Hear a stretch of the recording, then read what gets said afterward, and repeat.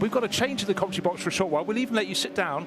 We have David Pitard, who coulda, shoulda, would have been in this race. But David, welcome to the commentary booth. But obviously, alas, there would have been 75 cars in the race. Yours is the one that didn't come to play. Explain for people who weren't looking what happened. What happened? Good evening, Bruce. Good evening, David. Unfortunately, good to see you. Yes, Yeah, well, one of those ones. We're the beneficiaries there. Yes, yes. So I've just stepped into the commentary booth, which is probably the 75th best seat in the house. It was the 76th, now it's the 75th. Exactly that. So. But how do you feel? I mean, obviously gutted you're not in the race, but at what point it would have struck you when you weren't involved with all the starting procedure, all that stuff on the grid? But now you're sitting in the booth looking at the cars going around in full darkness. And you've done a lot of 24-hour races. You had, obviously, victory in the Nürburgring race a couple of years ago. But do you feel just completely broken that you're not out there, or have you sort of got over it? No, yeah, it's going to take a while, definitely. It comes in waves. Yeah. That's the weird thing. Like, at points you think, not you're okay with it, but you can kind of accept the situation. And then something happens, and it's almost like a knife in your side. You suddenly, like, the pit of your stomach just drops out all of a sudden. And as I say, it just comes up and down in waves in that respect. And for example, a good example was earlier on. I was hanging around with the team before the race, like just there and thereabouts, etc. Oopala. A little bit of rallycross during the night. Oh, okay. This is a car going off through the gravel on the exit. So you've gone through Les Combes, and then you get to the point where it turns right and goes down the hill towards Bruxelles. But gold class Mercedes. Yeah, it's car number 57. I think it's 57. 57. It's a Winwood racing car. Oh, this is the one that Indy Doncher was tipped into a spin a short while ago. Went wide, and then the gravel has just pulled it into the barriers on the run down towards Bruxelles. So we've got to keep an eye and see if there's going to be anything untoward. Will that car get back onto the track? It looks like it's going again. That's a really okay. That's very good. But when you get a situation, we're talking about when it really makes you feel gutted. But when you get an incident like that, you must be thinking, if we were doing this, I'd want us to react like this, because we've seen some people getting out of kilter. They do a short stop, and you think, is this the time to roll the dice? You have to assess, obviously, how long the safety car period might be. Will it just be full course yellow, not go to safety car, and so on? But you must just be attuned to thinking, I'd react like this. Absolutely. I mean, that's the reason I'm still here and I haven't gone home already. I want to be involved in the race as much as possible. I want to learn as much as I can from what everyone is doing correctly and incorrectly, so that in the future, I can apply that knowledge, hopefully, for my benefit, effectively. And yeah, it's just a learning 24 hours for me at this point. And yeah, you're just observing everything that's going to happen. You have probably a wider view than you would do as a driver. You're so narrow focused. The first thing I do after any sort of race, when I'm involved in races and go home, is to re-watch the race, because you actually have no idea what happened outside of your own car. But in this instance, unfortunately, I'm able to observe the race completely. And yeah, that's only going to benefit me going forward. Well, I'm glad you could be so positive, but I mean, it is just also just being able to assess how the other teams are also reacting. Do they have a tendency to do things a certain way? And a lot of the teams here have got multiple cars, so they've got the chance to split their strategy, but you're not compliant, I can imagine. It's also interesting, there's a new race director this year from this time to last time next year, and they have a different perspective on how full course yellows works, how safety cars works. And you have to understand that theme, you have to understand that tendency, and there's a small adaptation period that's certainly happened at the beginning of this year in GT World Challenge Endurance that all the teams have to learn and then adapt to effectively. So this is the first time the 24 hours was run with this new race director, and we have to see how he reacts. Is it going to be a long full course yellow, a short full course yellow, and understanding what, again, going forward, how to then react accordingly. Yeah, and it's a bit like, you know, my other sporting passion is rugby, how the referee is refereeing the game. And I established when I was a young fellow, went out to play in New Zealand. They interpret things very differently. You'd have been arrested and thrown to prison in the UK if you'd done that. But over there, you have to go, okay, we've now got to do that as well.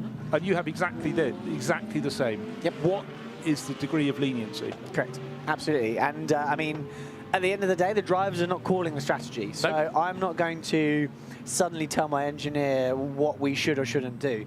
But as a driver, you at least have to have that understanding so you can anticipate and react accordingly. Nothing's a surprise. The more you can prepare, the less the surprises are, the more you can just execute. And in a 24-hour race, You want to try and leave emotion at the door, at the gate of the circuit, and then just drive robotically for your 24 hours and do the best you can to execute the best result. Yeah, and your plans naturally will be we do pit stop on it the hour every hour, except that gets thrown immediately. You get the first full course yellow, and it's how you react accordingly. But yes, we've lost about 10 of the cars out of the field, down to a handful of incidents, but I mean these cars are just rock solid now. What I love about this race is Aston Martin media department asked me, how would you describe Spa 24 in 3 words? And the 3 words I eventually came to were 24-hour quali laps, because that is what this race is. I love 24-hour racing. It's the best thing ever. The top 4 is Daytona, Le Mans, Nürburgring and Spa. And everyone has its own individual characteristics of what makes it good. 75 cars, all identical spec. There's not much that separates it. When you look at Superpole, when you look at qualifying, thousandths of a second separate so many positions. And this is the point where you have to execute every single corner, every single lap for 24 hours. And it's the ultimate challenge. I love it. But looking at it now, there is gravel all over the track. Every time there's a full course yellow, safety car goes to safety car, they get some sweepers out there, but it's still there. And at night, you pick it up even more from the headlights. But when you have people, they come in to motor racing, you know, the new fans for Formula One, they think it's exciting.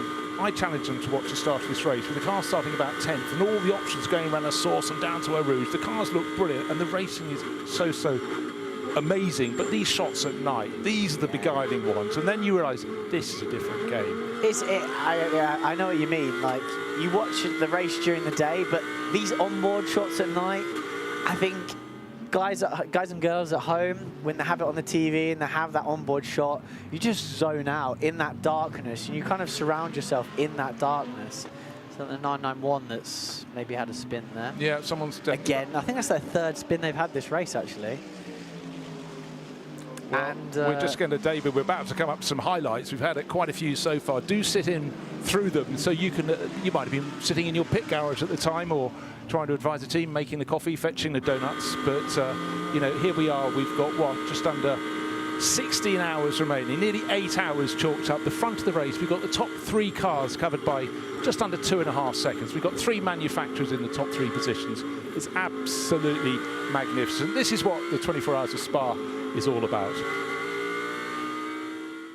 Well, let's take a look back to the beginning of the CrowdStrike 24 Hours of Spa. It was warm, it was sunny, it looked as though we were set for good weather. Two of last year's winners, Matthias Drudy and Marco Sorensen, wanting to see if they could do it again for Aston Martin.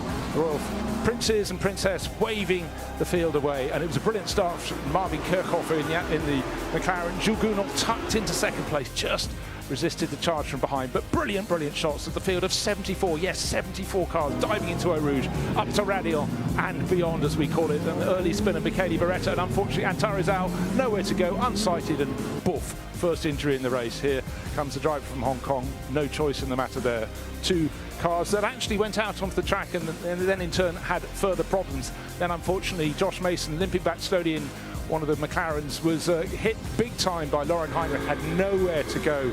And here is Antarizal, his 2nd moment of the race. George Kurtz, unfortunately, pushing the 97 Porsche into the gravel at the top of the hill. Further problems just a few corners back, and unfortunately Custodio Toledo in the number 70 Ferrari clattering into the back of one of the other Aston Martins. Didn't like Aston Martin's day, but that was 2 more cars out of the race. The racing, of course, close, tight, furious, and the 991 Paradigm BMW tipped into a spin. And again, further incidents down the field.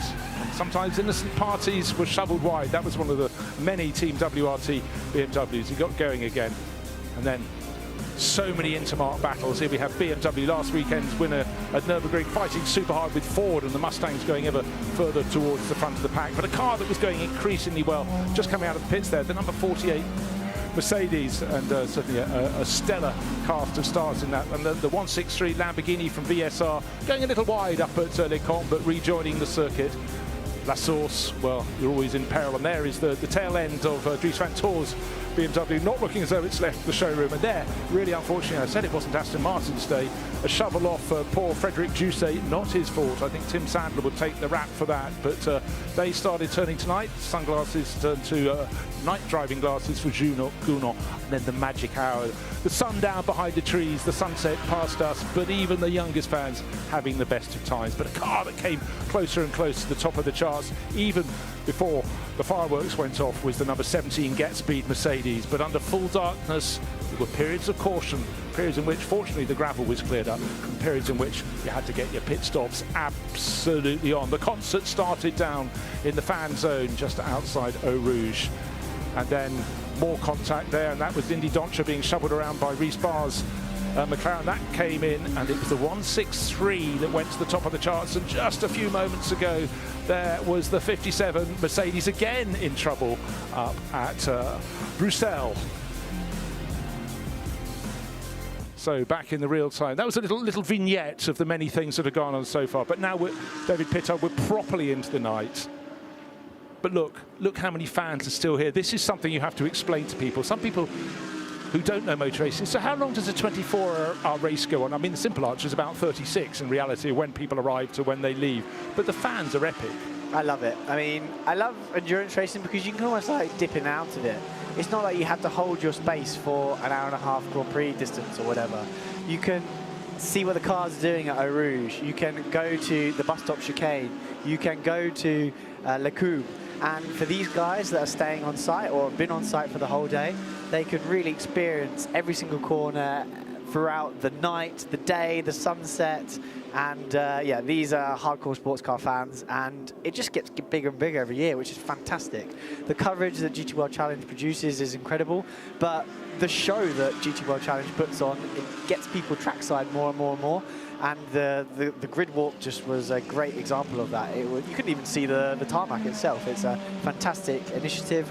Last weekend at Nürburgring and here at Spa as well. So it's amazing. A golden era for sports car racing. Oh, it really is. And the numbers that watch globally are just extraordinary. I read somewhere, or someone was telling me today, that the GT World Challenge YouTube channel is... Did you listen to that figure? Is off the clock as sort of 3.5 million people viewed Nürburgring last week on the YouTube channel. Insane. So good. No wonder they pay you works drivers so much. I mean, you're global stars, but I mean, it is phenomenal. I feel really upset that you didn't get to even start the race. But David, thank you. This is a highlight of the year, and yeah, it's such a shame, and I'm quite jealous right now of the guys bombing around one of the best tracks in the world in these twilight hours, and yeah, like I say, just going at it sector for sector. And it's great to see the 007 car, the defending champion, up there in the top 5.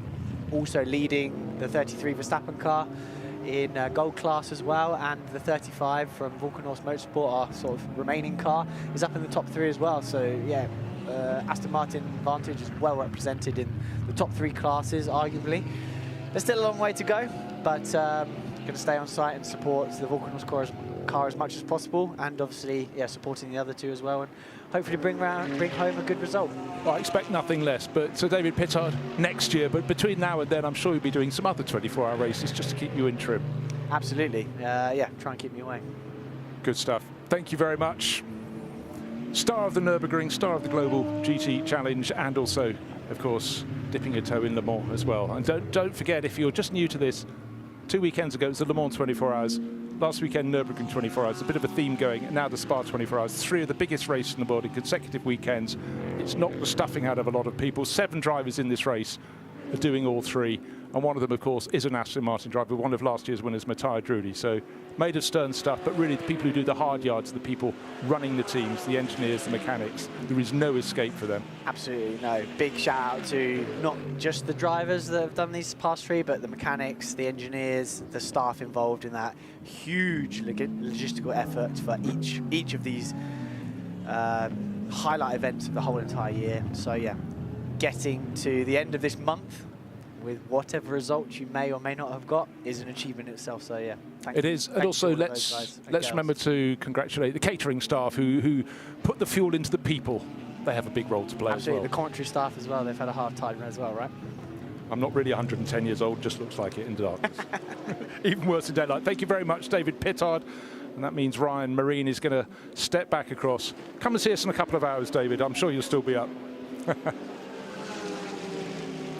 You know, well, that Ryan is a an example of someone who just can't get enough racing. You know, come here as one of 75 crews, one gets eliminated after qualifying, not because it didn't qualify, because the car was damaged too much to be fixed, and yet he's still here, still supporting the team. And you have to realise that a lot of these drivers started with big dreams, and many drivers don't get to follow those dreams. I first saw David when he was racing a small Peugeot in something like the Silverstone 24 Hours, and you know, he got in there and became an expert in racing at the Nürburgring, and that was the foundation of his career. You know, he moved to another country.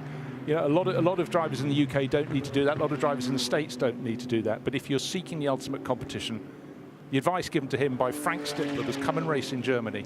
And he made himself an expert, became a works Aston Martin driver. But that doesn't happen without skill, but it also doesn't happen without application. Of course, yes, he's someone who's scrapped and clawed for these opportunities, came up through some of the smaller sports car 10 top series, Ginetta GT4 Super Cup, things like that, into British GT, over, as you say, to the NLS or VLN as it used to be known, and made a name for himself there. He's been affiliated with Aston Martin since 2022, but officially a works driver as of last year. And what a nice career he's carved out for himself as well. No, absolutely so. There's so many hard yards that get put in, and so many occasions in motor racing where you're promised the earth and it doesn't get delivered, but you keep knocking away. And so much of it is also down to driver attitude. He's a people person. I think you can probably tell by listening to that. But you know full well he'll be a team motivator. Well, that's what they need on an outing like this when it all went wrong so early.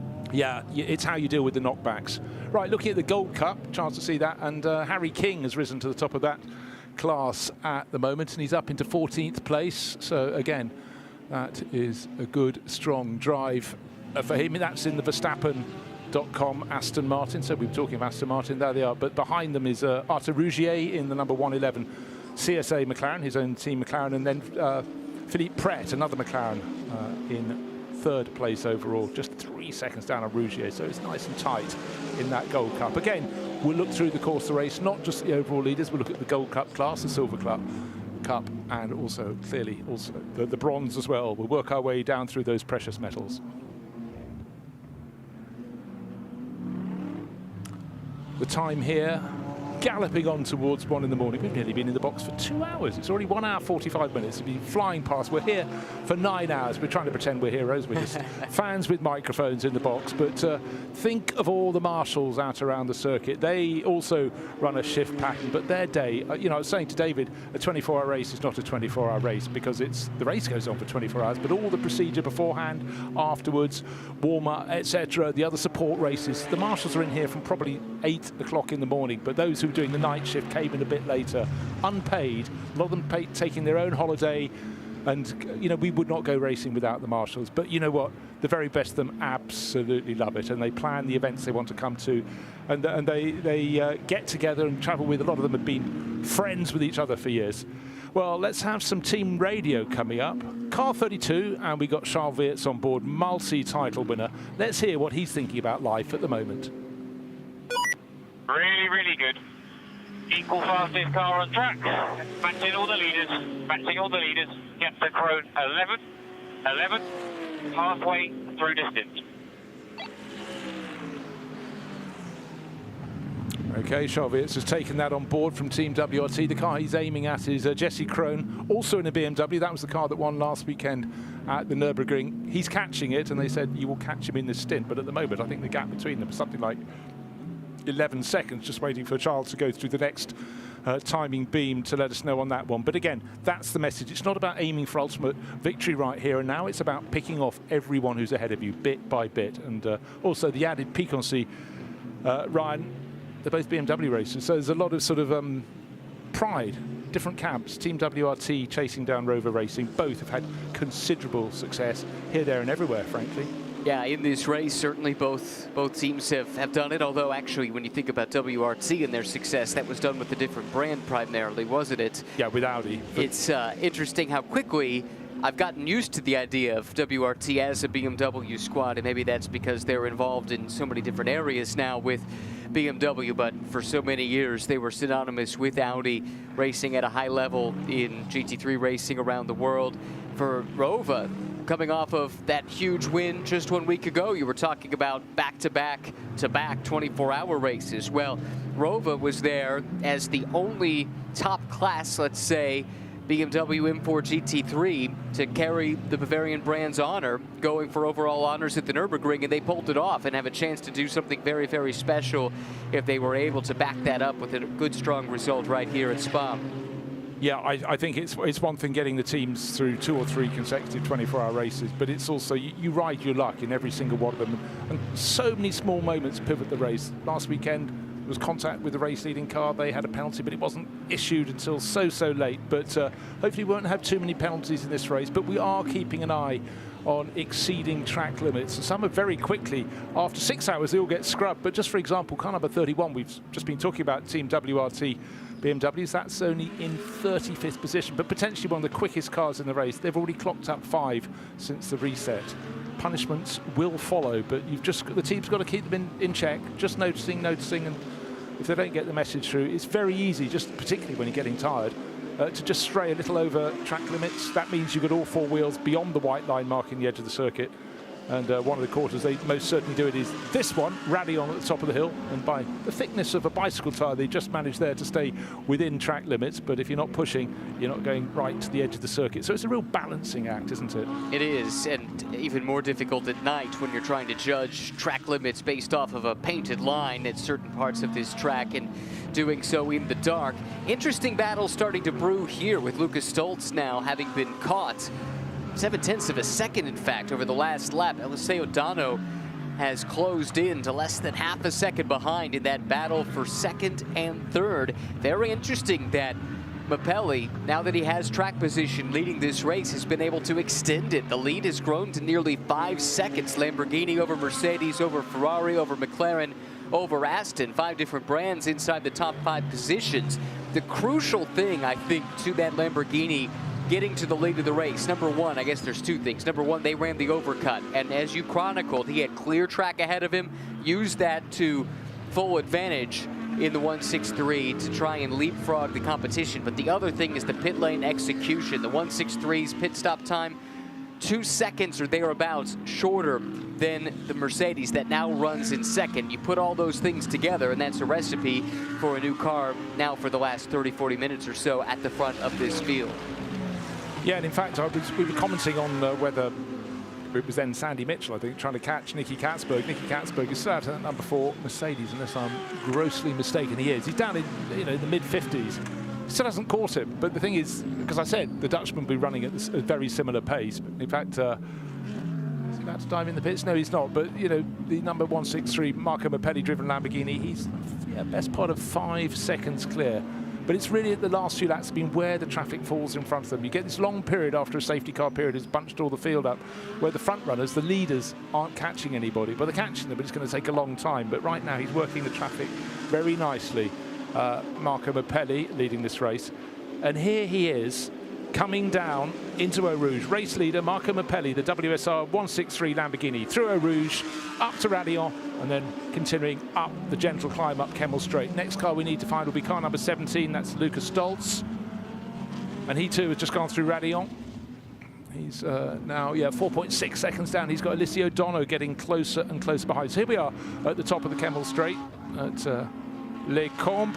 Second and third, just going through your shot there. That was the Mercedes, then the Ferrari, and then the next group we've suddenly got Benji Goethe in the 59 McLaren, Matthias Drudy in the Aston Martin, Mauro Engel, and just a little distance behind them, Jordan Pepper. Little distance, half a second.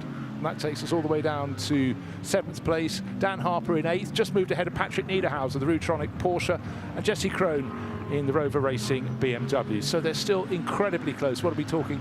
1st to 10th place, just over half a minute at this point in the race. But we've already got 8 hours under our belts, and we're starting to chalk our way through the night. It's just coming up towards 1 o'clock in the morning. It's 10 to 1 in the morning. We're feeling spry and fit in the commentary box. Let's hope it stays that way.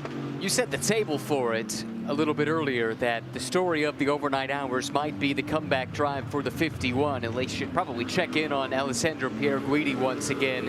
About 15-20 minutes ago, while you were talking with David Pitard, he was able to make his way around Thomas Drouet in the Ford Mustang to get to 12th. So this is a car that was in the first hour, down a lap, way down in the 60s in the running order overall, that has now fought its way back up through the field. It's caught the front runners in the top class and now is on the fringe of a top 10, only 12 seconds away from cracking the top 10 once again. What a comeback it's been. You know, in so many endurance racing across the decades, it was get through the night and then apply your pace. Le Mans, Daytona, all these races, that's not the case now. You race flat out, and falling off the lead lap, I almost wanted you to replay your first sentence. Fell into the 60th in the positions. It's extraordinary, and he had his back on the lead lap. Yeah, just like that, and it comes down to execution. They had to do something, and I confess I missed exactly what they did, but at some point they must have played the strategy card right to get the lap back. That's allowed them then to have this comeback drive, and then it's been just that right balance. It's almost alchemy, trying to find that right equation between aggression and patience, knowing it's a long race, but at the same time, it is a sequence of 24 one-hour sprints. So far, the driving lineup from the 51 have been able to channel that appropriately, and the crew has done what they've needed to do executing in the pits to get them back into position, and now you almost have to reset. We saw them take some chances on their pit strategy earlier, running deep into their stint, risking, coming only 7 seconds away from going over the maximum drive time. Now that you're back in the fight, you've got to dial that back a little bit and almost put yourself back in the position that you were in at the start of the race, when you had decent track position, were running at the front, and were on level playing field, level footing with those that you were fighting with. That's where they find themselves again, but it's taken them several hours to get back to that point. No, it's you know, you talk to the drivers and you listen to the team radio. We're treated to clips of that from time to time. And so many of them, if they're in 12th, they're focusing on who's in 11th. I know you could have a class battle. You just got to pick them off one at a time. How am I related to the car in front of me? For Alessandro Piaghini, he's now 1.4 seconds down and definitely catching Charles Weerts. We just heard team radio from Charles. Charles in the number 32 Team WRT. BMW first car outside the top 10. He's in 11th place, but he's 12 seconds down on Jesse Crow. So that gap has been growing, unfortunately, for Charles Weerts.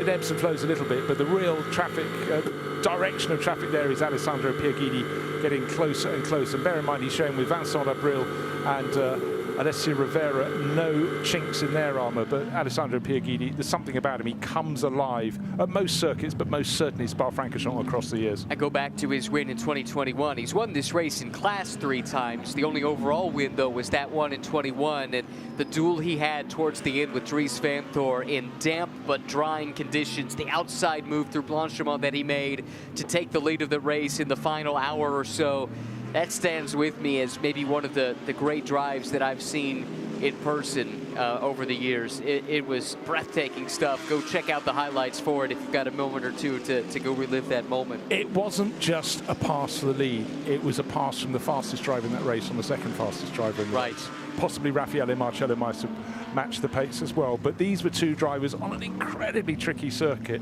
but it had an element of trust between the pair of them. They were both on the absolute limit of adhesion, but you're quite right. Do go and look these things up, because these cars with balance of performance are supposed to be equal around a lap time. Of course, at certain points, they've got a performance advantage. Someone going slowly with the hazard lamps on loads of gravel. They're staying off the racing line. It's just looking down, is it 81, I think. So that would be Marvin Dean. Yeah, it is. DIE was on the windscreen. Just so it's amazing. You can look at a timing screen at this time of the morning and it goes missing. That's the number 81 Mercedes, and that's Herbert Motorsport, which makes it a Porsche. No, sorry, 91. Yeah. Look, I've slipped too far. It's the Winward Racing. It's the aquamarine and black livery car. So couldn't see what the problem was, but clearly with his hazard lamps on, he's trying to let people around him know that he's going at a bated pace. Marvin, very, very bright driver there. And any signal, extra signal you can do, not only so no one hits your car and interrupts their race, but you quite like to get back to the pits and get whatever the problem is sorted. So Marvin, the 81, suddenly Winward, they've had the 57 car going for a spin, and then a second run through the gravel for them, and the 81 sister car limping its way in. Now, this car had to start at the very back. They had a big crash in pre-qualifying. Gabriele Piana at the wheel, and that cost them a chance to qualify. later on in the day. That was earlier this week. So they started way at the back, and that car had been drug up inside the top 30 overall. Not bad for a bronze class car. Maybe this can give us some information about what might have happened, or is this unrelated? Well, I do believe it's an unrelated moment. It's the number 4 Mercedes getting in maybe a bit too much the thick of the action there. Nicky Katzberg has been really pressing on in that, but there was a little bit of a push and a shove and a rub. He's carried on, but the car he hit seemed to exit stage left, perhaps followed by Bear, perhaps not. Might have been Kamui Kobayashi that he got in the back of. That was a change in position between those two cars on that lap. Couldn't tell, was it another Mercedes that it looked like he got into? I thought he hit the back of an Audi, but Okay. I'd like to see another replay of the replay if we could. But anyhow, certainly under cover of darkness, various crimes can go hidden, but the headlights are so bright now.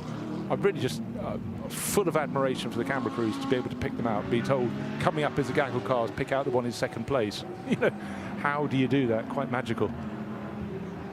It's a remarkable skill. We've got the best of the best with us here on the night shift. Great to have so many familiar faces. You walk through the TV compound. I've not been at this that long, but it's a lot of the same folks that come back year after year, especially on the night shift.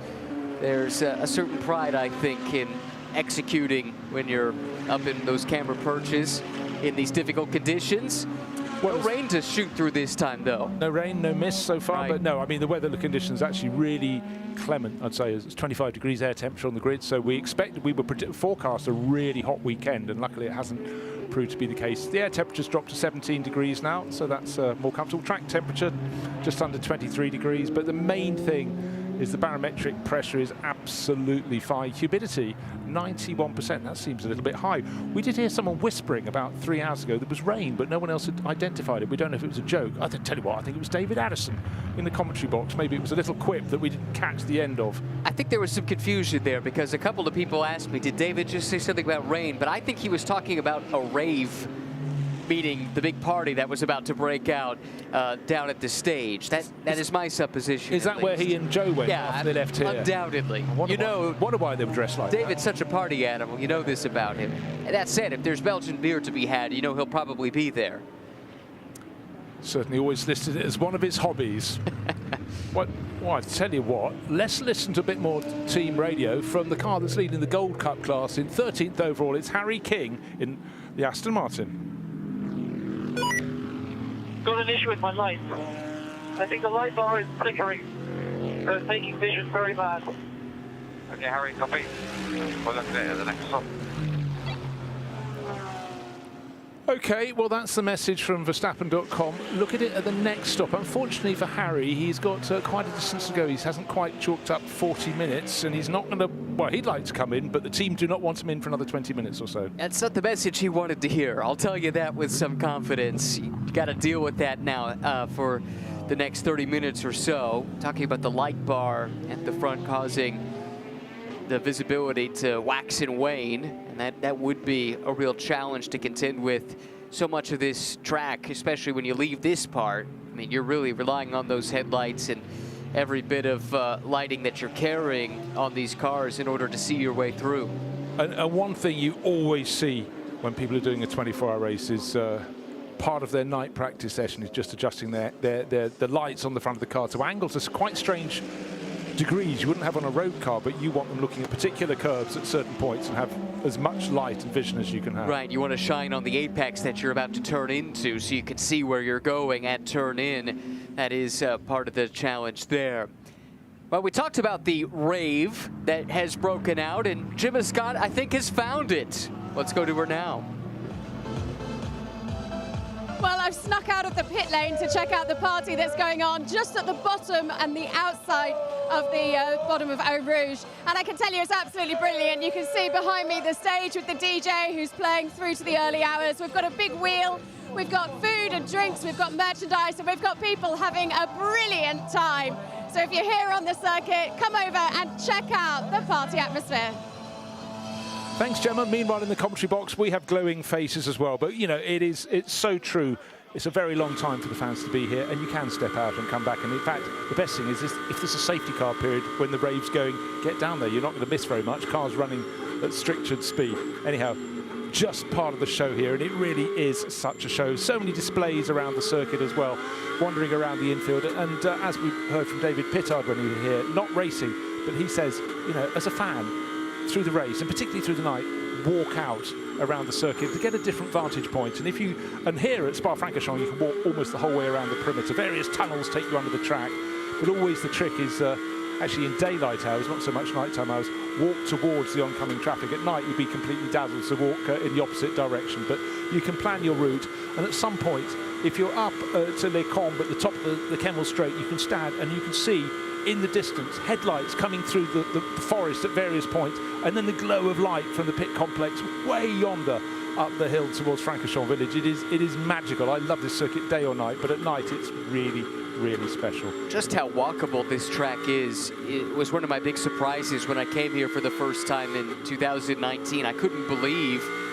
just how far I was able to keep on walking. Eventually I got to the point where duty called and I had to get back, so I had to make an abrupt about face. But yeah, it's amazing how much you can see around this track as we focus our attention back to the battles on the track. And change of position a moment ago, Mattia Drudi now in the defending race-winning number 007 has gotten around Benji Goethe to get up to the 4th spot. And now we ride on board with Jordan Pepper, who firmly has Mauro Engel in his crosshairs. That is that yellow Mercedes just out the windscreen. Lamborghini looking stout here in the overnight hours. One out in front, and then this car running in 7th, but with 6th very much as its target that has been acquired. Yeah, but I tell you, in the next handful of minutes, that the number 48 Mercedes will be diving into the pits, because remember, it had its previous pit stop ahead of all of its rivals. What's it got on the clock? Best part of an hour on the clock, so it's got this lap and probably one more. I don't think you want to gamble with 2 more. If you do, you really are gambling, because that target time that should not be exceeded is 65 minutes on the nose for your stint length. That's if there's been a full course yellow during the stint. They did change that this year, and it's, if it's uninterrupted, just a 60-minute stint length that you need to be aware of. In fact, I'm looking at the wall to try and chart the time of the last full course yellow. Actually, no, it was an hour ago, best part of. Yeah, so I think that they would be covered by that then. But no, I tell you what, it was best part of an hour and a half ago. Okay. Well, that said, we were concerned about a couple of cars the last time. Dives in at 29 seconds past the 1 hour mark. Well, again, we were a little concerned about a couple of other cars during the last stint, and we've not seen anything come up about that, with them being over the 65 minutes. So I wonder if maybe the timing line or something is a little bit further down, or whatever, for whatever reason, it doesn't seem like it's caught those teams out. And that's good. You don't want to see anyone tripped up by something like that. Oh, that was a big moment there, looking out the windscreen for Engel. Yeah, well, Engel, this is on his in-lap. Real rub on the in-lap. Matteo Caroli's just taken over the 48 Mercedes. You know, maximise your in-lap. But of course, these drivers are maximising every lap, but maybe that extra incentive, but a body rub there, and that could have very much ended with one, if not both of the cars that had a rub in the gravel. But right now, there is the number 48 car coming to a halt. Interesting, they'd already signaled the change of driver. Yeah, exactly. It hadn't happened yet. I was thinking they got out of the pits. Hold on, here it is in the pits. So again, you always get thrown here by just how long it takes the drivers, particularly those whose pit garage is in the descending pit lane, the original pit lane on the run down from La Source to Eau Rouge. But they have to go all the way up. And just to reiterate, the figure is, if from pit in, if you drop down to the maximum 50 kph km/h speed limit and run through the pit lane and straight out the other end and then accelerate away, 71 seconds. That is how long it takes. So any stationary time, like we're seeing now with number 48 man filter Mercedes, that gets added on top. And most of the longer distance, the sort of standard pit stops are 2 minutes 1, 2 minutes 2 seconds, there or thereabouts. Yeah, that's pretty much par for the course at this stage. If you're up over 2:01, then you've probably lost some time. Typically, these teams, they operate at such a high level. It's such a well-orchestrated ballet at this stage. With the tire changes, really fuel tends to be the limiting factor. That fuel flow that is regulated, that's actually part of the balance of performance, to make sure these cars with different fuel capacities get refilled to capacity from empty at the same rates. That's kind of an overlooked part, but a very important part of the balancing process. That's typically what the limiting factor is going to be if you are executing your pit stop appropriately. You know, a long time ago in this race, you know, when it was run with touring cars rather than GT cars, you know, the difference between the top teams and the average teams and the bottom teams was huge, because a lot of them, they came out several times a year. But these top teams racing in this are doing this many, many weekends around the year. So the quality of the pit work, the planning in the pit work is so superior to how it used to be. It is so hard, accordingly, with fewer mistakes being made, for teams to find an advantage. So every hard-fought roll of the dice, if you will, if you think by coming in a lap earlier, you might be able to gain 1 or 2 seconds, or multiply 1 or 2 track positions. Right. They've got to fight for it, but you can so easily just come unstuck. But it is a 24-hour game of roulette. Over-egging it a little bit, but it, you know, you're gambling the whole time. Yeah, you have to be, and it's just a degree of how much are you willing to gamble? What kind of risk are you willing to take? That's the story we've been talking about a lot when it comes to the conversation around the 51 cars. They try to come back from their problems early on. But as mentioned, the 48 that just did that changeover, Cairoli now behind the wheel as you forecasted. Great execution by the Windward team. A 2-minute 1-second stop that's right on par with where you want to be. Maybe just a tad on the slow side, but in general, pretty good execution there. And that probably comes down to how much fuel they needed to put in the tank. But now they were off sequence. So we're looking at between 10 and 12 minutes or so until we expect to see the rest of the front runners coming into the pits. This is the long game, I still think, for the Windward team. They were on the back foot a little bit early on. They're doing something different. Whether or not it plays out in their favor, we just have to wait. That's what we'll see unfold before our eyes here in the next 15 hours and 19 minutes. But it's also very, very difficult, Ryan, if you've made that early decision to try and get track position by doing something different. Very, very tight. Real fight going on. Was that Matteo Drudi going into 3rd place ahead of Alessio Dono? So he'd been hunting the Ferrari for a couple of laps. I noticed he was gaining a 10th here or there. That's very, very positive driving from the Aston Martin. But trying to fight back, the Ferrari taking a look. But the Aston Martin, last year's winning car, gets that position on the board and keeps it, and tucked in behind Alessio Dono. And Benji Goethe not too far behind in 5th place overall. Jordan Pepper, car 63, that's the Grasser Lamborghini, into 6th place now. So Lamborghini, as we said, didn't come here as favourites, but they've really risen up nicely. Marco Mappelli leading the race by what now, 3 and a bit seconds? Correct. In 6th place, Grasser. Dan Harper giving chase, but he's actually quite a long way back. He's nearly 9 seconds off Jordan Pepper.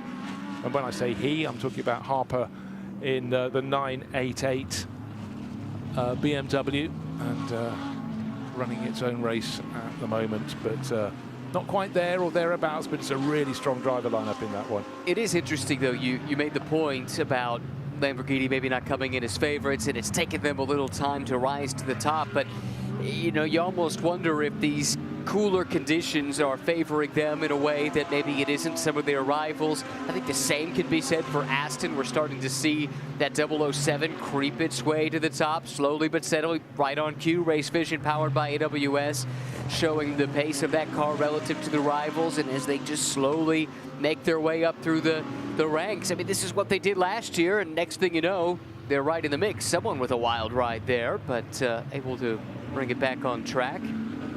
Yeah, well, that's what you call out and beyond, and then a little bit more. But maybe it was a driver just trying to keep out the way, and sometimes you just go to the edge and suddenly you've got all those marbles. With the leading group going through, car number 50 now down in 4th place, Alessio Dono. Remember, a couple of years ago, he's racing in Ferrari Challenge, became the European champion, but stepped up very, very impressively. And again, with the calibre of the drivers at the front of the field, even in the middle of the field, you can't expect to come in and immediately be quicker. There's so many nuances, but also a lot of these drivers, until they come to GT World Challenge, they've not done a 24-hour race. And you know, to be on doing a series of race meetings where you're doing one sprint race and another sprint race, maybe an hour each, suddenly having to make your tyres work longer, make you work longer. There's so much to learn, and that's why David Pitard was saying, I'm just learning. I'm not normally on the outside, so I'm looking to see how other teams do it. Do they have a pattern to what they do? Valuable to get a different perspective on things, to take a look from the outside looking in rather than being so fully embedded as David typically is. But to your point about drivers going into a 24-hour race for the first time, one thing you'll often hear drivers say when they reflect upon early in their career. You don't know what you don't know. You don't know how best to utilize your time. Maybe more importantly, you don't know how to utilize your energy and ration it over the course of the week. As exhausting as a 24-hour race is, and it is exhausting, the thing that often gets overlooked is it's not run in isolation. You've had all of these days of practice, many of which go very late into the night. All of the other commitments outside of the race car that go on, whether it's sponsorship or the engineering meetings that these teams have, etc. This is all a drain, and your energy is a finite resource. So learning how to manage that over the course, not just of a 24-hour race, but the whole race weekend, that's something that benefits the veteran drivers that have been through this time and time again. 100%. You look at it at meetings where you spend an awful lot of time in one place. Viz, the Indy 500, I think you must go completely mad the month of May. You just can't wait for the race to start, but you do have to minimize what you lose in emotional intensity in the run-up. And some of the old gang used to have it absolutely down pat. But again, if you're going to an event like that or an event like this for the first time, it's just massive. And then you learn to remove some of the extraneous matter. But it's also what you do when you're out of the car during the race. How easily you sit. You know, do you need a massage when you come out? Are you cramping? It's not so hot, so maybe they won't in this one. But it's about, right, you need some sleep. How can I get sleep? How do I sleep? Am I too hyped to sleep? What should I drink before going to sleep? Well, not a mug of black coffee, we know that. But, you know, you need to understand all these things. And a lot of the top teams, of course, will have their own physios, etc., etc. But still, it's how you can calm yourself down. Yeah, that always amazes me that drivers can, and not all of them can, but many can, unplug entirely when they're out of the car, go off for 2-3 hours, close their eyes, and actually get some sleep, knowing that their car is still out there, maybe contending. Maybe they dropped out by the time they wake up. Can you imagine that first 30 seconds or so after the deep sleep when you wake up and you just want to know, where are we? Are we still in this thing? Has it gone well? Has it gone poorly? I just have to imagine the apprehension when you send that text message or you look for the text message when you wake up has to be through the roof. Yeah, and also if you just quickly look at a timing screen and you were in the top 3 cars, I'm not on the front page of the timing screen. Oh, we're out. You know, why did no one wake me? But also, you know, I think in your early 24-hour races, you probably have that panic when you go to sleep and you wake after a minute and a half. You think, right. If I've been asleep for half an hour, 2 hours, oh, what, 90 seconds? Okay. So again, it's the sort of maturity that comes, and some are just more laid-back characters than others. But it is very, very hard indeed. And also, don't forget, as a driver, you can get to go away maybe for sort of 3 hours before you're required again. But if you're a mechanic, you have no chance. You might have a few spare mechanics you can cycle through, but it's about being there and being on the money. Right, what's happening at the front of the race? Marco Mappelli leading. We've got a great little battle in the Silver Cup class because Philip Deans, the American racer, is now at the front of that pack ahead of Roman Andriolo. So that is chopping and changing. And Olivia Soderstrom is in third place overall. That's car number 35 in that bunch as well. So they're suddenly, you know, they weren't that close together, but the Walk-on-Horse Motorsports Aston Martin third in that grouping. So again, it ebbs and it flows. And well done. I suddenly noticed Ryan jumping up to examine the timing screens because you suddenly get changes of positions. But it's also when groups suddenly get close. They might have been running, you know, 2 or 3 seconds apart, but when you're suddenly down, in fact, Roman Andriolo has what's happened there? Oh, Philip Dean's come into the pits. Yeah, he was due. They were right there at the edge of that 60-minute window. But actually, I jumped up because I was trying to figure out where that 99 car had come from. They had an issue early, a drive-through. I think they were involved in some contact and were well down the order, but have rebounded really nicely. I think Alex Aka had a couple of really good stints there just in the last couple of hours to drag them back into the conversation. But that goes to show one little setback is not too much to overcome. Now I'm smiling slightly just because someone is completely out of sync with everyone else. Some of the teams, since the 6-hour reset, which is what, quite a few hours ago now, have picked up no driver track limits. There's one car coming in very shortly for a drive-through penalty, 12 track limit extensions there, and that's Jamie Day at the wheel. He probably didn't accrue all of those. Someone else has been driving his car a short while ago, car number 21, and that has been in the wars a little bit itself. It's the Come To You Racing Aston Martin. It's funny, under cover of darkness, we seem to have about 12 Aston Martins in the race, and sometimes it's just they suddenly have their moment, and in this case, not their moment in the sun. So that's a setback, but young British driver Jamie Day will be learning as he goes. And again, sometimes just, as we said earlier, trying to place your car, you want to get it out towards the white line at the edge of the circuit. But in darkness, if it's your first time here, you know, it's so super easy just to exceed it. But drive-through penalties will sort them out. They're way down the order anyhow, down in 59th position after earlier setbacks, 9 laps down overall, and we've got a McLaren off the circuit driving around the back of the gravel track. There's a little access road. That looks so it's at Bruxelles. Yeah, it's the downhill. So probably got it wrong going out to the second part of Les Cônes. It looks like the front splitter might be hanging down. That could easily happen after a run through the gravel. Car number 20, is it 23? So I thought it was a. It is. It's the Team RJN McLaren. I suddenly lost my number system for a second, but going slowly now. Just rejoining the circuit, and of course, well, it's on the motorbike stretch of the circuit, which is the inside of the Jackie X curve. But of course, that'll be scattering gravel. But hopefully, by the time it rejoins the circuit, now on the run down to Pouhon, well, that shed position, it's shedding a little bit of gravel, but the race goes on. I don't know if it was shoveled wide or ran wide. Very easy. You go through the Piff-Paff at the top of the Kemmel Straight, but I call that the Piff-Paff. It's Les Combes. And then you take the right-hander, and then the track drops down, and very, very easy to just keep running wide over that curb on the left. And then the gravel just seems to suck you in. You get in the gravel and it spits you left. You want it to take you right back onto the circuit. This car already much delayed, I'm afraid to say, and seems to be limping back to the pit lane. Well, it had a drive-through penalty a short while ago because Rhys Barr tipped around Indy Doncha up at La Source. Yes. Although, was it Rhys or was it Bin? I think it was Bin Tour behind the wheel at the time, and then Rhys had to serve the penalty after a driver change. Yes, I think you're right. If memory serves. Wow, that was a bunch of smoke there. Well, couldn't quite work out if he was clipped by, is that the dynamic Porsche? But anyhow, it was in front of the dynamic car, but, oh, was it the right one? Okay, green. Well, green with the yellow stripe kind of offset down the left-hand side. Again, when you're following with the brightness of the headlights, it makes a washout of the colours of the car in front. Not making excuses, it's life, but also for the drivers chasing. That's what they're seeing as well from their on-board position. Number 7, Aston Martin into the pits. Lucas Stolz in the number 17, Mercedes from second place into the pits. Pitard, he just moved up a short while ago, hadn't he, into third place ahead of the McLaren of Benji Goethe. And Alessio Donno's into the pits. In fact, Goethe had dropped back to 5th place, hadn't he? But with 3 of those top 5 runners in the pits, namely number 17 Mercedes, Lucas Stolz, Matteo Drudi, the number 7 Aston Martin, and Alessio Donno, the number 50 Ferrari, all diving in the pits. You necessarily have that little shuffling of the order, but their rivals will be in next time around, I'd suggest. Correct, yeah, pit lane a busy place right now with a good chunk of the front-running cars. It looks like, what, 8 out of the top 11, or no, maybe it's 7 out of the top 11 in the pits at the moment. This is the team that won it all a year ago, and very quietly, but nevertheless putting together a nice strong drive here once again. Matteo Drudi, nothing of a revelation as he joined the Aston camp last year.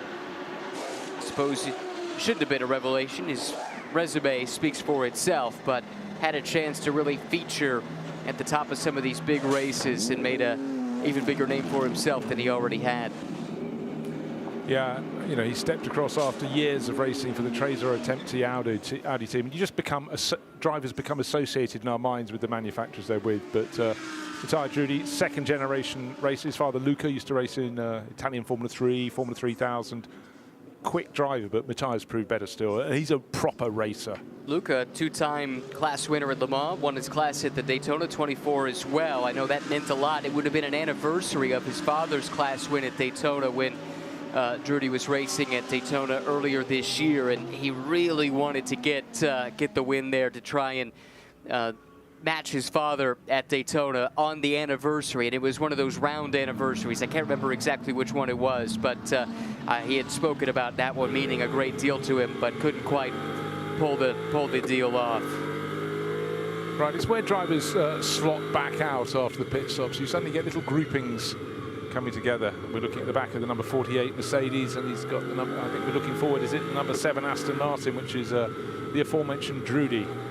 So again, just remember the number 48 Mercedes was running out of sync with everyone else, and they made their pit stop a few laps ago, and it's the others coming out, and it's where you slot in. We're seeing the difference of a pit stop 1 or 2 seconds on arrival, and suddenly you're challenging 1 or 2 positions further up the order. It's that tight. Makes all the difference in the world. That execution is what helped get Lamborghini to the front of this race. Try and execute at that level again. In the pit lane right now is Marco Mappelli. Goethe is in, Niederhauser is in, Harry King also in the pit lane from the lead in the gold class. Not sure the 33 has been headed in the gold class all race long, except maybe on the pit stop shuffles. Yeah, quite possibly. It's always been there or thereabouts, that's for sure. But you know, you drop away for a minute to go and get some food. You know, before you're coming for a long stint like our 9 hours. But you know, these things just happen. But you know what? Just going back to last year, victory for the Aston Martin, for Nicky Team, Marcus Sorensen, Pitard, really, they just kept chipping their way forward. Never did anything spectacular. They just kept moving forward for Come To You Racing. So we've got plenty of time for other people to do it. Talking of which, car number 51. This is the Ferrari. It's down in 17th place at the moment. It should rise up a little bit because it's out of sync with some of the front runners. Serving its pit stop will be some way away. But that's the car that fell off the lead lap, got back in, and it could still go on to win this race. That's the most remarkable thing of all.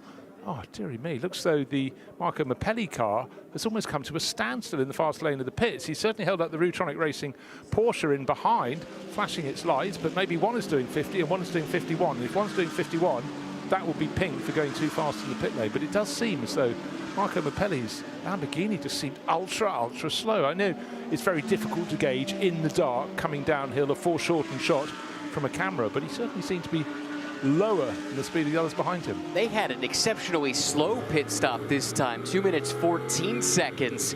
That's the former race leader, and I suspect they will lose the lead as a consequence. That's brought them into connection here with Niederhauser. That's the Rutronic car that suddenly is right up behind, or is it? Yeah, I think that's correct. Okay, well, that's two things there. Was it time lost at a standstill for their pit stop? They can't surely have shed about 12 seconds just by running slowly at the wrong pit speed limit. We did get just a glimpse at the very end. I think they had to maybe reverse the car or something. We just caught the tail end of the pit stop, but I think that's why that pit stop was in that 2:14 range. That's entire time elapsed in the pit lane, by the way, in to out, including the service that we're talking about when we're talking about the pit times. But 14 seconds, that's a lot of time to hemorrhage. Yeah, a minimum 12 seconds lost. Was it all when they were at the standstill? But certainly to my eye, it was also running slowly down towards pit exit, but that would not have squandered 12 seconds. It must have been a combination of the two. But why was it running slowly, and why did it lose time in front of its pit garage? Maybe that's something that we will find out as we go forward. But that has suddenly put you can spend hours trying to gain 5 seconds in this race, and they've just lost potentially nearly 3 times that during their pit stop. So there's, well, let's say 2 times, double that. But that is something for a team that's just been going so well, the VSR team. That's a real problem. While all of that was happening, I did also notice a penalty to the erstwhile silver class leading number 65 Mustang. Their fueling is deemed to be short. Short refueling is the penalty. 25-second time penalty coming their way. That is a massive penalty for a car that was contending within the silver class. Well, it really was. It was one of those cars that was just picking off its rival, going better and better. Now the silver class is being led by James Kellett, car number 992, one of the many BMWs in this race. That's from the second Paradigm competition car. So suddenly the things can change. And when you get cars, as we have right now, running side by side as they go around Eau Rouge, you just breathe in. Just breathe in and keep breathing in, but they both seem to have got through the corner. But anyhow. Amazing, they both came through on the other side. That was commitment to making that work, and I guess enough mutual respect was shown to make that a possibility. Like Goethe might have just been under attack a moment ago. We just got a glimpse of it. Maybe BMW taking a peek. Not sure who that would have been. Still have to let this cycle through. Maybe Jesse Krohn, possibly. And again, you get this moment where cars are running out of sync, and for the best part of an hour, you could have known exactly who's in front and who's behind, and then suddenly you've got another car that may be have come in a lap earlier or is coming a lap later, but suddenly, who am I racing against? Why are they challenging me round the outside at Eau Rouge? But they got through. Right, talking Paradigm competition, 992. Their car having its pit stop right now, and that was James Kellett coming out of the class lead.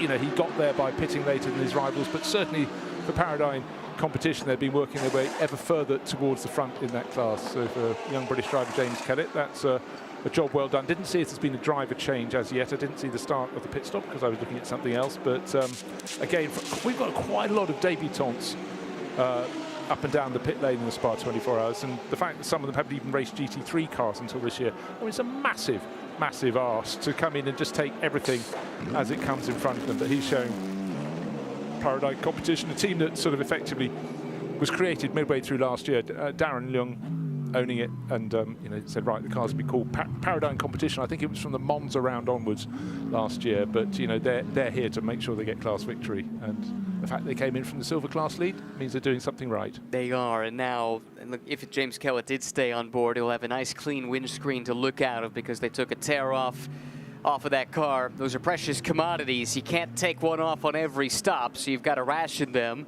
Of course, in the overnight hours, maybe it's more important than ever, dealing with all the glare. If you get that grit and grime, and maybe more importantly, any kind of oil or anything like that on the windscreen, you turn the windshield wipers on and it just gets worse. The only thing you can do is take one of those tear-offs off, and all of a sudden, even in the darkness, it seems like you're looking into the light again when you get a clean windscreen.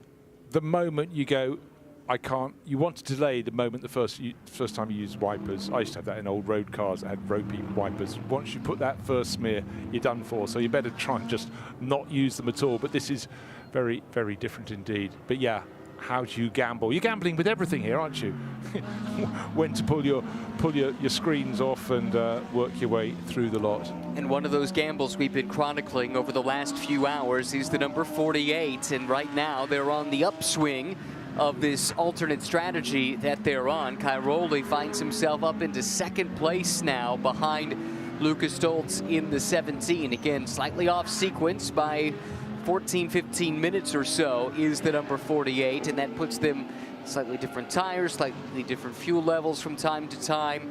But those two Mercedes now come to the fore. However, Mattia Drudy has caught the 48. He's only 8/10ths off, so just a few moments ago we saw him race his way up into third. Might not be too much longer until we've got a well and true battle on our hands there for the second position between Cairoli and Drudy. It's definitely an upswing for the last year's winning Aston Martin. 007 on the door, 7 on the timing screens, but they know what it takes to win this race. And as I said, last year they weren't spectacular. They were thereabouts.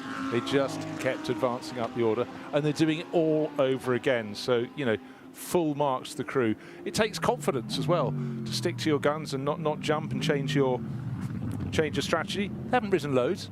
They're in third. They started in 7th position, but as we said, every time there's a safety car period, the field sort of gets compressed, but it's your position on the track. It's not necessarily always the gap, but they've been, every time there's one of those, they seem to pick up a position.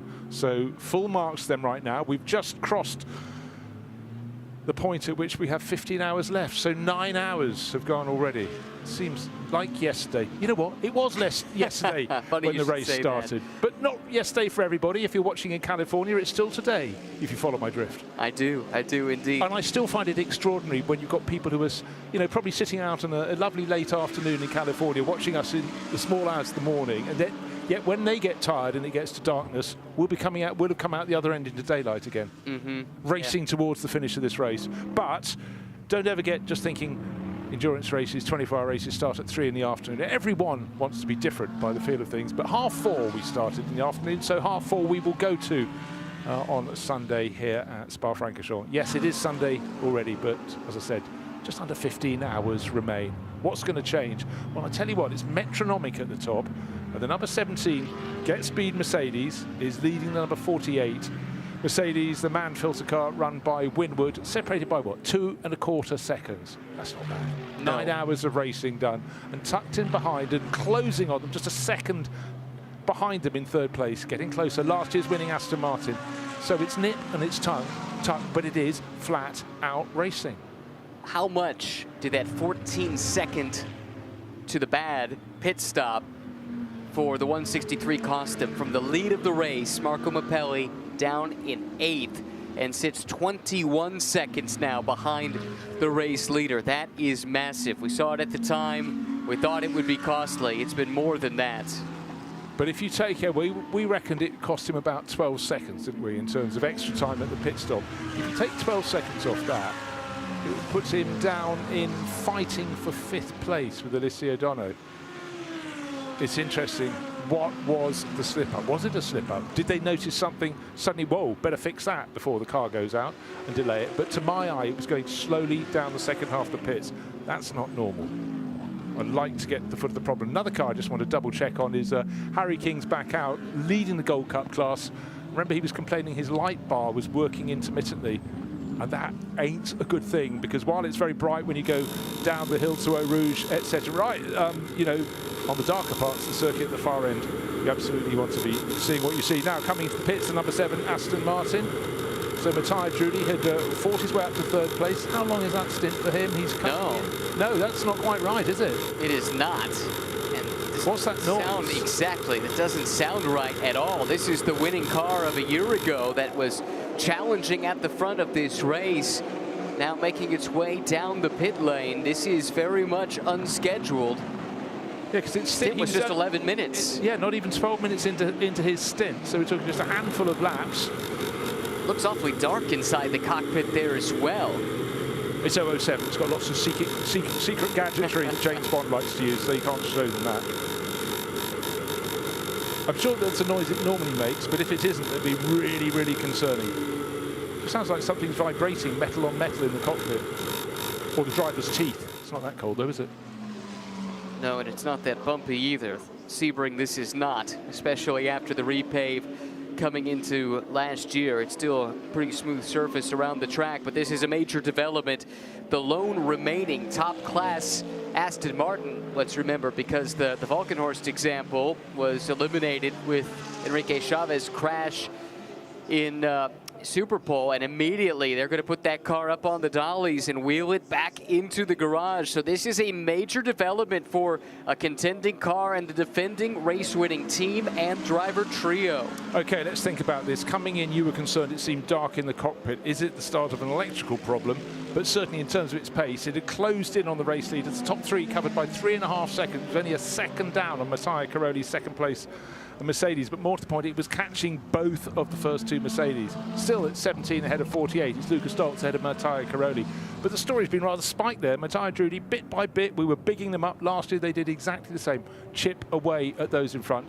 Be really interesting if there's a camera anywhere near their pit garage to see what is happening down there, because this could be a race-turning story.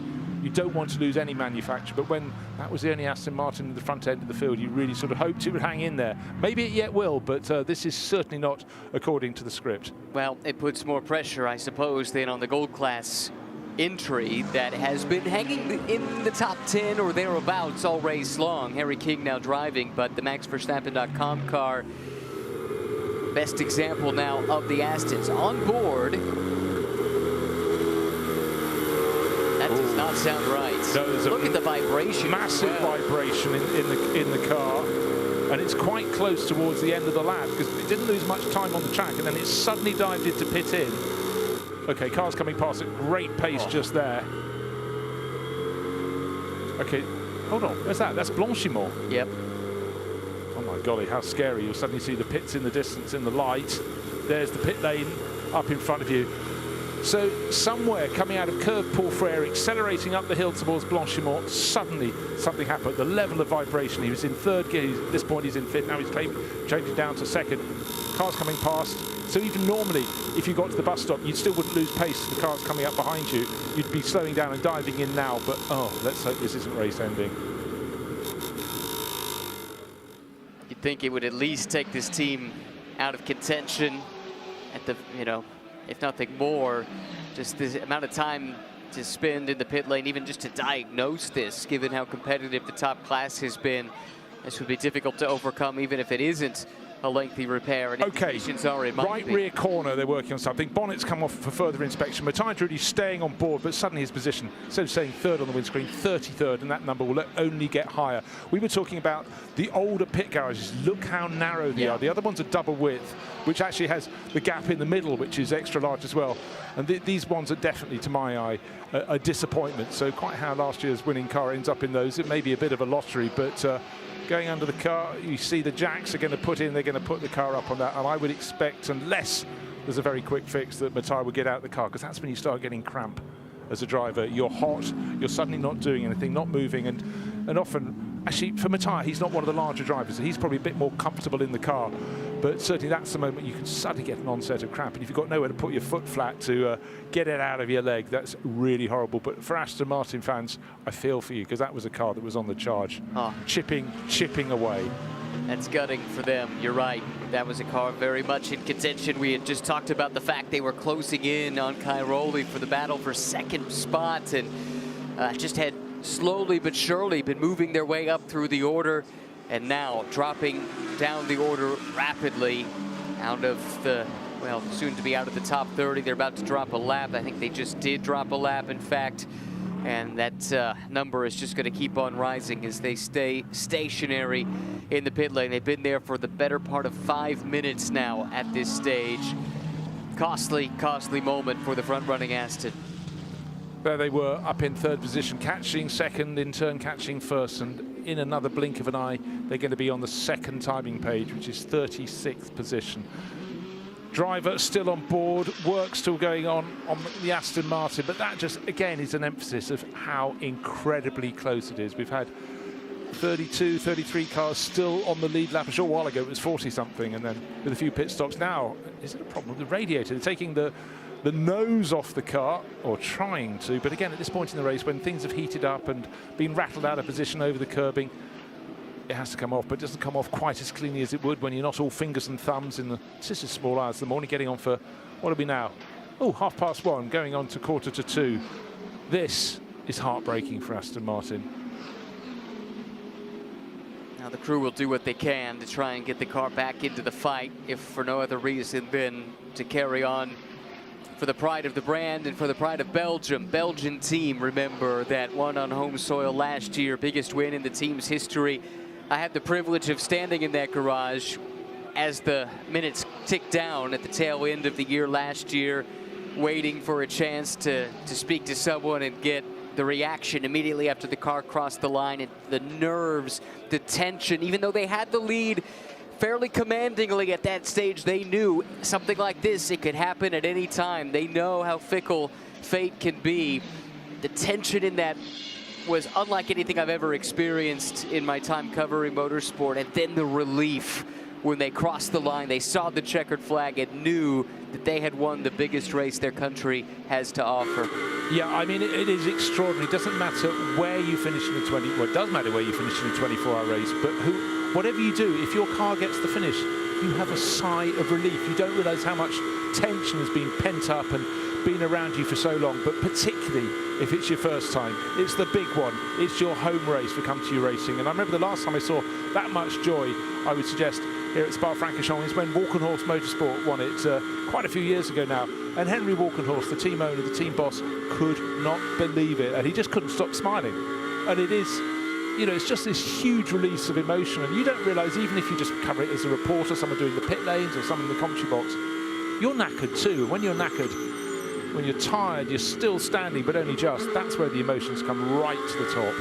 And but it's a very special place. And you've done a lot of 24-hour races. I've done, I don't want to count how many. But it is something at the end. And you suddenly get a boost of energy. And then when that adrenaline goes, yeah, we heard from, it was Tom Fleming, wasn't it? Yes. Talking about when you're on your in-lap, your adrenaline can go because you're suddenly just thinking about other things.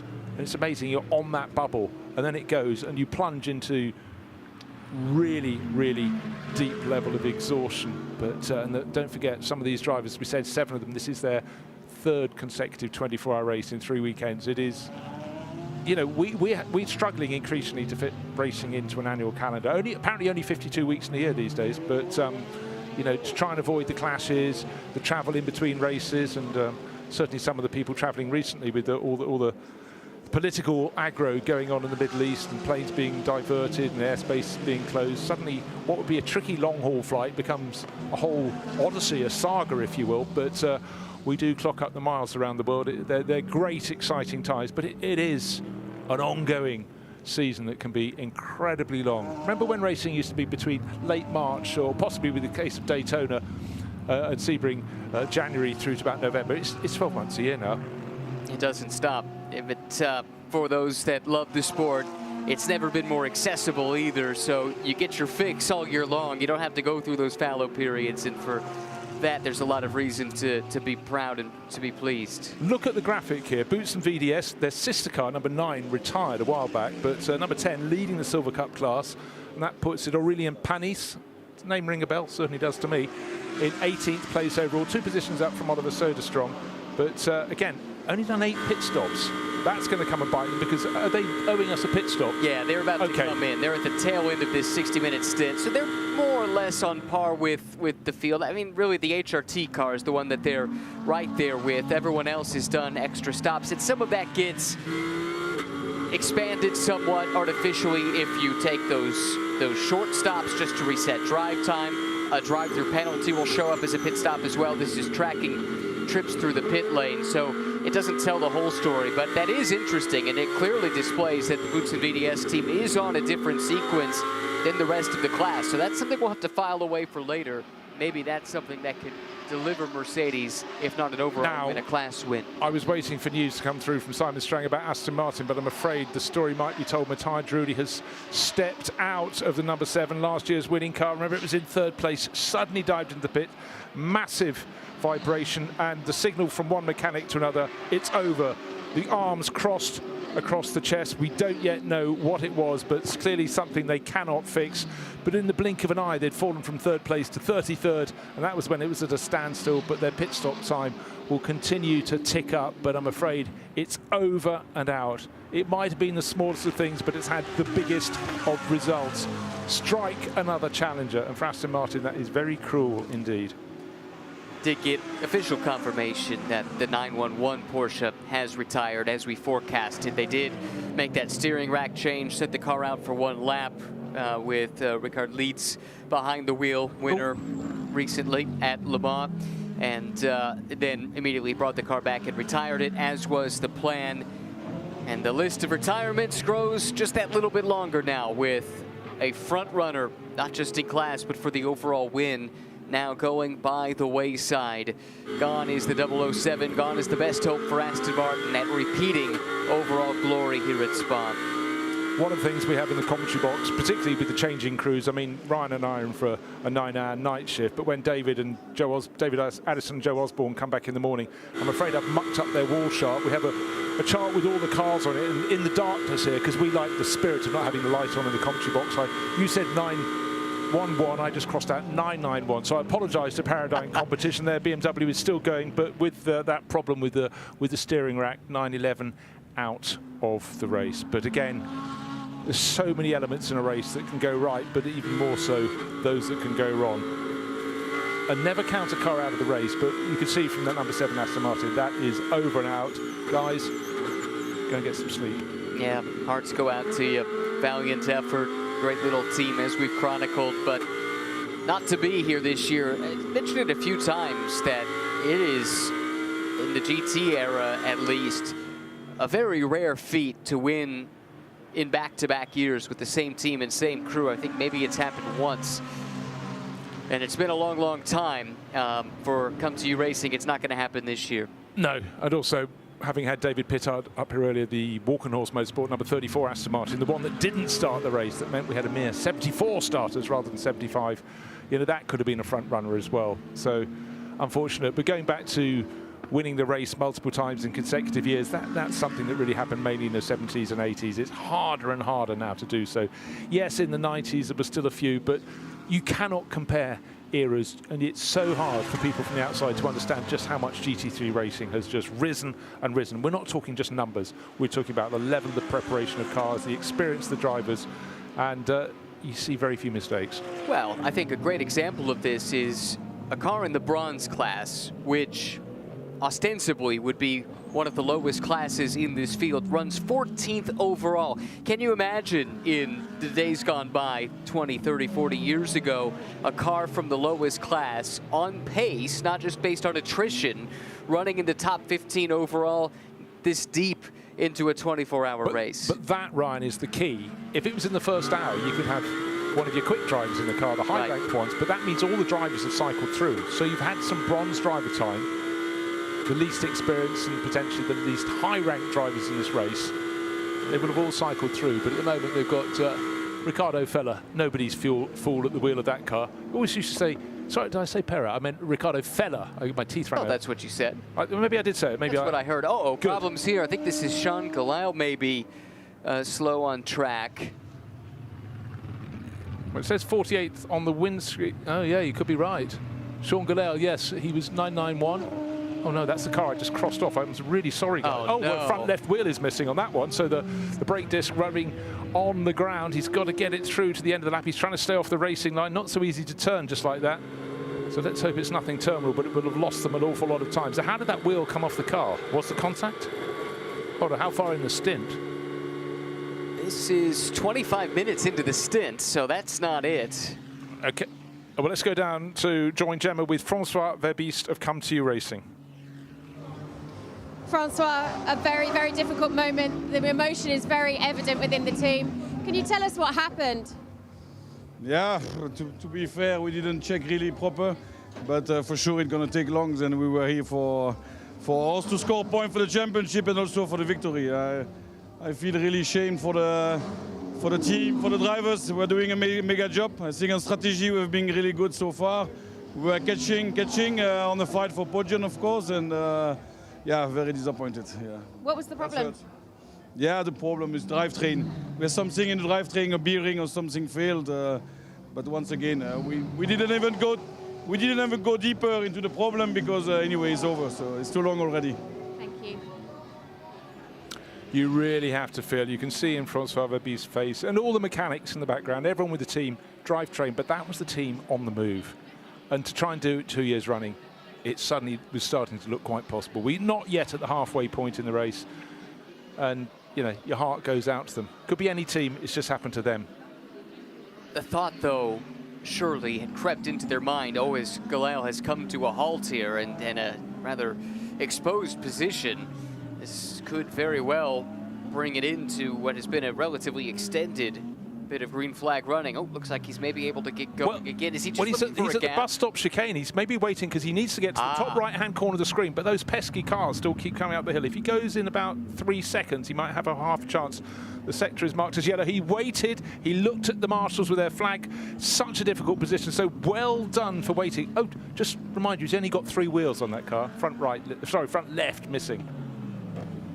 Well, I hate to see it. That car had already been delayed a little bit and was well down the order, but Sean, of course, from Indonesia, able to bring that car into the pit lane. And I think Sean and I are one of, or two of a handful of people that have done the Le Mans Jakarta Formula E Spa triple. He wasn't racing in Formula E, but he was there. That was his home country, and he was there at the race. I saw him on the grid. Tenuous, but it will do. But obviously, you know, hugely enthusiastic family, the Goodales, with their racing. And Sean been on the world stage for quite a while now, best part of a decade. But yeah, great to hear that he was going back, because of course you want to support your nascent racing team. Racing season in Indonesia, and early this year, of course, GT World Challenge Asia went to the Mandalika circuit, far from Jakarta. Looks on fantastic. Lombok, with a C in the backdrop. How many circuits can you name with C in the backdrop? I'll give you Phillip Island in Australia, Anglesey circuit in Wales. So C meaning actual ocean. Ocean. Mediterranean Sea doesn't count. That'll do. Well, Monaco. Yeah, it's quite hard to see it from most of the circuit, though. You see the harbour, but the sea. Yeah. Hold on, let's. Yeah, there are certainly plenty. Long Beach. Right, let's hear what's happened. The team radio from this car 991. Is he broken? Yeah, copy that. I think we've lost a wheel on the left front. Yeah, I think we did. What do you want me to do? Yeah, we're going to bring it back, please. Nice and slow. Okay, we're doing okay. Yeah, copy that. Stay in the car till you are in the garage. Pull the line on entry. Mate, I have no brakes. I couldn't stop me. Okay, that was a slightly delayed message because, of course, Sean Galal is back in front of the pit garage, but it looks like it's a rather bigger problem than just a missing wheel. There's not much to mount the next wheel on. Well, and you the whole know hub why has he's gone. Yeah, and you know why he's having no brakes, because the brake fluid is leaking quite visibly out of that car. So that would have been a handful for him to get back. Credit to Sean for being able to get that car to the garage where the team might even have a chance to repair it and get it back out into the fight. What he didn't say, what Sean Galal didn't say, was the contact. hold on, you had a quick look when he came in as to how long the stint length. It was about 20 minutes. Okay, so it wouldn't have been a case of a wheel not having been mounted properly at a pit stop, but clearly front left is missing, and the hub in the middle of that wheel ain't there. It's somewhere else around the circuit. And also trying to pick your way back in darkness. Front left wheel missing, but I'm afraid the crew scrambling around. They're going to try and sort that one out, but that's going to be right down at the bottom of the order. So you can go for long periods with just straight racing here, then you suddenly have a flurry of little problems. In the last 20 minutes, we've lost the number 7 Aston Martin from 3rd position overall, and it was closing on the 2 Mercedes at the front of the race. It's still Luca Stoltz, by the way, leading from Matteo Caroli, and then suddenly the problem for the 991 Paradigm competition BMW. And Paradigm came here, they were a team, as I said, they effectively came from Century Motorsport last year, and with Darren Lung leading the way there. He comes here with 2 cars this year under the Paradigm competition name, and looks as though one of them is, well, they may get it back out in the race, but it's going to be a long, long fix. That's going to be a lot of passion to get that one going again. Yeah, but that's what fuels anyone involved in endurance racing. It's not for the faint of heart. You don't come to the 24 hours of Spa expecting to be well rested and chipper on the other side of it. Although the night just got a lot longer for the crew. It's that much more grueling when you're forced to make some of these repairs. Checking in here on 3rd and 4th and 5th on the road. Engsler holds the 3rd spot.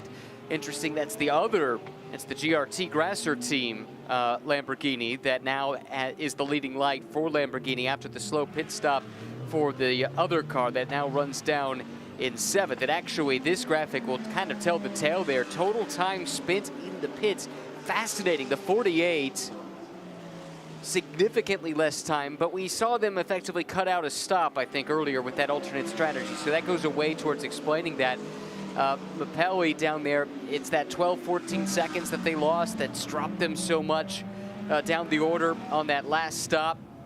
And interesting that Niederhauser up in 8th, Pierre Guidi, that's the car that was behind the wall, or in the garage, I should say, to use European parlance, and lost a lap. 23 minutes in the pits, and yet they've overcome that. Find themselves 9th. That is extraordinary.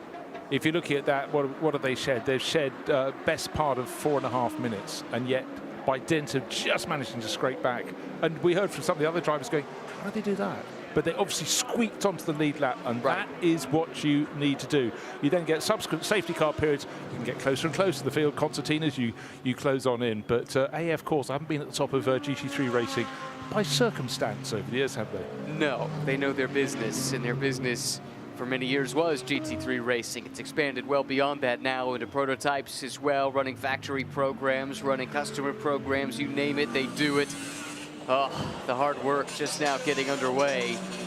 Looks like a little bit of angle grinding, sounds like a little bit of angle grinding, and I know various people in motor racing who like it when big hammers get brought out, but in this case they've just got to remove the offending. It's only a tiny task, don't worry. You're already tired, it's the best part of nearly 2 o'clock in the morning, and suddenly your car comes in, not just on 3 wheels, but a whole hub assembly is going to be required for that one. And again, you look at the performance of mechanics. How long have they been doing this? Where did they come from? You know, a lot of people come from mechanicking in a regular garage, you get a chance on a race team, but you have to work as a team. They have to know what they're doing, and it's more than just physically replacing the parts on the car. It's working as a team. While it's in, what are the other mechanics doing? What else are they checking? Because you're not all going to be working on that one part, but again, you look at the way these teams run, and sometimes you wonder why some teams keep on coming at the top, and it's down to experience.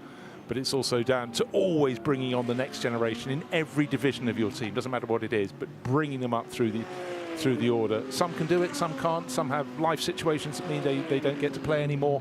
But, you know, I really take my hat off to anybody who runs a racing team. There are so many moving parts, and I'm not just talking about on the cars, just getting your logistics right, moving around, and about not mucking up, not, you know, failing to understand the rules.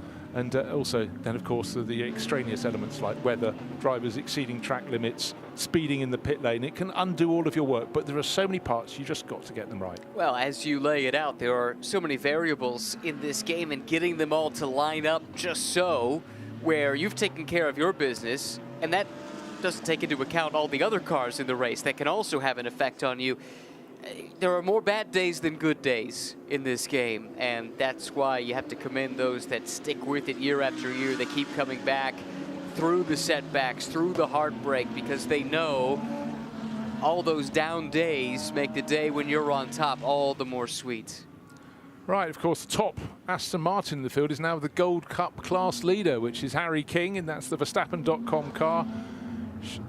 And going very nicely indeed in 12th place overall. He's just under a second down on Charles Weerts, and that is no small recommendation, because Charles Weerts, of course, Team WRT, BMW, so much success in GT World Challenge in recent years. Not just the driver, but also the team, quite clearly. But of course, almost all their success here has been with Audis across the years, when they used to be Belgian Audi Club, Team WRT.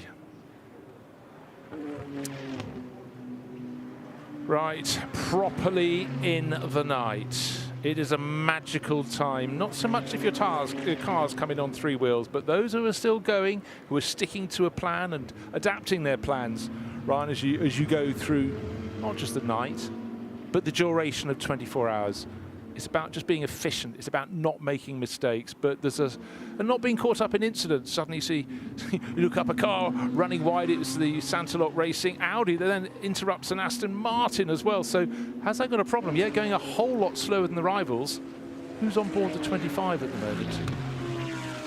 Even Klemenko's in the 26, the sister car. Reese Gold. Reese Gold, one of yours, an American driver, but what was his last lap time in that? He was 2:23. So yeah, that's not super fast. He's in, but he's learning this track as he goes. He's half an hour into his stint, but certainly that gave a little moment. One of those moments I was just sort of alluding to, where things can go just wrong in front of you. And in fact, the Aston Martin, I think he nearly tripped up, was the one that's just dived into the pits from the Gold Cup class lead, Harry King. And no, it's not him diving into the pits. I thought it was. Which Aston Martin just did that then? Oh boy. Well, there we go. Maybe my eyes are becoming tired in the darkness, but here we go. Getting close to 2 o'clock in the morning. No, number 33 was just going around a corner, and then that was La Source, and down the hill it goes. Still leading the Gold Cup class. Quite well clear from Louis Pret, who's in a Garage 59 McLaren, who's second in the Gold Cup class. In fact, the pit's remarkably empty at the moment. We've got some people in there with mechanical problems, including Sean Galale, and he's fallen down to 55th position. Remember, his was the Paradigm competition BMW that came in missing its left front wheel, but it could be rather more than just popping another one on, because the hub was missing as well. Just had a penalty issued to car number 80. That's the Lion Speed GP Porsche 911 GT3R Bronze Cup entry. A 5-second time penalty coming their way, speeding in the pit lane. I'm going to give you a far more important one. That our race leader has just been issued a drive-through penalty for causing a collision. That was car number 17, Lucas Stoltz. Now, did we see anything happen out on the track? We've had a couple of cars going off recently, but that obviously would have been a way back. Oh, contact with 991. Does that ring a bell? Yes, that's the BMW that's lost a front wheel. We wonder if it came off, because we said they were about half an hour into their stint, weren't they, when the wheel came off, so it wasn't like one that wasn't attached properly. So that, under cover of darkness, it went past us, but not past the race officials. Well, what were you just saying? Getting through these overnight hours, avoiding mistakes, avoiding the setback that could take you out of contention. That is a big one. Drive-through penalty, and the drive-through here hits a little bit more. It bites a little harder than it does at a track like, let's say, Laguna Seca, for instance. Well, it's a long old lap, but just think how hard you've worked. These top runners, they're so tight together in terms of time, and they're trying to squeak a second here or there, but that's 71 seconds minimum time loss. That's how long it takes to come into this very long double pit lane, because it goes all the way up one pit lane, around the inside at La Source, down the endurance pit lane, and comes out again at Eau Rouge. 71 seconds. If I take that off their time now, that's going to put them outside the top 10. That is how big a drop it is. So in the space of what, 20 minutes, we've lost the car from third and now the car from the lead of the race. And the team that's gambled doing things differently, car number 48, the Manfields team by Winwood Racing, their Mercedes will go top of the chart. It will how temporarily. Things can turn. Yeah, but they owe a pit stop here in the next 6 minutes, so they're not going to spend too much time out in front. Nevertheless, this is why we say it's sometimes worth the gamble. Do something different. If you're not going to do it on pace, do something tactically that can put you in the track position that maybe, if things break your way, could be enough to help you win the race or at least secure a result that wouldn't have been in the cards otherwise. That's what Windward has done. And look, this is a team that's not super old, but it's established itself in the last half decade as one of the premier GT teams on the planet. Programs in the States, programs in Europe, running with that beautiful man filter livery, representing Mercedes in the DTM. The accolades just keep coming. And, you know, they don't, again, like we said about so many teams, WRT and A, of course, I think you can put Windward in this conversation now, despite their relative youth. They're not doing this by accident. At this point, it's a trend, and there's a reason, because Bryce Ward has assembled a really good team.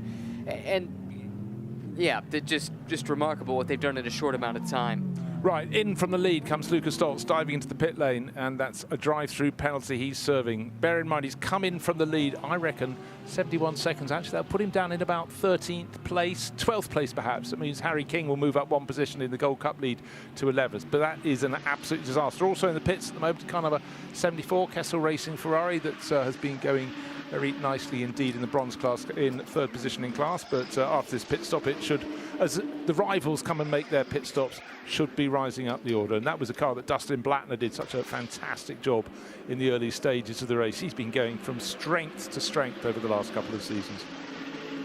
One of those guys relatively new to this, but has become a steady set of hands, knocking out the bronze drive time. Whenever you see him in the car, just knocks out his laps, brings the car back, and lets the anchor of his team do the rest of the work from there.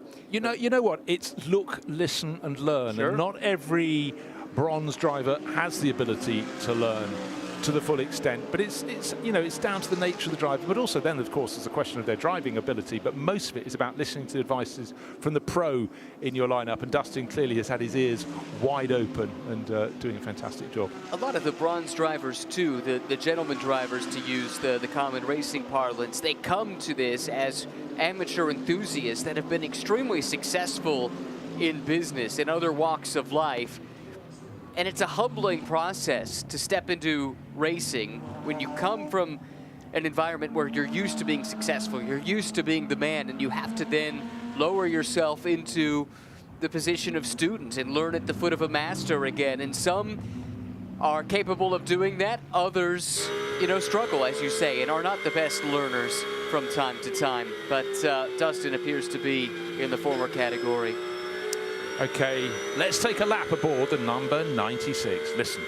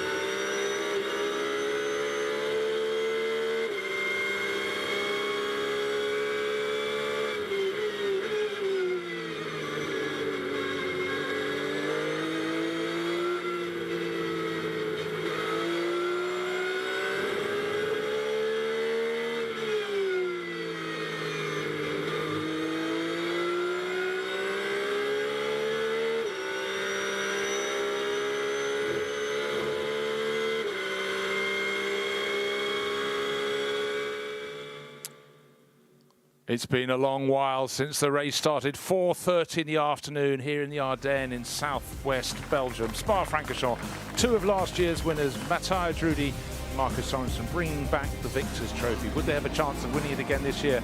3 Royals, 2 Princes and a Princess down on the grid, waving the field away. 74 cars, a record entry and a brilliant start from pole position on the Garage 59 McLaren of Marvin Kirchhofer. Second place just nailed down by Jules Bounon. But what a brilliant sight, this enormous field of car.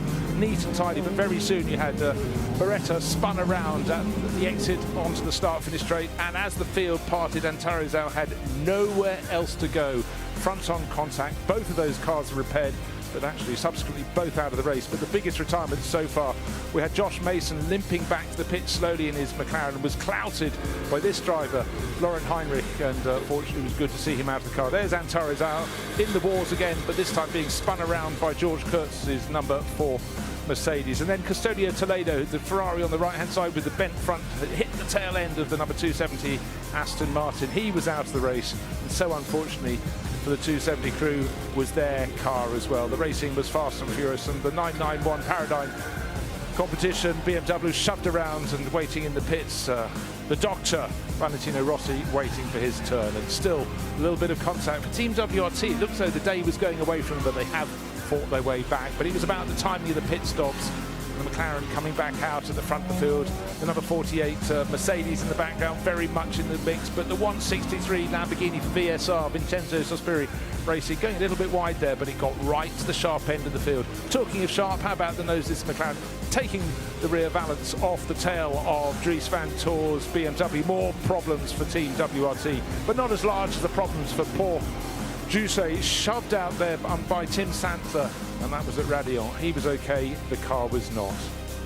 The day turned to dusk, very short order, turned to night. Not that it slowed some of the younger fans. Great to see their activity and passion for it all. The show went on. The number 17 Get Speed Mercedes working its way to the front. The funfair going great guns. The concert happening in the fan zone as well. But the teams didn't have a chance to stop. They had to just keep going through metronomic action. There is the stage behind the Ferris wheel. What a place for a little bit of a rave down at the bottom of Eau Rouge. And then there was more contact. This time Indy Doncher being shoved around by the team RJN McLaren, and a few cars, actually quite a few cars running through the gravel at the top of the hill. Guess what? It was that poor number 57 Mercedes all over again. So frustration at various points with other teammates waiting to take over and not getting a go. A little bit of contact there for the number 48 Mercedes. Very, very tight racing action. Then we had a problem for the 163 Lamborghini. It was very slow in the pit lane. He lost about a dozen seconds in that pit stop, and instead of coming out in first position, he's way down the order. The number 7 Aston Martin suddenly over and out for them. And then Sean Galale nearly made it back to the pits on 3 wheels. He did eventually, but lost a lot of time. Right, fantastic actually for a few moments just before the highlights package there. Ryan, when we had the onboard lap, we fell silent and listened. It was the Rutronic Porsche giving chase, Patrick Niederhauser trying to catch those ahead, and it was Marco Mappelli he was catching. In fact, the last lap has been better for Mappelli.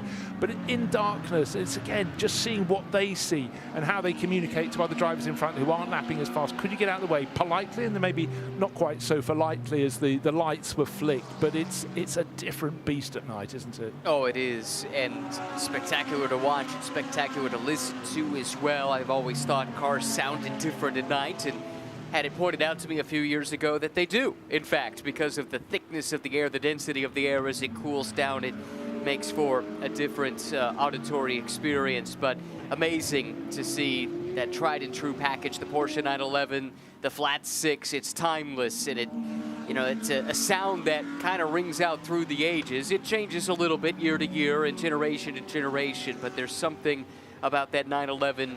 You turn up at a sports car race, you know you're going to see one or two or a dozen. Chances are you're going to see them up towards the front, which is why it does come as a slight surprise that we haven't talked much about Porsche over the course of this race so far, and yet there Niederhauser sits in 6th. They're not that far off of the race lead.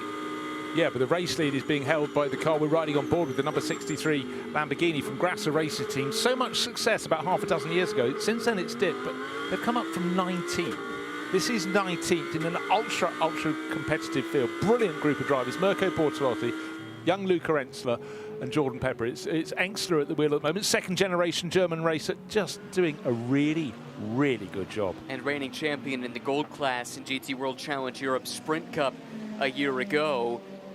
Great talent, maybe not as much of a household name as his two co-drivers, but we talked a little bit about it earlier, the chance to race on a big stage like this. This is where a star can be born or a name can be made, and perhaps this could be one of those drives that helps to vault Engstler into the next level of GT stardom. But he's going to have to fight for it right now, Bruce. It's really captivating. Engstler just 1.2 seconds clear of Goethe, who's now through into second, so that McLaren's starting to rebound a little bit after slipping back outside of the top 5 at one stage. And then Eliseo O'Donnell, another driver, maybe trying to make a name for himself here this weekend. Maybe you put Goethe into that category too. These three running separated by just 2 seconds at the front of the field. It does bear reiteration, but just trying to find track position in the darkness, a bit of overtaking going on, but again, trying to pick the cars out, the headlights, who are we seeing at this point?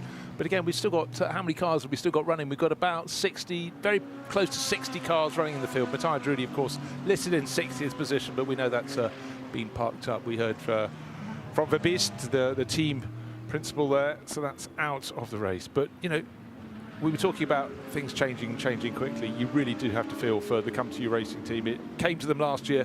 This year it's gone away. But talking about the McLaren in second place, Benji Goethe on board in that. And just bear in mind, they've got a very inexperienced driver as third driver, Joseph Loke. Marvin Kirchhofer like a bullet, as he has been for the last 10 years or so.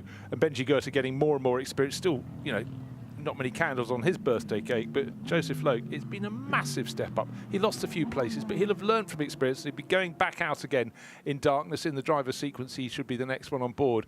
But it does prove with two of the drivers, it's right at the sharp end. And for Garage 59, they're really overdue a top result. And you can't get in GT racing a higher result than taking victory here at Spa. No, this is the big one, biggest GT race on the planet. 74 cars took the start, and Loke doing a good job, really, I have to say, over the course of this week. Really light on GT experience. He comes from single-seaters. He was third in GB3 back in 2023. Had a star-crossed season in FIA Formula 3 with the Rodin team a year ago, and has really turned his focus, it would appear, primarily to tin tops, but got a call out of the blue to come stateside last week. He was actually racing on the IndyCar support bill at Road America, ran 3 races for the Turn 3 Motorsport team in Indy Pro 2000, which is 2 steps below the NTT IndyCar Series in the North American open wheel pyramid, and did a good job actually. Ran top 5 in one of the 3 races, driving for Peter Dempsey's team. And that Dempsey name is one that you're going to immediately recognize from Formula Ford racing. Yeah, several generations, the Dempsey family, and ran a really, really tight team. But you know what? You're a young racing driver, Joseph, born in, yeah, get this, he only just turned 20 early in April this year. You give him a chance to race stateside, yes, I'd say you never know which door is going to open for you. But, you know, again, it just goes to prove in GT racing, 30 years ago, literally nobody was under 30, but now almost everybody's under 30, quite a lot under 20. That's the remarkable thing. And as we've talked about, why not? First of all, the cars are fantastic. You get to thrash them for 24 straight hours. Drive them carefully within the limits, that's what you meant. Well, or thrash them if you feel like. I suppose my point is, unlike in the old days when you really had to baby a car for 24 hours, it is now more of a sprint mindset, which would appeal to a young open-wheel driver used to short, sharp races, that you can jump in and just hammer these cars. Yes, you have to think about them. The mechanical sympathy still matters, no question, but it's not like it was 30, 40, 50 years ago. And then it's a numbers game, right? At best, there are 33 IndyCar seats. There are 20-odd seats in Formula E or Formula 1 if you're looking to go the open wheel route to the highest echelons of the sport. Here, 75 cars entered, 3 seats up to 4 seats available in these cars, and the numbers simply say there are opportunities aplenty with manufacturer interest, unlike we have seen certainly in my lifetime. You go back a little further than I do. That just means more chances to be a paid professional than there ever have been in road racing these days, and it's all thanks to this golden era of sports car racing. No, it really is, and thank you for couching it so gently about my years coming to race circuits. But no, it is a phenomenal, phenomenal time. But, you know, the drivers, it's not just making up the numbers. They have got to deliver, and they've also, the young quick guns have also got to help instruct. the gentleman drivers in their team, if they're in not a pro team, they've got to work their way up, they put their foot in the door. But it's also for them learning how to deal with someone who's a powerful business person in their own right, and who might be, a generation, even 2 generations older than them, and they've got to deal with someone. And as I said, some are still teenagers; they're still slightly wet behind the ears. So you've got to be a personable person as well as a quick guy. Yeah, it's interesting. Kai van Berlo's a Dutch driver, done a lot of racing stateside here recently. He was hooked up with the gentleman driver in the States last year in GT4 America, and he was in the middle of going through graduate school at the time and was studying for exams in between races, in between practice sessions. And Kurt Swearingen, his team boss, and the guy he was coaching him when it came to his studies and his future career in business. Meanwhile, Kai had the shoe on the other foot when he was helping Kurt with his racing. And you're right, that's such a fascinating dynamic. Both can bring something to the table, and those relationships, when they're at their best, both are learning from one another. And I tell you what, the Van Berlo brothers, as Glenn as well, yes. I met them here years ago in a, I think it was a 12-hour race, not this level, but they came up, they actually actively sought out the camera, really personable. Not in their first language, but there's something about the Dutch nation. They are phenomenal linguists. They don't just say the words, they get the nuance, the idiom, and so on. But, they deserve every success. But certainly for Kai racing in the States, it's been a massive helping hand.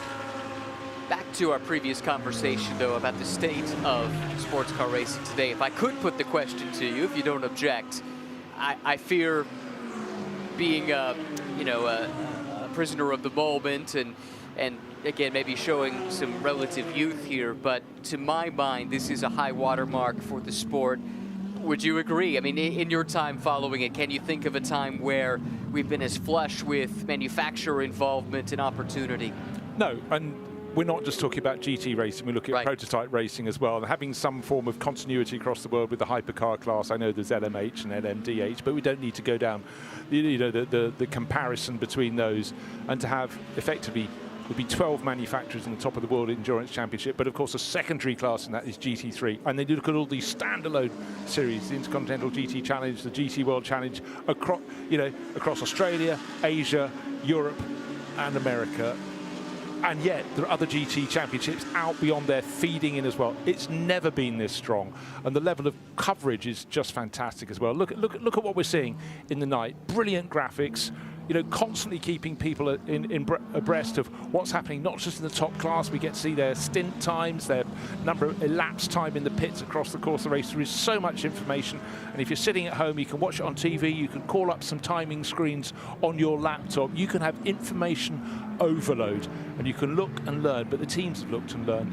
And, sport is cyclical, because sometime in the years ahead, the bean counters, my father works in the motor industry, will come and spoil all the fun. They'll say, no, we'll rein it in for a bit. But what they're doing, in the last handful of years, manufacturers have worked out that racing does actually augment their brand. Whether it sells extra cars is always the question. You have the argument between the yin and the yang. But it makes their companies certainly have an image again. And we talked a short while ago about Ford under Jim Farley embracing all forms of motorsport. Whatever you think they're doing other versions as well. And they're trying to show a bloodline. Everybody in racing wants to show a bloodline. The only company that doesn't really need to do it, because it's just assumed, is Ferrari. Because, of course, they were created to go racing. You could say Lotus was as well. But, you get the gist of what I'm saying there, but it is a high watermark. How much higher it can go, tracks can't accommodate it many more cars. Look, we were going to have 75 starters. We had to make do with a mere 74, but it's just enthralling. You just don't know where to look there. So in answer to your question, yes. It's a delightful time. Enjoy it, because to your point, these things do have peaks and valleys, and right now we are hopefully not cresting a peak, but at least approaching that crest. It's about as good as it's going to be. That we can even hope for it to be. So we've got some leaders pitting here as we get into this pit sequence. Luca Engsler has pitted from the lead of the race. Benji Gotha is through. Alessio Dono in as well. He came in from effective third place in the number 50 Ferrari, so he's waiting for, or he's not waiting for a driver change, he's bringing it in for a driver change to happen for AF course. So here comes the pit stop on the board into the book. No, he's a centimetre too far forward. We'll let him off. And a driver change here. This is Arthur Leclerc, the Monegasque, climbing aboard. His second 24-hour race in his career. Second in the last 6 months, because he was racing at the 24 Hours of Daytona back in January and had some quotes in the press saying he's going to be leaning heavily on that experience, as we talked about earlier, going into his second foray in one of these uber long distance races.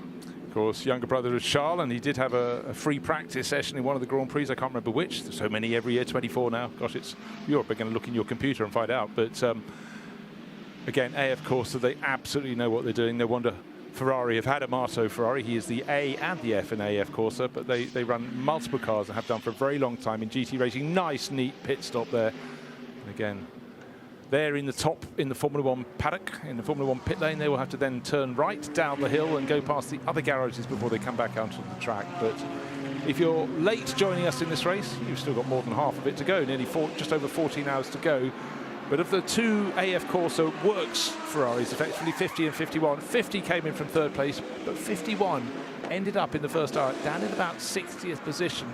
But it got back. It was off the lead lap, but importantly, it got back. And since then, it's been chipping away. Just outside the top 10, Alessio Rivera at the wheel, but effectively, we've seen it rise as high as 12. So I think when a few more cars have made the pit stop, it's getting closer and closer to the top 10. So what looked as though they might as well throw in the towel, you don't throw in the towel. Can you rely on 30 other pro cars or whatever all tripping up? No, you can't. But they've chipped away. Who knows where they're going to end up? They could still win it, but, you know, it was just so fortunate. Under the timing of a safety car, they were just the right side of it, and they got back onto the lead lap. Gold dust for the number 51 Ferrari crew. It's the right combination of fortune as well as pace and execution, right? Everything has gone right since it all went wrong with those braking problems in the opening hour that caused them to drop off the lead lap, but they have been steadily moving forward. I think they did breach the top 10 briefly in that previous stint, and once this pit sequence cycles through, we'll see how much more progress they've made. You set the table for us nicely in our first hour of our overnight coverage, Bruce, saying this is the story to watch overnight. How much can this car rebound?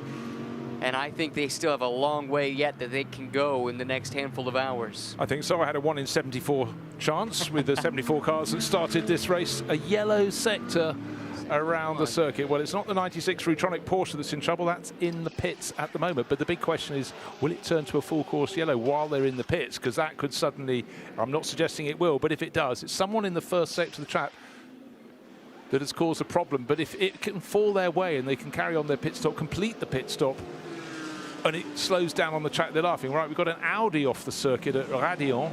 Well, actually coming back onto the circuit on the exit of Raidillon. So did it have a moment into Eau Rouge? Well, that is Sector 1. Car number 99. So that's one of the Tracer Attempter cars. That is DeFalco behind the wheel. Let's see. This is now a couple laps into their stint. Now someone may have hit them as a Mercedes driving off, so something may have happened up at La Source. Mercedes has trickled down the hill. He's on driver's left. In fact, I think he's going to the party. But he's got that car is going to need to be moved. It's on the tarmac section, which actually feeds onto the rallycross section, but that's behind the barriers at the moment. But Fabian Schiller, hold on, that's the number 17 Mercedes. That's the one that just served a drive-through penalty from the lead of the race. Did that then just pit again? Hold on, Fabian Schiller, look at that on screen. He's down in 17th place. Okay, so he's done a lap or so, so he's probably done an out lap. Did they come back in after the drive-through penalty, do a driver change? Quite possibly, but just there now, it is. Yes. Fabian Schiller, this is, hold on. Do not lead this race, anybody. You will hit trouble, or don't be in the top 3, because we're suddenly starting to fall. Lucas Stoltz, Jules Grunot, Fabian Schiller had not put a wheel wrong until they did whatever they did to get the drive-through penalty. I can't remember. No, there was contact yeah. with the 991 BMW, and maybe this problem is a result of that contact. Something may have gradually been weakened and gradually got to the point it's failing. But that is a Mercedes going nowhere at all, and certainly nowhere fast. Well, this was one of the front-running cars that emerged several hours ago as perhaps the front-running car at this still relatively early stage of the race. And then it all did go amiss. That drive-through penalty dropped them well down the order. Okay, incident car 17, the one we're looking at, and car 39 at turn 1. So something had happened at La Source. Car 31 is one of the Team WRT BMWs. That's the one shared by Dries Van Tor. That was the car that had the rear bumper come off the back of it. Remember, it got given a thump up at La Source quite some while ago. It's daylight. We're now hours into darkness. So I said 31, it's car 39. I think my eyes are starting to go under cover of darkness as well. Car 39 is 99, they're doubly going. So it's the Trezor attempt to Audi. Sorry, I cannot. In your defense, it does say 39 on our screen. Okay. So, all right, but that is the Audi that we saw limping up the hill. Yeah. So, all right, we can kind of put to bed that mystery a little bit. But this car, like you said, going nowhere fast. My goodness. Another front-running car hitting trouble, and we've not even reached the halfway mark. Well, unfortunately for the Get Speed team, I mean, they've run really strongly in the last couple of weekends, and again, it was the front end set back. And just remember, we reckoned that drive-through penalty, and they were going to full course yellow. Who's in the pits at the moment? Who's going to be helped out by that? Well, I tell you what, Max Hesse is in the pits. Yes. Well, let's listen to some team radio from the car that's at the side of the track. It's Fabian Schiller's. It's car 17. I'm so sorry, guys, honestly. Three times he opened the door for me and drove around the outside, and then in turn one he goes wide again. I go to the inside and he just comes completely and cuts back. Okay, that's a totally deflated Fabian Schiller. Frustrated, he was trying to get past Alberto Di Folco, who was probably a couple of laps down in the number 99 Audi from Trezor Attempto Racing. That's his explanation. Maybe Alberto will have a different one, but the outcome is a car that was a front runner in the race, would have had the potential to work its way up, but had just served a drive-through penalty. That dropped it out of that lead grouping, and bear in mind it was pretty much in first or second since the start of the race, seldom outside the top six, and now outside the running, stopped at the side of the track. And another car is sitting at the side of the track by the look of things, or is it just moving slowly as we look at the headlights? Very hard because, of course, it's full course yellow. Now, car's running slowly, and it's a course vehicle out onto the circuit now with the green lights flashing on its roof. I think the car we're looking at here is Max Hesse, and you rightly pointed out they were in the pits. They were pitting on sequence when this full course yellow came out. That is great news for them.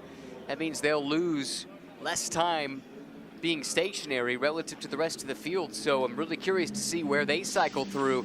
Yeah. Front end damage on Alberto Di Folco's. This is the Audi that had a clash with the number 17 Schiller driven Mercedes. It looks the front, well, the bodywork on the front has stoved in. Has it gone as far as the radiator? Possibly, possibly not. But I think it's front right corner damage on the look of that by the looks of things. But Fabian Schiller also in that contact at La Source, going nowhere. The lights are off.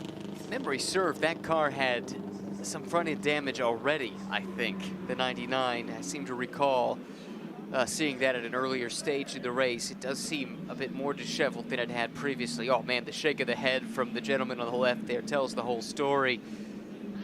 Frustration on this side of the equation as well for Trezor Attempto.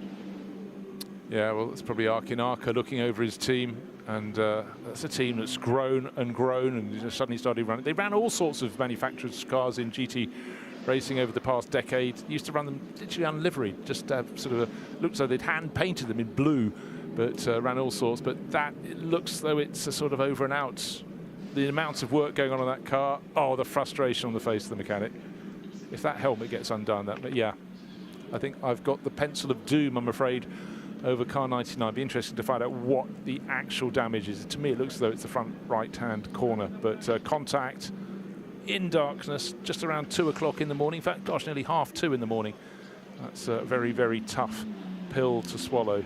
This car in class had been a front runner at times. They were a bit on the back foot when this incident occurred, but earlier on, Alex Aka had a really good stint very early in the race to bring them up into contention. Subsequently, they had dropped down the order somewhat, but in those slower classes where the driver lineup composition has greater variance, it really does ebb and flow quite a bit, depending on who's in the car at what time relative to the other lineups. That said, looks like it could be game over for the 99. But yeah, I'm really fascinated with the strategy element of this, with Hesse benefiting. The other car I'm wondering about, the 48, they've been gambling and being off sequence here. They're only 22 minutes into the stint, but we're just past the hour mark. Could they use this full course yellow to get effectively back on sequence with everybody else and minimize the time lost in the pit lane? I'm not sure that's really going to play to their benefit, but something worth considering. Nevertheless, I do think the 998 was best prepared. They were pitting right when they wanted to. The yellow happened to come out while they were in the pit lane. I mean, that is Lady Fortune smiling if you've ever seen it. Yeah, it really is. You know, they only, the 998 crew were just getting into the top 10. They only rose up there. Right, looks as though full course yellow still continues. But, you know, that, I would suggest, along with the 51 Ferrari getting back onto the lead lap, is good fortune. But you've got to keep pushing for it. And, you know, I mean, it's definitely over and out for the number 17 Mercedes. We saw it stationary. We can't really see what the damage is on the car. The lights seem to be out, but maybe at that point, Fabian Schiller had just realised the damage that we cannot see is damage that he can feel. So a sad sight when any racing car gets scooped up. They need to move it to a place of safety, so clearly they had to shift it.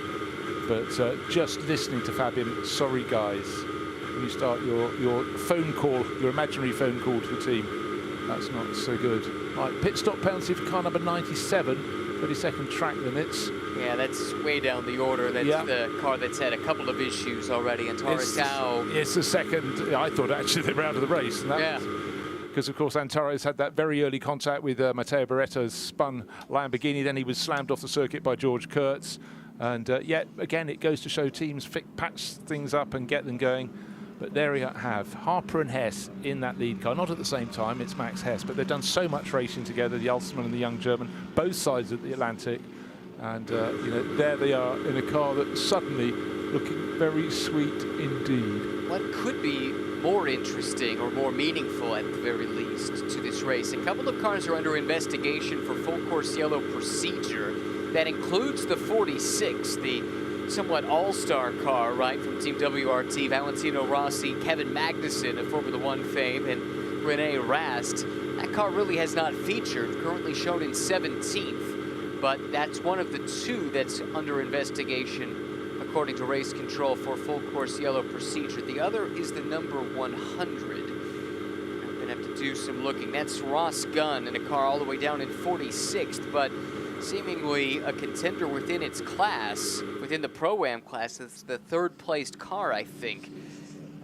So that's another one that's being looked at right now for FCY procedure. Right, well, we see the number 17 Mercedes taken away. The car that came in contact was 99, Alberto Di Falco with Gemma Scott. Alberto, absolutely gut-wrenching to be in this position. Can you talk us through from your perspective what happened?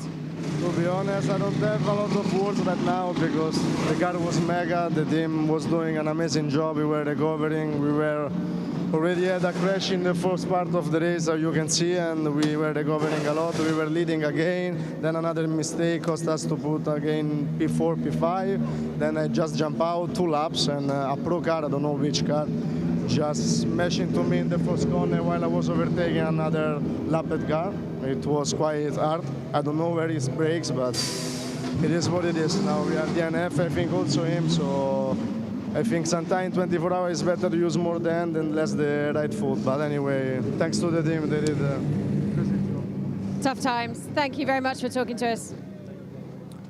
Well, thanks, Gemma, and thank you to Alberto Di Falco. When you just feel deflated, the last thing you want to do is an interview, but, you know, he put it straight. Now, are we about to see? Okay, the accident happened at last source. Let's look at lights in the background. So this middle cluster of cars, I think, coming up towards us. The number 17 Mercedes is the one we're looking for, and the 99 Audi. And where is the point of contact? It looks like the Mercedes is coming up the inside, and the Audi is on the outside.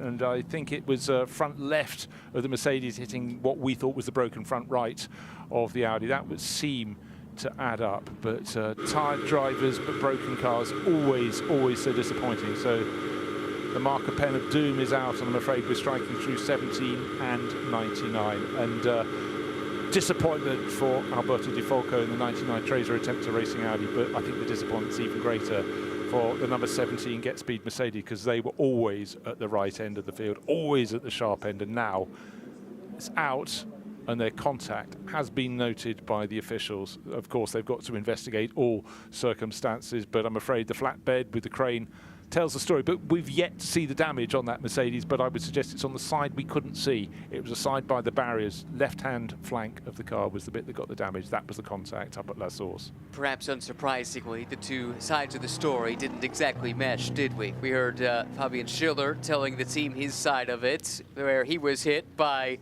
the car he was trying to get past, and then DeFalco thought quite the opposite.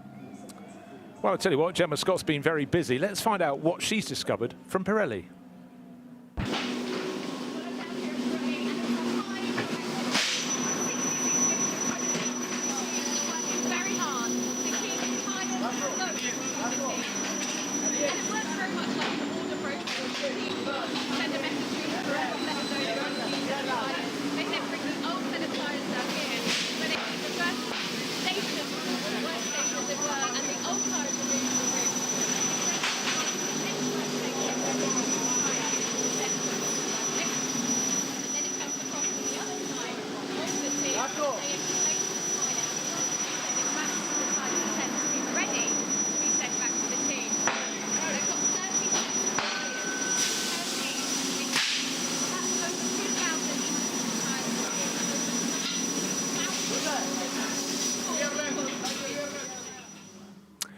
Well, Gemma just found the noisiest place in the entire circuit there. You could tell the work going on, the fans maybe just popping off to find a place to sit down, but the Pirelli tyre changes, they are going from the start of the race all the way through, constant changing through the night. And the teams, wherever you are in the paddock, whether you're in the top pit lane or the bottom one, taking their trolleys to get more tyres fitted up at Pirelli.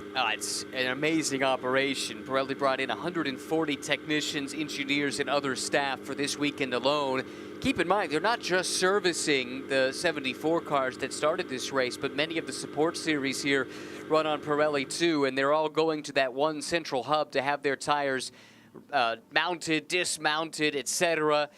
They've got engineers embedded with the different teams, making sure things are running as expected. It's quite the operation, and it also is the first 24 hours of Spa that Pirelli has run on this new DHG compound tire, which debuted earlier this year. So this is a new challenge for that tire compound, trying to go the distance here in a 24-hour race for the first time. It's a factor that often gets overlooked. You know, it's very easy to go, well, we know they're good racing tyres. And there's a lot of people in the grandstand, they go, they're round black things that keep the car from dragging on the road. But, you know, I'm not being flippant, but there is so much technology, but also so much variation. And when you bring a new tyre along, you really hope that at the prologue you get some weather that's sort of maybe representative of some of the many forms of weather and degrees of temperature you get at this circuit. But you come back, you know, a while later, and you hope you're suddenly not racing on a track that's 10 degrees hotter than you've experienced. But actually, the weather gods have been remarkably kind to us since we worked our way into this weekend. Of course, there was a little bit of rain earlier in the practice, in the lead up to this race. But in terms of track conditions through this race, I think clement.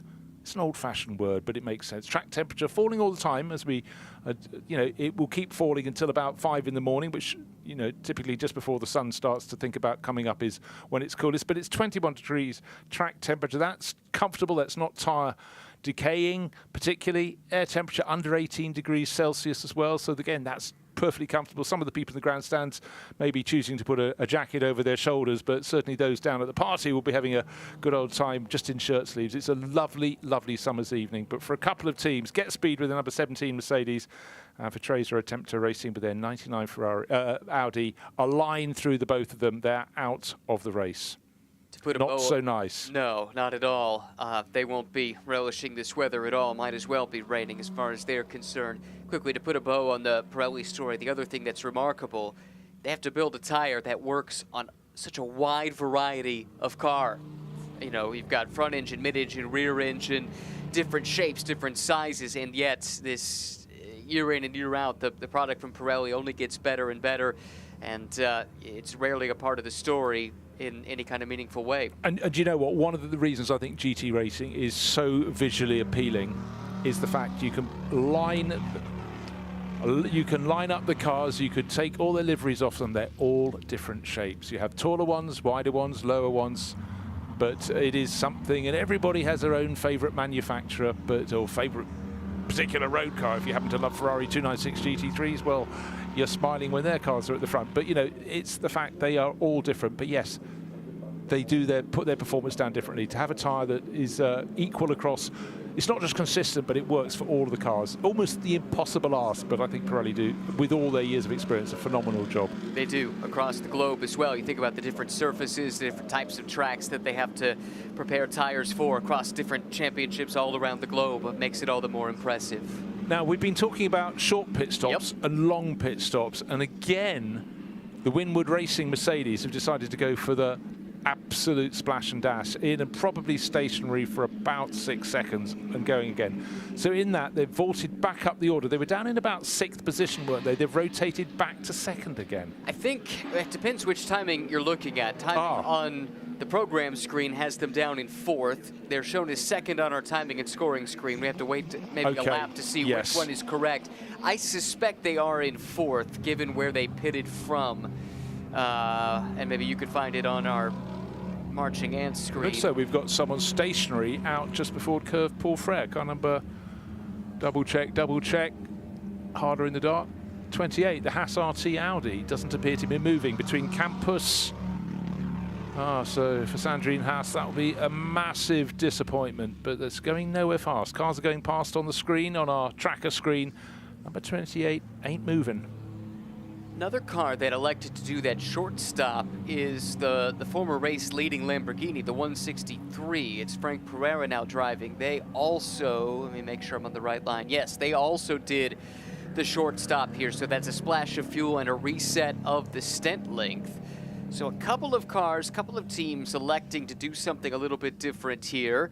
It looks like a regular service for Alessio Rivera down in 9th.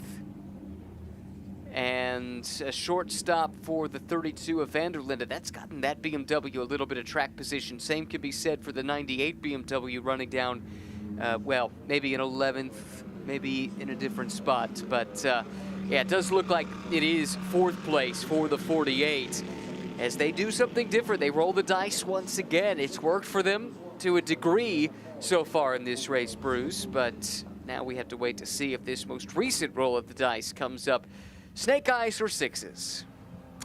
Snake skin with the snake eyes. Who knows? We will find out. But 4th place now being confirmed. In fact, when you get the comparison of the graphics on screen versus the timing screen, I've just been reminded, of course, that the TV graphics tend to be more accurate. But again, it's the dichotomy between different systems, if you will. Right, full course yellow has become safety car. So we will end up with the drive around. The cars not on the lead lap get flagged through if they're lying between the race leader and those behind. So Max Hess at the lead of the race, a 998 BMW.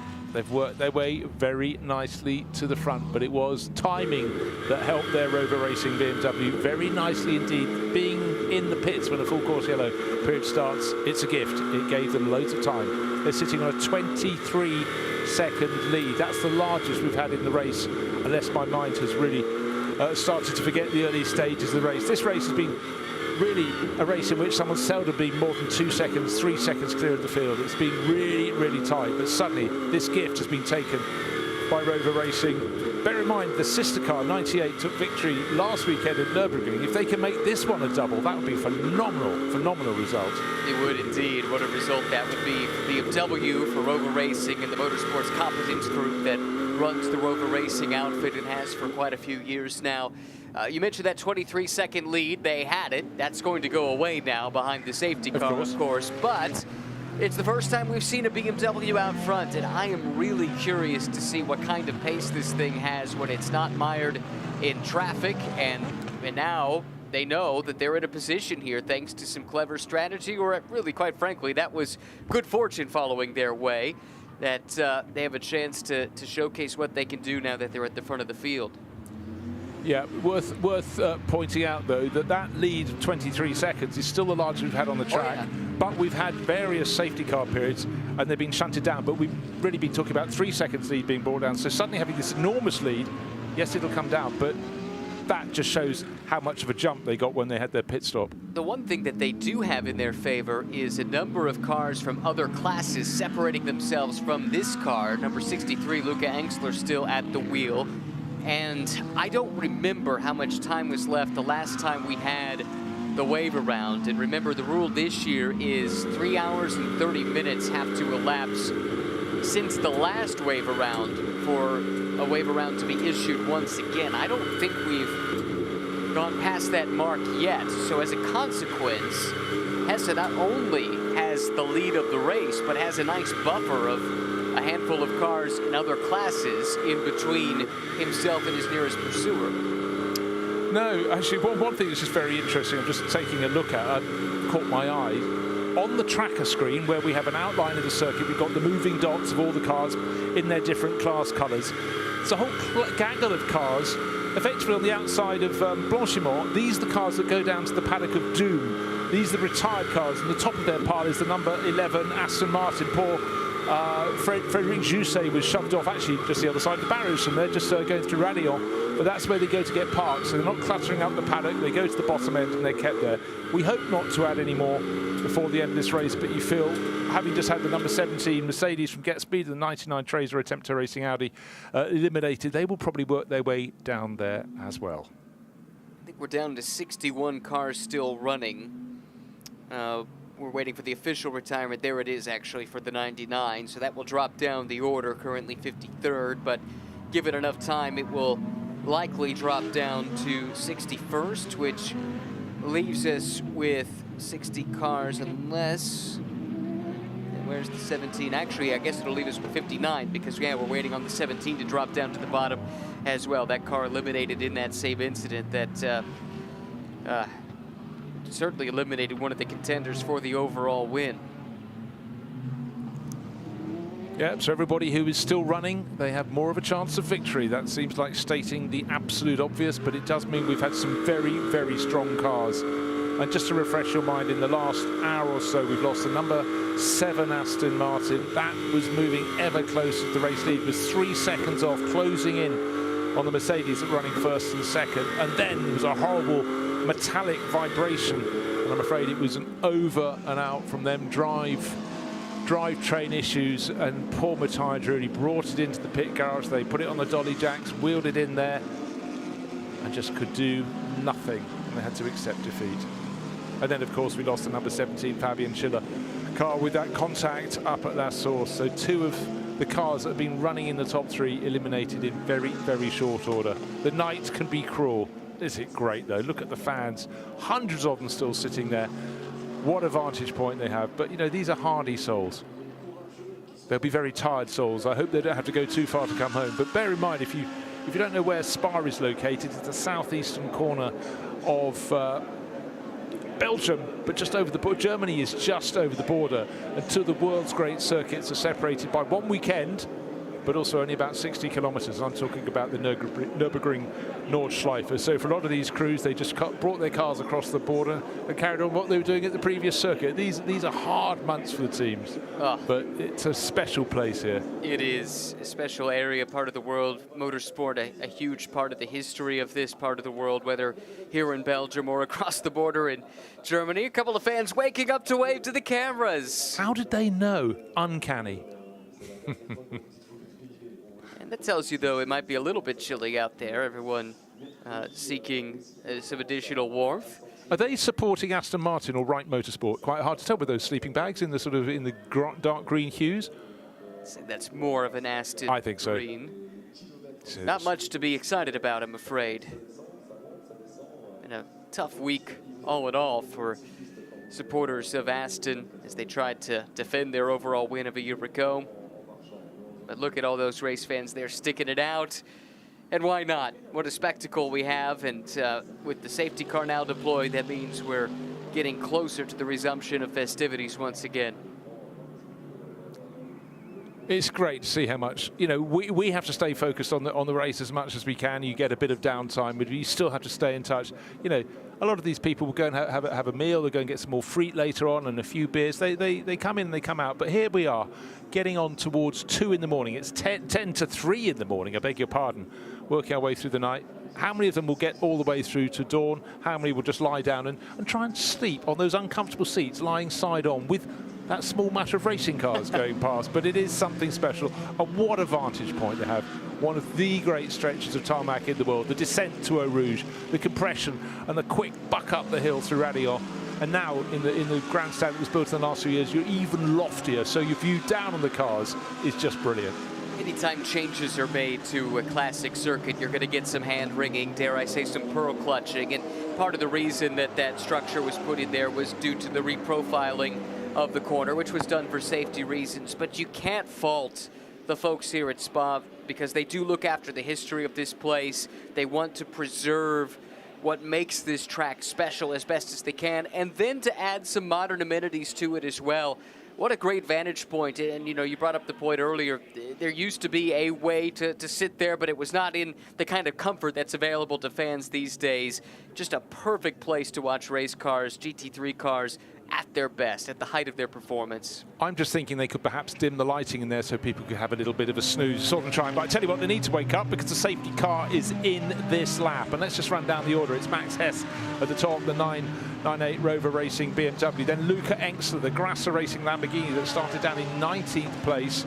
Arthur Leclerc driving the Ferrari challenge at the moment, but isn't it great? We're going BMW, Lamborghini, Ferrari, Mercedes in 4th place, Pitard Caroli, that's the man filter car that's always slightly out of sequence, and then a McLaren, 5 different makes in the top 5 positions. No, tell you what, we've got a Porsche in 6th place, so that's Alessio Picariello, so the Rutronic, one of the 2 Rutronic racing cars. Again, that got a little bit out of sync early on, had a bit of a delay having risen to 3rd place in the early stage of this race. So this is how GT racing should be. In the night, yeah, that's certainly an element, but with all the different manufacturers and the fact we've got so many different makes in the top 6 positions, each one is different, is down to the way they balance the performance. It's an exact art. It takes a while to develop it, but you have to say, looking at those results at the top of the timesheet now, that they have got something very right indeed. We knew they did. Some of the other class leaders, maybe we should mention as well. Harry King leading in the gold class, 8th overall. Ricardo Pera leads in the bronze class, 14th overall. We got to go down to Clark in 16th as the leader in, that would be the silver class. We got to do a little bit more digging to find the Pro-Am class leader. I think that's all the way down 39th overall, an Audi in the hands of Balkan. Okay, we've gone green, and that means the race is led away by Max Hess, the young German racer. So many years as a BMW junior and so many years racing with Dan Harper. And the third one of their trio, Neil Verhagen, of course, has stayed stateside now. But BMW, they have a history over the decades of supporting young drivers. They're loyal to them, and if you get under their books, they will develop you, not just in the car, but out of the car as well. And if Max Hess can pull off a big result here, this will be the big one of his career. But for the third driver in that crew, Philippe Eng, he's already got 2 victories in the Spa 24 Hours and goes back a very long way. Was a Porsche champion, but Formula BMW champion way back in his single-seater days. So if he could come get a 3rd win, that puts him up with the greats here. Yeah, puts you in lofty company. And for Dan Harper and Max Hess, they learned at the feet of Philippe Eng when they were junior drivers. Their first chance, I understand, to actually race alongside him, which is really special, and they spoke about that in the build-up to this event, the chance to share a car with one of their mentors from the early stages of their GT racing career. Sorry, I've done my sums wrong. Of course, 2 years ago, 2023, Philippe Eng won this event with Rover Racing with Marco Wittmann and Nick Yaluli. So he took a victory here in 2016, a victory here in 2018 and 2023. So that'll get him up, if he gets another one, to 4. That really is putting him at the sharp end of the pile. Yeah, no question about it. Carrera Cup Germany champion 2 times over, Super Cup champion as well. Knows his way around these racetracks in Europe and how to pilot a tin top up towards the front.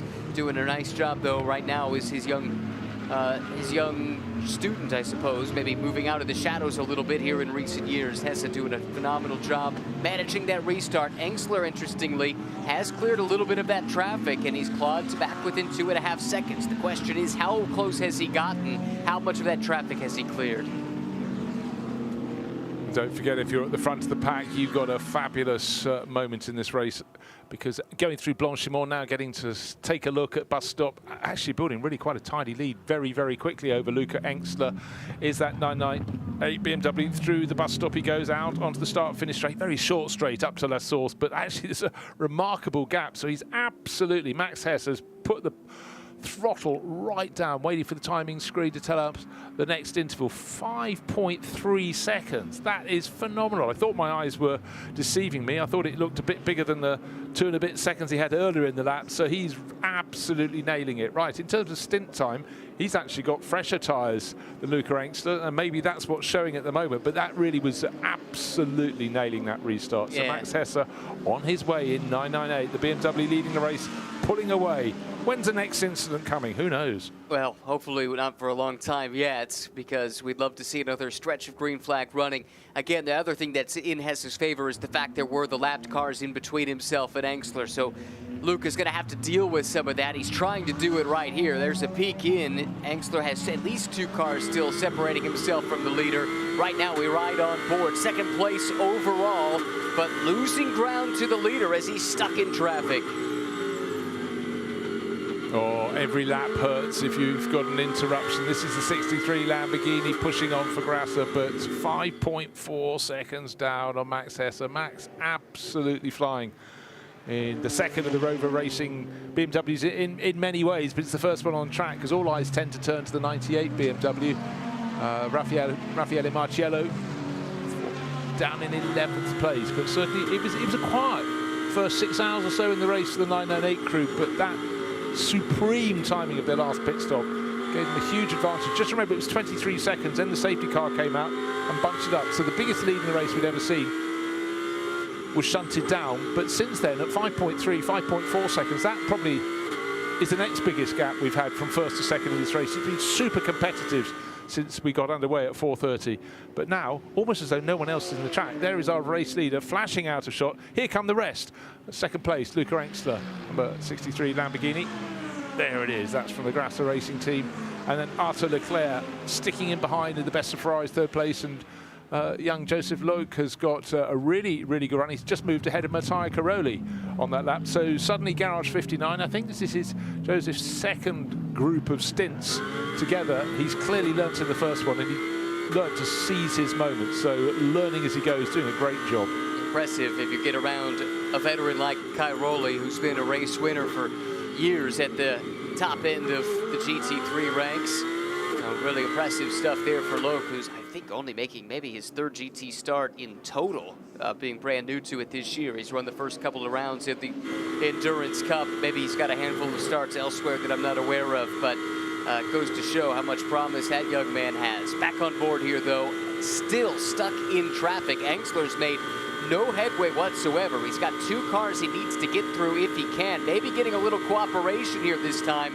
Perhaps those blue flags breaking in his favor, and Engstler at least will clear some of that traffic, but he's lost a ton of time. 6.7 seconds now, the gap to the lead. Yeah, this is really frustrating, and James Allen is the driver in front of him, but is 2 laps down. And he's got to pick him off soon, because otherwise he's not even going to get line of sight to Max Hesse. And when you lose that, that is a huge, huge moment, and getting closer and closer to losing it all the time. Where's the move going to come? Luca Engstler, last lap, he lost 1.4 seconds to the race leader. That is not good. Don't need to state that. That's the absolute obvious. Now it looks like, yeah, he's picked off the McLaren, so he's gained one of those positions in terms of location on the track, but certainly that Max Hesse-driven BMW, 6.8 seconds clear now, 7.1 seconds clear. So this next car has to be put another lap down by the car in 2nd place, the Grasser Lamborghini. Luca Engstler not even close, particularly close to it at the moment. He's got it in his sights, but what he's not having in his sights is the BMW 998 pulling ever further clear. Car he's chasing, that's the 35 Aston Martin from Valkenhorst. Romain Leroux currently behind the wheel. This is a car that's pretty well placed at the moment in the silver class. 2nd in class, it would appear, at the time. So it's a car with some pretty good pace, all things considered, but he'll need to try and get around, if at all possible, to try and avoid losing any more ground, because that gap continues to grow at the front. Approaching 7 seconds now, BMW back to Lamborghini. Yeah, slightly ebbing and flowing, but it's just super frustrating. But this is a moment Luca Engster has to pick his moment. Doesn't want to do anything rash. You know, I'll just reiterate, they started 19th. They've led the race. This is the Grasser Racing Lamborghini. Now we've got, so I thought there was something hanging off the back of the car in front of the one we're looking at down the hill. Rutronic Racing Porsche riding on board with that 6th overall Alessio Picariello, Belgian racer. You often think with a name like Alessio Picariello he'd be of Italian extraction, yeah, but born in Belgium. Most of his racing done in the Far East, a single-seater. He just decided it wasn't working, went over to the Far East and, you know, did the hard yards, made it work, and he then became a Porsche Works driver. And, but, you know, he is going very nicely indeed at the moment. Matteo Caroli is his next target, and it's right across his headlights. There it is, the yellow and green man filter Mercedes. And bear in mind, that had been fighting a lot of the race for the lead of this race, but one of its playmates is no longer playing. That's the Get Speed number 17 Mercedes. So everybody else, it's step up 1. Step up 2, we lost Matteo Drudi as well. And the number 7 Aston Martin, don't forget. Cairoli right now trying to deal with some of this lap traffic, but also play a little bit of defense as well as Picariello starts to close in. And just behind them, drawing a beat, is Alessio Rivera, who's already up to 7th. Yeah, well, I'm just looking. There's a graphic showing how many places have been gained since the start of the race. Both the first and second place cars, get this, have gained 17 positions. I've talked about Engster's car going from 19th to 2nd, but Max Hesse's car has clearly gone from 18th to 1st. And if ever there's a graphic that doesn't quite tell the whole story, it's saying that Rivera is down 3 positions. Now, strictly speaking, that's true. That's true relative to where they qualified, but in the opening hour, they were a lap down in the 60s, and they have done a tremendous job to race their way in under 12 hours back inside the top 10 and into contention. Now, that was Miguel Molina heading into the pit lane in the number 71, a car that's had its issues over the course of this race. Not sure if this is on schedule or not.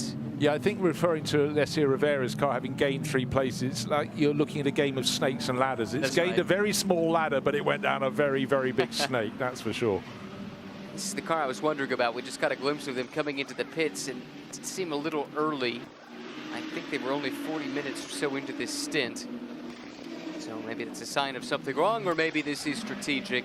But again, this is a car that had lost some time earlier in the going. I think there's the answer to the question. It was definitely not planned. Okay, that was quite interesting because we saw it actually turning left once it got in the pit lane, and the tail of the car was sliding a little bit, and I thought, was that the trick of the light? But I'm not trying to be clever, but then there is the answer. A wheel rim without tyre, or a tiny bit of the sidewall still attached on the inside. Now, we often get that when cars ride over curbs a lot, and you get curbs just cutting the inner edge of the tyre. And some circuits do that far more than others, but I would think that's what's probably been the result there. But then again, under cover of darkness, you can hit a bit of debris. They try their best every time there's a safety car to get a blow on the track and clear up. But in darkness, it's harder and harder to see them, or more easier to miss something on a cleanup. And a tire as well, more susceptible to a puncture like that when you're restarting, you know, from lower temperature, lower pressure. Those pressures build and it becomes less susceptible.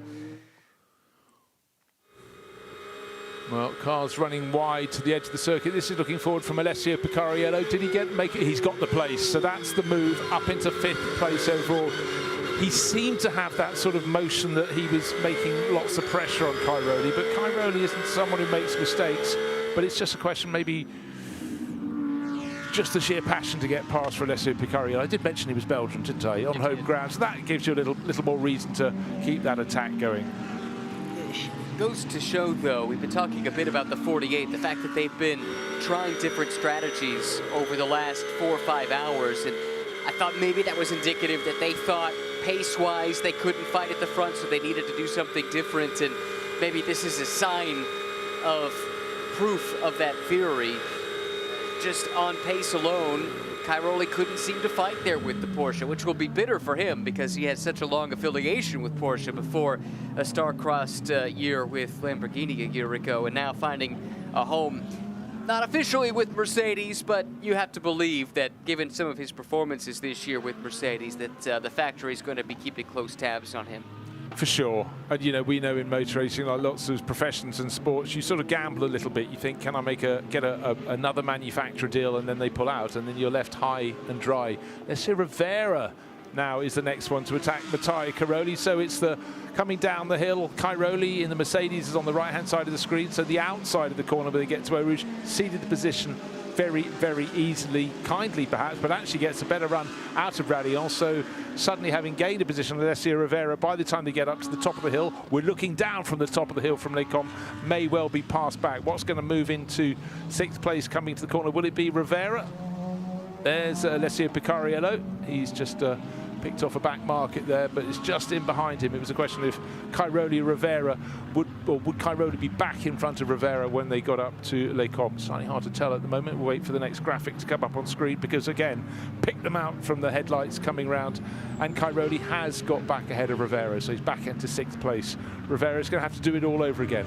Oh, that's frustrating. That was high commitment, wasn't it, going into Eau Rouge, and stuck it in there, grabbed the spot, but it compromised him somewhat on exit, it would appear, and that's going to cost you all the way down that long Kemmel Straight into Les Combes, and it would appear that ultimately Cairoli was able to cross him back over and get that spot back, but the duel continues for 6th and for 7th, and if you had told me not so many hours ago that the 51 would be fighting for 6th place on equal footing strategically, I would have thought, man, that would have been a remarkable achievement. And indeed, that's where we find ourselves with that Ferrari right back in the mix. Look, I'd have said, you know, 10 years ago it might have been possible, but it's so much more competitive now. And yet, here they are. And suddenly, AF Corsa didn't look too shiny through the course of this meeting so far. Suddenly, they got one car, Arthur Leclerc, in 3rd overall, and now fighting for 6th place, Alessio Rivera in the sister car. Of course, there are other cars,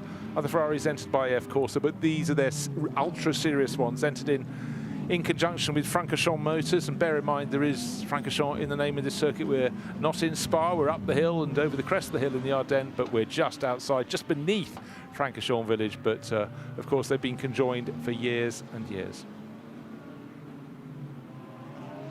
More back marker traffic to work through for Picariello.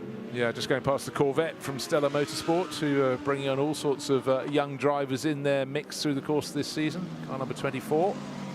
They talked about that car a whole lot over the course of this race, but that number 24 silver class entry, Matisse Leesmont, the Belgian, Daniel Ali, Lorcan Hannafin, Olivier Hart, the driver lineup. Yeah, well, Hart, you see, is someone who's done a lot of racing, but on the historic racing scene. He has a huge amount of success with his father, David Hart. They race a host of cars across a range of championships, a lot of success at the various Goodwood racing meetings at the Revival and the members meeting. They race in the Peter Auto Classic Series, and of course that's going to host some of the rounds of the GT3 Revival Series next year. Yeah, GT3, we're looking at it now, but the early ones of these are in a historic series. Get that.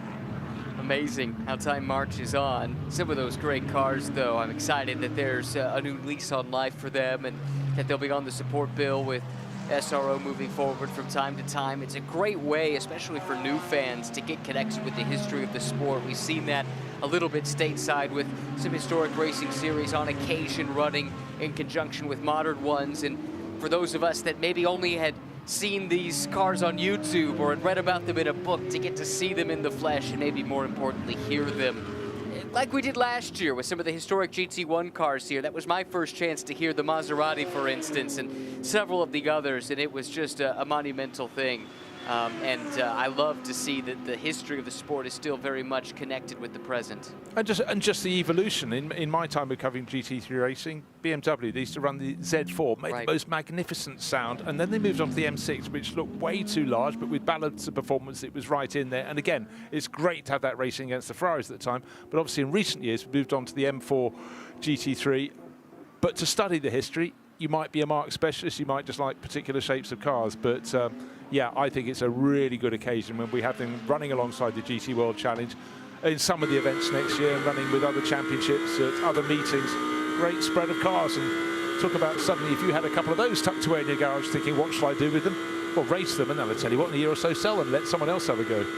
Interesting development here at the front of the field. Engstler has cleared the lap traffic and now is starting to reel in hand over fist the leading BMW. Look at the last 3 laps. A half a second, a full second, nearly 2/3 of a second. 2 1/4 seconds. Laps. 2 1/4 seconds. That's phenomenal. And he's just banged in his fastest first sector time of anything. So Luca Engstler, who spent, his father Franz raced Formula 3 World Touring cars. Luca spent years racing in TCR championships, but they've always had Liqui Moly sponsorship and they've used it to good effect. And this is his step up time, and he's stepped up to GT3. More than proved he can do it. But, you know, when it was falling away, it got to the wrong side of 7 seconds. It's now 4.5 seconds. So that 63 Lamborghini, it was simply, he was being cautious, found the moment to pick off not 1, but 2 back markers. And now he's herring, absolutely herring off after Max Hesse. So the message will have to come for 998. There is the view, looking forward. It's a long way, 4.5 seconds, but the good thing, he has line of sight.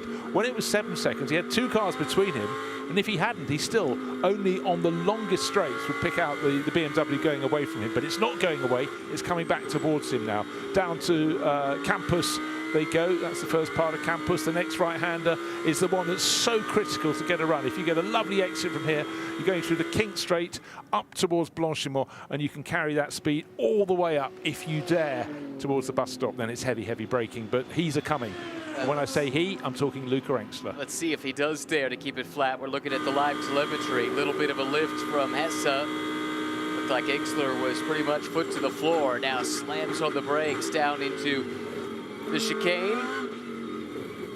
Unbelievable commitment here. He continues his pursuit. It was 4.5 seconds. Let's check the gap this time by. It won't be 4.5 seconds anymore. We wait, we wait, we wait. 3.2 seconds. He chopped off another 1.3. And Engstler was so deep into the bus stop. I thought he was going straight on, but he had enough grip to get it to turn right. Because bear in mind, when you're turning right, it's actually really, really sharp at the bus stop. The right part's sharp, and then the left hand is even sharper. So you do about 100 degrees to the right, and then about 120 to the left. And if your car's going in deep, then trying to get into the left-hand turn, it almost ain't going to happen. But the chase is absolutely on. Up the Kemmel Straight they come, up this gentle rise, but it's a long rise all the way up to Les Combes. And the gap, well, it's going to keep on coming down, I would think, but nobody ahead of them. That's the really good news. There is another car about halfway down towards Pouhon as they start to go down the hill towards Bruxelles. This corner, the right-hander, so easy to run wide. And the gravel trap just draws you in and drags you over towards the barriers, but both those two front runners slotting through very nicely. But again, this fabulous multi-manufacturer class, GT3 racing, no wonder it's popular. BMW leading Lamborghini from Ferrari and McLaren, then a Porsche, then a Mercedes. And all of those after the safety car period, covered by, what are we talking, 15, 16 seconds. Now, let's take a look at top speed at Pouhon, such a difficult corner. Fabian Schiller, well, bittersweet, that car, that Mercedes now out of the race, but that shows why it was always at the front end of the field until that mishap with Schiller having contact with Alberto Di Folco, what, about 40 minutes ago up at La Source. But 192 through Pouhon is a double left-hander, but we're judging the speed through the first part of the left-hander. That is commitment. You're turned in at that point. Don't just try and balance the car, try and carry the speed as well. So what could have been? Yeah, no question. There was pace aplenty in that car, but it takes more than just raw speed to win one of these 24-hour races. It takes luck, it takes execution, and both escaped that car at one point or another in the last 90 minutes or so. Interesting thing about that, Race Vision powered by AWS as well. 5 different cars shown, 4 different manufacturers. So again, great to see a level playing field, at least in that particular measuring stick, at top speed turning in there to Pouhon. Right, looking at the sharp end of the field, looking at the gaps coming up and down. Gosh, it's funny, one lap they were thousandths of a second apart. Want to know why the number 57 Philip Ellis driven Winward Racing Mercedes has been in the pits for more than 10 minutes. That's tumbled right down the order. We saw that in the wars a while ago, spun around at La Source, but it's now moved ahead of Fabian Schiller's car, and of course that has been removed from the track, but certainly something untoward for 57, maybe as a result of its run through the gravel just above Bruxelles a handful of hours ago. Car's grayed out on timing and scoring, which usually would indicate that it's a retirement. Not sure we've had the official word that that's the case, but Okay, you're quite right. It That looks could be yellow from another- my side of the booth, but when I get straight line of sight, it is actually white behind, so, or grey as you'd call it. So have we lost another one? We're waiting for an answer on that one at the moment. I'll keep the top on the pen of doom for the chart of doom. We don't want to lose any more cars, but you sort of feel that we probably will. But thank goodness we started with 74. But the running has been enthralling at the front. But the gap is coming down 2.1 seconds now. Luca Engstler is hunting down the race-leading BMW. And bear in mind, Max Hesse's car, the Rover, one of the 2 Rover Racing BMWs, hadn't shown great pace in this race, but it worked its way by dint of getting into the top 10 and then being lucky, quite frankly. But when you have a full course yellow, if you're already in the pits, you're laughing because your pit stop elapsed time is going to be less than your rivals, or more to the point, they are running slowly around the track. Oh, problem, not problem. Car 991 not serving its penalty correctly, but no further action. So clearly only a minor misdemeanor for them. I think this battle for the lead might get broken off before it really truly heats up, because Engstler's now 55, nearly 56 minutes into his stint that normally would be capped at 60 minutes, but because we did have that safety car, it will be extended by an additional 5 minutes to the maximum now of 65 minutes. So that's about 9 minutes away from now. At the rate that Engstler's closing, he might catch Hesse before the stint expires, but he won't have too many shots at him to try and make the pass on track before he's due in for his next stop. Hesse, on the other hand, is off sequence because of when they pitted the last time, and he won't pit for another 7 additional minutes after the 63, the 50, the 59, etc. I don't think there's any point, any move being made by Luca Engstler. Why take the risk? Serve your pit stop when it comes up. Battle for third place, though, is certainly tightening up. It's under a second between Arthur Leclerc, the number 50 AF Corsa Ferrari, and Joseph Loke, who is really, really impressing in his second batch of time in this car. He's tucked under the rear wing, and that Garage 59 McLaren started on pole position, the hands of Marvin Kirchhofer, but it's great that all 3 runners in the car are now really getting it. It's clearly set up beautifully for this circuit. Can I just remind you how much he was on pole in Super Pole? More than 4/10 of a second. In GT3, that is a huge, huge margin. And remember, it's running in a slightly different spec than it was during qualifying. The rules makers saw that 4/10 of a second advantage in qualifying, and you can't say it was done to punish, because that's not really how BOP works, but it was more just to bring them in the window with everybody else. They are carrying additional weights. They have a couple other things handed to them overnight after qualifying and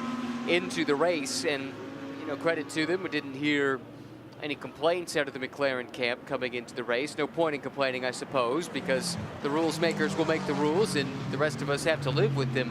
But that said, that McLaren continued to show good pace early in the race. It led the opening hours.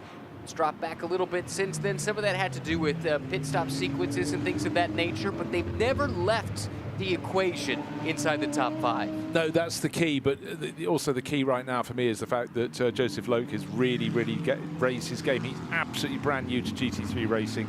And I did say he just needed to settle down in that first hit, which is exactly what he did. He lost a few positions, but they're back in the reckoning. Sure, we lost the number 17 Get Speed Mercedes. Sure, we lost the number 7 Aston Martin. But even with those, he'd still be in the top 5 and gaining ground. That is important.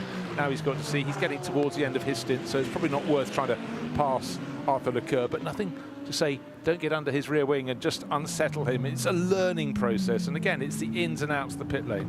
I think the team would look at this as almost a bonus, because Loke is so new to this. You know you've got a couple of teammates in that car, Kirchhofer in particular, who you can count on to be the anchor and bring you home. The hope, I think, for Loke would be, with his relative inexperience, not having done a race like this before, just keep us in the mix, keep us in contention. But he's done more than that. He has been properly on the pace. He made a pass on Cairoli a little bit earlier in this stint, which, as we talked about, not an easy thing to do. Cairoli is an excellent pro with plenty of GT experience. And so it's almost like this is house money that they're playing with here to some degree. Getting this kind of performance is almost more than you could even fairly ask the young man for, right? It is, and if you're very early in your GT racing career, it's easier to do it in daylight, but he's now performing in the dark, and that is really quite something. Those young keen eyes, of course, picking out all the apexes in the dark, but really, really good job. And of course, some of the very top runners in GT3 have been racing this class or equivalent for the best part of 20 years now. But those coming in, they've got to adapt and adapt very quickly indeed. And somebody who's having to adapt all the time is Matteo Caroli, because Alessio Rivera in the number 51 Ferrari, if you're just joining us, just to point out, it was running about 60th in the race, was out of the lead lap. And this is the number 57 Winward Racing Mercedes. How many mechanics are working on that car? That, my friends, is a target, a total of none. And therefore, that is a retirement. Quite right for spotting that on the screen, Ryan. And so for Russell Ward, for Indy Doncia and Philip Ellis, they can go and sit down, sob lightly, maybe go back to their hotels and get some sleep. I'm afraid for them it's over, but of course the Winward team does have some interest still in the front end of the race, because they're running the number 48 man filter car. That's running in 6th place. There it is on our screen, the yellow tail of that Mercedes being chased all the time by the number 51, the recovering Ferrari of Alessio Rivera. Probing, but there's going to be a flurry of cars coming into the pits very soon indeed. And I would reckon Luca Engstler should be the first one in. He's gone past the hour. You go, oh no, the alarm bell's going off, you should be in. But because there's been a full course yellow during this stint, it means they can stretch that stint time to 65 minutes. They're at 61 minutes and small change. So they'll be coming in very soon indeed, but just not yet. To put a bow on the Winward story real quick, there just haven't been many days like this over the last 18 months for this trio. You think about what Russell Ward and Philip Ellis and then Indy Doncia for the long distance races accomplished at IMSA last year. They won the class championship. They won the Endurance Cup championship as well as a trio. They won 24 hours of Daytona in class, 12 hours of Sebring in class. There haven't been many days, as I say, that have gone awry in the way this one has, and I suppose that's some small salve on the wound. Yeah, you'd certainly think so. Now I've just noticed we haven't had large leads in any of the classes, but just looking down the charts, 18th position overall. Why 18th? Because that's where the silver class leader is. That's Chris Clark, the 992 Paradigm Competition BMW. Best part of 1.5 minutes over Romain Leroux in the number 35 Aston Martin. So there's one that's come up. They're on actually a fairly similar, the Aston Martin will be in sooner by about 10 minutes than Chris Clark, and in fact I think probably about to come in this time around. But that's something that could be quite a nice thing to behold and see how that unravels. But certainly for Paradigm Competition, bear in mind the sister car has had its problems. 991 came in after contact. Front, which corner was it? Front right wheel was missing. No, front left, wasn't it?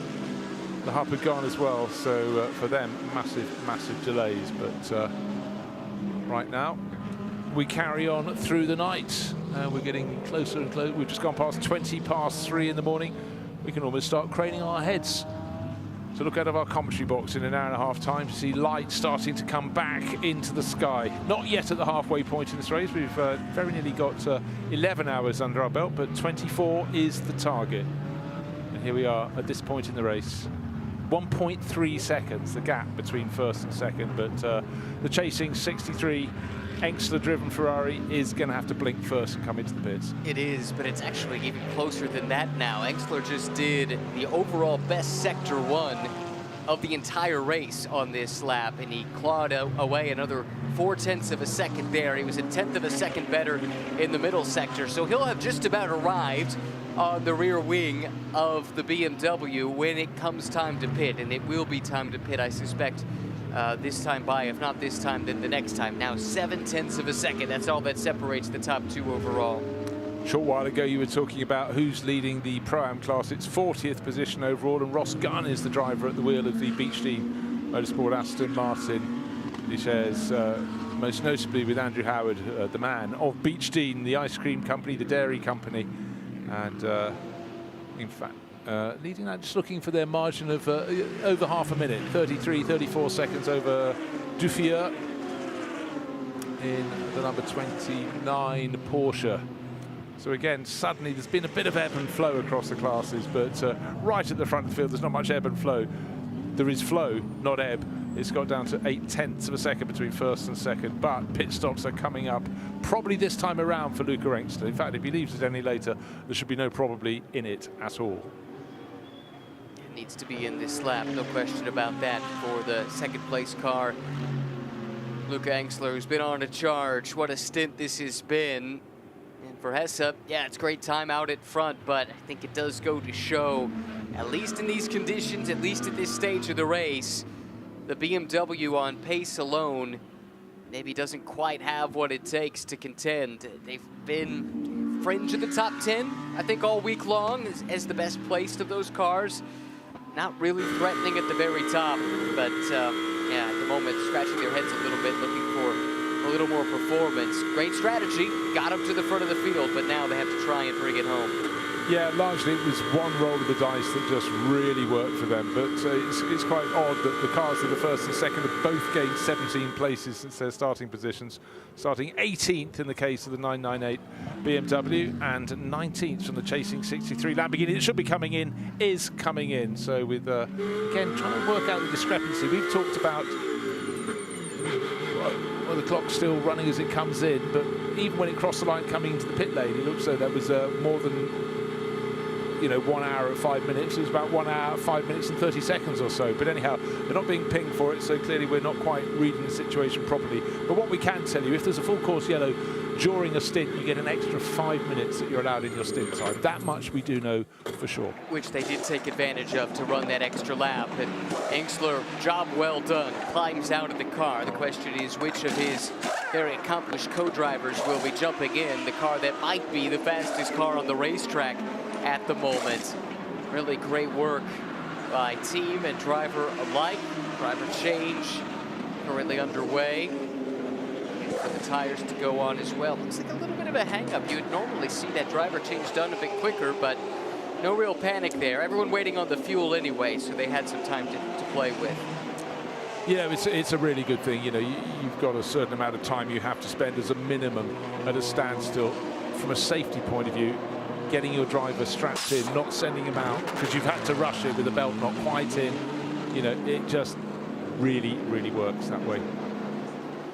Yeah, and it's a good change too. I think if you go back several decades, you get drivers telling stories about doing their seatbelts up while they're out on track, maybe not even on their first lap on track, but once they have a moment to do it. And look, that just is not safe. It's a different era, it's a different time. Quite frankly, safety should have mattered more back then, more like it does now. But yeah, a lot of these rules are in place for that reason, not to be rushed, especially in a Pro-Am format like this, where you've got drivers that can't spend every waking hour thinking about and practicing the nuances of a driver change. They're parachuting in for fun on a race weekend, and they need to be looked after as well. So credit to all the rules makers globally that have been looking after the teams and drivers, and to some degree saving them from themselves, because they all look for an edge anywhere they can find it, sometimes to their own detriment, and that's where the rules makers need to step in, and they have.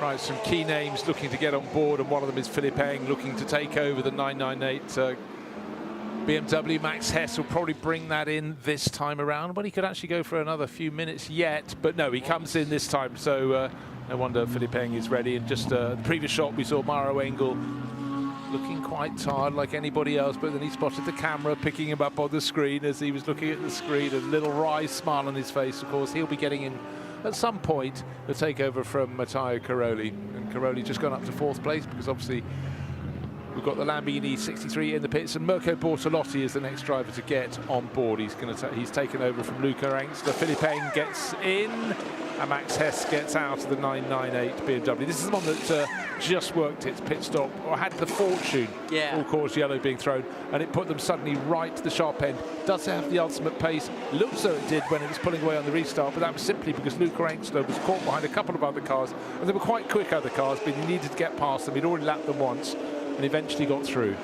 I think we'll get the full measure of this car on this stint, and that's not to downplay Max Hesse or Dan Harper, but when you put Philipp Eng in the car, it's a known commodity, so much experience. He's a BMW man through and through, and whatever pace he can get from this car, knowing it's in the fight for the lead, I think that will tell us, do they have something, a real weapon that they can battle with in the final hours? If he can hang with these guys, if he can run with Engstler at the front or keep him behind, well, I guess it's not Engstler anymore, is it? But whatever the case may be now. Yeah, it's Bortolotti. Bortolotti got in. Who's going to go no slower than Engstler? No. You can be sure of that. I mean, Bortolotti's been just for the last decade, been just such a major star in Lamborghinis, but certainly that's a team that was on the slow ball, but they really quite quickly got to the tail of the top 10, then the tail of the top 6, and suddenly, you know, they got to lead the race, but they did have that slow pit stop. Remember, they lost 12, 14 seconds.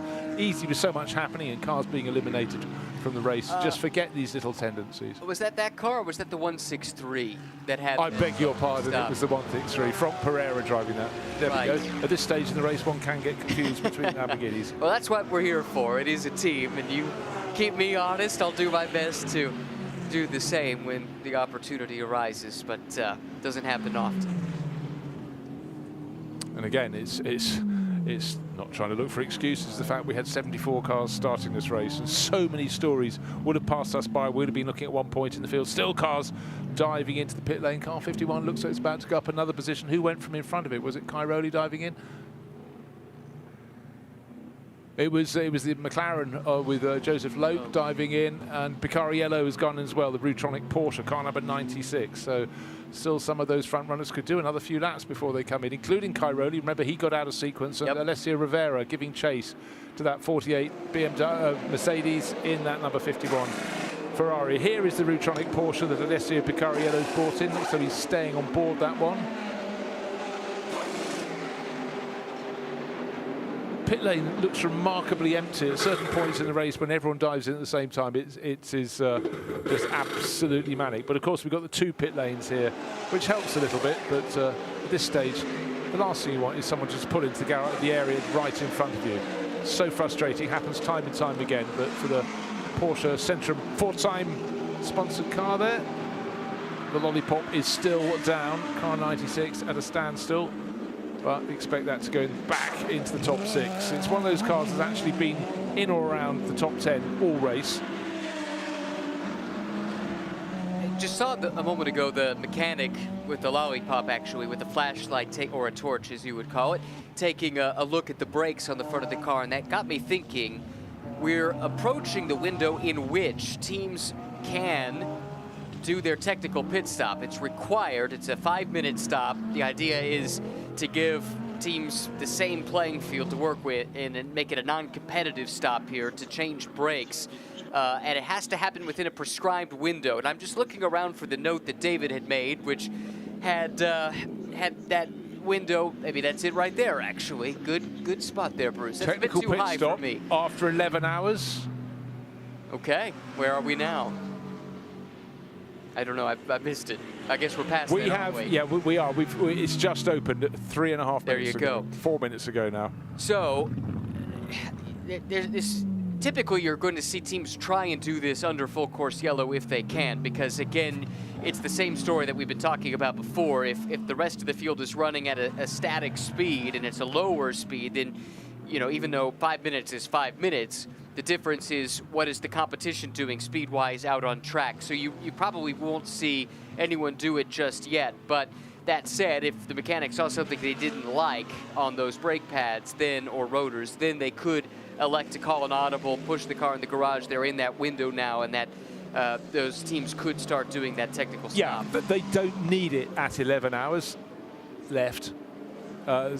Sorry, 13 hours left, but 11 hours passed, but any time after that. So they've got to gauge when the next full course yellow will be coming. I mean, it's an impossible thing to charge. Fantastic shot. Running wide over the curbs on the corner where everybody seems to go over the curbs, but there's this huge gravel trap to follow, but sparks flying in the night. Well, it still works for me.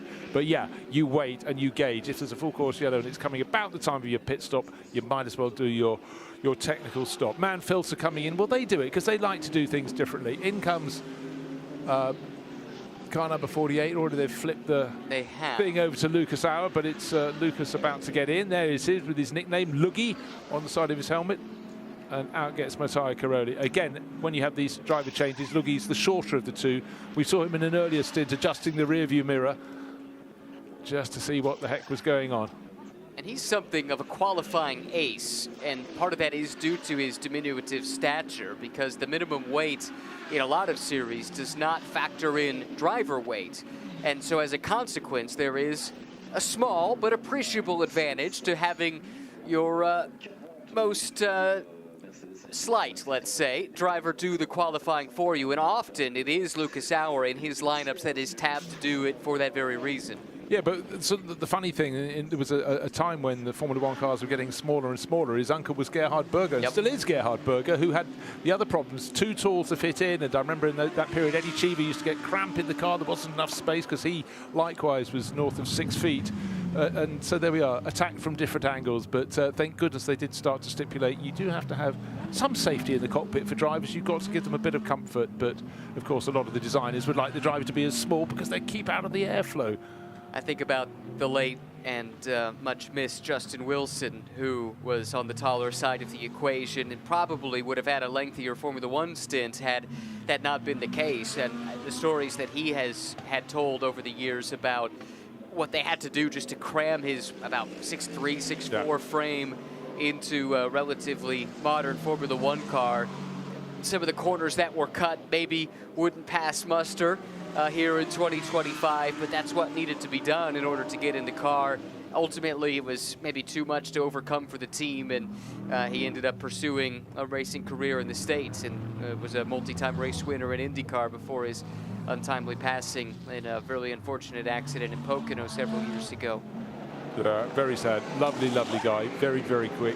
Deserve better. Right, we have had an answer from Mercedes about the number 57.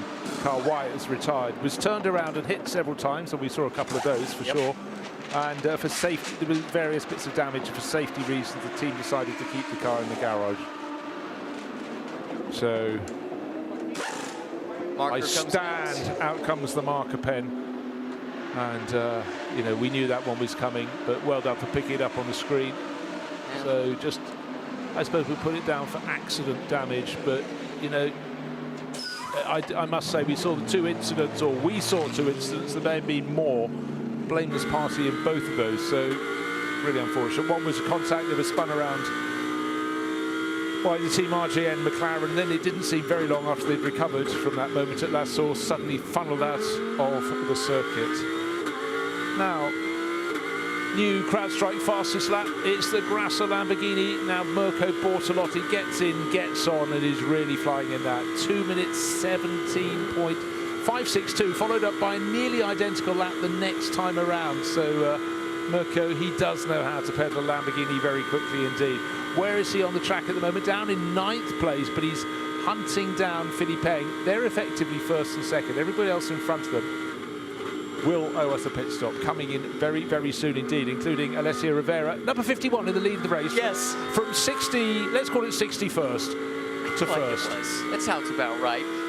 Wherever it was way, way down the order. It was down a lap. It was down a lap, and at that stage we had 50, 60 drivers on the lead lap. Early days.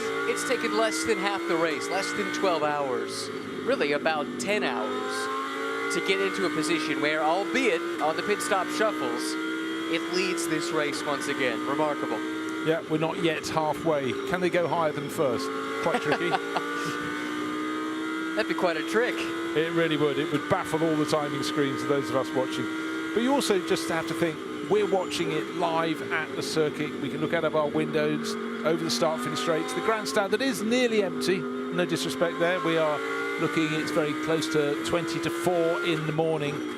But people are watching all around the world, and it's always interesting if you've got something like a Twitter feed open, formerly known as X, or the other way around, and people all over the world, you're thinking, shouldn't you be sort of asleep at this point? And I've often had people saying, I've got my university finals tomorrow, or final exams at school. You're thinking, you really should be asleep tonight. But people follow it, they love it.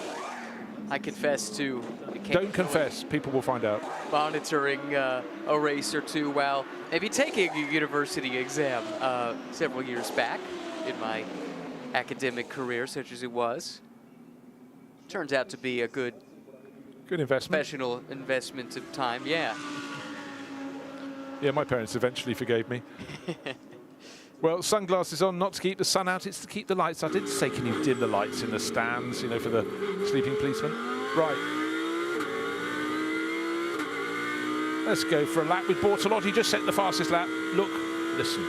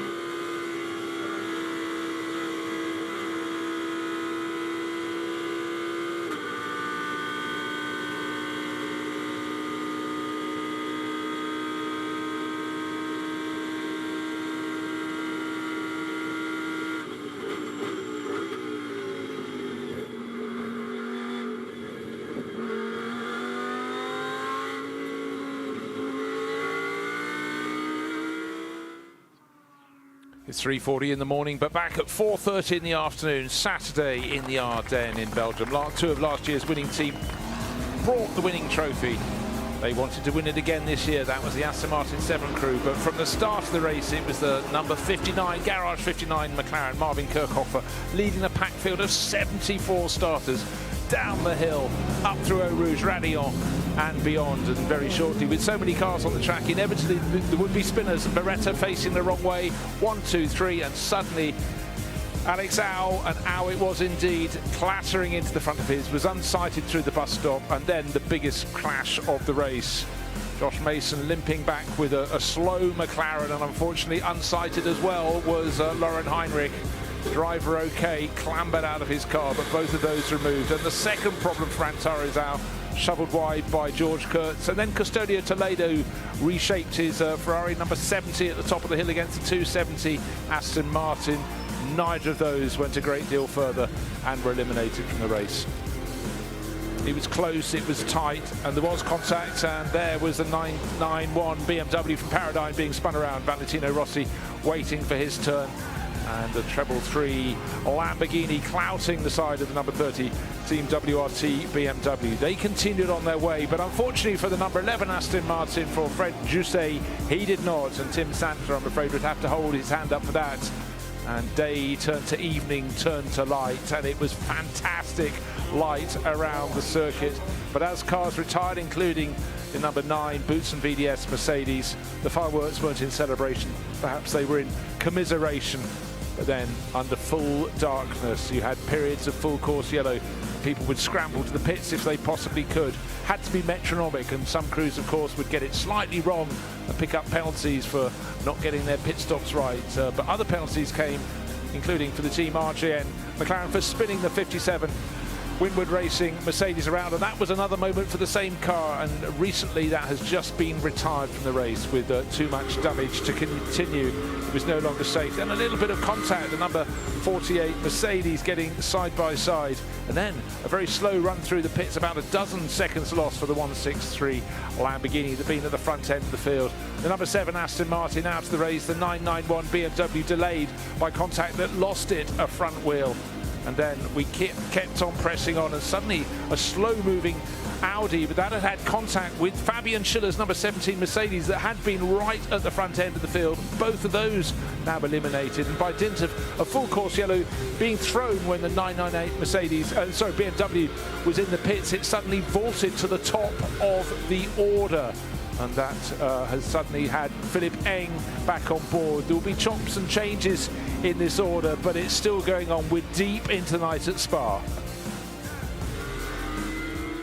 So much to happen, so much to digest, but so much more to come. We're not yet at the halfway point in this race. 42 more minutes and we will get there, and that will bring us through to 4:30 in the morning. We've just seen on the highlights package what happened at 4:30 in the afternoon. It does seem a very long time ago. Of course, there have been so many incidents either side of all the things we've seen happening, but just before the highlights, we got to ride for a lap in the dark with the driver who's fastest on track at the moment, and that's Mirko Bortolotti in the 63 Grassa Lamborghini.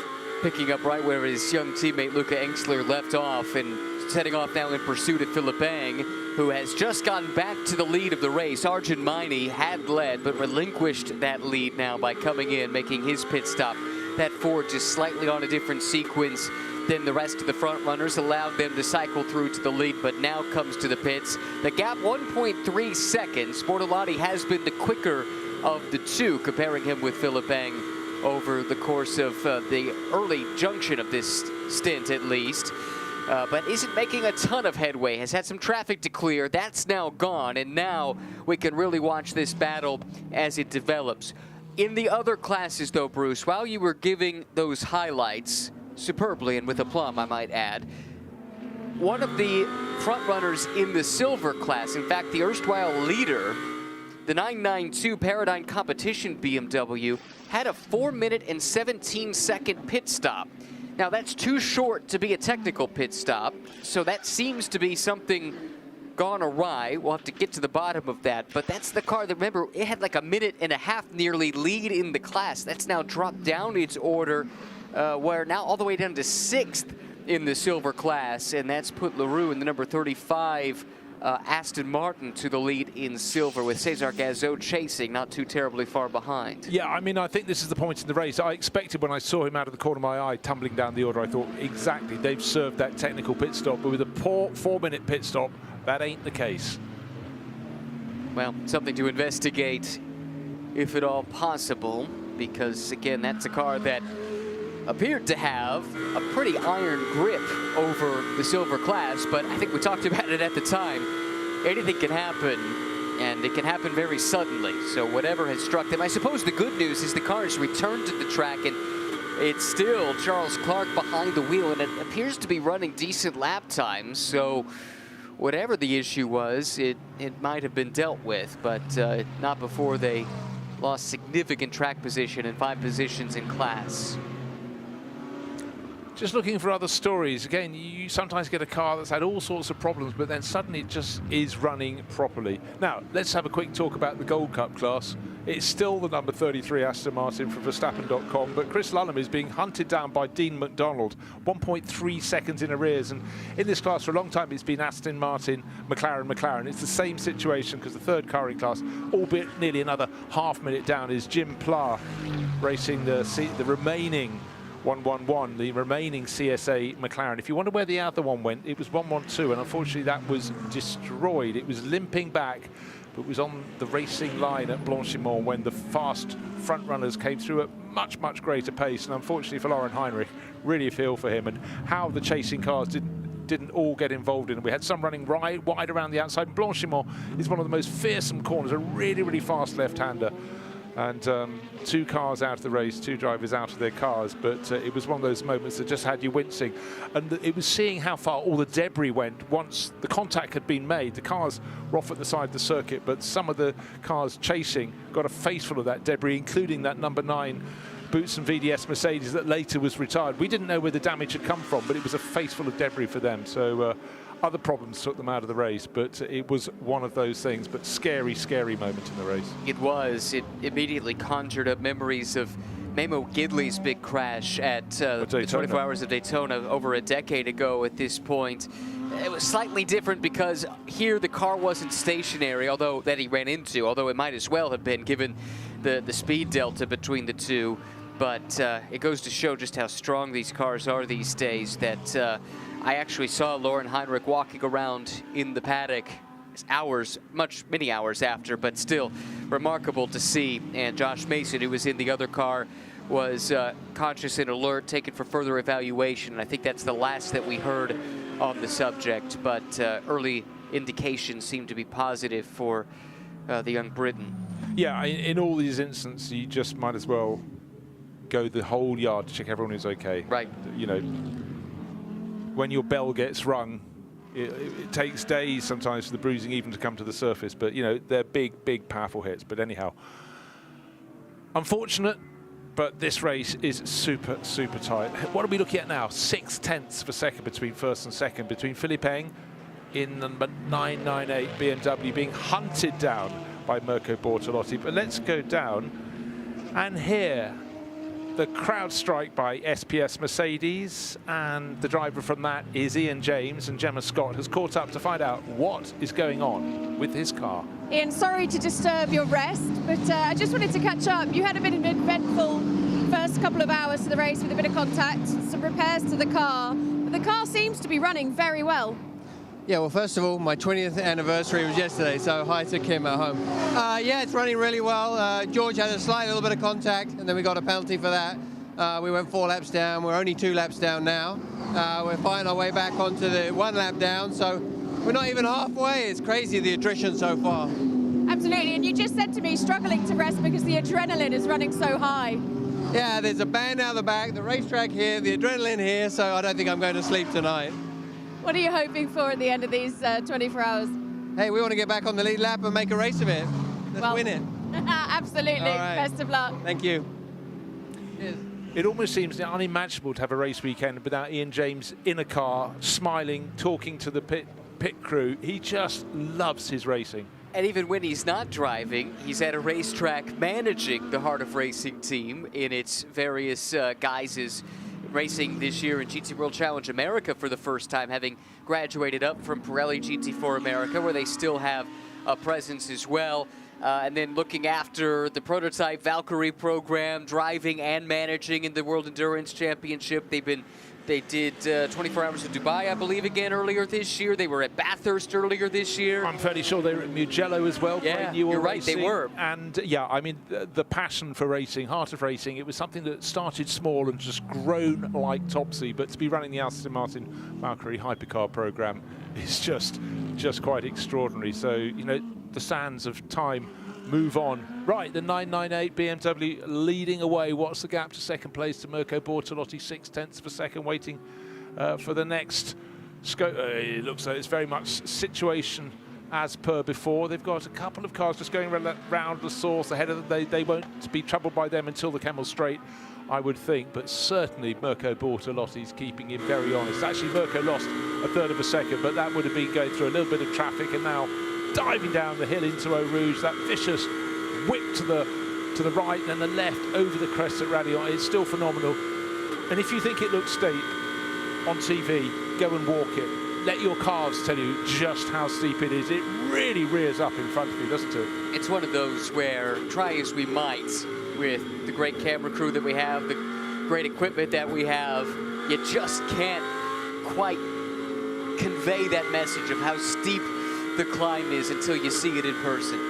It's like when you go to Monaco for the first time and you go through Saint-Devote and the climb starts quite gently, it gets steeper and steeper. It's like going to Laguna Seca, and you know the drop off of the corkscrew is huge, but the climb up to it certainly gets your cars moving quite nicely. No, it is. You're right. I think another thing that sometimes you don't quite get on TV is the width or lack thereof of the track. And there are sections of this place that are deceptively narrow. Maybe not like they were in the old days, admittedly, but still, it's one of these places you have to see to believe, to truly grasp the magnitude of the place, and not just of the place, but of the challenge of this track as well.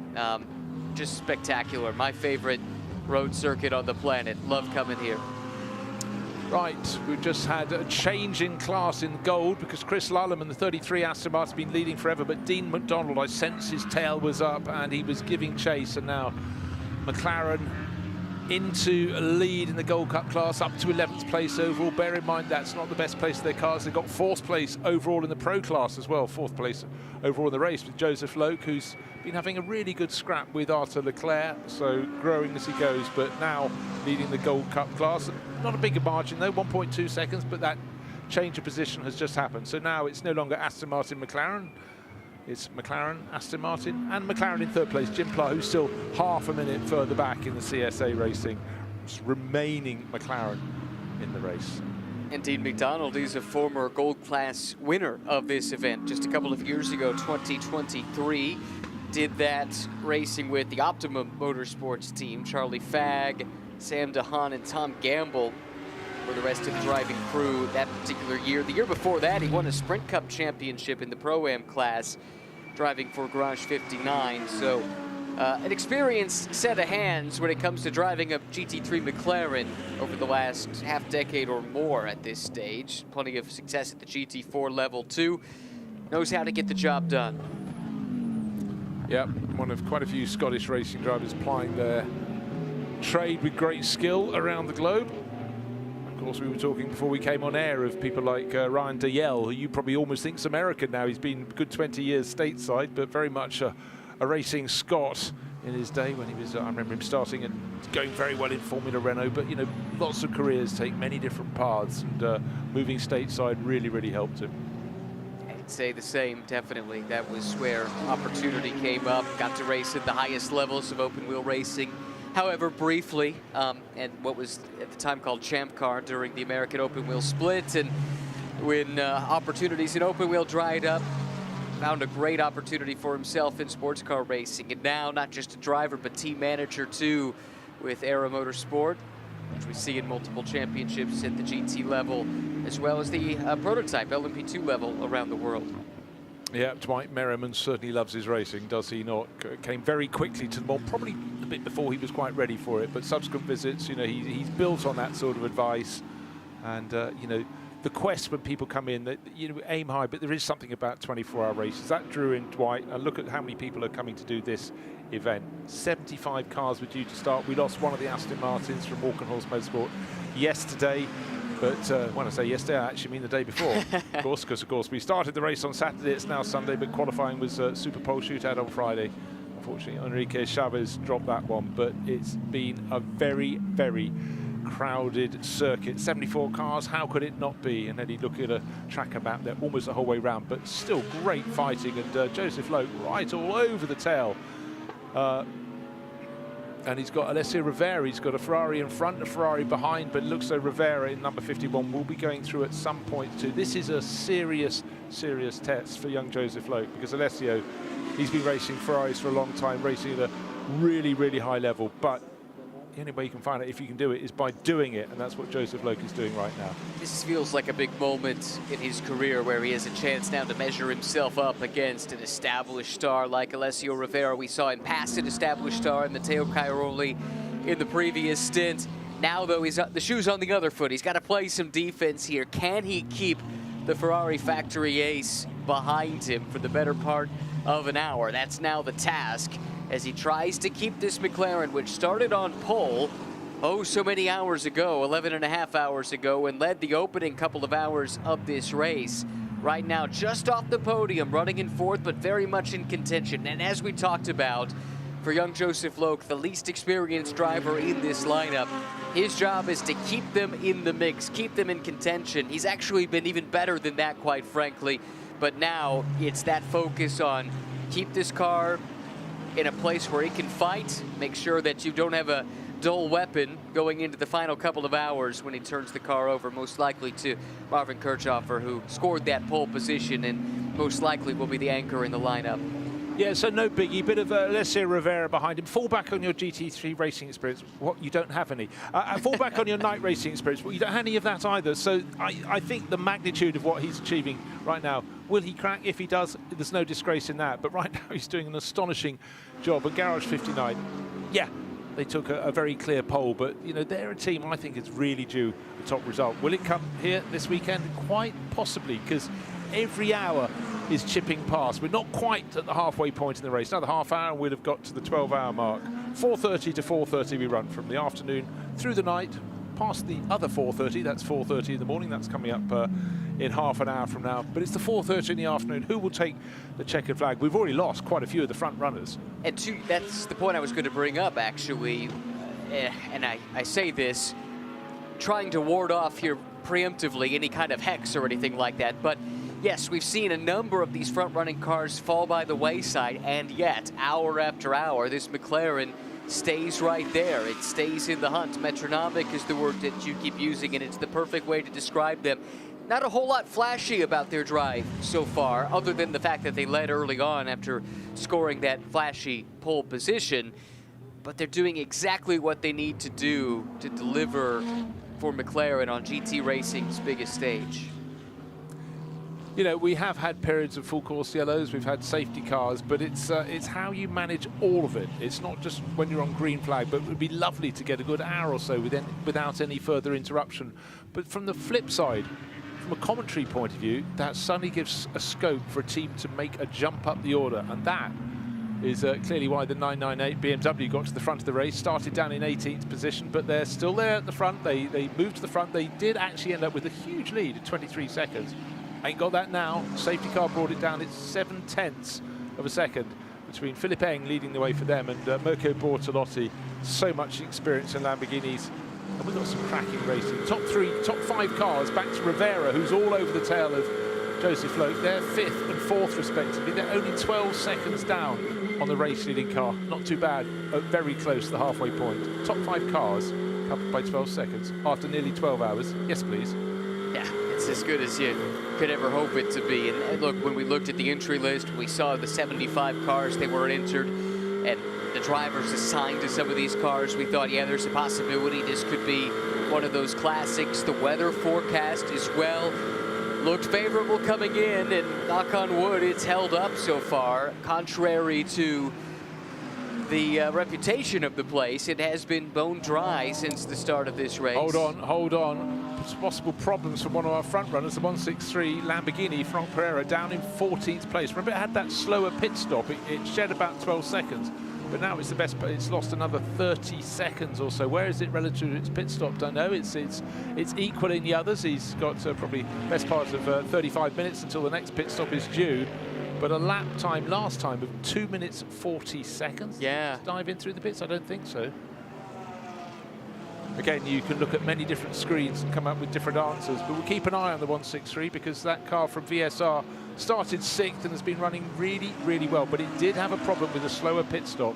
Did seem to be rather slow coming down the second half of the pit lane. Certainly seemed to be going slower than the pit lane maximum, which is 50 kph. I just wonder if it's starting to have a little bit of an electrical gremlin attack.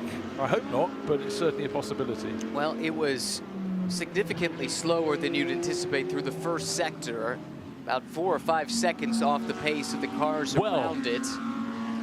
There's 1.7 seconds down on its average lap time, 3.6, 5.8, 9.6, yeah. 21.3. That's over the last 5 laps. That is where the 30+ seconds have gone.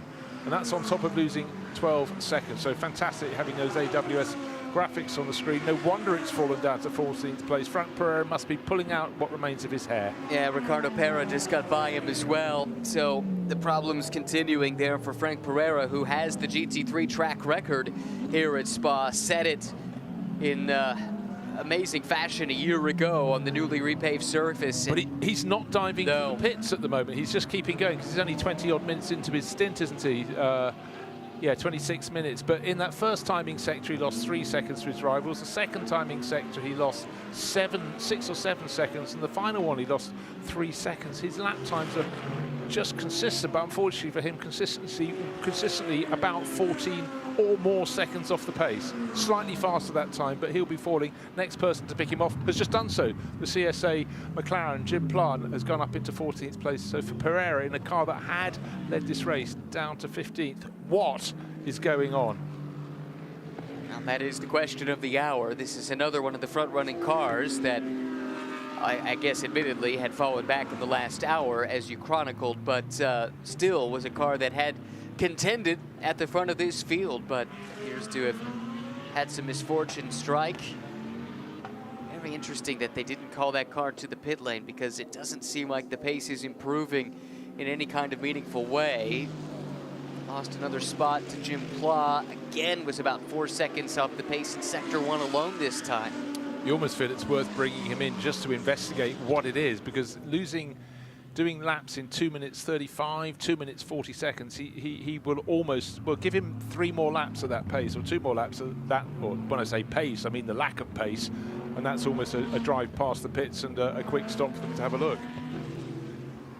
Well, we'll keep an eye on it, but that car continues to tumble down the order on timing and scoring. In the meantime, it's still Philipp Eng trying to fend off the charge from the other front-running Lamborghini, with Mirko Bortolotti at the controls now for the last 37 minutes and 50 seconds. 0.6 of a second the gap. Those two well clear of the next car in class, or the next car overall for that matter, with Arthur Leclerc.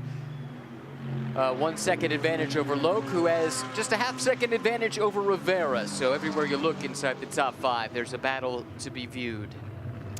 And now we're being green flagged for quite some while. That means the field is spread out all around the circuit, but it also means the front-running cars started to pick off the back-marking cars all over again, and it's how they work the traffic. And again, that's going to be a learning phase for Joseph Loke, holding down 4th place at the moment. The pressure from Rivera is intense, but in turn, they're not that far behind Arthur Leclerc, so it's a 3-car train, 3rd, 4th and 5th, and they are about 10 seconds off that lead battle, which again is under a second. It's 0.6 of a second between Philipp Eng leading in the 998 Rover Racing BMW and the chasing, harrying number 63 Lamborghini from the Grasser Racing Team, returning perhaps to their great days when Mirko Bortolotti was very much their man, adding titles for fun. That's what he used to do, for fun. Back in those days when you used to have, I always remember when I'd be commentating with John Watson, we get on board camera, we named him the driver who never blinked. Yes. It's extraordinary. I asked Joe Osborne, I said, do you know if you blinked? He said, He said, well, I never looked at myself when I was driving. But, you know, I said, yeah, not when you were driving, but later when you were looking high back. I don't know. But it's funny how drivers actually discover mannerisms they didn't know they had. Well, well, we all have our focus face, don't we? I suppose so. This is mine. Okay, number 163. Slam of the door. Yeah, there, but it's Pereira. smoking away. Now, is that the brakes? The brakes gone, but no driver proffered to take it over. I'm afraid that could be the slamming of the door on their race. They're still refueling. You go about the process. But the dolly jacks, well, they found some dolly jacks to bring up, but this is not a team that looks so it's hurrying to get that car. You'd expect that already to have been in the dolly jacks and swung in, but I'm afraid I think they reckon this is, well, they could be coming in for the technical stop, but I wouldn't suggest they'd have done those slow laps before. No, I think you're right. This is beyond what... Okay, right, they're doing the technical stop now because they had the wheels off and they had already the new brakes, or rotors as you call them, and the boxes with the kit, the new calipers waiting to be put on. But I know you don't have to rush it when you've come in, but when you've been squandering, what was the lap time for them on the way in? Again, it was a lap that was about 15 seconds off the pace. That's huge at this level. Okay, so here's the theory for you. We saw them go ahead and put some fuel in just because. Maybe now they're doing the technical stop just because, and then they'll turn their attention to whatever the ultimate root of the problem might be, or perhaps maybe the issue is braking related. Maybe the reason, you would hope that they would have things on standby ready to go, but again, one thought would be maybe they kept them out just to make sure they had the equipment ready to do the stop. But look, admittedly, I'm grasping at straws here, trying to make sense of the nonsensical. Absolutely, but Franck Pereira looked livid when he got out of the car, slamming the door, walking away. It was almost like you could imagine he'd keep his helmet on and keep walking out of the back garage. I think the front of the car was steaming, but I think inside his helmet as well. So great to see in their garage. And again, this shows the emphasis on the modern garages in the F1 pit lane. Look, there's space for the crews. Right, let's take a look at the Bronze Cup, and Ricardo Pera leads the number 80 Lion Speed team. So he's gained just a mere 31 places in the race so far. Axel Jeffries giving chase in class as well. He's gained plenty of places for them. 91 gained just a mere 41 positions. Of course, in a field of 74 cars, you can make giant gains, but in the bronze class, going very nicely. The Lion Speed car, the Porsche, in 13th place overall. Axel Jeffries also in a Porsche in 16th place. And Dennis Marshall's been setting some very quick lap times. He's third in class in the number 74 Ferrari, entered by Kessel Racing. That's one of the many pale blue and white cars in this race. Shortage of them keeps us on our toes, although can't really tell the difference. They all look about the same in this light. Well, this light means actually you pick out, so when looking at the class leader, it's number 80, 13th place overall. It's got the pink lights around its windows. Those really were a revelation about 10 years ago when they started putting coloured strips on, because before, yeah, you've got very slightly different headlight. Yes, great in the night. I'm really pleased you've got red side mirrors, but we can't see those. But certainly when you have the window strips, they really do help cars stand out. It helps the camera crews, it helps the pit crews in particular when they come in. Some pit lanes darker than others, not too bad here. The Formula 1 pit lane up the top, really quite nice and bright, not as bright in the endurance racing pit lane, but even when you've got all the cars, if they do come in on the same lap, you've got to be absolutely ready for where they are. Right, back in the world of 163, the VSR, Vincenzo Sospiri team, they've got all those brake changes done. Have they got a driver on board? Well, yeah, so someone is pumping the brakes at the moment. The lights are flashing on and off. So just having a little look, see how far down the order. Still listed as Franck Pereira, but if it's a new driver on board, by the time they exit the pits, they hopefully should have changed the driver ID board. But now what else is going on? This is possibly the bigger question. Problems at the front. It's still steaming away very slightly at the front end of the car. I think you're right. I think they did the brake change just because they had to get it out of the way. Well, because if the car's going to go back in the race, it needs it done anyhow. Exactly. They knew they were going to have to do a pit stop of at least 5 minutes to begin with. So you might as well do what you need to do so you don't have to do an additional one later. And now they can try and address whatever the main issue is. And I think the clue that it should have tipped me off that it was more than, you know, something as simple as maybe a small brake issue or something like that that led to this, the fact that Frank got out of the car. Because a normal technical stop, you don't see the driver hop out generally. They typically stay behind the wheel. But that was not the case there, and so indications are this will be a lengthy stay in the garage. Yeah, I think while those the brake changes were being affected in this long technical stop, it gave another mechanic a chance, or maybe two, to give it assess what was happening at the front end of the car. It does look as though the front left corner is having some particular problem. And they've already been in the pits now for nearly 6 minutes. So this is no mere technical stop, no mere brake change. There is something greater amiss, as quite frankly we speculated. Boy, that is heartbreaking for that team, which had run up towards the front and not even to the halfway mark. And any chance at victory likely has slipped away. Right, Gemma Scott's just telling us, for the moment, nobody talking to me about 163. Frank did not look happy at all when he got out. Had his head in his hands. I think we did on his behalf as well, but we have to carry on commentating. But they have plunged. They'll be off our top page of the timing screens, and it's just so extraordinary a race. You're running well. Suddenly, we had that problem, and a little message came on the screen. What's happening with 163? We saw suddenly, instead of doing a 2-minute 18, 2-minute 19 second lap, 2 minutes 40, 2 minutes 33. And that was where they really dropped down the order. But now, technical stop out of the way, tick. Driver back in the race, not tick, I'm afraid.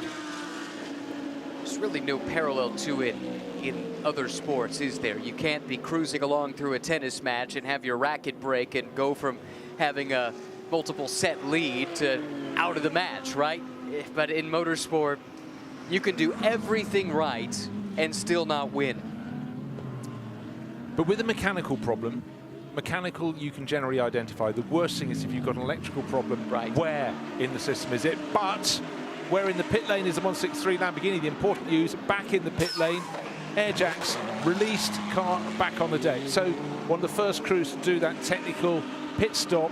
However, it was pit stop plus, and we'll have to even find the car on the timing screen. It's moved all the way down to 41st position, and the pit stop 7 is going to be probably 8 minutes by the time it's got down the second pit lane and rejoined the track. And we expected those. They had to be a minimum of 5 minutes from pit in to pit out, but at least they're within 3 minutes of that. They've lost a lap. And when you consider that if things go according to the team's plans, that most of the front-running teams should be able to do their technical stop under a full course yellow, this lengthy stop here above and beyond the 5 minutes plus under green flag conditions, I would go as far as to say they've lost 2 laps. Yeah, that dooms them of any hope at a victory overall here tonight. Okay, what have we got at the moment? We've got a fantastic battle. There is a Lamborghini in, but it's the one from the Grasser Racing team, and it's chasing. It's under a second down, under 0.4 of a second down on Philippe Eng. Super close, and it's Mirko Bortolotti on the charge. Let's take a look at the top speed. It's still Fabian Schiller who has bragging rights at the speed into the first part of Pouhon, but suddenly you've got Nobutero Taniguchi, the Good Smile Racing Mercedes driver, has now closed. He's got to just 1 kilometre down to 181. So there have been some scrapes and problems for the Good Smile Racing team, but that will give them a proper beaming face, won't it? And that's something to have a good smile about, right? Good for them on what's been a frustrating race up to this point. Chance to listen in to some team radio here, eavesdrop in on what the team tells Philippe Eng. Let's listen.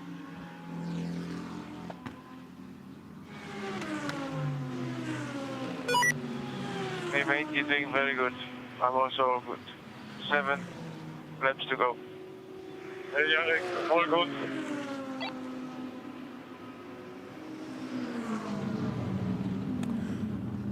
Well, that was the voice of Philippe Eng. Cool, calm and collected under a lot of pressure. There he is, 0.368 of a second clear. It's ebbing and flowing by at about half a second here, half a second there, but under half a second each, and cars now continue to dive into the pits. But 7 minutes more, that was the message to Philippe Eng. And Mirko Bortolotti will be chipping away. He's been close, but he hasn't been able to make a move as yet.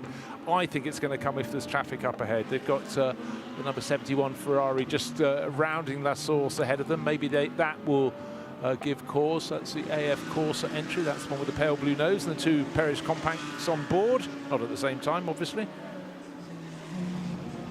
Well, let's rewind the clock just a couple of hours ago and establish how it was that the 998 got into the lead. Effectively, they were just doing their thing, running at the back half of the top 10, if not even outside of the top 10. They were pitting as per their cycle, which was just a little bit later than the rest of the front runners, which was crucial. because as they were in the pit lane, a full course yellow came out, which neutralized the rest of the field. It allowed them to do their stop and jump to the front of not just the class, but of the race.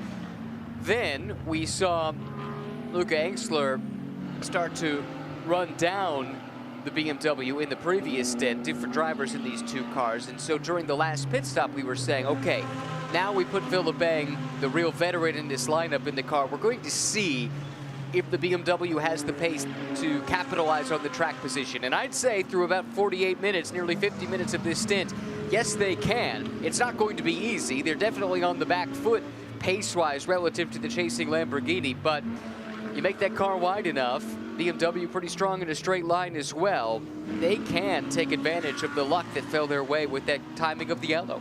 It was one gift, and it's going to happen to some teams at some point in the race. And but the thing was, what we did have was a lot of drivers, very much, lots of cars on absolutely the same sequence. The number 48 Mercedes has been dropping in and out. They're doing their own thing. Lugiao was back at the wheel. He's down in 7th place.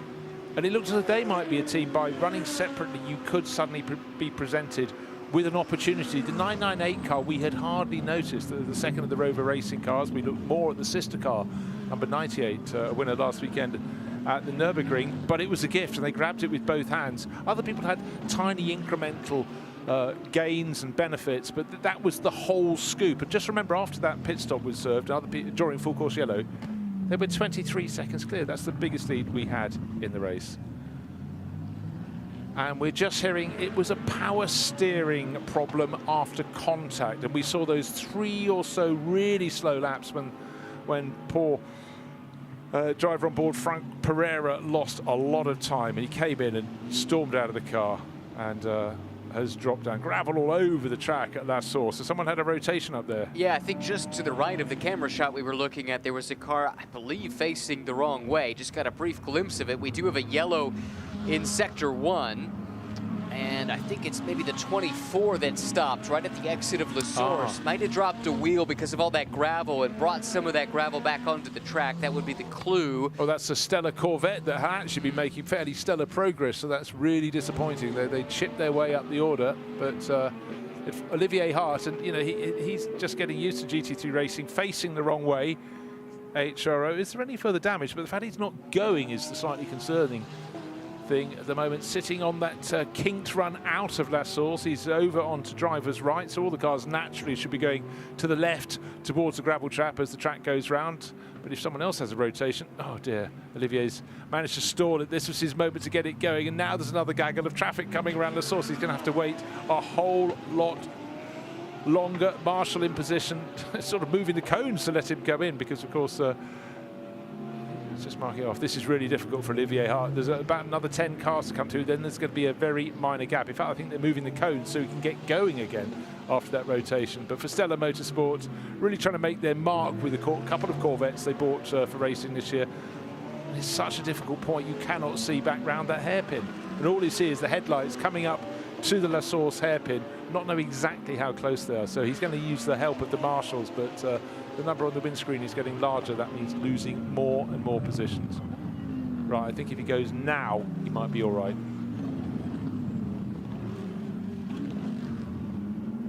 He's got to get it rolling, and that hasn't proven to be an easy feat, has it? He's still trying.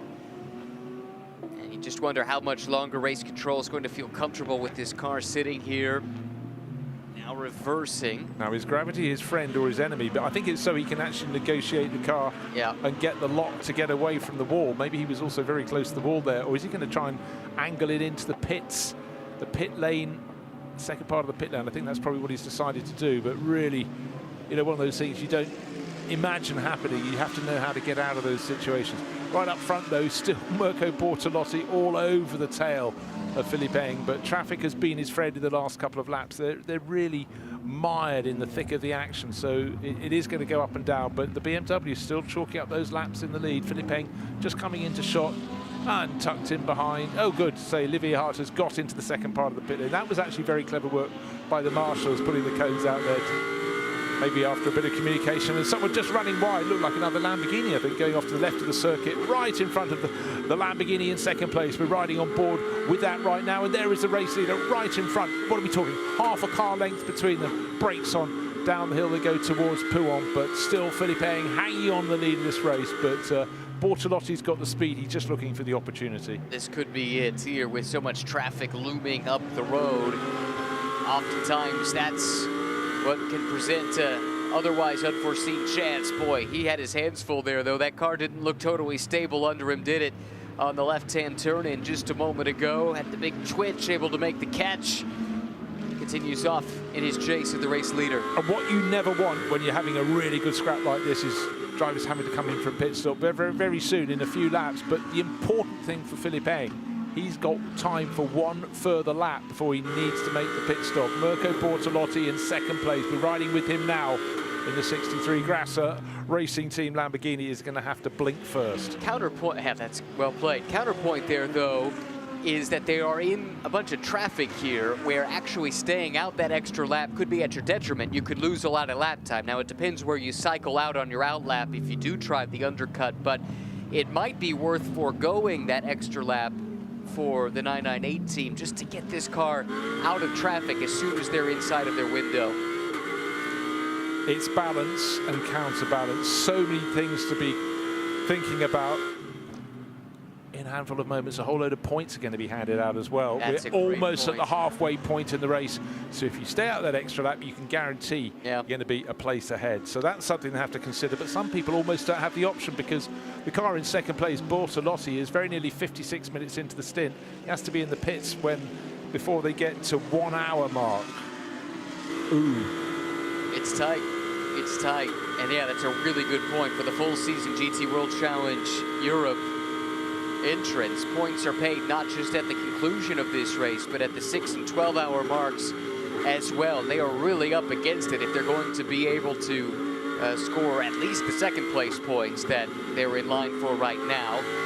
Pretty good job there by Eng to get past this McLaren. And so now a little bit of a buffer between the race leader and the pursuing second place car.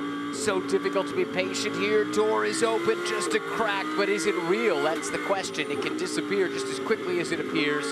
Bortolotti deciding discretion, the better part of valor here at this still relatively early stage, I say, as we're nearly 12 hours in.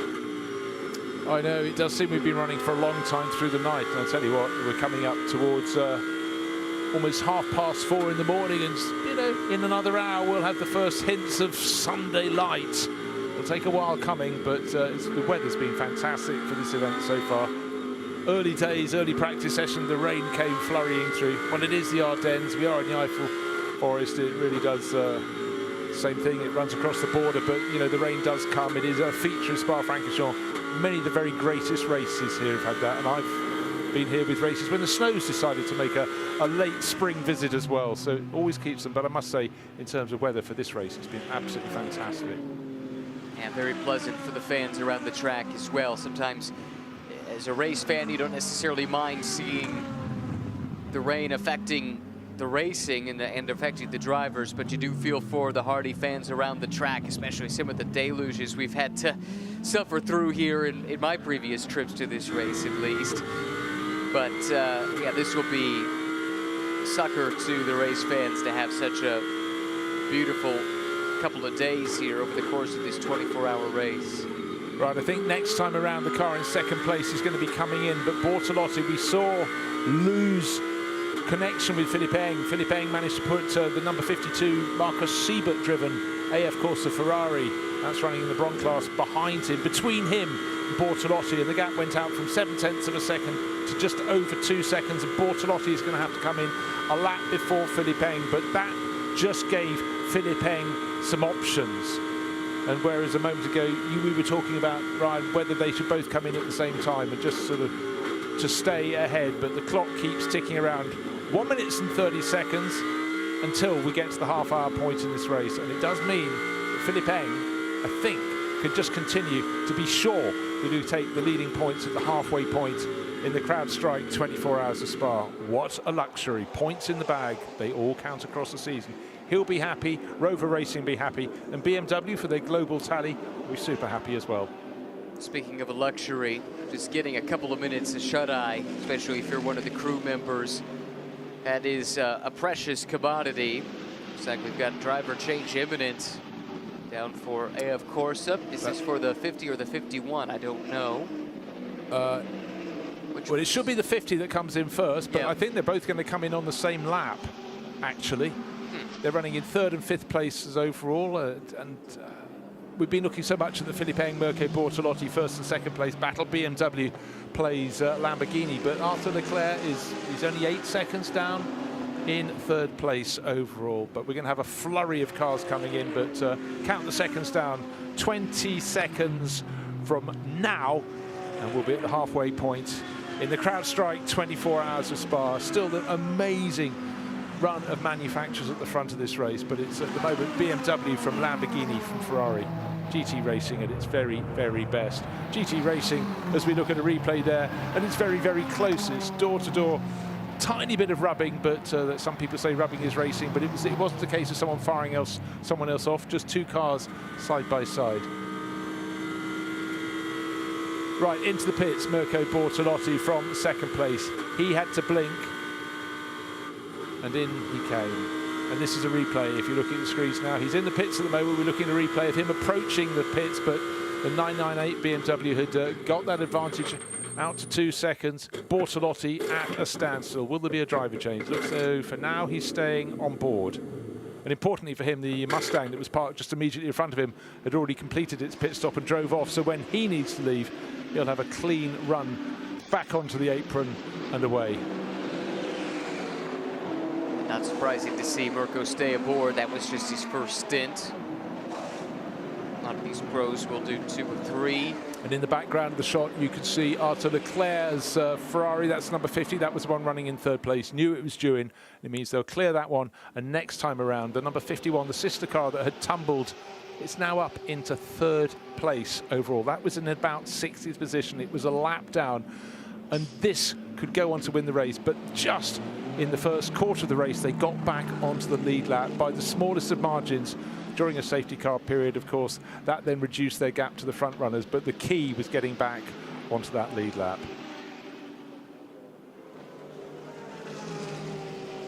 Hard-earned to get back on the lead lap, but then they've taken advantage of it.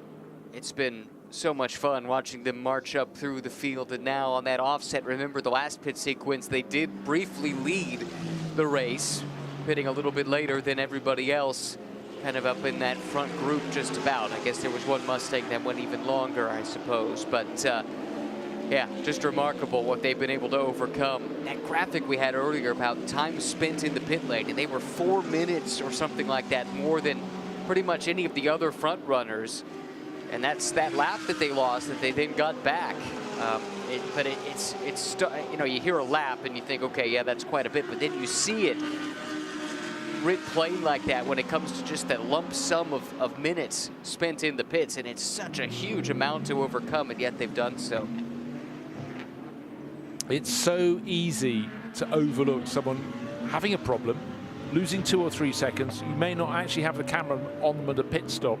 You could be looking in the bottom pit lane, there in the top pit lane, and someone, as we had the case with the 163 Lamborghini, they lost 12, 14 seconds. Subsequently, they have had this other problem that's really, really affected them, but suddenly that can totally pivot a race. 998, Philippe in from the lead of the race, but importantly for him, was leading at the 12-hour mark, so he banked all those points, put them in the pot, and they will all go to the overall mix. But also, importantly, he's at the front end of the race too, not just for the points, but he should, all things being equal, be able to get back out there, not doing the long technical change. He should go back in the lead of the race. Might be by a tiny margin.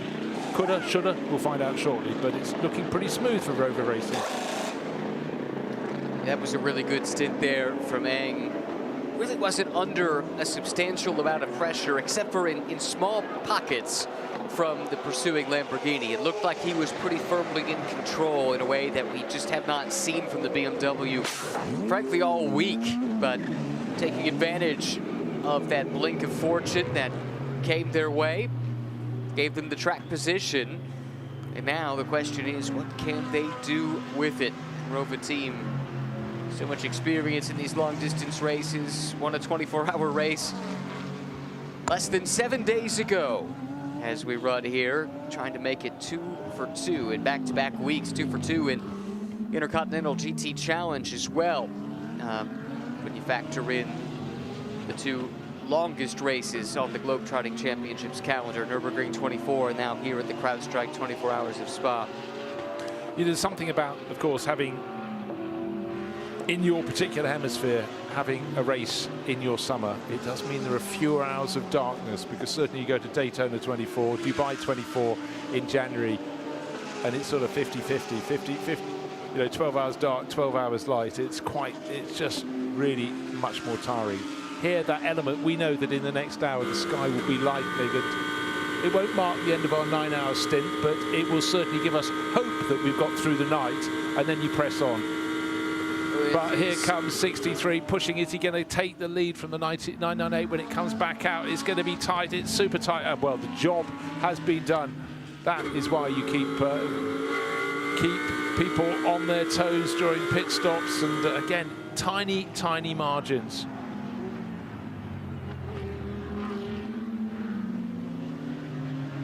And for the Grasser racing team, they have worked so hard. And Alessio Rivera still waiting for that pit stop to come in. And there was nothing really between the 2 teams in terms of the pit stop time. So that goes down to Mirko Bortolotti, I suspect, in-lap and out-lap. That time the undercut strategy worked nicely. He had some clear track to work with when he came out of the pits.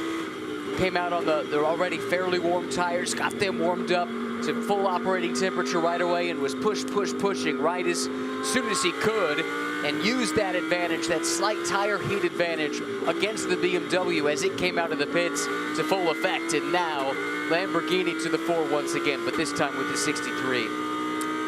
Yeah, so listed at 9th and 10th overall, Bortolotti ahead of Eng, but the important thing is the fact that there was no driver change in either of those, so both of them fully conversant with the track conditions before the cars came in.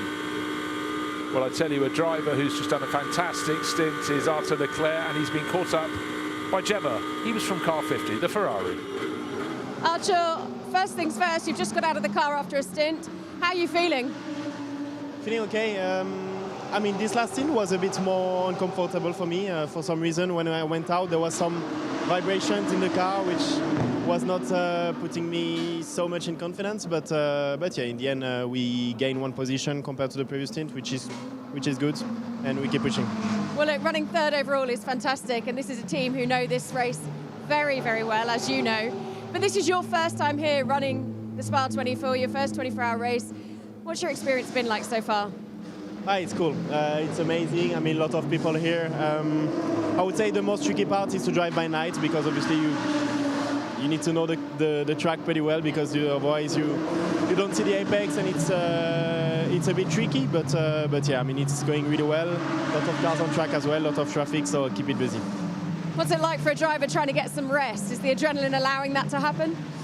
I struggle to get some rest. To be honest, the last time I tried to rest, I was on Nickelodeon looking SpongeBob, which is not ideal. I'm struggling to find good naps in between the stints. I think with the adrenaline and everything is a bit tricky at the moment.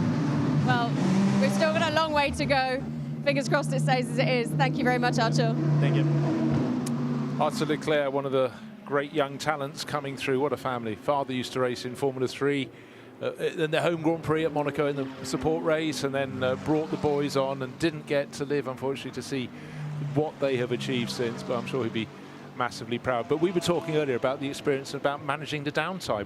This is what, just, Arthur's explaining it, it's not something you take to naturally, but he's got to find ways in subsequent 24-hour races to maximize. It might only be an hour or even 45 minutes of pure sleep in a 3-hour break from whatever, from when you next need to get in the car, but you've got to make sure you get it. Watching SpongeBob is a strategy I've not encountered before. That was Have you a new not? one. No. Oh God, it's been famous for years. Well, where have I been this whole time? SpongeBob, for those who haven't ever watched him, and I think there are probably few people in the world, is a children's cartoon character, a series of characters. I watched it when my children were small. I haven't a clue what's going on. It's part of clearly the fun. something that's just right if you're 2 years old. Quite what Arto's doing and watching, he's a bit more than 2, but anyhow. Well, maybe he thought it would help him go to sleep, but that's not been my experience with SpongeBob over the years. My children like it as well. But yeah, anyway, he'll be ready, as SpongeBob likes to say. I'm ready for when his stint comes up next. Yeah, there you go. Get you. Got it in. But of course, it's one thing that you naturally, your body would want to sleep at night, but in an hour or so it's going to be light again. And if you've just come out for your stint, and it's like your brain is sort of telling you, hey, get up. Well, unless you're a teenager, and some of them are, in fairness. That's true.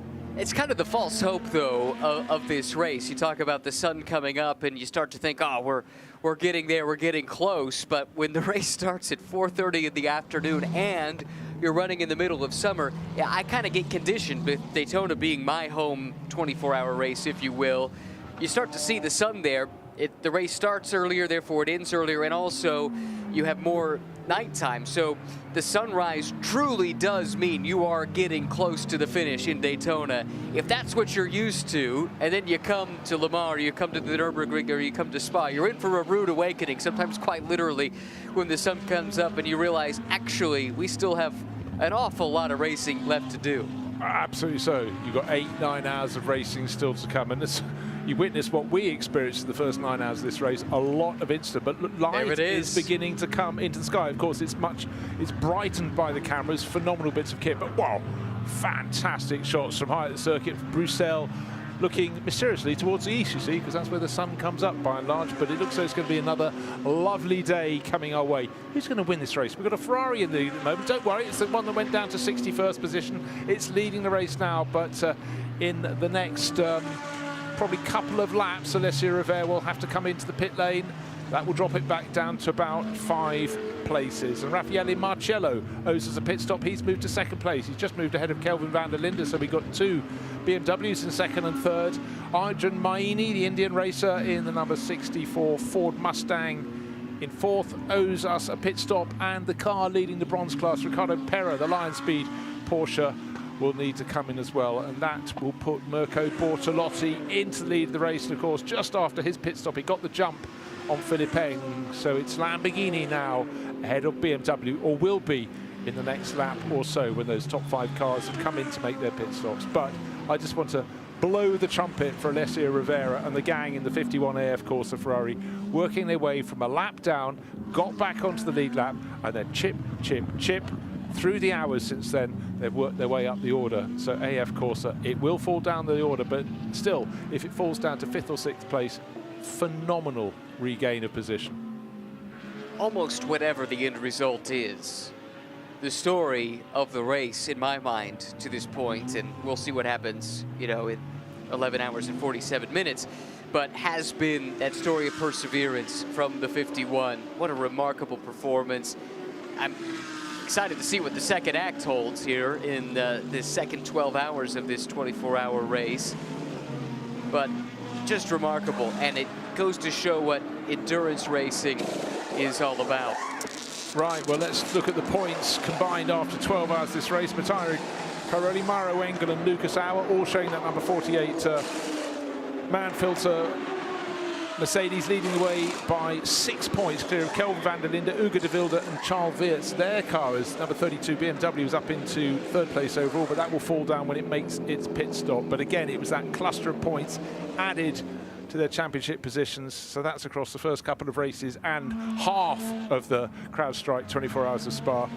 And it goes to show that you've got to keep putting the points in the pot. But certainly for the 998 crew, Philippe Eng and the gang, they took a healthy dollop of points, but they haven't had such great results in the earlier races in the championship. And so for Dan Harper and Max Hess, well, they join him in that 998, and it's worked its way to the top. But that's a good scoop to put in the bag. Who knows who's going to be ahead at the end of the race to get the race-winning points, but you gain points on 6 hours, on 12 hours, and so you go. And that's the feature of these long races in the Endurance Series. But this, of course, is the longest of all of them. I do like that, because when it's an all-or-nothing kind of equation, you could have a really wonderful race go awry with an hour to go and have nothing to show for it. At least this way, admittedly, you have to plan for it, and you have to be in position to take advantage of it, but a good, strong opening quarter of the race, a good, strong first half of the race is rewarded, and I think that that is to be commended. Yeah, and also across the seasons, across the years in 24-hour races, almost inevitably someone is going to have a problem, and it could come at any time, but to come in the 23rd hour or even the final lap, as we've seen at Le Mans in the past decade or so, several front runners, even race leaders have stumbled, and to come away with nothing is awful. But you know, here it's a very, very good system. Right, WRT sitting in the pits at the moment, and now the number 51 Ferrari, Alessio Rivera, brings it in. Now is the time, as we have a driver change coming up, that they might want to wheel it back in the garage and do the technical change, or while they're making progress and they're deciding the brakes could be fine, it's about where they slot back out onto the circuit, Ryan, because doing the 5-minute stop, you're going to lose a lap and a half, best part of 2 laps. But if you can get back out, and they've looked at the intervals where they will slot back in, will it be 4th, will it be 5th? And again, it's what traffic will be around them in the first 2 laps as well. So many things the team can consider. Also, this at the moment gives them a quick chance to assess what are the state of the brakes. Driver change, driver getting out, at least will be in an environment where it's easy for him to tell them, not so easy when the driver's sitting in the car. Very true, and you know the teams will visually inspect those brakes, of course, to make sure that nothing needs to happen. The driver getting out will pass along that message too. As we talked about earlier, the teams ideally would try and tie their technical stop to a full course yellow period. In a normal year, where you have to factor in some inclement weather from time to time, you can almost count on some full course yellow in the overnight inside that window in which you're permitted to do the technical stop. Because this race has run completely dry and the forecast is for it to remain that way for the final 11 hours and 44 minutes, there's no guarantee that you get that luxury. That said, I think unless the teams are having problems with brake wear, they're going to try and push this down the road, kick the can, if you will, as long as they possibly can, in order to hopefully take advantage of a full course yellow and therefore lose as little time as possible when doing that mandatory 5-minute stop. It's the moment when the car is running down the second pit lane towards Eau Rouge, and you can see the number on the windscreen. It looks fantastic. 001 still leading the race, but as they go down, others are coming down the hill from La Source to Eau Rouge. They're at full racing speed. You in the pit lane to do it at 50 kph. You think, have they done it? And then suddenly the number on the windscreen just goes up, up, up. And I think it went up, may come out in 4th place, the 51 Ferrari, or will it be 5th? But we know full well that with the top cars having stopped, Vincent Abril is the driver back at the wheel of the number 51 Ferrari. It does seem as though Mirko Bortolotti will be leading from Philippine, but how close would the AF Corsa Ferraris get them? Remember, before the pit stops, the better place those 2 AF Corsa cars, the 50, was about 8 seconds down on the second place car. So that should have given scope for those first 2, the 998 in second place, that's the leading BMW, and the 63 Lamborghini that should be the new race leader, or return to the race lead. They should be back in those positions. And they are now, as you can see on the scoring pylon top left of the screen. Bortolotti leads ahead of the BMW of Ang. Abril still shown in the 3rd spot. We'll see if that holds true. If so, again, what a remarkable comeback this has been. And now the Monegasque, disproportionate amount of Monegasques actually in the AF Corsa cars. Isn't that interesting? We just heard from Arthur Leclerc. Now Vince Abril, for such a small country, two drivers represented in their lineups. With the obvious reasons for why they're there, the tax situation, also the wonderful weather, and the home Grand Prix, you see, brings them there. A lot of people who move there are French by nationality, but they're moved and settled. Which Vince Abril would fall into that category. I believe he was born in France, but has raced under the Monegasque flag. Yeah. Well, I didn't know their specific circumstances, so I wasn't going to jump to conclusions as to why they chose that as their domicile or if they were born into it. But nevertheless, it's still remarkable. You don't get that many top flight drivers racing with the Monegasque flag at the very least. No, you don't. In the 50s, we had a handful. Yep. Running in the World Championship, but it was a much smaller game then. But now spread across the various series. I mean, Vance Abril has been racing GT cars for a long time across a lot of manufacturers, but really found his feet again with Ferrari in the last couple of years, and certainly getting some tip-top drives. But right, here we are with Mirko Bortolotti We've cracked the halfway stage in the race, and it's Lamborghini leading from BMW. The only difference in the early stages of the race, it was Mercedes at the top, with a Lamborghini getting close to them. BMW was nowhere. BMW are now very much in the mix. Down the bottom end of the top, we've got Augusto Farfus, the second of the Rover Racing BMWs, and Hugo de Wilde, the number 32 BMW from Team WRT. And that's the car he's sharing, of course, with Charles Weerts, who'd be desperate to get a home victory. He's had many, many race wins, generally showing with Dries van Toor across recent seasons, but Dries largely now, of course, in this race, but not paired up with him because the other driver in the car is Kelvin van der Linde, and that's the number 32 BMW, now in 9th place. Top Mercedes is, again, the number 48 car, but it's down in 7th place overall, and again, it's running slightly out of sync with some of the rivals, but actually has pitted behind them now. And they were the ones that, not once, but twice, have done a short pit stop to try and propel them up the order. But you sort of wonder, will that come back and bite them? Have they only kept in the race by doing the shorter pit stops? Have they got the pace? It feels as though water is finding its level a little bit with this car because, yes, they have vaulted a little bit higher from time to time tactically, but over a long enough green flag run, they always seem to end up 7th, 8th, 9th, somewhere in that mix, which is where they were running when they first tried going off sequence all those hours ago. I don't even remember when that was at this stage in the show, but that was able to get them up towards the front. It got them in the conversation. It, at the time, made them the best placed of the Mercedes when that was not a given. It kind of is now.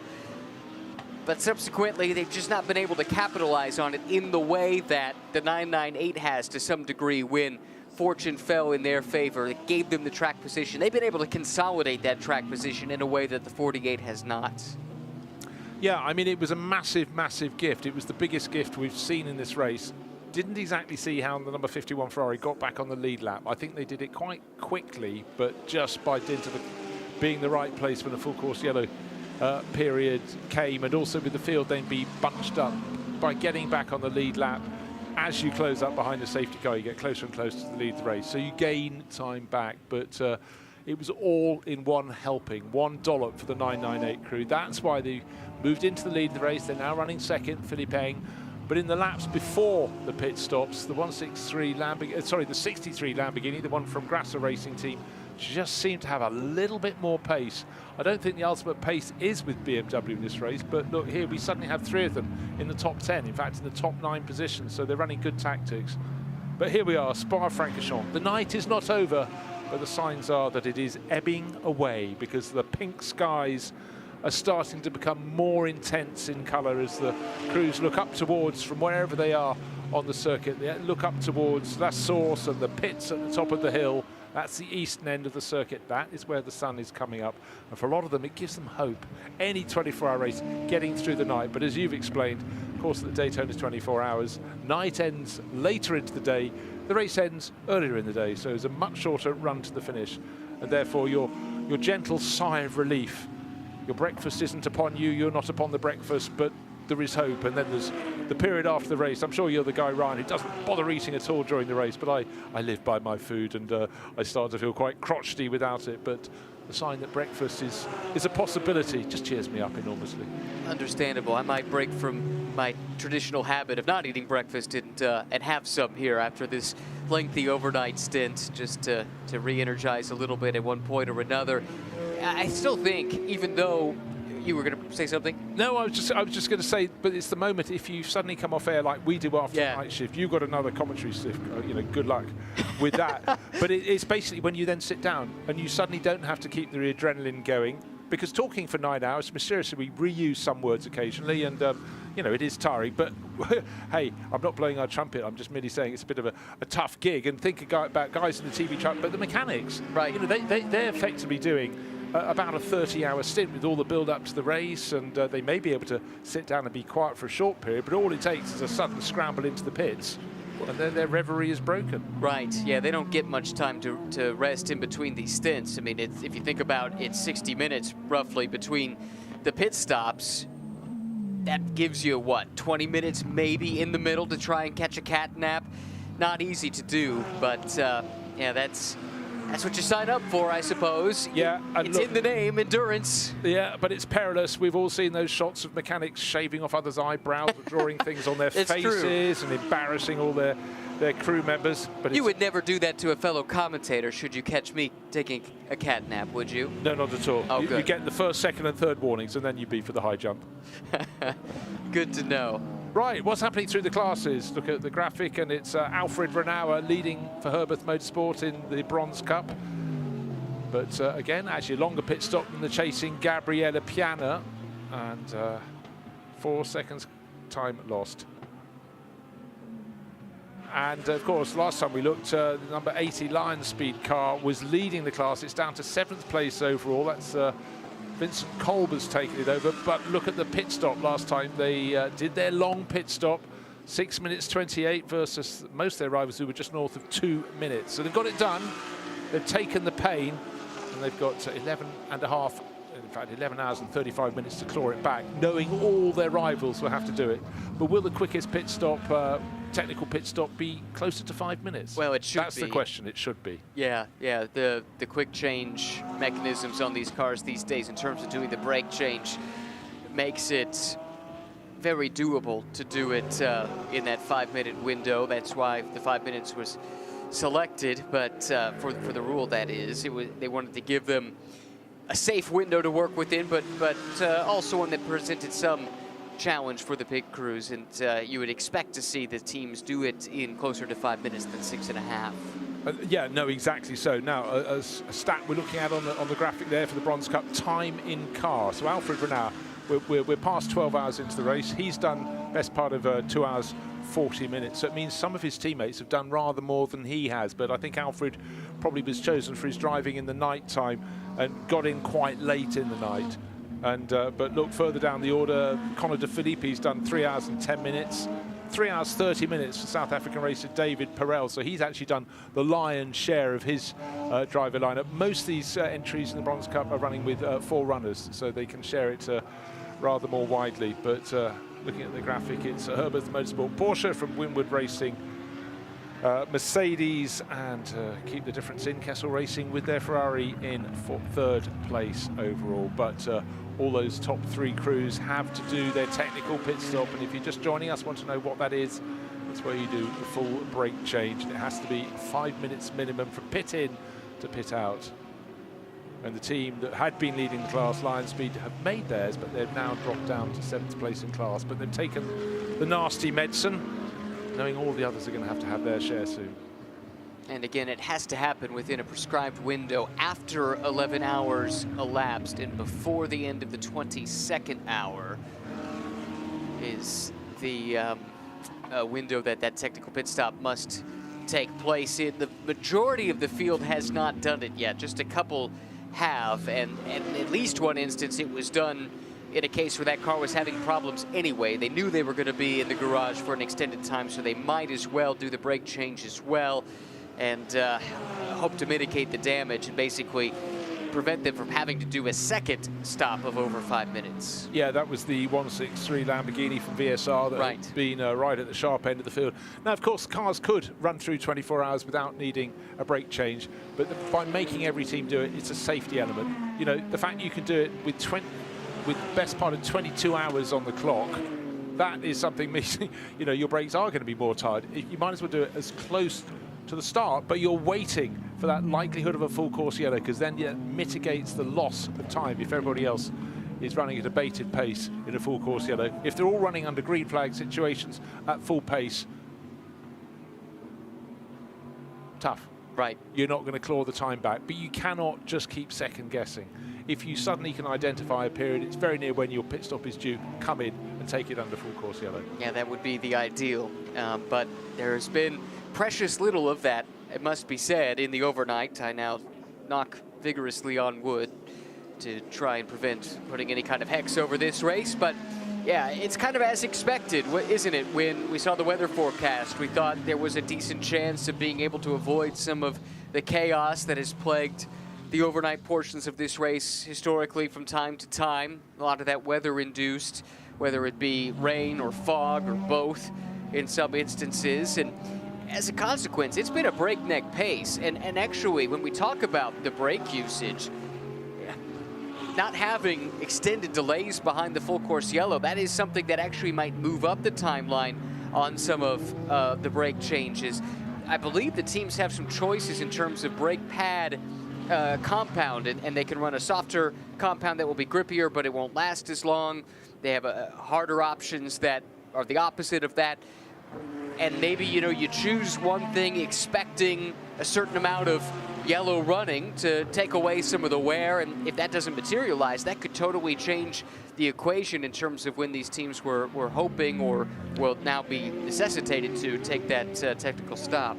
Now, yeah, of course, the top teams all know exactly how their drivers use their brake, how hard, how kind they are, but I tell you what, who's using their brakes very hard? It's these two cars battling for 6th place overall, and it's the Rutronic Racing Porsche going great guns at the moment. Sven Muller at the wheel, but Lugi Auer is chasing big time in the yellow and green man filter sponsored Mercedes from Team Winwood, running a little bit wide at various points on the last lap, but he's really putting the pressure. 6th place they're fighting over, but as we've seen from the AF Corsa team, your cars can have trouble and still be back at the sharp end. And just to reiterate, during the pit stops, Vincent Abril in the car that was super delayed was off the lead lap, got back very early on, and that was a masterstroke, and that means his car, the 51 Ferrari, is ahead of the sister car of Alicia O'Donnell. They're separated by about 6 seconds. So Vincent Abril's putting in some quick laps as well. He's matching the front runners.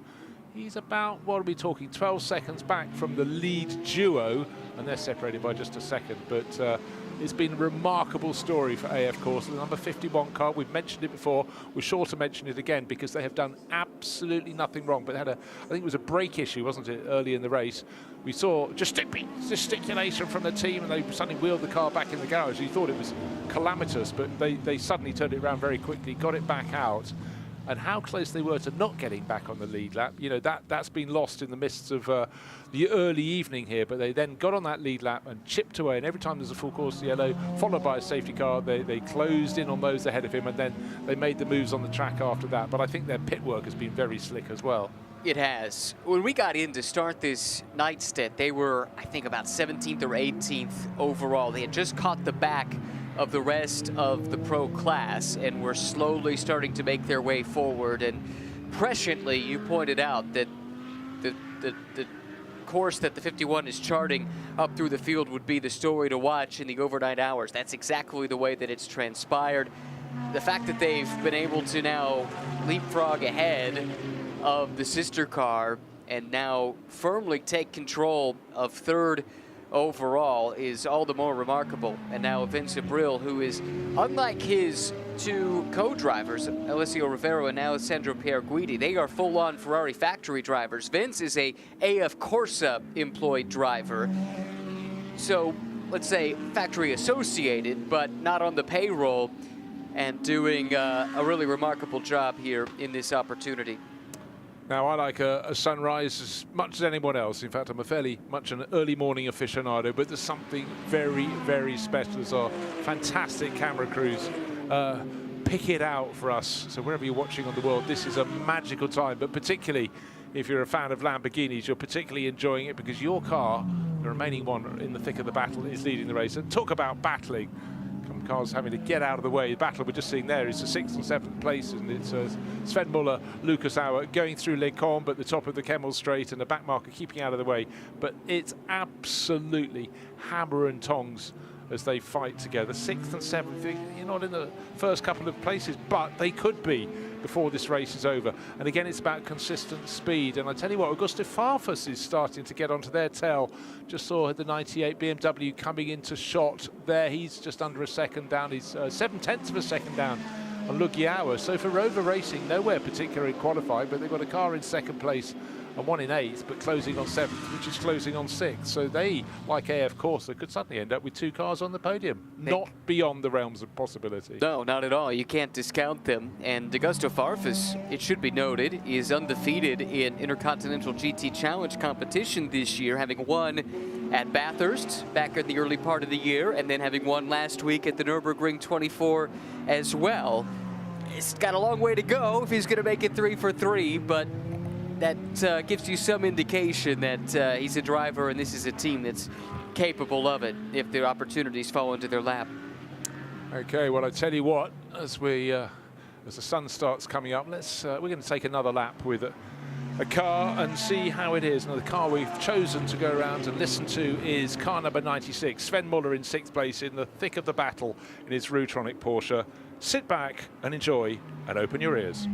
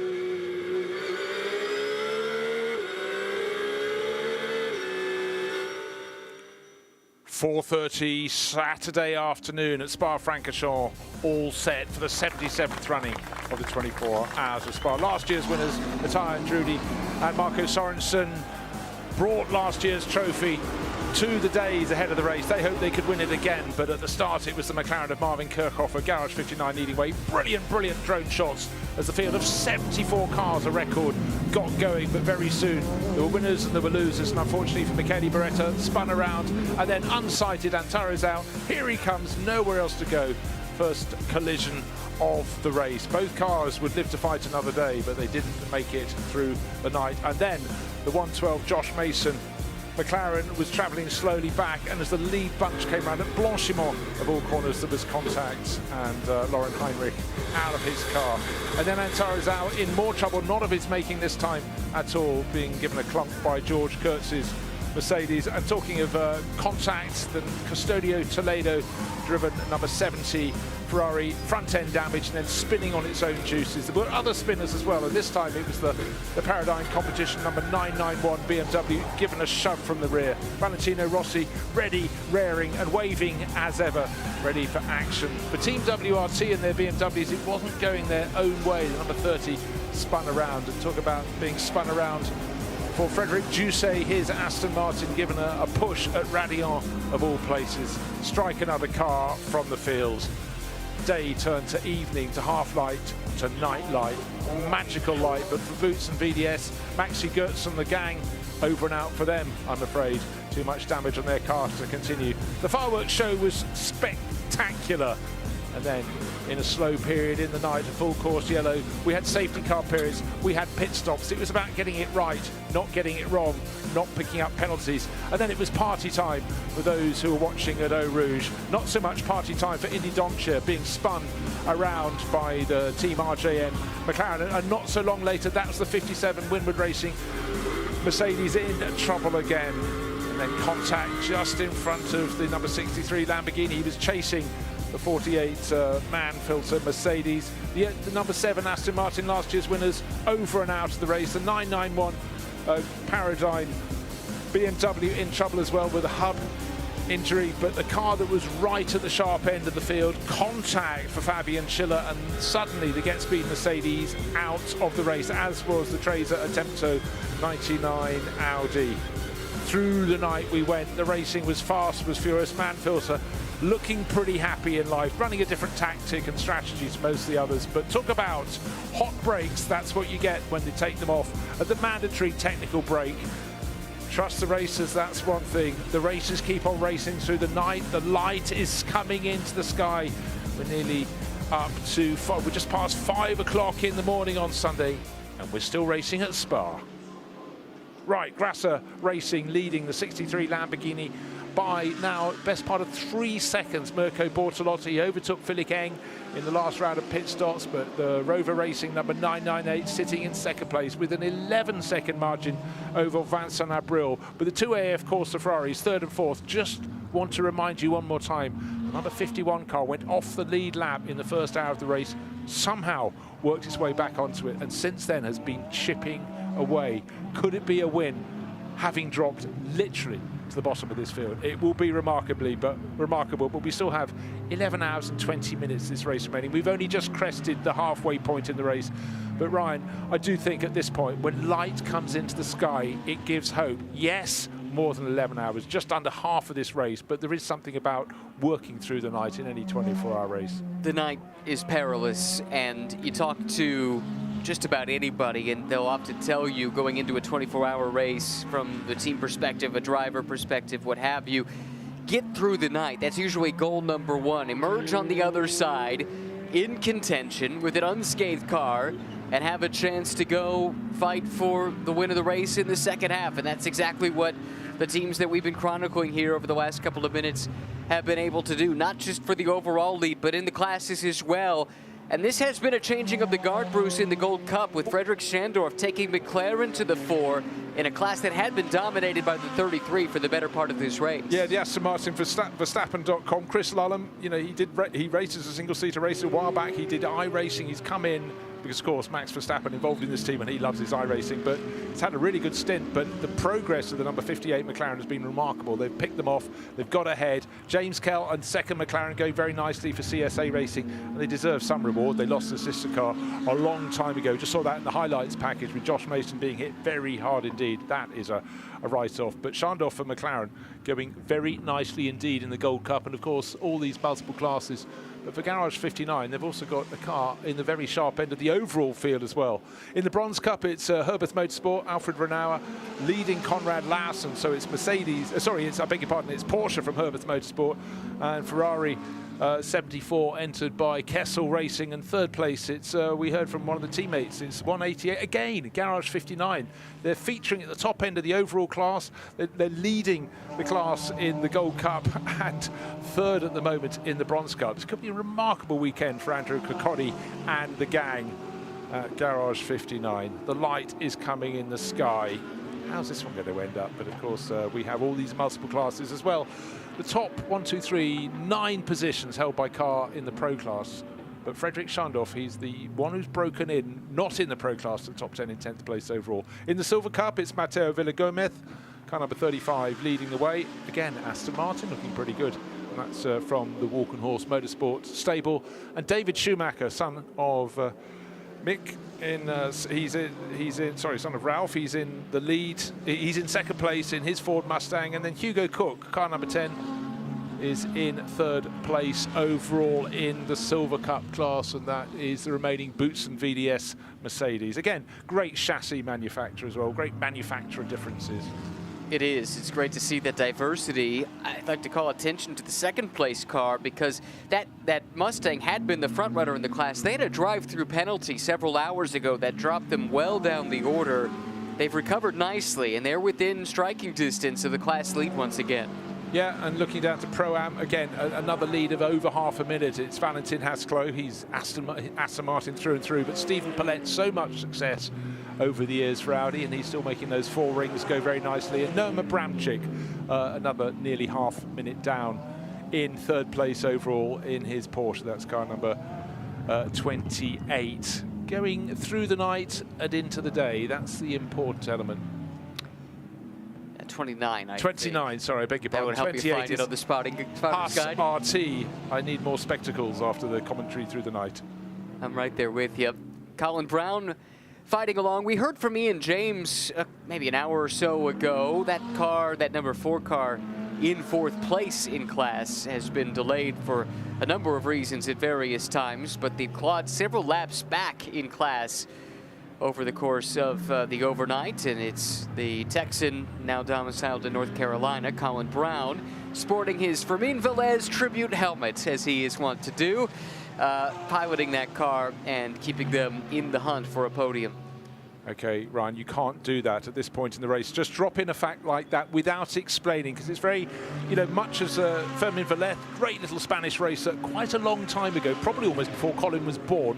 Why is he sporting that helmet design? Well, not quite before Colin was born, because, yeah, but that's part of the story, because, of course, Colin's father, Jeff, renowned engineer and strategist, primarily in IMSA in the States, although he was actually engineering a car at Le Mans a couple of weeks ago, AWA, the Canadian team that won the 24 Hours of Daytona earlier this year. But anyway, I'm getting a bit off-piste. So Colin's father, Jeff, engineered Team Scandia back in the 90s. That was a sports car program as well as a IRL IndyCar program. And Fermin Velez, one of the drivers that Jeff Brown engineered, and Colin got to know him as a young man. Struck up something of a rapport, I suppose, and has had the tribute helmet ever since. Well, it's also great for all sorts of reasons, because helmet designs are much clearer back in the period. But for me, Fermin Velez was someone I saw racing a lot in Group C around the European beat. But again, the spreading of championships, and you know, we talk about the ebb and flow of sports car and GT racing. You know, sometimes there's a connection either side of the Atlantic, sometimes not. Now, Augusto Farfus has been going very well recently, and he's in 7th place overall. In fact, he's just moved ahead of Lucas Auer. So again, I just don't think this Manfield Mercedes has got the pace through the night. We did see some side-on contact. That might have slowed it. But in the early stage of the race, it was great. But they had those 2 shorter pit stops.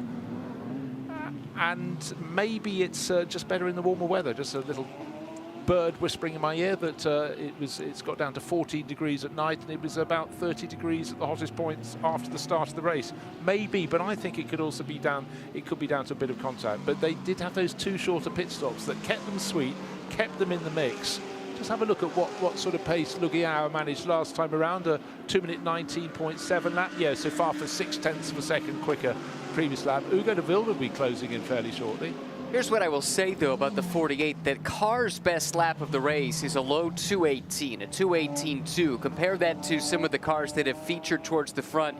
Our current leader, that car's best lap time at 2:17.5, significantly faster. Similar for the 51 that runs in 3rd place, another 2:17.5. The McLaren has cracked the 2:17s as well. And even relative to the other Mercedes, back when it was, what, the 17, right? That was running up towards the front at one point or another, the car that Fabian Schiller retired. Mid 2:17s. Yes, and the 48 never seemed to have the pace to match the other Mercedes for whatever reason, whether it was damage or difference in setup or whatever the case may be. And that's why we speculated that they opted to go off strategy when they did, recognizing that maybe the pace wasn't there, so let's try something different. Let's, use tactics to our advantage, and it has worked from time to time. It's given them track position, but they've struggled to hang on to it. Yeah, it's sort of an artificial picture, but if you don't have the pace, you've got to gamble. You've got to see what you can do, and maybe you just come lucky with the full course yellow. They're still in the mix. I mean, you know, there they are running around now in 8th place, and what are they off the race lead? Just waiting for those time sectors to come through, but they're still in the hunt. But maybe, just maybe, their pace will pick up again when it gets warmer, because the early stages of the race, they were always there or thereabout. But I just keep thinking about those 2 shorter pit stops that saved them best part of 40 seconds over their rivals twice. Yep, that's right. And I'm not sure we've seen the full story yet about what impact that's going to have. They're still slightly off sequence relative to the cars ahead of them by and large, although there are a few exceptions to that.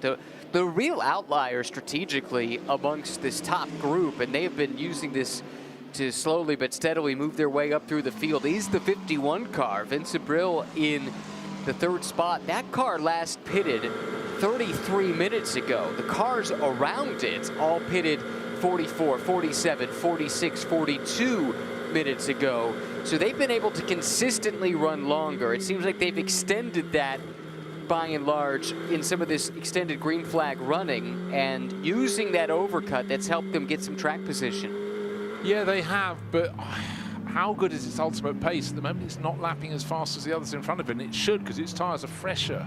There's an element to be considered. True. But maybe it's just part of the way they've rolled the dice to make sure they keep going towards the front of the race. But we'll have to see how deep they go into that pit stop sort of pocket, if you will, because you're allowed a maximum of an hour between your pit stops if there is no full course yellow during the period. But if there is a full course yellow, you can have an extra 5 minutes. Right, yes, and I think too, the big strategic domino that we're waiting to topple over is, when do these front runners take that technical pit stop? None of them have. None of the front runners have yet, because I would speculate this race has been so clean overnight. And again, I think they're trying to wait, trying to hit a full course yellow in order to knock that technical pit stop out, and they just have been few and far between. Few and far between, but of course, if you have to take on the new brakes, you actually want to be able to use them. So the later, you can't take them in the final 2 hours of this race. So up to the 22-hour point, you can take it.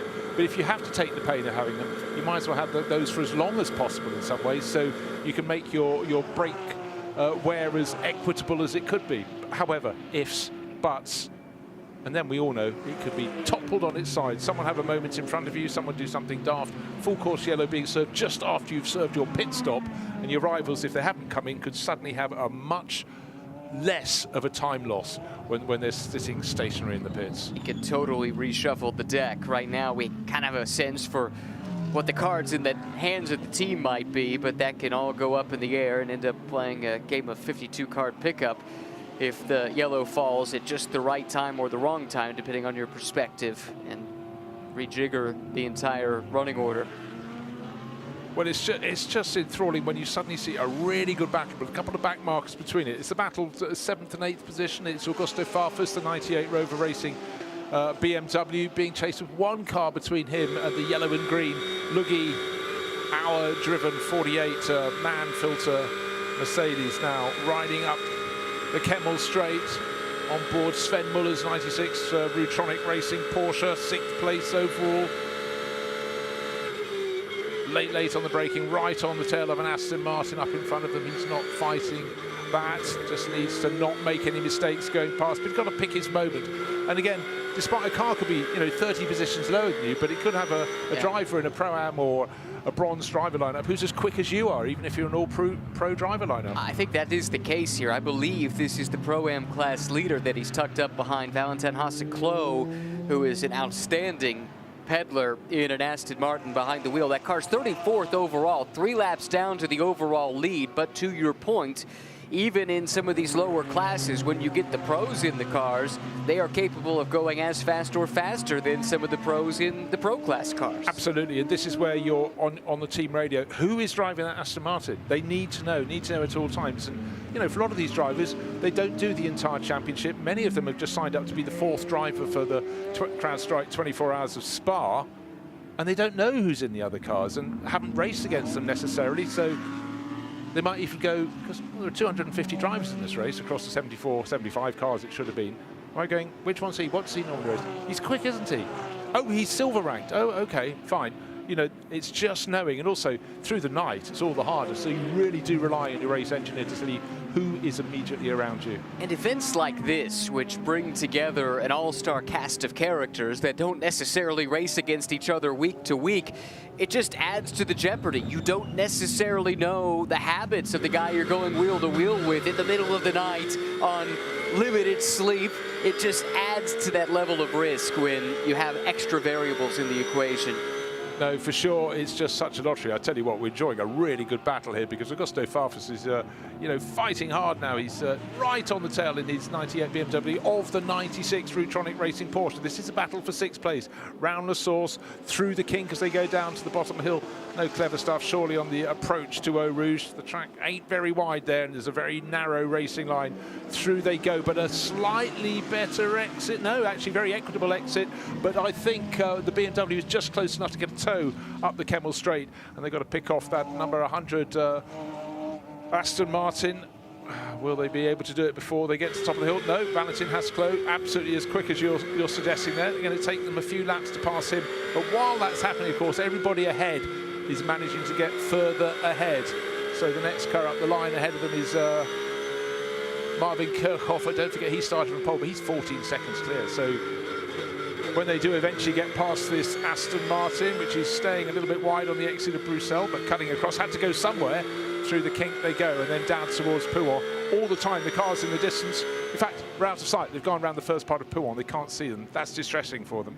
Yeah, it is. Sven Moller won't be liking this at all, stuck in traffic. And, you know, to Valentin Haskell's credit, he also is running a race of his own, and he's got some traffic he'd like to clear. This time, though, he does move off to the side and let some of these front runners play through. This wasn't a battle that he was involved in. This was a lapped car, or a car at least on a different lap, this BMW that he was trying to clear.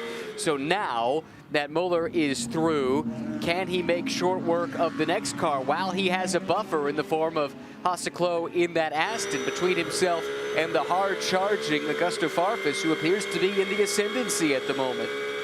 Yeah, that car had a very, very good stint with Raffaele, a couple of stints probably from Raffaele Marcello. Farfus, history in this race, big time. Also history in motor races, has been in it very long time indeed, but clearly he's lost none of his speed. The Rutronic Porsche hoping the flag signals favour it. Yes, they do. Goes past the 992 Paradigm competition. A remaining Paradigm competition BMW. Of course, the sister car had that problem with its hub.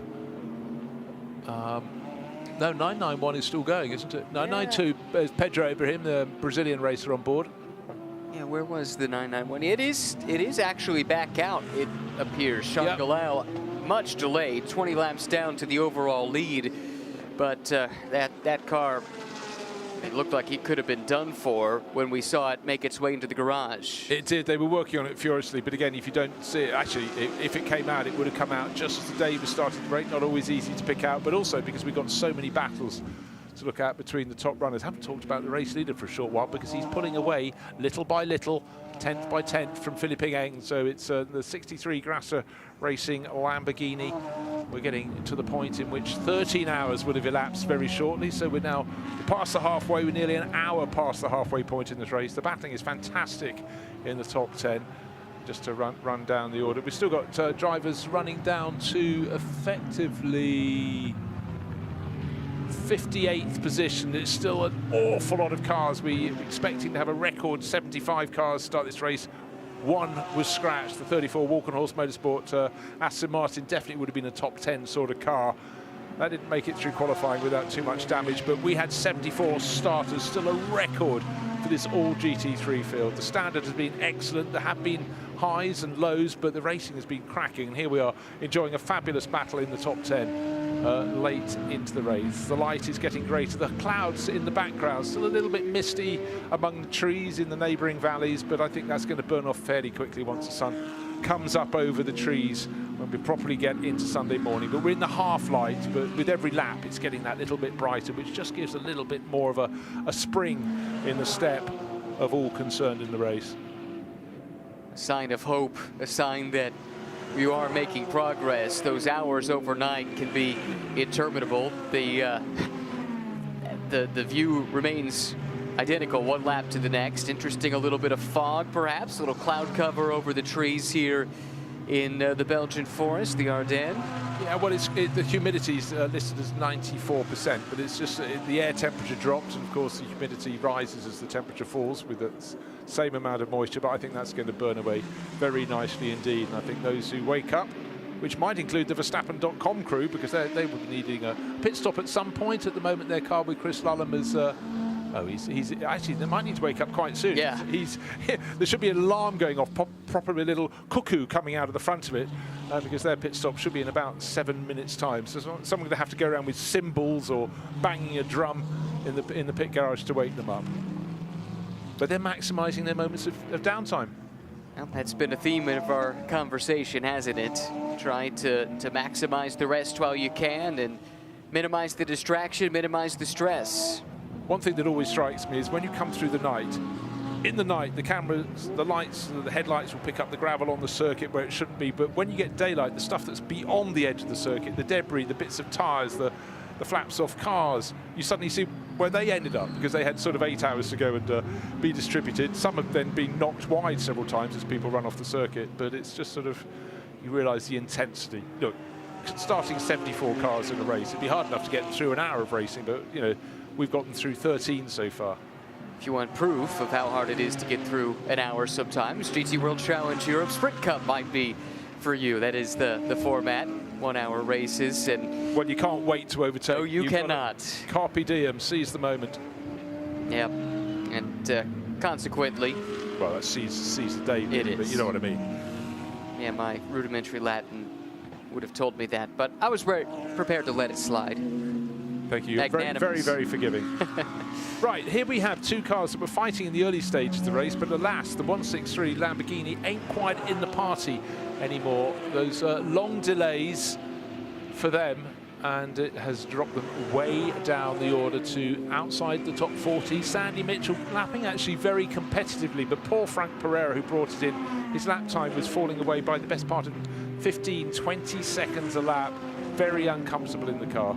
Was that the car that had the power steering issue? Yes. Is that what we learned steering. it was? And they elected to go ahead and do that technical stop, but then dealt with the power steering problem and got them back out. Looks like the issues have more or less been resolved, because you're right, pretty good lap times from Sandy. Yeah, and what we heard, that wasn't well, it was a sudden power steering problem, but it was after contact with another car under cover of darkness. So that was possibly the frustration too for Frank Pereira.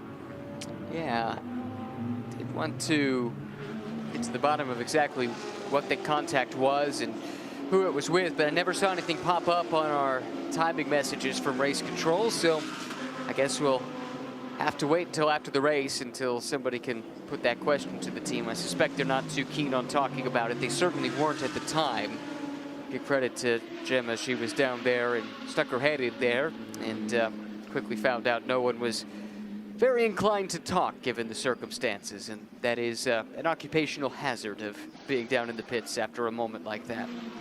It is. That's when you have to conjure people who begin to trust you. It's a long process. You know, you scratch my back, I'll scratch yours. I won't give away. If you want to give me something in confidence and secret, I will not betray you. Betray you, and you don't deserve another chance. But it's all part of the game. And sometimes teams simply, particularly when manufacturers are running cars rather than privateer teams, they're not particularly keen to tell you something is broken, even if something quite clearly has. Anyhow, c'est la vie will always be the case. That's not another translation, by the way. That's French, not Latin. I never studied French, so. I'm moving around. We'll go through the languages. All the Romance languages, we'll cover them off here in the next couple of hours before we sign off on the night shift.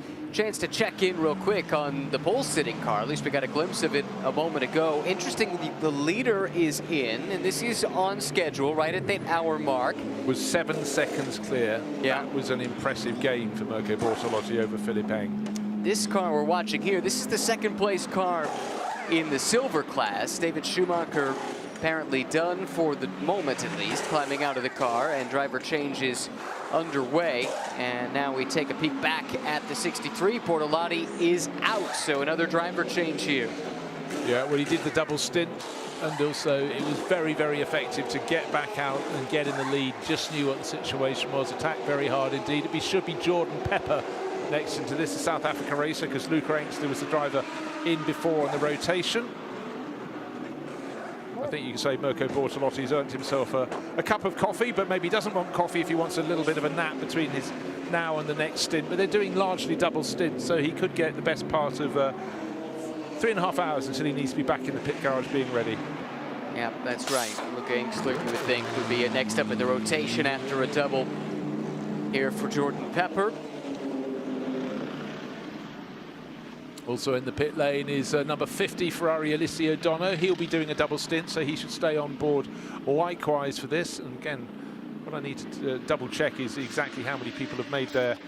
I'm looking for any documentation to tell me how many of the crews have made their technical stop yet, but the simple answer is very, very few of them thus far. Certainly not of any of the front-running cars, because that would have really shuffled up the order, and we haven't seen that happen to this point. So we still await the tipping point strategically that those technical stops have the potential to create. And just to reiterate, it's a minimum pit stop time of 5 minutes when you make your technical stop, and change the brakes on all 4 corners. And that, at the moment, would put the race-leading car, say, oh, grief, you don't want to be doing that. That's very, very wide indeed. And it's the number 42 BMW. That's the one from Century Motorsport. That was very wide indeed. But a big save out of Pouhon. 23rd position overall at the moment. That was Will Moore, I think. Oh, Will Moore. Yeah, who just got caught out wide. Some of the faster cars were coming through, and he was being very kind, charitable, giving way, and he gets out on the dirty stuff and then was along for the ride. I mean, that is the thing at certain points on the circuit. Like the Pouhon exit, there's a long exit before you get to the barriers, but it's a very, very bumpy Rodeo ride. Right, Philippe Eng in, he just moved back into the lead of the race. Of course, it's artificial lead because that was a lap after we had the 63 Lamborghini from Grasser Racing team in from the lead. So up it went, but for Philippe Eng and the gang, Dan Harper and Max Hess, just remember they were the ones that got the massive leg up by being in the pits at the right time when the full course yellow was served. They were able to complete their pit stop while their rivals on the track were not at full speed. It was a gift. It was gift wrapped. It had a ribbon round it. They took it. That was a major turning point in the race. They were not factors up to that point for even a podium, let alone running up and leading laps as they did for quite some time. A couple of stints ago, lost the lead to the Lamborghini, which had a great pit stop, by the way. Great execution from the 63 team. They were right at the 2-minute mark, which is what we've been seeing on the low end, the competitive end from the teams to this point. So the Rover team will need to try and match that in order not to lose any ground in that fight for the lead of the race. Right, there is still the best part of 9 hours in which any of these runners who haven't made a technical pit stop can do so. They have to get it completed before we got to the 22-hour mark in this race. Of course, in a perfect world, you do your technical change when you just happen to have predicted there'll be a full course yellow. Haha, who can predict that? We had a flurry of them, but actually, as we go from night into day, hopefully those will drop away, but you still have to make that 5-minute technical pit stop. Only a handful of teams have done it as yet. So that pit stop from the BMW then cycles the 51 through to the lead. Vince Abril will be hoping and praying for some clear track to work with, as he now still has 3, 4 maybe laps left in this stint, and if he can do that in clear track, put his head down and run some really quick laps, that's one of the elements that they have used in this comeback drive, consistently going long, slightly off sequence with the rest of the front runners, and able to use clear track to their advantage to help vault them up when maybe making a pass on track would be either too risky or too difficult. Yeah, what we have to sort of mention is when people are being caught in traffic and they might be separated by 2 cars from a rival. We saw it particularly with the Grasser Racing Lamborghini. Just lost so much ground. Remember that lead went out to 7 seconds, and then it was clawed back, hunting down Philippe Eng, hunting. Caught, made the move, but yeah, okay. more cars in the pits. Garage 59, car number 59. So that's just come in from very nicely placed. Marvin Kirchhofer ought to stay on board to do a second stint, consecutive stint, particularly with the pro class cars. They largely want to do 2 hours, 2 hours, 2 hours, 2 hours, so 2 hours each. And to have a clean windscreen to look at through after the tear-off comes off. This car started on pole thanks to this man. It was a dominant effort in qualifying, put him on pole by about 0.4 of a second, over 0.4 in fact. And this car, though it has led and it controlled the early stages of the race, cycled back in some pit stop shuffles several hours into the race, and hasn't really factored at the very front since then, but it's also never been out of the picture either. And there's something to be said for that. Just keep on ticking along, stay in the hunt, stay in the mix, and then when it really comes time to put the pedal down to the metal, have something each you can fight with in the final couple of hours. You just got to be in or thereabout, but every hour we get close to the end, it's not a case of just being in. You've got to be close to the front of the race. You've got to be able to. We haven't seen, apart from the 998 Rover Racing BMW, anybody being given a gift. Some have stolen a few places, some have stolen a few seconds, but it takes way more than that to get the swing. Again, I'm just waiting to see, say for example, our race leader comes in, Vincent Abril, and does a technical stop, and we reckon that adds 3 minutes, almost on the nose. That will take him down. Just waiting for more cars to come through and complete their latest lap, because at the moment it will put them just outside the top 10. I think it could be as low as about 13th, 14th position. And crucially, I think it would also cost them a lap, which is why you really want to try and do this under full course yellow, if at all possible. You think about with the neutralized speeds, I think we were seeing lap times up closer to 5.5, 6 minutes behind the safety car. I remember seeing that at one point or another. Full course yellow times would be somewhere comparable to that. And there, I think that illustrates the point of how beneficial it would be to get the technical stop done under full course yellow conditions. That's what these teams will be waiting for if they possibly can. But you reach a certain point where either you've run through your brakes and you need to make the change, or you've run out of time and you just have to get it done. And at a certain point, we'll start to see some of these teams blink. Talking of blinking, Lucas Auer is in the pits at the moment, the number 48 Winwood Racing Manfilter sponsored Mercedes. A lot of other cars coming up to the 1 hour mark. They will have to come in. I think the next one in will be Hugo de Wilde, perhaps. He's running 4th for Team WRT in their BMW. We've got a BMW in 2nd place as well, Augusto Farfus. That's number 98 for Rover Racing. Bear in mind, in that cycle, Dan Harper's just taken over the sister car, the 998 that Philippe Eng drove so well through the night. But let's go down, because Gemma has got very busy indeed. Car 33, it's Verstappen.com, it's the Aston Martin, and we're going to hear from Chris Lullum. Chris, you're used to doing 24 hours, but more on the simulators than in the cars. How do they compare?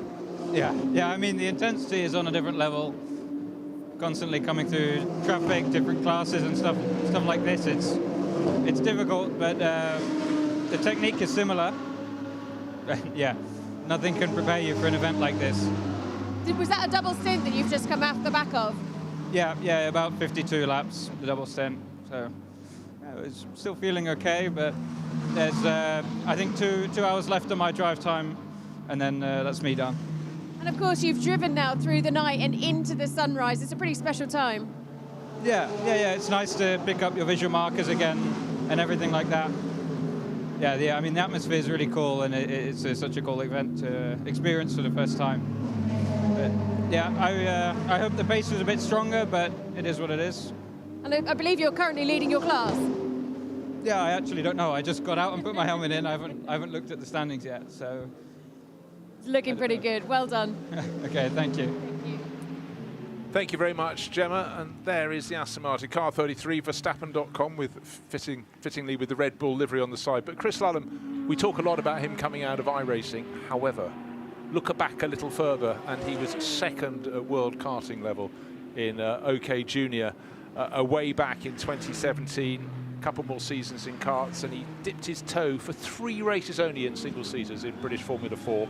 The money went away, but the driver from Tunbridge Wells clearly then took his competitive juices elsewhere and did incredibly well, and that's where he caught the attention of Max Verstappen, who really famously loves his iRacing, not just during COVID, but since then as well.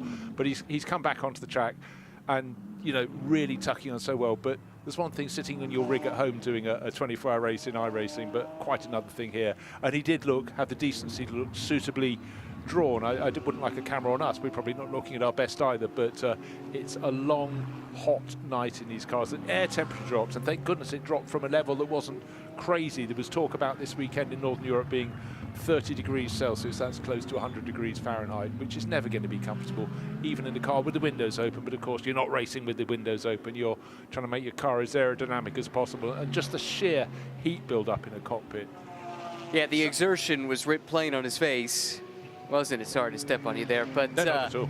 I think the other thing was really telling in that interview was just how much he was soaking in the atmosphere of this race. And it's one thing to do it virtually, it's another thing entirely to do it here, do the real thing, and the sights, the smells, the sounds, the whole ambiance of the place. It's remarkable. But it's also the people when they were down on the grid at the start of the race. Right. I think that's where it really stands in. If you've never seen the start of a 24-hour race, and particularly at Spa, it's very, very special. Some of the crowd are down on in the grandstands cheering down, and it's very special. Then you go into the night, and there's movement off the track as well. You don't just get locked in. In iRacing, they might have some artificial pretend grandstands, but you know, to see that Ferris wheel turning around on the left-hand side as you dive into Eau Rouge, lights from the concerts, from the fireworks display, it's a visceral element, and then just that sheer physical element of it all.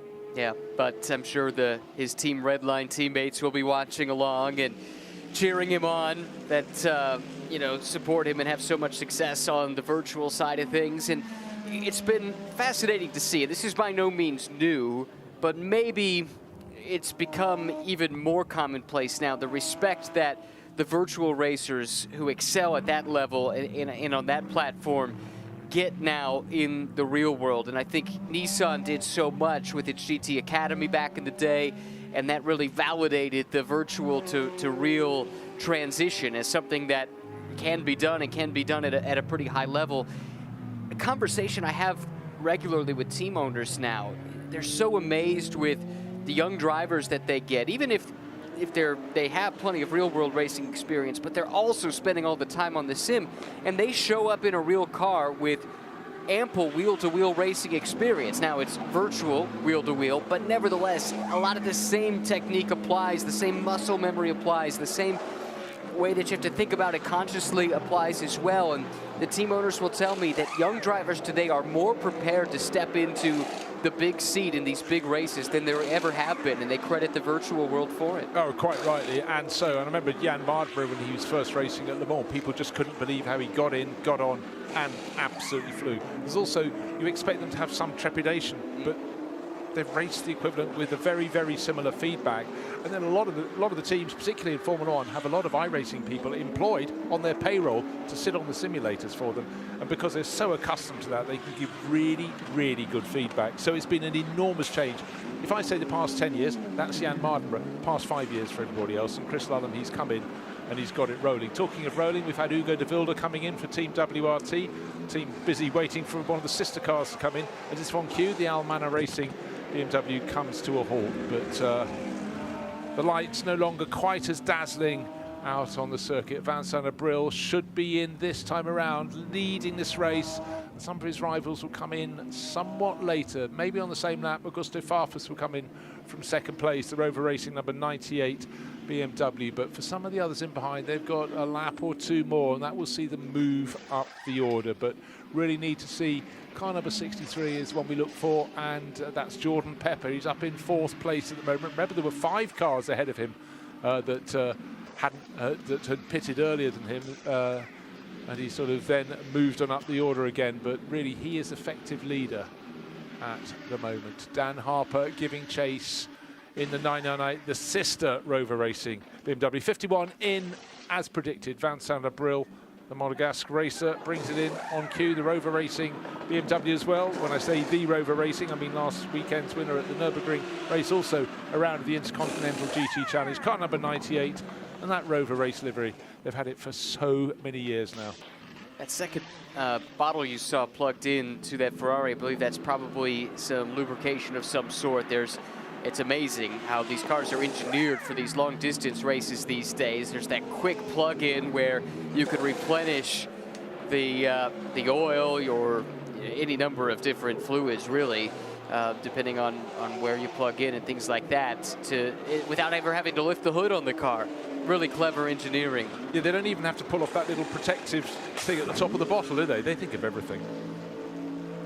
And just remarkable. We talked earlier about the Ferrari 296 and how it's taken GT racing to another level, the modular construction that has revolutionized repairs on a GT race car. It's made repairs that used to take maybe 10, 15, 20 minutes now down in single-digit minutes, and just totally changed the game. And when you get the sort of evolution model, or the jump, in Ferrari's case, from the 488 Italia to the next model, people queue up for them, but they can't all be produced in the first season, so you get quite a waiting list. This year I see a whole lot of Ferrari 296 GT3s have landed in the Asian series, GT World Challenge Asia. They had to wait their turn, but you know, Ferrari, we talk about the eternal brand in motor racing, and a lot of people will only want to race a Ferrari when they come racing. Other brands are available, and quite simply BMW with the M4 GT3, they don't all hit the ground running. It takes a season and a half to get them up to speed, but it's this constant rolling. It never stays the same in GT3. Then the cars have their performance balanced as well as they can be.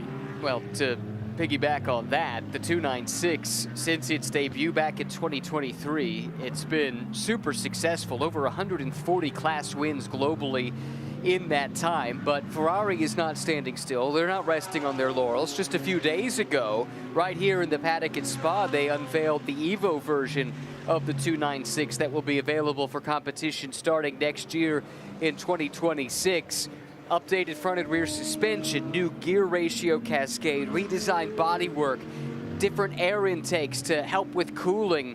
In fact, there's a second air intake that's coming on the hood of that Ferrari next year, one of which is there to improve cooling to the brakes and another to the cockpit. There's also just a bunch of other thought that's gone into comfort and quality of life behind the wheel in these cars too, which is such an important component when you're talking about customer racing. It's not just about keeping the pros comfortable, but also drivers who come from a wide variety of backgrounds, different shapes and sizes too, and they have to be just as comfortable in the cockpit as the pros. Yeah, if you knew you were designing a car only for the pros, you design it differently, but Mercedes have always been very, very aware of that with their AMG GT3s, that if you're probably the person who's paying for it, if your gentleman driver is not comfortable in the car and can't get those final tenths of a second they need to be really competitive to do their part in the team, you don't expect them to be on the pace of your top running,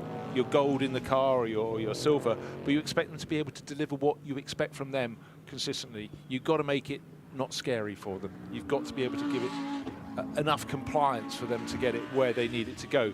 But one point I just want to make, if you lined up, you think how many years the Audi R8 LMS has raced. It's been through Evo generations, plural, but if you put the first one and then alongside it you put the latest one, you go same nomenclature, but look at the changes. They're really subtle, and actually after several Evos they're not quite so subtle anymore. They're massive changes, but it is this craft. It's not just the way the manufacturers can sell the latest car, but there is an element that if you haven't got the latest car, you won't be challenging at the front end. But now we've got the Revival GT3 series coming, run with Peter Auto next year, leading exponent of historic racing, and I've been honoured to cover a couple of their championships this year. The Dijon-Prenois, a circuit I've never been to before, been wanting to go there for 40 years. Fantastic. Spa-Francorchamps, well, a bit like this circuit, except when I was here it was raining, which was a big difference just a handful of weeks ago. But brilliant cars. But for GT3 already to be in the historic category, well, there were hundreds of cars for them to choose. Now, traffic, it can help, and it can hinder. And it's car number 50. Alessio Donna is losing ground here. This is the battle for 4th place, but he is definitely losing ground. The car he was chasing was Marvin Kirchhofer in the 59 McLaren. It's got not just a second clear, it's got a space or two, one in the mix. No, now it's almost line astern, but it's been ebbing and flowing through that traffic. But you know, it can help you, it sometimes can't help you at all. And that is a change of position since before the pit sequence as well. McLaren had been 5th, now up into the 4th spot and continuing to fight on gamely. Now it's the pole man, Marvin Kirchhofer behind the wheel, chasing Vince Abril. It needs to erase a nearly, well, an over 8.5 second deficit as it stood at the line at last check if he's going to challenge for the final step of the podium. But still, plenty of time and plenty of opportunity to get that done. Now, why is that McLaren in the pits? Yeah, I just saw something flash in the background. I was double checking. Marvin Kirchhofer's come in after only 13 minutes of this stint, and yet he just worked his way through that bunch of traffic. It wasn't like there was a sudden reason, so it'd be really good if we could get a camera down to the Garage 59 pit, because to my eye and to your eye, Ryan, that was untoward and basically about 45 minutes early. Yeah, this is very curious indeed. Okay, Here's was it the a crew. puncture? Ah, left rear. Take a look at the rest of the car as well. I don't know. Well, they've only changed the left rear side. We can't see the other side. Quick change to the drinks bottle for the driver. Well, fuel is going in. Yeah, you might as well top it off while it's sitting stationary, I suppose. They only changed the left rear. That is odd. Well, they changed the left rear, and then still for about another 20 seconds there was fuel going in. Don't quite get that. I mean, I guess the thought is you go ahead and top it up all the way while you're in there. But, yeah, they were hemorrhaging time in the pits. This will drop them at least, I suspect, down to 8th, if not further. We'll have to wait and see how it shakes out.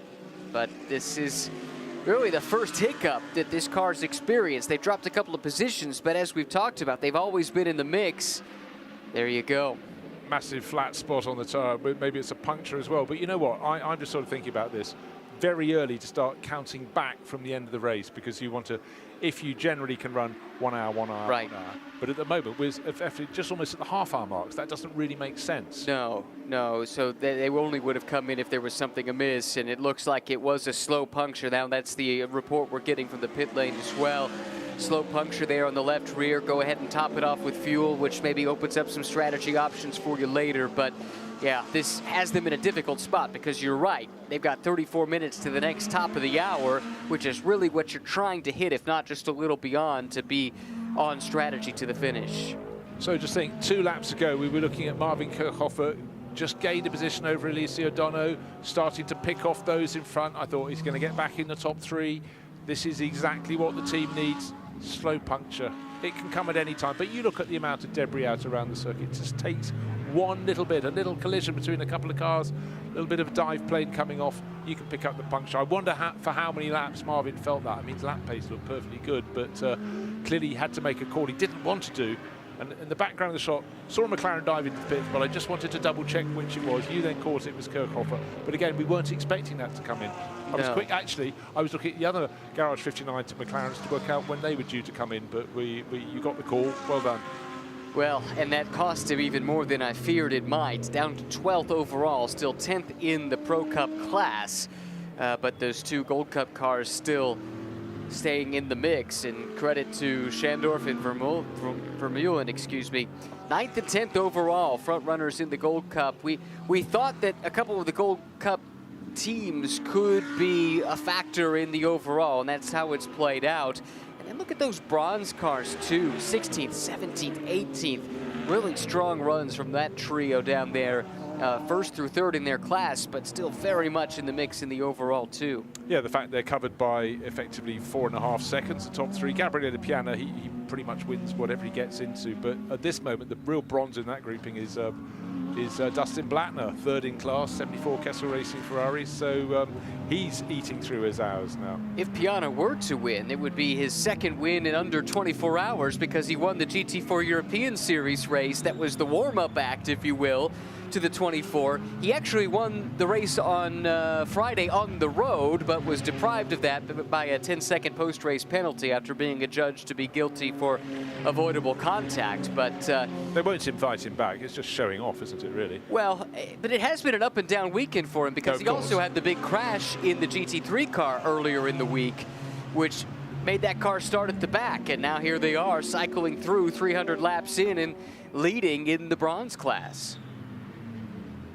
It can be a fickle world, but that's the whole point about competition, isn't it, at this level? Right, so close in the top of the Bronze Cup class, though. Top 3 cars, 4.2 seconds. Just love to see it. But again, great mix of manufacturers: Mercedes, Porsche, Ferrari, the top 3. 4th place of McLaren. So certainly SRO have got it absolutely bang on. But 74 cars coming out to play. I have to keep saying that number. It's extraordinary. Actually, if you go down to 6, they've got 5 different makes in the top 6 positions. As we were talking about, these are the protagonists in the bronze class, running not quite nose to tail, but not far off of it. And we just lose the leader, dives into the pits. That's the Winwood Gabriele Piana driven car. So let's have a look at the stints for the others. They will be, no, they're way off, totally different sequence. That owes us a pit stop, and it just came in bang on time. Dustin Blattner does not owe us a pit stop. No, they just made their stop only 4.5 minutes ago.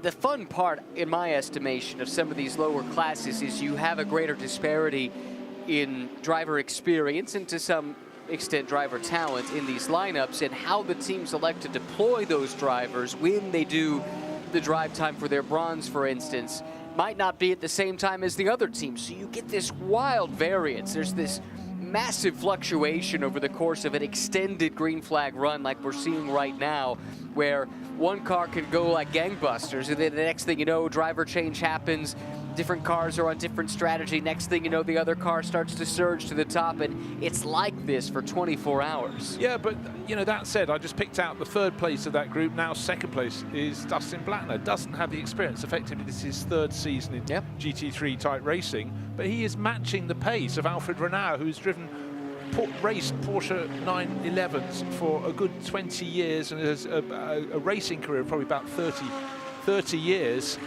And yet he's got in and he's got on, and he's just doing a fantastic job in that Kessel Racing number 74 Ferrari. Well, there are statistical anomalies, and Dustin Blattner might be establishing himself as one. And if you can be a fast bronze driver, or even a fast silver driver to some extent, those are coveted titles to hold. It really opens up so many opportunities for you, especially if you're on the silver side. You could be fast enough to kind of sneak under the radar and stay silver for a little while and be effectively an extra pro in some of these classes. That could be a big boost. Or you talked earlier about the fact that at a certain point, when you hit 50 years old and again at 55, automatically you drop a grade, and then you end up with some of these bronze drivers like an Ian James, for instance, who's raced at an incredibly high level over the course of his career, but due to his age now is technically classified as a bronze.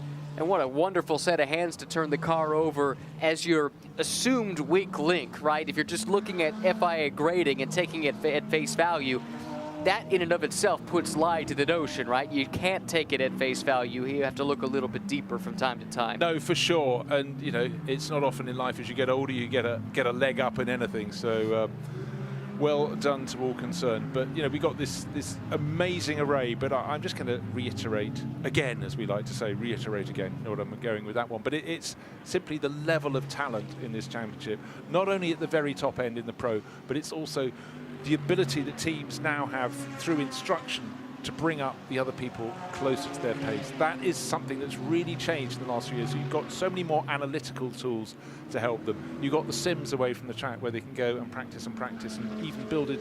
You could even have one at home and build it around them. But oh dear, suddenly for the team, RJN, McLaren, filling our screens, and at the moment it's, well, gosh, right at the back of the pack, 54th position overall. It's Ben Durr at the wheel of the car.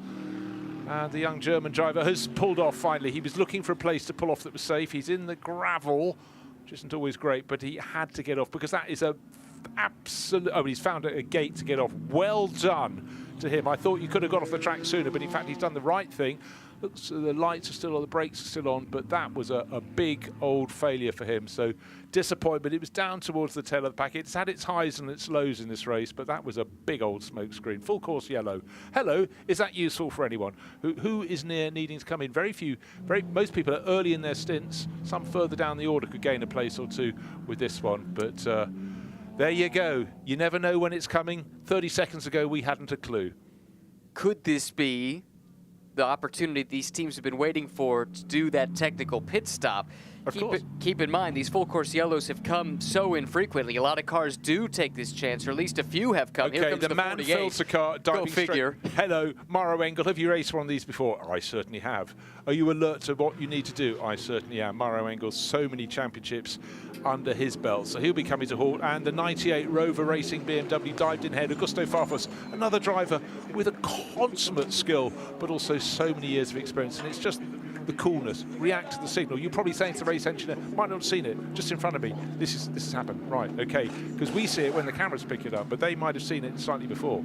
Here come the dollies out as well, and normally you would think, all right, that's a sign of trouble, but I think this is a sign that the Rover team is going to go ahead and take this chance to do that technical stop, the mandatory 5-minute stop for the brake change, and do it while the field is relatively neutralized here under full course yellow conditions.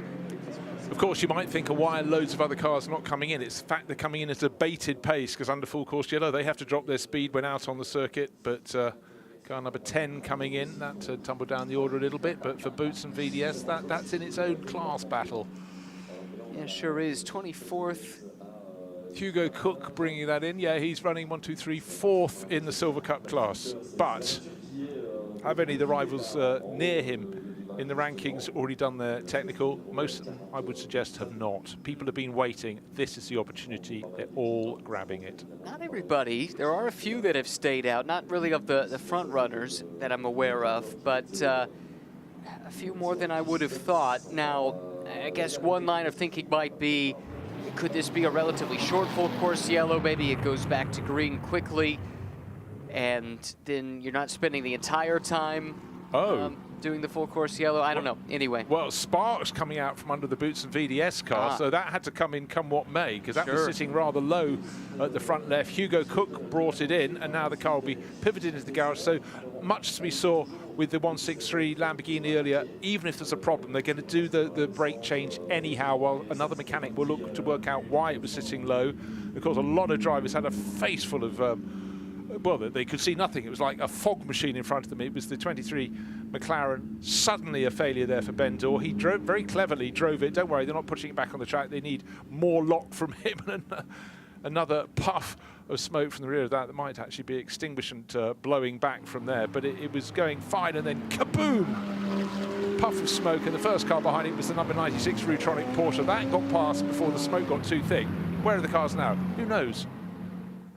What a lot of smoke in their faces. Oh, this is a view looking from the number 4 CrowdStrike Mercedes. Suddenly nothing. Muscle memory rather than vision got them round the next part of the circuit there, but that was a fairly major blowout indeed in front of them. Again, drivers have to second guess. They have to look not forward, they look to the side of the track to see the marker points, and then guessing, has the car pulled off? Can't tell. I've got to turn right, getting to Piff Puff. Very experienced Ian James working his way through the smoke screen, able to pick his way through and come out cleanly on the other side. All right, let's talk quickly about who of the front runners are in the pits and presumably are doing their technical stops. Farfus in the 98, Engel in the 48, De Wilde in the 32, Schandorf in the 58, and Vermeulen in the 33. So those are the leaders in the gold class. Pepper now is coming in, so my suspicion is that maybe the very front runners didn't get a crack at it the first time by, their placement on the track kind of cost them, and they had to then limp around, not limp, but go around slowly under this full course yellow, and just now are getting their chance to come in and hopefully get their technical stop served. But depending on how quickly this gets restarted, that could leave them on the back foot a little bit. We'll have to monitor that. Always interesting to see what else is being changed on the car. A new air filter being popped into the 98 Rover Racing BMW. Still, of course, they can do that because the corners are being added to the car again. New set of brakes all around. They all have to get this done before we get to just 2 hours going left to go in this race. Again, fluid top-ups you're talking about. It looks like a big ketchup bottle being squeezed to various points to top up the oil levels and the other fluids required in the car. But it's a chance to clean the headlights, clean the screen. But they know 5 minutes is the minimum time. Got quite a few mechanics working on the car. They get a lot of jobs done. Car number 63, likewise, the Jordan Pepper Lamborghini being wheeled back into its garage for its pit stop. So anybody, and it was only a handful of crews who'd done their technical change earlier, anybody who had done it earlier will be going, oh, I should have waited, I could have waited. But for everyone now, it's not a free pit stop, but it's certainly one that really, really helps them. It reduces the impact of the 5 minutes minimum they have to be in the pits. From pit in to pit out, you could do the brake change in, if you can do it in 3.5 minutes, you're not going to lose any time whatsoever. The 998 BMW, don't forget, that was the one that gained big time. Dan Harper's still on board, the driver from Northern Ireland. And the car, the 998 BMW, as it came to a standstill, the wheels being pulled off in the pit garage. But again, the tool trays ought to be there. Didn't look quite as efficient as some of the other crews there. Not all the kit was on the ground next to the car. The number 51 Ferrari, Vincent Abril, likewise going back. The nose of his 296 GT3, bearing the scars of battle, or more to the point, the insects that were in battle. But here, the fresh sets of rotors. And very cleverly with those little trolleys, Ryan, it means they can, with their incredibly thick gloves, because the heat of I forget what temperature these discs, rotors you call them in the States, come to, but when they come off, you want to put it into something where you're not having it wobbling around. Straight into the slot it should go. Yeah, it is not to be overlooked, the amount of heat that's retained in the brakes, and these mechanics have to get in there and work around that, work through that. They'll have protective gear, of course, to mitigate some of the heat, but it still can't be comfortable. Leaning in there, just putting your face, if you've ever had your face close to the brakes after some hard driving, whether it be on the track or what have you, the heat that radiates off of it is not super pleasant to be very close to, but that's where these mechanics have to be, up close and personal. And they are as good as they get in the business. It's, again, remarkable to watch them ply their trade. Yeah, well, they can't blink. I'm just hearing from Gemma Scott. It's been quite a long pit stop, more than 10 minutes now for Lagim Ali, car number 5, which is one of the McLarens. That's one from Optimum Motorsports. So that is beyond a technical pit stop. Yeah, they've been in the pits over 10 minutes, according to our timing monitor. And we don't know where between 10 minutes and an hour. It will update if it exceeds an hour, but anywhere between 10 minutes and 60 minutes, it kind of sits at the same marker for us. But yeah, good shout there from Gemma that car seems to have hit some kind of strife. Okay, for the Rover Racing crew, the 998 pit stop looks neat and tidy. When I say pit stop, it's a technical pit stop. We got the brakes changed all round, and just up the pit lane, you've got A, of course, are working very hard with the 51 Ferrari. Can this go on to win the race? We've still got more than 10 hours left to run in the race, but this fell off the lead lap, but somehow quite early in the race, it worked its way just back onto the lead lap, and then with every subsequent period with the full course yellow, they've worked their way further forward. The safety car comes up, it bunches off the field. Obviously, under full course yellow, you don't gain any time, but it was the fact they just managed to squeak onto the lap. So I've got it right on my wall chart at roughly, what time are we looking at now? 6 o'clock in the morning, we had the full course yellow, and that led to the scramble to the pits to serve these technical pit stops that have to be a minimum of 5 minutes. Every car in the race has to have one between 11 hours into the race and 11 hours out of the race, more to the point, 28, 2 hours done. We had thought that this could potentially shake things up strategically when teams elected to use or do those technical stops, but pretty much all of the front runners, I think everybody amongst the front runners is doing it now. It's all been under full course yellow conditions, so no one should be disadvantaged from this or any opportunity to gain either. You're exactly right. And so that's one more variable that we put to the side that we don't have to worry about for the run to the checkered flag. I think at this point, we can stow the talk about the technical stops. The only thing that's worth evaluating is who executed well. I did notice the 48 crew took them an additional 13 seconds. That's not huge, especially that it's, you know, under full course yellow. It might cost them a position or two. But just about everybody else is right there executing to perfection, right around the 5-minute mark. Yeah, 5 minute, 1 second, a couple of cars of that, a couple with 5 minutes, 2 seconds, including Jordan Pepper's car. Might have lost half a second to some rivals, but you're leading the race. It's tick it off, get it done. And really the only cars that have done technical stops were those that already had problems. They were further down the order. So you're quite right. It was something we thought might shake up the order. We knew they were waiting for full course yellow. They couldn't predict when it was going to come, but as soon as it did, so did they. Dived into the pits, made their technical pit stops. And the 63 Lamborghini back out onto the circuit. Hey, with new brakes, how lovely. Of course, all the rivals will have brand new brakes all round as well. But they can't get down the track and then just get a blasting to get up to speed again. Because, of course, they've got to run around still under full course yellow. Message on the screens, end of night procedure. We can open our eyes. No, you don't have to have your lights on anymore. To follow up on the story of the pole-sitting 59 car, wanted to clear something up. We saw Marvin Kirchhofer pit about 20 or 30 minutes ago with a slow puncture. I had said at the time it was only a left rear tire change, but an eagle-eyed viewer let me know on social media they actually went ahead and put stickers on both sides of the rear of that car as they addressed that problem. So thanks to Ian for letting me know that, and correction issued on their situation. I'm curious how this affects them. I don't know that this does one way or the other. They found themselves on the back foot. I guess the only positive that comes of this for the 59 is some of the time lost will be carved away. I suspect we're past the last 3.5 hour window. Well, I guess that doesn't matter. Never mind.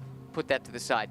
Safety car will come out. That's really the point here. That will then condense all these gaps. So some of the time lost will be mitigated for the 59 after that pit stop they had out of sequence for the slow puncture. But so much lost track position. And now we have to see, can that McLaren race its way forward? It had track position from the start of the race. It's now lost it. Let's see if they can get up through the field. Now, one other outlier. This is interesting. The 64 Mustang did not do their technical pit stop. So amongst the front runners, they are the only ones, I believe, the 46 actually as well from WRC has not. But what has it done? It's suddenly propelled a car from outside the top 10 up into 6th place. However, what do they need? They need another full course yellow period in which to make their stop. But they've gambled in the opposite direction to everyone else. I wouldn't suggest it's one that will really keep them at the sharp end. They've still got to make their technical pit stop. You cannot run it through. So 64 and 46 not doing a technical stop. That's Thomas Drouet. We talk about him up into 6th place. At 46, Kevin Magnussen at the wheel. It's the car he's showing with Valentino Rossi from the Team WRT camp. And third driver in that car is René Rast, the driver who kicked it off. Lots of steam in the pit lane there. Those are hot brakes. It's the Paradigm Competition 992 BMW.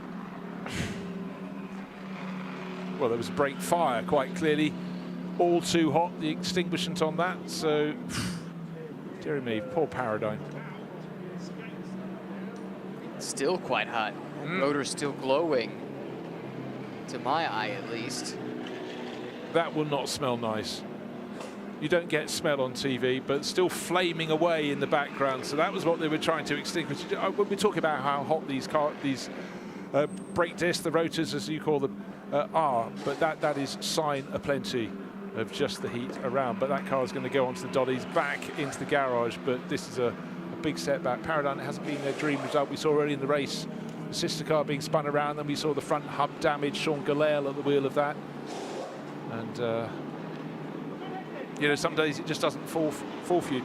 This race so far, we've got nearly 14 hours in the bank, not quite yet, coming up that way in quarter of an hour, but it's been a race of small elements. We've had a couple of, I mean, the scariest element in the race, of course, was the 112 McLaren coming back slowly and being caught by the front runners going through Blanchimont at considerably greater speed, and Lauren Heinrich with nowhere to go. But other than that, it's been little niggly things, but really looking forward to a green flag period. But still trying to get my head around the 64 and the 46. The HRT Ford didn't take a technical pit stop under full course yellow. That full course yellow period may be extended a little longer, we don't know, and neither did the number 46 BMW. That will have moved up the order a little bit to 11th place for Kevin Magnussen, but I think that's Team WRT just going, we've got to do something different. You're not in the top 10. Let's get you towards it and see if something will help you later in the race. Yeah, that's worth a try. Best explanation I could come up with as well. Safety car now deployed. That's part of the procedure. Any lengthy full course yellow is followed by a safety car as part of the regulations. So everyone now will start to pick up the pace and bunch up behind the safety car. Going back to an abortive line of questioning earlier, I was wondering about if we were outside of the 3.5 hours since the last wave-by occurred. It really was not germane to the previous conversation, but let's have that conversation now. Do you remember when, or did you write down when the last one was? Well, I reckon it was not a precise art. I said 2:30 in the morning, the previous one, and then 6 o'clock now, 3.5 hours on the nose. Trust me, I'm not that accurate. It was an estimation, because you forget for the first few minutes, you're excited about the full course yellow period, but it could be within 5 minutes of that, I reckon. Which side of 3.5 hours?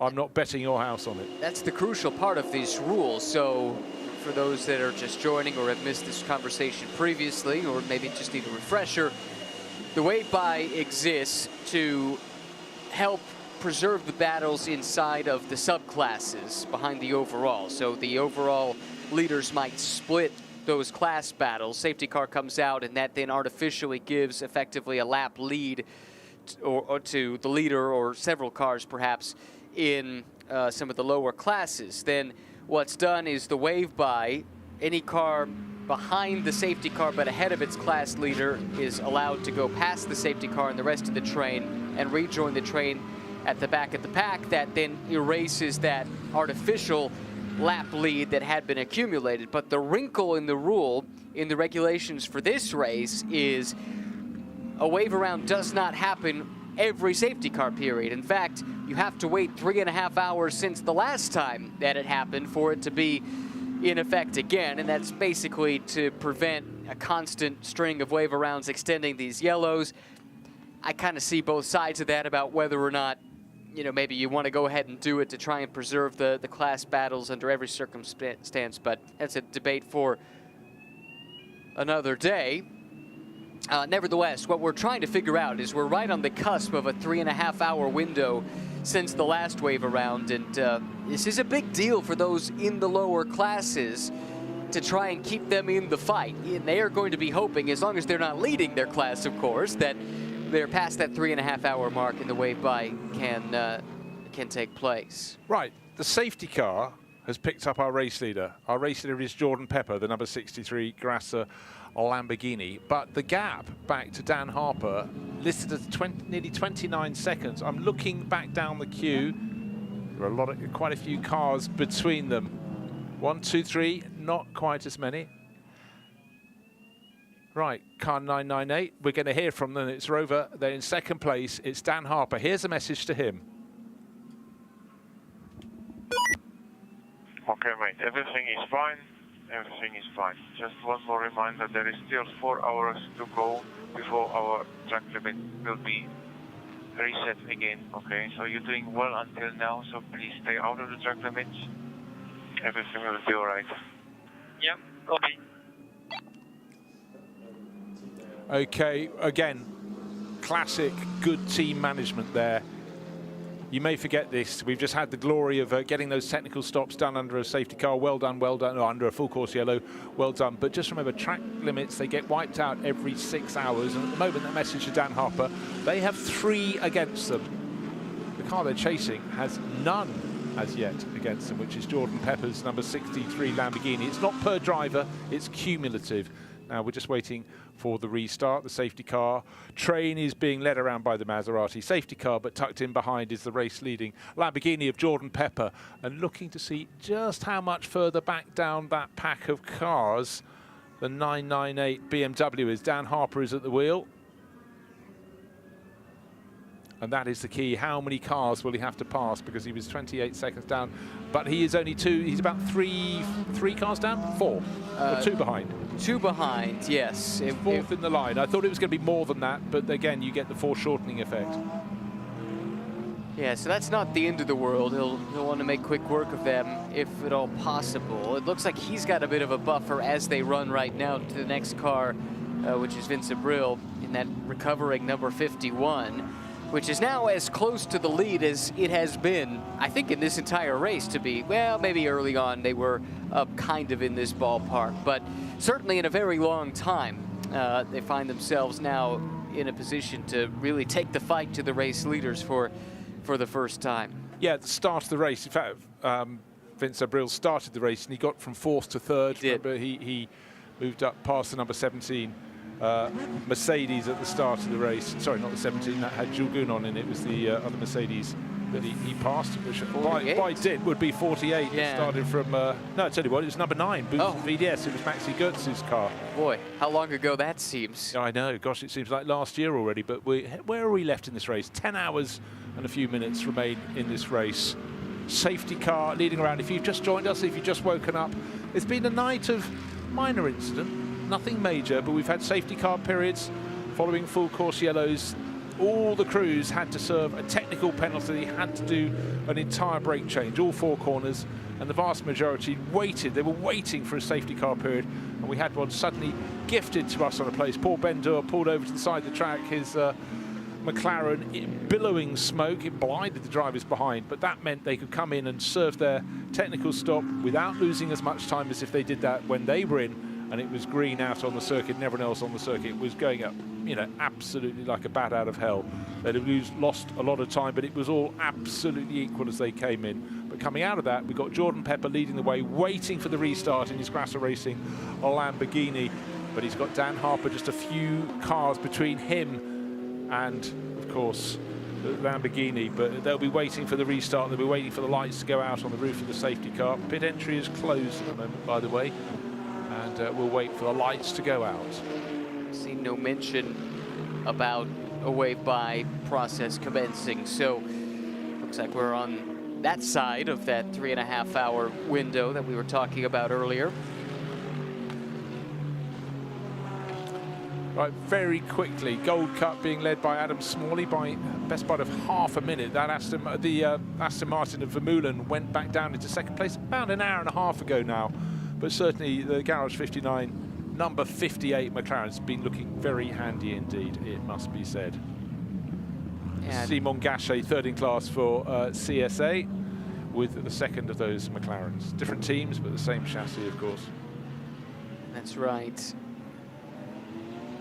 Determine if Gachet's still on the same lap as the class leader. I don't think so, or if he is, he's on the tail end. He's one of those, I think, that would benefit from the wave by if they were, here we go, prepare for wave by, start wave by. So, all right, we are going to get to do it after all, and that is going to reignite several of these class battles, and it also is going to remove some of those buffer cars that the leaders had in place in between themselves, which should spice things up nicely for us. It certainly should, and for the 998 BMW in second place, they had the helping hand a while ago when they just were in the pits at the right time. A full course yellow was served, it negated some of their deficit of being in the pit lane, and now they've been able to close right on the tail of Jordan Pepper. Once the drive-by has been completed, there were a couple of cars between them and the race-leading Lamborghini, but that'll gain them a couple of seconds. But more to the point, it means that Dan Harper, when the field is released, and Jordan Pepper can dictate when he goes. He can't be passed before the start-finish line, but when he floors the throttle,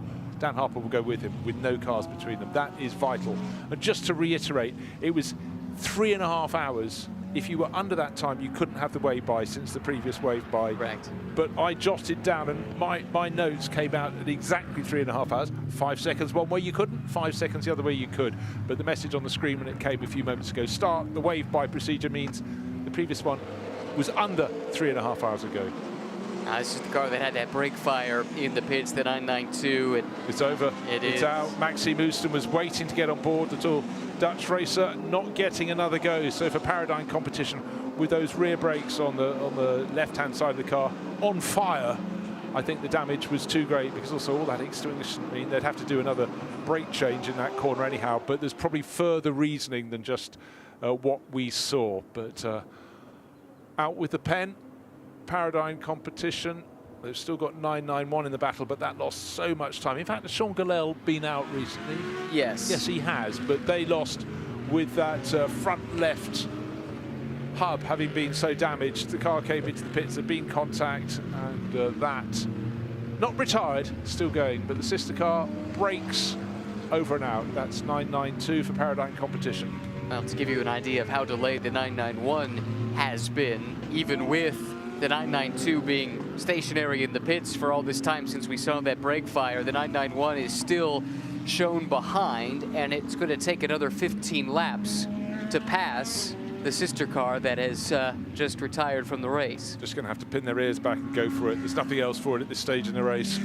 Right, waiting for the restart, waiting for the lights to go out when the wave-by has completed. It has now been completed, and the pit entry is open all over again. So expect the lights to go out, providing everything has been removed from this circuit, and still cars in the drive-by, wave-by, playing catch-up. Looking at the dynamic Porsche going through, and the number 9 Boots and VDS, no, the number 10 Boots and VDS Mercedes waved yellow flags around the circuit, warning them of circumstance, but waiting for Jordan Pepper to take the restart in the lead of the race in the Lamborghini, car number 63 from the Grasser Racing team. Dan Harper, though, he knows Rover Racing had been somewhat fortunate, not once but twice. He's second in the queue, and the cars between him and the Lamborghini have been removed in that wave-by. He will be able to attack from the restart when it comes. But so too will Vince Abril, and he too has had the traffic cleared away.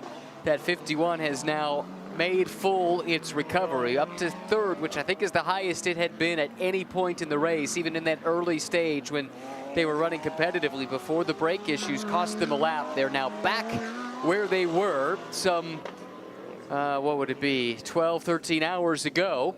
Yeah, I mean, it was realistic third position now, whereas, of course, before it did actually take the lead of the race, but that was just before it was the last in its cycle to do a pit stop. But it's been a phenomenal story for AF Corsa. Other teams might have chosen not quite to throw in the towel, but just sort of think it ain't going to happen this year. But they kept on believing, and they're here right at the thick of it.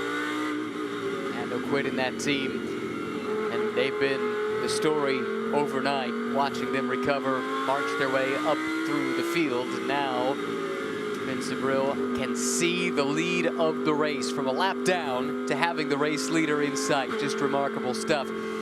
Wave-by is completing as some fans catch some Z's while they have the opportunity around the track. I suspect we'll get the word that the restart will be coming on the next lap. Race control giving the train of cars that got the wave-by a chance to catch up to the end of the safety car queue, and they've more or less done that. We're just waiting on a cluster of 15 or 20 or so that are coming out of the source right now as the leader makes his way up towards turn 7. It's a long train of cars that goes all the way, basically the length of the Keppel Straight plus the stretch from turn 7 to turn 8.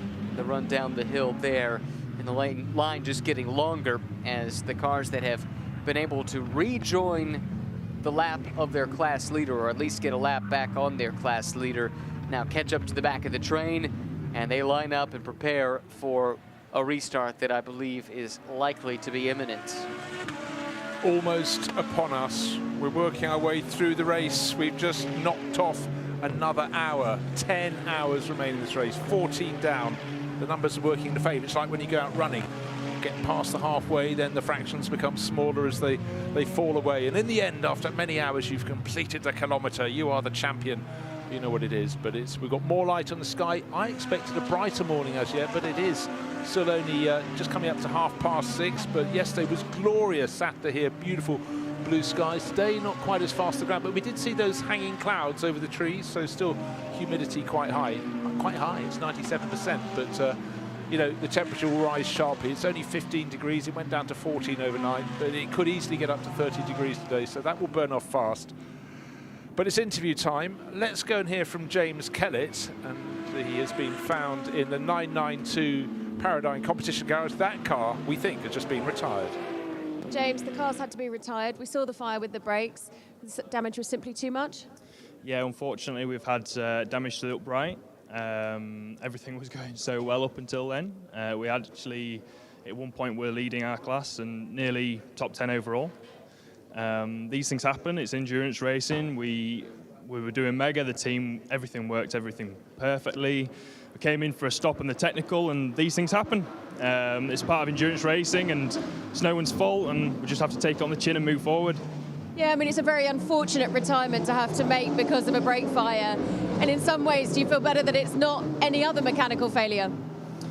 Well, brake failure is not an ideal mechanical failure, so in a way, I'm glad that Maxime was able to get back in the pits and actually deal with it instead of having an issue on track. Yeah, it's not the greatest, but obviously no one wants to retire our first 24. Especially the fact it was going so well.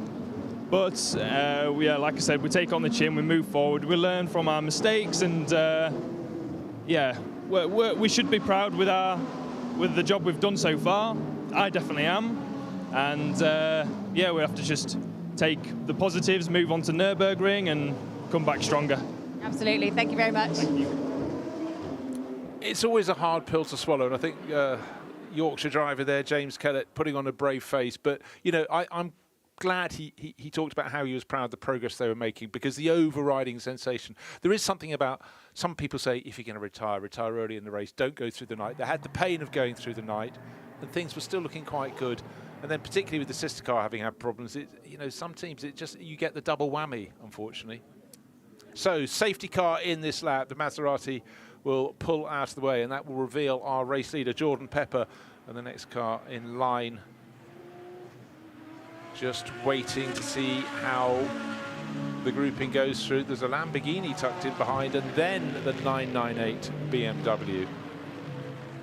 And of course, the 998 is in second place overall. It's Dan Harper, but it's Jordan Pepper leading the way. There he is tucked in, but there's the 163 Lamborghini tucked in behind. Of course, that's had many delays and is down, way down the order in, yeah, not even in the top 30. Marco Mappelli, he's 3 laps down.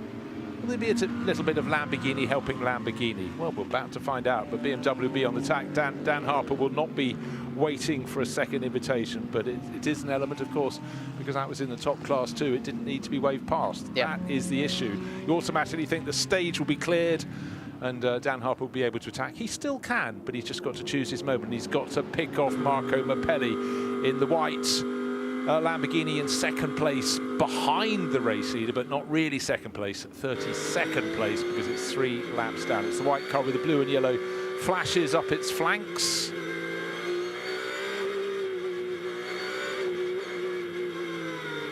Safety car in this lap, lights off on the roof, and our race leader waiting to choose his moment. Jordan Pepper, let the safety car get out of sight, go into the pits. Of course, as number 63, he's holding it. Now, just as he comes into the bus stop, he suddenly starts to go for it. But you've got the really tight right and even tighter left. Those in behind, line astern. It's such a tricky corner. If you had a faster corner coming off the start-finish straight, it makes the job actually somewhat easier for the chasing runners. Marco Mappelli, bless him, has pulled out of the way, gentlemanly. You know, he realises the race has gone away from him, and it was very fair not to go, hey, us Lamborghinis in the front. Or maybe the 2 Lamborghini crews are vying to see who is the top Lamborghini crew. But at the moment, Grasser Racing Team have had this brilliant climb up through the order from 19th up into the lead of the race. But it's up to Dan Harper to catch up. He's already lost a second or so in behind, but that was waiting for Marco Mappelli to pull out of the way. He knew he couldn't pass him until he got to the start-finish line, so that was where a little bit of that damage was done. But the real question, before we had the full course yellow period, it did seem that Dan Harper didn't have the pace, and in fact now he's being attacked by the number Vincent Abril for second place overall. But I do reckon at this point in the race, Jordan Pepper in the Grasser Lamborghini's got more pace than the 998 Rover Racing BMW, and that could be going backwards. And this is 998. They've got 98, the sister car, also in the mix as well. But really, BMW honors very much on Dan Harper's shoulders at the moment. Yeah, doing his best to try and hang on to that spot. Coming under assault, like you said, down to Lecombe just a moment ago from Vince Abril, who was able to get alongside but couldn't make the move. Harper was able to hang on to that second spot. That scrap has allowed Jordan Pepper to extend the advantage now. It's up over a second, first to second, as we go on board. This is with Sven Moller, fifth place car, top running Porsche, staring up the windscreen at a pair of AF Corsa teammates in nearly identical Ferraris, and just ahead of them is the second place BMW of Harper. Yeah, but immediately behind Sven Muller is Augusto Farfus. In fact, he's almost on the rear bumper. He's 0.2 of a second down, not even that, 0.19 of a second down in sixth place overall. But the view looking forward from the fifth place Rutronic Porsche, as Sven Muller has it, he's looking to see how much further ahead Jordan Pepper is going. He's pulling clear, but the gap, 1.2 seconds at the second of the 3 timing intervals around the circuit. Everybody running as wide as they can at Raidillon. But again, just remember, the message to Dan Harper was do not, you know, you're doing well on track limits, don't add any more if you possibly can, because that could be something that could undo all of your good work. But all the drivers keeping at least 2 of their wheels within the white lines. If you go beyond all 4 wheels beyond the white line at the edge of the circuit, you'll get a driver track limits warning. They add up, and eventually you start getting penalties. But every 6 hours they get wiped, so they've got another wipe in just over 4 hours' time. None of the front runners are in any immediate danger at the moment. Second place and third place both with 3 warnings against those cars at this stage. The race leader, as you talked about earlier, Jordan Pepper, with none at this point. So that gives them a little bit of wiggle room and ability to be aggressive if necessary, or take evasive action if necessary.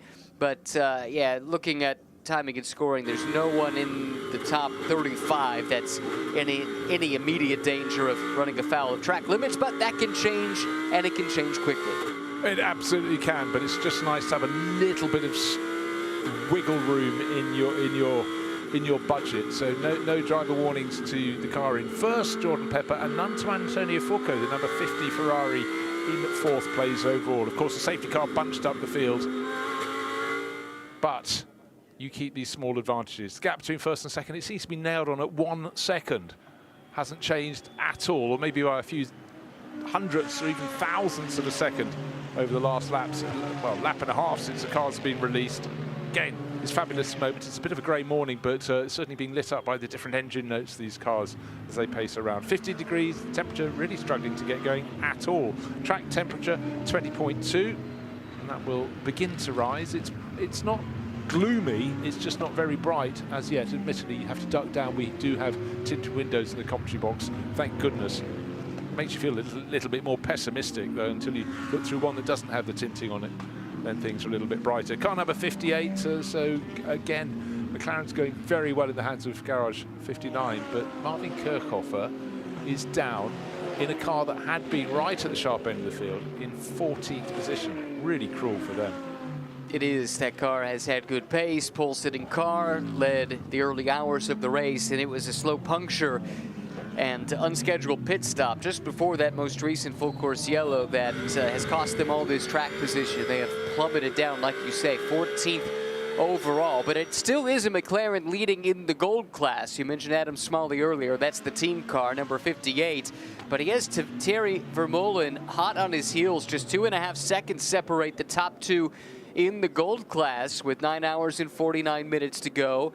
Should also probably check in on some of the other classes, and give me a moment. I'm going to take a peek and see if we have any other interesting class battles emerging here. Well, what we tend to have seen in the Silver Cup class is that Walkenhorst Motorsport, of course, they lost one of their cars before the race, but the 35, Romain Leroux, Matteo Villagomez and Oliver Soderstrom, who's the driver on board at the moment, is some way clear of the best of the rest. He's 4 positions clear, which at the moment you're looking at about 5 seconds clear of Finn Wiebelhaus. So the number 65 Ford Mustang is not the top Ford Mustang, that's the number 60 for Thomas Drouet up into 7th place overall. But remember, Drouet hasn't made the technical pit stop. That will move him down the order, but it was worth the roll of the dice. Number 91, Herbert Motorsport Porsche, going very nicely in the bronze class. Ralph Bone has just taken over from Alfred Renard in that. But Dustin Blattner is keeping him honest. He's kept that gap within a second since the restart. That's the top 2 in the class, and actually the entire top 5 in the bronze class remains on the same lap. 1 lap down to the overall lead, but they stay on the top 5 on the class leader's lap at the very least. And so I'd say you can certainly make the case any of those 5 cars have a decent shot at a good result. And a lot of that is still going to have to do with how much of the bronze drive time has already been achieved and which drivers have been keeping their powder, which teams rather, have been keeping their powder dry and keeping their highest graded driver maybe out of the car to this point to maximize their drive time towards the end of the race. Yeah, but just going back to Dustin Blattner, if I will, 2nd place for Kessel Racing in the bronze class. There he is, car number 74. You know, they've put him in at a point in the race. Yes, there was just a safety car period, but he put him in before that. So they're content to not just hold him back, wait till he get a full course yellow that leads to a safety car. Yes, he did have some of that time, but he was already in the car. So they're confident enough to just put him in on a regular cycle pattern, not hold him back. And actually, after a while, a lot of drivers say, could I do the fast bits as well? But it's all about getting the results at the end. And if you have to go, okay, I'll do a few of the slower bits behind if it's a long safety car period coming up, so be it. But certainly with Kessel Racing, they don't seem to be throwing that issue at Dustin Blattner.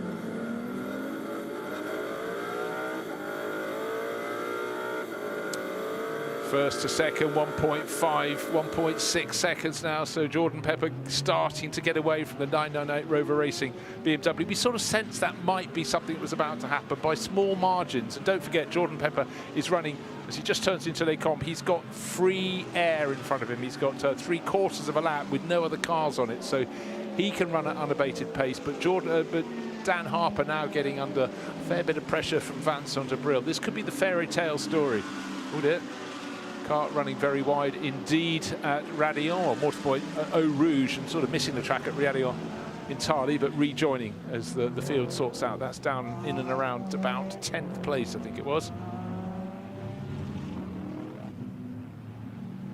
Gosh, suddenly looks like the first lap of the race all over again. Here we are, we've done more than half the race. In fact, we have under 10 hours remaining, so we've chalked up 14.25 hours pretty much. Still a grey morning here at Spa-Francorchamps, but the track temperatures are comfortable. The track cockpit temperatures are probably fairly comfortable with only 15 degrees Celsius air temperature outside. But it's how I think an awful lot will happen shortly. But one thing I suddenly took a look at, I was going to look at track limits, just noticed a message, final warning for car 91. That's in the bronze class, and it's the Herbert Motorsport Porsche that is running very nicely indeed. So much so, it's in fact leading the bronze class. Ralph Bone is on board, but they've already got 5 warnings. The 6th one comes with punishment. So haul it in, rein it back. For 3 hours and 45 minutes until that gets cleared again. That is an awful long time to have to carry that final warning, and you got to be on your best behavior. It's an interesting system that's set up to monitor that around the track. Some of it's done by marshals visually. There's cameras set up in certain corners as well that can pick up on track limits abuses in an automated fashion. That's been enhanced some this year. And that's so important to make sure it's equitable, that everybody is being policed the same way. Yeah, and just to remind people, every 6 hours, whatever you've accrued gets wiped. You start again. So yeah, it's still quite a long old way to go. So if you're sitting on 5, it might be the driver who's in the car now who's been the transgressor, but it could be the one who's just got out. And the driver who just got out of the 91 Herbert Motorsport Porsche was Alfred Renard. He can't kick himself. Well, he can. He's the team boss.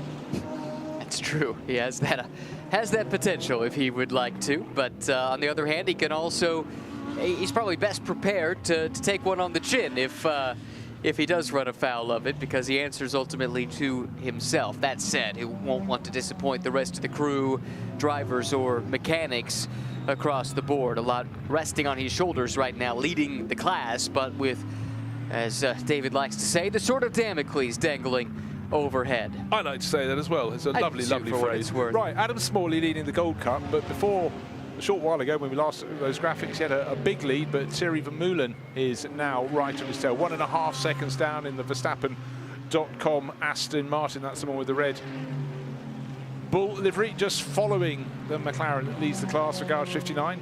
Car number 58. Adam Smalley, British driver at the wheel of that one. And then Thierry Vermeulen closing in, and you have to go back a fair distance, 22 seconds pretty much, back to the third place car of Simon Gachet, the 111 CSA Racing McLaren. So McLaren's first and third in the Gold Cup class. And here they are monitoring that gap here between Smalley and Vermeulen. Vermeulen right there, Red Bull liveried Aston, and the gap has come down even further. It was 1.4, now just 1 second between the top two in the Gold Cup. This is the car here, this Aston, that has dominated this class. They led the vast majority of the opening 12 hours of this race, only lost the lead maybe 10 hours or so into the race for the very first time. Pit stop shuffles notwithstanding, but it's swinging back their way. And right now, Vermeulen is drawing a bead on that McLaren. Yeah, no, I think Vermeulen's had an excellent couple of seasons recently, and we just had his new teammate Chris Lullum out of the car a short while ago, looking suitably tired after his first night shift in a 24-hour race, but certainly Vermeulen with a little bit more contemporary racing under his belt, just looking very comfortable as he hunts down Adam Smalley. Adam is running 11th place, Vermeulen is in 12th, but importantly the gap is under a second between them now, down to 0.84. Looking at their stint time, well, it's very, very similar. Garage 59 leading by, well, they've been in for 38 minutes into this stint, and Verstappen.com with Thierry Vermeulen in for 37 minutes and 15 seconds in this stint, so remarkably similar. Yeah, a lot of that's because just about everybody took the same opportunity to do that technical pit stop under the full course yellow. That's more or less reset the strategy. We had started to see it diverge a little bit over the last long green flag run, that the outliers still are, and it's worth reminding people about this. Thomas Drouet, 7th placed overall Ford Mustang, did not do the technical stop that helped them gain track position, but that's something they're going to have to pay back later in the race. They still owe that 5-minute minimum stop relative to the rest of the field. And Kevin Magnussen in the 46 up in 10th, another one that is in that position. Now, we're talking about how since Thierry Vermeulen got back into the number 33 Aston Martin for Verstappen.com, he's been closing on Adam Smalley, but he has done best part of 5 hours. He's done 4 hours and 51 minutes in the car, whereas Adam Smalley's got plenty more time to go. He's done an hour and a half less in the car. Much less time in the car. They can use Smalley more than Vermeulen will be able to use in the remainder of this race. So, but here's the chance. If they reckon Vermeulen's the quickest driver in that car, he's probably fighting very hard for that honour with Harry King, Chris Lullum, first season back in full metal racing. So, but Vermeulen maybe is just going, put the pressure on him, put the pressure on that number 58 Garage 59 McLaren, and that's precisely what he's doing now. It looks like he's down by about 0.2 of a second. They cross the start-finish line in the bronze class. Very, very tight. Oh, I beg your pardon, ladies and gentlemen. 0.494 of a second is the gap between them. But the point here is that Thierry Vermeulen, who's giving chase, is going to be eating through his drive time at the moment. Yeah, and how they elect to balance that the rest of the way is interesting. We heard Chris Lullum say that he thought he had another 2 hours still of driving to go. And Harry King is probably the guy that they figure is going to anchor this lineup to the finish. Now, right now, Vermeulen got a great run up the hill, and sensing that the McLaren has to go on the defensive, here comes the battle for the lead in the gold class into Lake Home. Well, you really have to give it to Adam Smalley there. He was absolutely insistent that he wasn't going to cede and trying to go around the outside. Slightly diminishing returns there for Thierry Vermeulen, but, you know, bless the Dutch driver for giving it a go. It didn't work there. What's up ahead of them? Are they faster than the cars they're coming across? You cannot rely on that, but still slightly misty as we look down from the high point of the circuit over towards Bruxelles hairpin. Of course, the track's a little higher at Lake Home, but you're still lofty in comparison to the start-finish straight, the pit buildings at the far end of the circuit. That's where we're located, but following these cars around, nip and tuck. What you gain on lap 317 is what you lost 2 laps earlier on 315. But in between, the story there, the Aston Martin is chasing, closing, but only occasionally. Now he's so close, it's really difficult in GT3 cars, unless the driver in front makes a mistake, unless you're appreciably faster to get past, and this is what Vermeulen is finding right here, right now. He's just got to follow, look for mistake, but importantly, they're not really catching Marco Mappelli's Lamborghini and some of the other cars up ahead of them. In fact, the next car up the line is the AF Corsa number 52 Ferrari. That was in the wars in the early stages of the race, but is outside the top 20, outside the top 30. It's Tommaso Mosca driving it in 34th position overall, 4 laps all in. And Tommaso just did a 2:20 flat on the last lap. The two that we've been watching, Smalley and Vermeulen, running roughly, well, Smalley at least ran about the same lap time. Vermeulen was a few tenths quicker and I think would have the pace. Both of them should actually as they run up on Tommaso. Now, this could be the opportunity that Thierry's been looking for. Some of this, I'm not sure, is necessarily about looking to make a lunge necessarily right in this moment, but you want to be in the position to capitalize should an opportunity present itself. And traffic could very well present that opportunity as we look at this battle roar up the hill towards Raidillon. Top speed in our race vision powered by AWS. 242 kph at the top of the hill for that Aston of Thierry Vermeulen. Fastest speed at the top of Raidillon. Well, you know, you commented 2 laps ago that he made a really good run out of Raidillon. Clearly, he absolutely can. The car must be wonderfully balanced, have plenty of punch from Eau Rouge up. But in Eau Rouge, all you're doing is sort of massaging the momentum you're carrying in there. Just got news about the number 5 McLaren from Optimum Motorsport. Thank you very much, Gemma, for sending this up. Been in the box for a while. Yeah, that's what you went to look for, but it was a slow oil leak that spiked on the lap before they brought it in. So they had no choice but to fix that oil leak. And that number 5 McLaren, not at the sharp end of the field where it wants to be, down just outside the top 50 and 52nd position overall, with Largim Ali, Danish racer, done a lot of time in the Lamborghini Super Trofeo series, but now settling in here again. A lot of drivers, you know, racing in the Super Trofeo series, your races are generally an hour. It's still a huge step up to come and do a 24-hour race, and also running in a driver lineup of 4 drivers as well. Yes, you divide the 24 hours, but however you cut it, you've got potentially 6 hours in the car. Yeah, but it is a great training ground. We've seen a lot of good drivers come through the Lamborghini Super Trofeo ranks, and Lamborghini has done well to use it in a similar manner to what Porsche has done for years with its single-make series, to cultivate talent and bring it into the factory. Those Super Trofeo cars are beasts to drive. More horsepower than a GT3 car with less downforce, which means you're hauling the mail in a straight line, but then having to woe it up on the brakes for the corners and hang on, which really tests the car control and throttle control as well when you try and put all that horsepower back down at the exit of the corner. It's a really captivating platform. The races anywhere in the world that you watch, fun to watch, as we've got a problem for one of the Corvettes, slow on track.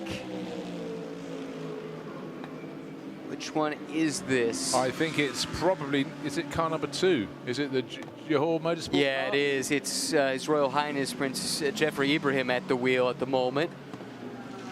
Well, that was a car that had a problem before the start of the race, remember, and you know, it really didn't get the foot up it wanted coming into the race, but since then, he and his brother Prince Abu Bakr has settled down. We saw Alexander Sims in that car, and the 4th driver, of course, Jordan Love, who was the one who was out there at the start of the race. But a setback for them, but they got plenty of time. So a yellow sector, a slow sector, but of course that is because that number 2 Corvette limping slowly around the track. So the marshals doing their job. The message is being passed on. Hasn't debated the battle at all for the lead in the Gold Cup.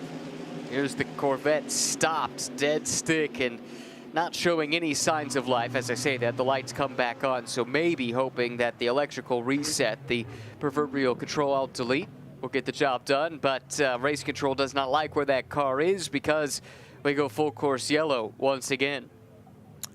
Well, absolutely expected, because at a halt at the bottom of the hill. So the KFC sponsored JMR Corvette going nowhere. It does mean, of course, that the pressure comes off the tail of Adam Smalley. Thierry Vermeulen cannot attack him for a while, cannot pass him under this period. But at the bottom, so being pushed into the pit exit, if you will, more to the point, down at the entrance to Eau Rouge, the Corvette sort of went straight on the grass. So it wasn't on the racing line, but it's a very fast descent down there to Eau Rouge. So the right job is done. Because Marshall's doing, you know, they've been up all night probably. I know there's a shift system, but you know, making light work of moving that car, and that's uphill. By the way.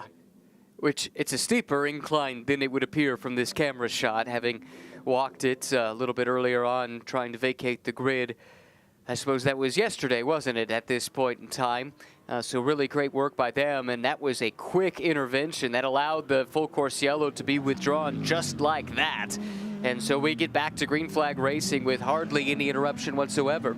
Just think about those two cars in and around the top 10 that hadn't done their technical thing. When they heard full course yellow coming, they must have thought, great.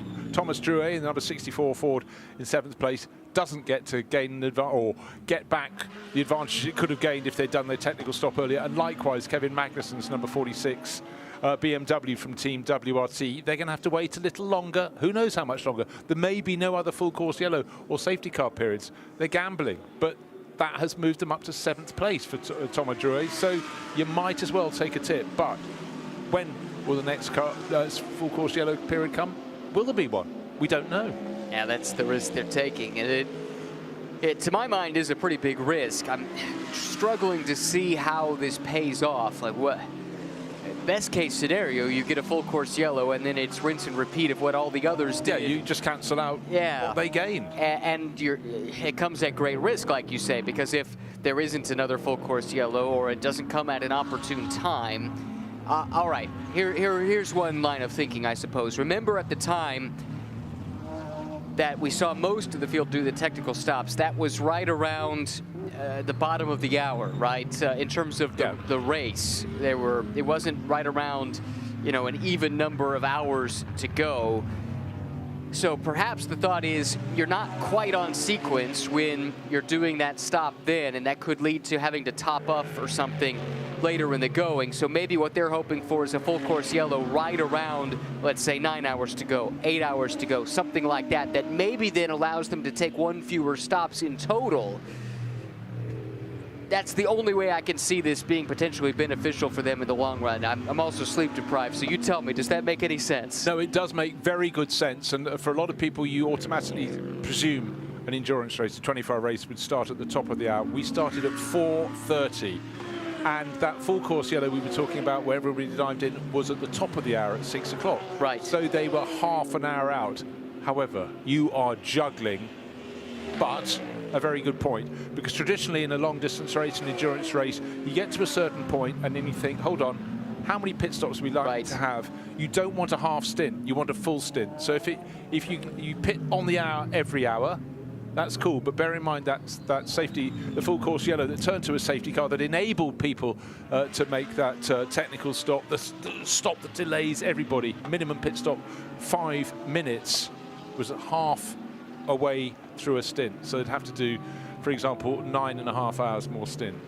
9.5 more stints in the remainder of this race. I have to believe that's what they were thinking. And again, these are two cars that were not in contention really for a top 10, let alone any kind of major prize-giving position. So yeah, maybe from their standpoint, that was worth the roll of the dice there. Now, the caveat to that is it's not as though the leaders really even have a full half stint that they're trying to compensate for. It's really only about 12 minutes. And you can claw that back slowly. Now, again, things have to fall the right way for this to happen. But, you know, in theory, the time spent in the pit lane doesn't count towards stint time. So you're going to inch a little bit closer to where you want to be with each subsequent pit stop. Just had a change in the gold class. Thierry Vermeulen, bear in mind he's done a lot longer in the car, will have less time to give in this race. He's just taken the lead from Adam Smalley, fighting over 11th place. And as they got up to the top of the hill, up the long climb up the Kemmel Straight, around the outside went the Aston Martin. So 11th place overall, but in their class, first in class, that's the gold class. 11th and 12th was Adam Smalley and his McLaren ahead of Thierry Vermeulen's Aston Martin. Flip those around, it's changed. Now, this has been the balance of power I think it's safe to say in this class, by and large, throughout the course of this race, this Aston has had the measure of the rest of the field largely. There have been a few hours where the exception has been the McLaren, and the McLaren flexed a little bit of muscle, but right now put the Verstappen.com Aston back to the lead within that gold class. Things are starting to change. Humidity dropping, temperature rising. Well, that's how it normally works, but suddenly air temperature has gone up by 2.5 degrees in the last 20 minutes or so since I last looked at the temperature variable. And bear in mind, some of the cars seem to go well on the hotter track when the sun was at its brightest yesterday afternoon. We started the race at 4:30. We may yet see the pendulum swing their way, but I'm not entirely convinced by that little particular line, but certainly some of the manufacturers fell away. And you know what? I think it's time we had another full lap from a car that was going to be making a fantastic sound, and it's the 96 Rutronic Racing Ferrari in 5th place. The Porsche is coming down the hill. I said Ferrari, I meant Porsche. It's Rutronic Porsche, and we're going to get a chance to listen to the engine notes as it goes around in this early morning run here at Spa-Francorchamps.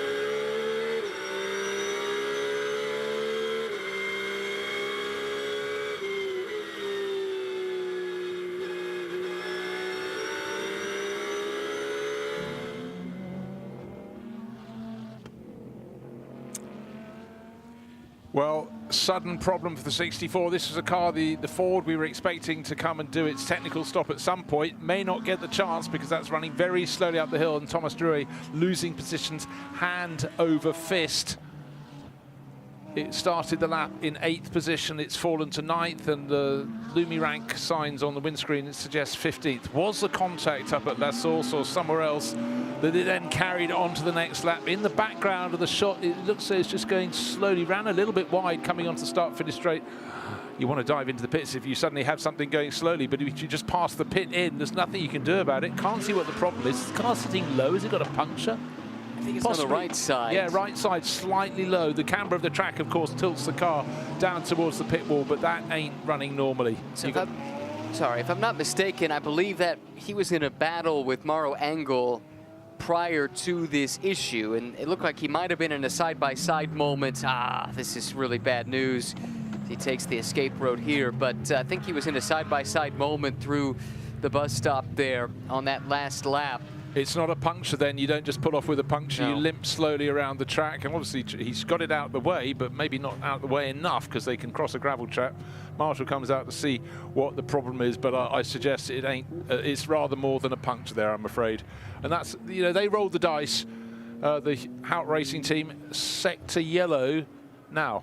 Will that lead to full course yellow? We don't know as yet. Will that lead to a period in which the other car that in the top 10 that hadn't taken a technical stop, I'm talking about the number 46 BMW, and that's being driven by Kevin Magnussen.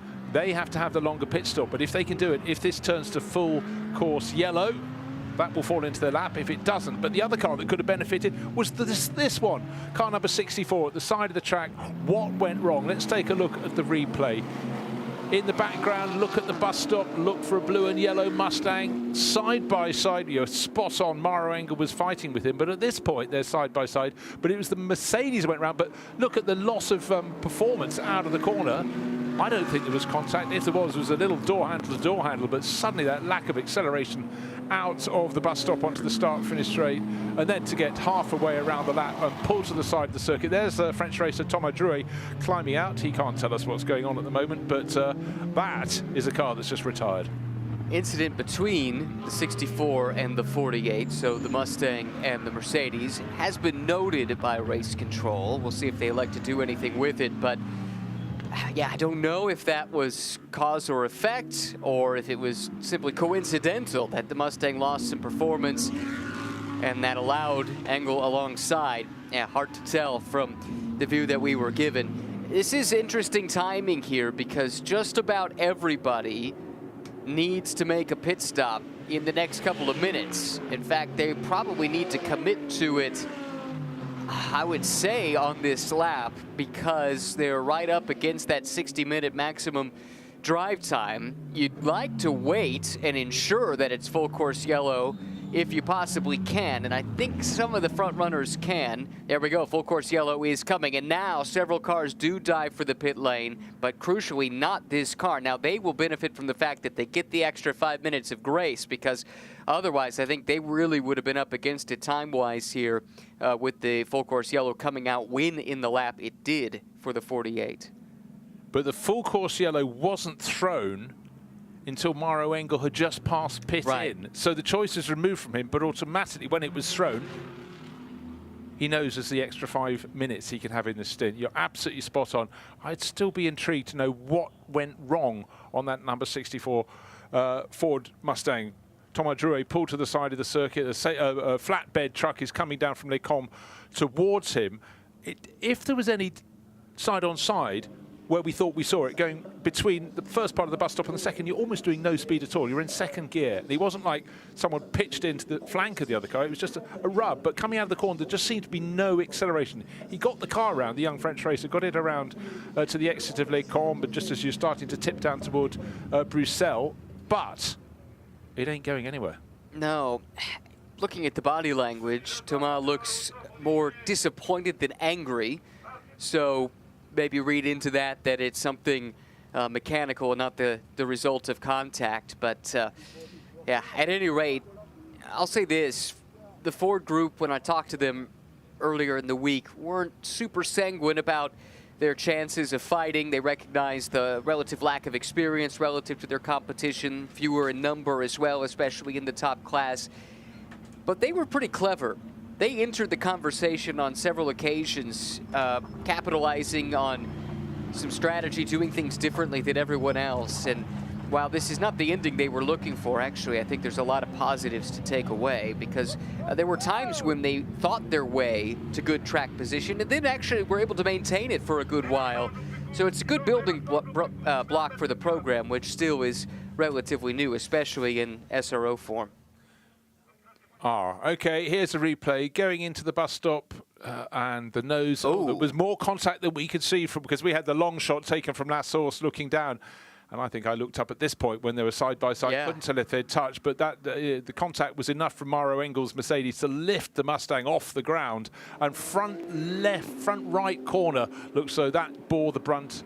That was the angle we'd seen before. It didn't look too much. No wonder the power couldn't be put down by the Mustang driver. So front suspension damage, I think we'll put on that one. Yeah, you could already see that car listing as it turned in that final left-hander there. The question I have now is the 48 okay? Whether or not it runs afoul of any kind of penalty for the contact remains to be seen. But that was a lot of contact that it absorbed too. And you have to wonder if structurally that Mercedes is no worse for the wear, or if indeed it might have suffered some damage too in that coming together. Now, unfortunate insult to injury, Thomas Drury's car was being pulled clear, but they pulled it into the tyre wall. It's going to be quite hard to push it forward again, to just give it a foot to get it away from the rubber, then they can tow it clear. But for everyone else, that means it's going to be a longer full course yellow period, more than likely tipping over into being another point of safety car, I would think. So just pretty much an hour after the last one, pretty much at 6 o'clock in the morning, followed by 7 o'clock. We've got the number 46 car. This will be doing the technical stop, because this was the other car among the top 10 that hadn't done it. So that will suddenly put them back into the equation. Everyone wants to do it during a full course yellow period, but we could easily have gone through to the end of the race without incident, without that ambition from Mauro Engel. Who knows? But for Team WRT, they're saying, thank you. We rolled the dice to try and gain track position, which we gained. Now we're going to lose it again, but 31 is also in the pit garage as well. That's Marco Wittmann's car, and that is the one that's been fighting from way further back down the order. And Marco sharing that with Dries van Toor, Sheldon van der Linde. Lost time early on. Remember, the tail end of that car was hanging loose after contact up at La Source. This is the problem for the number 64 Ford. They've towed it backwards, but towed it into the tyre wall. Now I'd suggest you need someone to pull the car forward and get more steering angle, but then don't forget it's got broken steering, or certainly broken front suspension after the contact with Mauro Engel's Mercedes at the bus stop chicane. So there's a little bit of working out to go on, but it's very hard to turn the steering if your suspension isn't fully attached or your steering arm is broken. But come what may, the corner we cannot see at the front of the car was the one that bore the brunt of the impact into the bus stop from the 48 Manfilter Mercedes. Now, we said we're getting very close to the hour mark. You had 5 minutes extra grace. Alessandro Pierguidi desperate to take victory in this event. It looked in the first hour or so as though that had gone up in smoke, not in literally, but in terms of opportunity. But now back in the mix big time, the 51 Ferrari crew. Vincent Abril out, and Alessandro Pierguidi gets aboard. I'd count that car out at your own peril at this stage. Amazing the comeback they've had, and we've never really seen what the car can do out in front. It's never been in that position. It's never had that luxury, and yet it has one of the fastest laps in the race so far. It's a great lineup, great team, plenty of time. If they get to the front, I'd say look out. If you're the rest of this field, you're doing everything in your power to keep them mired down with relative lack of track position if you possibly can. Now, of course, when you have a full course yellow, you sometimes get double stacking in the pit lane. You can see lots of frantic activity. Both the Rover Racing BMWs in at the same time, one in front of the other, and just got going. A couple of AF Corsa Ferraris diving in as well. Still the full course yellow, the wave flags out around the circuit, but a real scramble. But it's rather fortunate he's got the 46 cap on, supporting the 46 BMW, because that's the one that's just been given this opportunity to make its technical stop. Now, I want to see the work that's going on. Yeah, they're checking the front suspension on the Mauro Engel Mercedes. Maybe that's just standard, it might just be a standard tire change. In fact, it'd be the front corner on the pit wall side that bore the brunt of the impact, but certainly having hit that Mustang, the number 64, broke the front of the Mustang. That's pulled off after Les Combes, in fact, just ahead of where we are now, riding on board the Rutronic Porsche. And have we got that car? Of course, the track cleaner is in the way of what we wanted to see. Remember, the number 64 Ford was stuck against the tyre wall. I think and sense they've managed to pull it clear. We can hope so. Do want to note the technical pit stop for the 46. It took nearly 6 minutes. So that cost them, we already knew they were effectively going to forfeit the track position they had gained by doing something slightly different than the rest of the field. Now they're going to lose, well, you would think they would lose some track position, but actually, I'm trying to think here, I think the field would have been a little bit more bunched up when the last tranche of technical pit stops occurred. So maybe they're insulated a little bit from losing some track position. And then there was the question about whether or not they could get to a position where they could cut out a pit stop. I'm not sure that, I think the timing of this yellow kind of puts everybody in the same boat. I can't say that with confidence, but that's the way I read it at the moment, that yeah, everybody is more or less in the same boat strategically here with this full course yellow effectively causing a reset. Now, here's what I'm trying to get. Oh, that's because they haven't pitted yet. Okay, we're waiting on Sven Muller. That car owes a pit stop. They're up against the maximum stint time. I was looking at their last stop being over 5 minutes, but that's because their last stop was their technical stop. They haven't come in yet in this sequence. Yeah, just over an hour ago, that extra 5 minutes you get, otherwise you cannot make your pit stop, but or you can, but you'll be punished if you stop after an hour and 5 minutes when there's been a full course yellow period. Well, I tell you what, let's take a look back at the highlights of the race so far. A lot has happened. 4:30 Saturday afternoon in the glorious sunshine at Spa-Francorchamps. The CrowdStrike 24 Hours of Spa. Last year's winners, two of them there, Matteo Drudi and Marco Sorensen, took victory 12 months ago in their number 7 Aston Martin. It started near the front, but at the front was Marvin Kirchhofer leading away for Garage 59 in his McLaren. In behind, neat and tidy, brilliant shot, 74 cars coming out to play. The stage was set, and with so many cars on track, it was inevitable we'd have some incidents. Matteo Beretta's Lamborghini spun around, and as the others came on through, unsighted Antares Au came through the corner. Ow, indeed, and he clonked the front with his Porsche. Both of those cars will be out later on, but the big retirement was the number 112 McLaren coming through slowly, returning to the pits with some problem and nowhere to go for Lauren Heinrich. He battered into the back of it. And then in the wars again, Antares Au's fixed Porsche, and then also in the trouble, Custodio Toledo got his braking a little bit late and clouted the back of the number 270 Aston Martin, and then he spun on his car's own juices, and it was out of the race for the crew from AF Corsa. In behind, there were further problems up at Les Combes. There's often contact. It was the 991 Paradigm competition. BMW out of the mix, and other cars still in the wall. The number 30 Team WRT BMW spun around at the Bruxelles hairpin, but probably the biggest departure from the race was Frederic Duché given a big shove going through Radillon, and his Aston Martin over and out. That was car 11 parked up in a way he didn't want to park it. The lights then began to fade. One thing that didn't fade was the fireworks. They were phenomenal. The concert on the inside of Eau Rouge for the fans, but for the drivers, it was all about getting their pit stops absolutely spot on. Do not fumble in the pits. Go too low, go too slow, and you get punished. Talk about punishment. Poor Doncha, damn, punished once and off the track up at the top of the hill as well for his Winwood Racing Mercedes, and in time that would retire, and so would the number 7 Aston Martin. Winner last year, this year was not their chance. Fabian Schiller right at the sharp end of the field in the Get Speed number 17 Mercedes. That had contact with the 99 Trader and Tempo. Audi was out of the race as well. We were losing the front runners, the cars from second and third out. Who was going to come to the top? Through the night we went. There were various periods where we were entertained by sparks, then potential fire in the pit lane, those hot breaks coming out as the team made their technical stops. We started edging towards daylight, the crew doing everything they can to stay awake, and then that beautiful pink light came into the sky, and then dawning onto a grey morning, and it was a 63 Lamborghini at the front for Grasser Racing Team, and some great racing out on the circuit, but still a few problems, and certainly for the team RGN McLaren. Kapoom went the engine, and then problems for the number 992 Paradigm Competition BMW. That's just been retired with brake problems. But the biggest problem of all was Thomas Drouet being given a big clonk by Mauro Engel.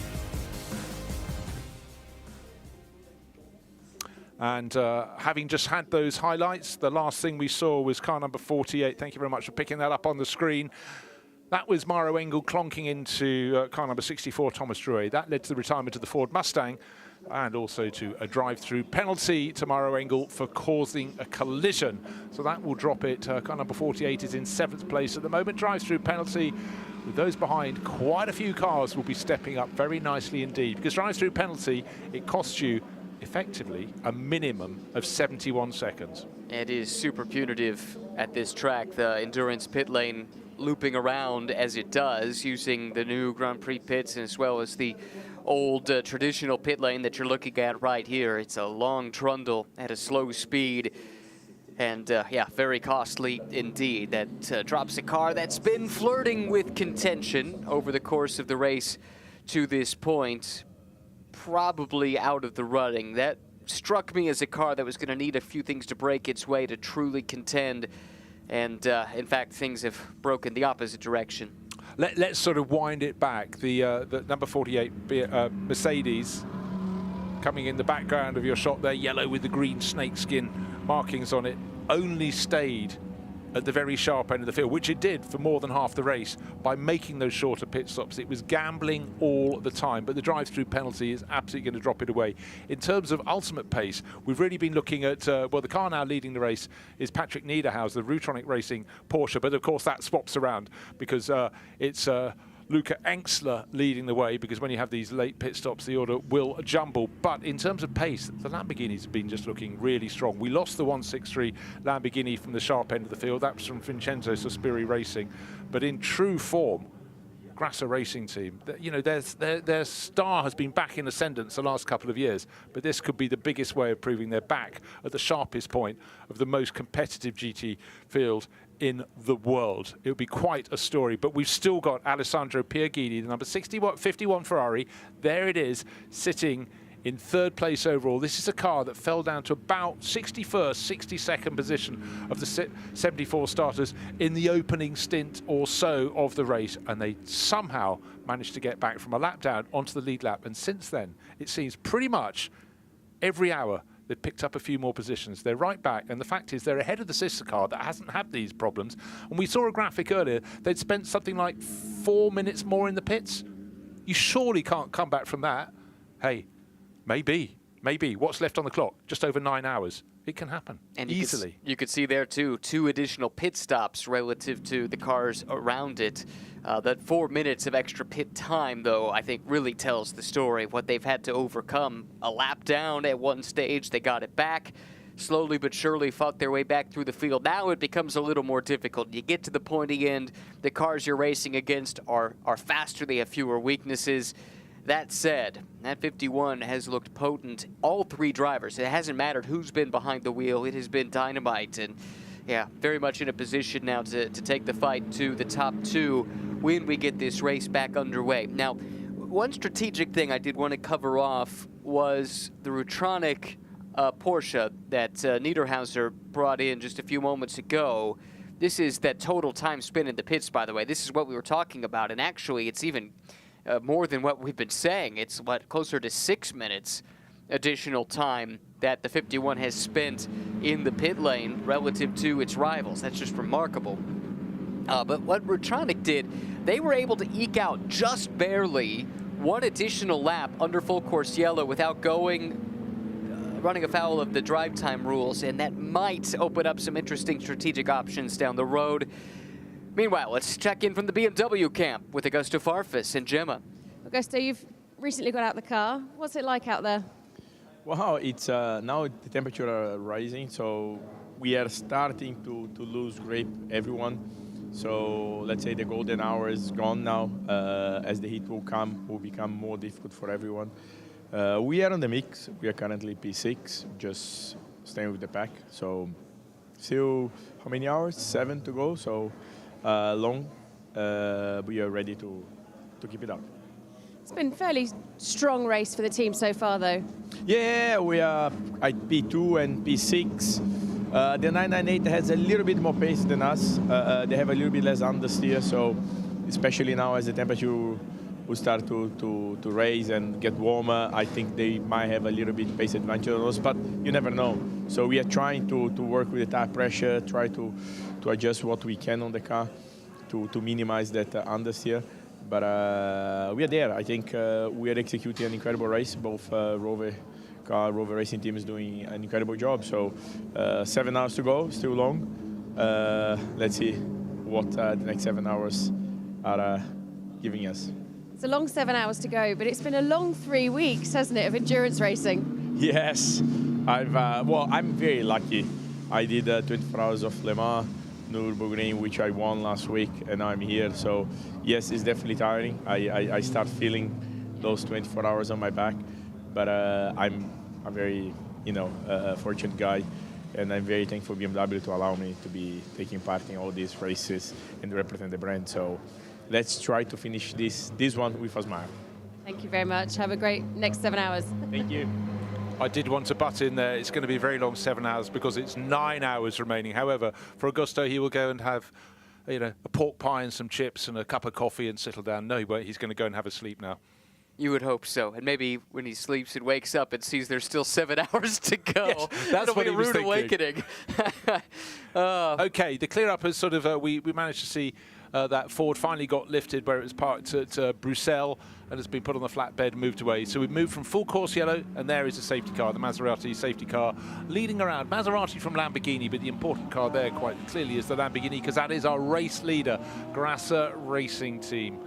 And leading the way from Max Hess. It was interesting to see Augusto Farfus was wrecking the 998 Rover Racing BMW, had more pace than 98. I thought the promotion was more upon, down to having those moments where it just had that foot up, got it from outside the top 10 quite a few hours ago now, shoveled up by having its being in the pits at the right time when the full course yellow was thrown, but just having a look at their best laps in the race. 2 minutes 18.1 seconds for the 998, that's in second place, and the 98 with Jesse Krohn at the wheel is 2 minutes. Oh, there's nothing in it. There's a tenth of a second. There's, what am I talking about? There is tenth of a second in their fastest laps difference. Is next to nothing. So, but it's not the fastest lap. It's about your average stint time. Yeah. So many ways you can split analysis of a race. And I know people who go back and they spend almost 2 weeks after a 24-hour race going through all the different splits, the stint lengths. But of course, what they want are green flag stints. They want to see the true pace, because we all know how it can be interrupted. Talk of interruption, still working away on that 991 Sean Galeo driven car, 22 laps in arrears, so they're running repairs as they go through. This is the one that had the front contact, damaged the front right hub, but they'd effected a repair. It's been out of the track many times, but now it's the walking wounded. Fixing a front upright, Gemma says. There we go. That's a good update there, Johnny on the spot. Thanks, Gemma, for that information. I want to call attention to what the 48 just did. Remember, they owe a drive-through penalty when we get back underway for causing the collision that brought out effectively this yellow flag, but they just did a short stop. So the reason I suspect that they did this, they knew they were going to lose track position anyway with the drive-through. So let's reset the stint length, and look, we're 1 minute away from 9 hours even to go. That's roughly where you want to be if you're trying to be on sequence and not have that pesky little extra 3 or 4 minutes you have to account for at the end of the race. I think this is a really clever use of some misfortune in trying to turn lemons into lemonade here from the 48, so let's file that one away. Look, I think they've been very bright. We talked about how we don't think it's had the ultimate pace, but by short stints they've done that. But what stint length have we got from the people leading this race behind the safety car? 40, they've got another 45 minutes in this, so they're not going to be at the top of the hour. But in true running, really these cars run an hour, an hour, an hour. They can't go more than that unless there's a full course yellow period. So this could be the ultimate adjustment. But just remember, with that drive-through penalty, it will cost them 71 seconds extra minimum. But ka-ching, the dice get rolled across the table. Yeah, let's stash that away. That's one that might not get paid off at all, or it might take us 9 hours for that to pay off. We'll just have to see, but let's again file that away. And that's similar to what I was talking about a moment ago with the Rutronic car. I kind of thought a couple others might try and do this too and reset their time, especially those that don't have track position at the moment. I've only seen, of the front runners at least, the 48 do it. I wonder if Ralph Bone is doing it. Now they're doing a driver change. I'm not sure that that's what's happening there with the 91 from the bronze class. We'll keep an eye on that. But yeah, just a driver change. Ralph Bone to Robert Renauer. Yeah. But the, again, that 96 Porsche, by going one extra lap longer under the full course yellow, that has them now just over 5 minutes closer to being on schedule, and that too could pay off in the long run, but it would take a couple of things breaking their way right. I think it needs 2 more full course yellow periods for them to adjust it, but you know, small margins it could come down to. Here is the Herbert Motorsport Porsche, been running very well in the bronze class, but so too has the number 80 Lion Speed car. Remember, that got out of sync with the others and dropped down to 17th class, but in reality was right in the mix. But Herbert Motorsport, for years they've run their Porsches black with the gold striping on it, and they're staying true to that. I quite like it when people keep a livery. And they were, they were 27 minutes, nearly 28 minutes into this stint. Now, this is a little extra costly relative to what the 48 did, because the field is not at a neutralized speed, at least not in its entirety. The field is hustling to catch up to the safety cars, so they will lose additional track position. But now, relative to the rest of their class, I think they are best in sync to hit that hour strategically the rest of the way. So again, this may be a little bit of a sacrifice of track position here, but it might give them more strategic leeway down the road. If I was as old as I am, I'd say you could almost hear the clickety-clack of slide rules in the pit lane as people are working things out. Of course, they've got far more intelligent things on their laptops now. But you do, even though you've been through the night, need to be absolutely on top of your maths. You've also got to, you can be guaranteed. Actually, I'll tell you what haven't we talked about ever since the start of this race? It's Spa-Francorchamps. We haven't talked about the oncoming of rain. Normally, you're looking at people constantly checking their weather app, seeing is that blue concentrated element of moisture coming our way, or is it swerved towards the Nürburgring? And immediately, being the pro he is, Ryan is looking at the weather forecast. What have we got? No sign of precipitation. It's going to be raining on Thursday. I think we should be all right. Yeah, 5% is the biggest chance I see until 5 o'clock tonight. So I think those are odds I would take. Yeah, not so long ago we saw the number 2 Corvette running slowly out on the circuit, but it's in the pit lane now. But obviously that is down in 52nd position. Australian racer Jordan Love is the driver whose name is on the chart.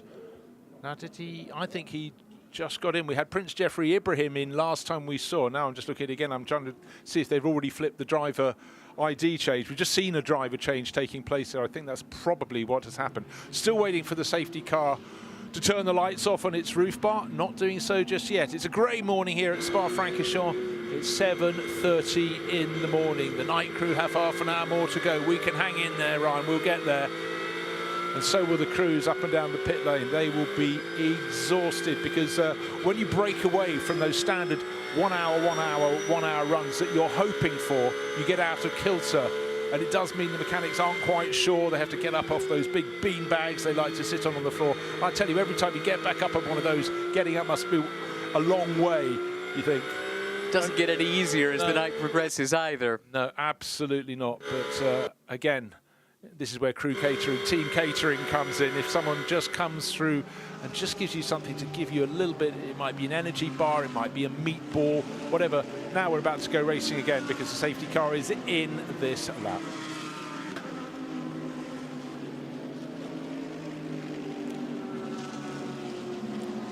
So the cars, their job behind the safety car is to get onto the tail of the car in front. By and large, they've done that at the tail end of the field, just catching on to the train of cars. But the lights will be off on the safety car this lap, and hopefully, for the sake of the JMR crew, they can get out.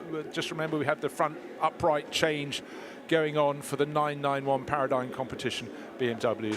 But they are right down in penultimate position, in fact, final position, because the 992 car has been retired. The sister car is now finally gone completely. Mechanics, their eyes on stalks at the moment. Our eyes are on stalks because we're waiting for the safety car to come in this lap. On the exit of Pouhon towards the Piff-Paff goes the field. Car in second place is Max Hesse, now at the wheel of the 998 Rover competition BMW, but it's still Luca Engstler leading the way. Grasser Racing Team. Early stages of the race, it was all about Garage 59 with their number 59. That had a problem a couple of hours ago now, and it suddenly tumbled somewhat down the order for McLaren to just at the tail end of the top 10 in 9th position overall. Benji Goethe at the wheel. But anyhow, It's Luca Engstler and Grasser. They were running for a long time in about 6th position. They worked their way forward. Others had their problems. Remember, we had Fabian Schiller retiring from the front end of the field. We had the Aston Martin that was in 3rd place, closing on those first 2 Mercedes. That was out as well. But the lights out on the roof of the Maserati safety car, and that means the car we're looking at the front of the queue is our race leader. Right on his rear, Luca Engstler's rear bumper is Max Hesse, of course, with a very, very tight and tricky bus stop chicane. When they get the restart, there's nobody can overtake beforehand, and it really does lead to the cars going Indian file out of the final corner. Up to the source, you might get some brave, maybe foolhardy souls making a move, but right now, the real point for our race leader, for Luca Engstler, he can decide when he floors the throttle. He can't be overtaken before he's leading it quite deep into the bus stop. This is what this circuit can provide you with. It's almost like walking pace. It's almost gone to full course yellow pace again. And now, here he goes. The Lamborghini takes off, and it's up to Max Hesse to respond in the 2nd place. Rover Racing BMW does it very nicely. Car in 3rd place, Alessandro Pierguidi. You can see the Ferrari is just the smaller cars in the background of shot, but lights are flashing because there's another car between them and where they're trying to get to. I think it's the Chicago Racing. It's one of the BMWs in about 14th place. It's Sean van der Linde, and we've got someone diving down through the pit lane. So that's not what you want when the safety car's just withdrawn. You're going to lose big time. We're green on the track, but for the Grasser Lamborghini, the first part of the job is get clear. He's almost a second clear as they dive into Eau Rouge, up the slope to Radion. Grandstand starting to fill up again. People have come back from out of the woods, and they're sitting overlooking that fabulous corner.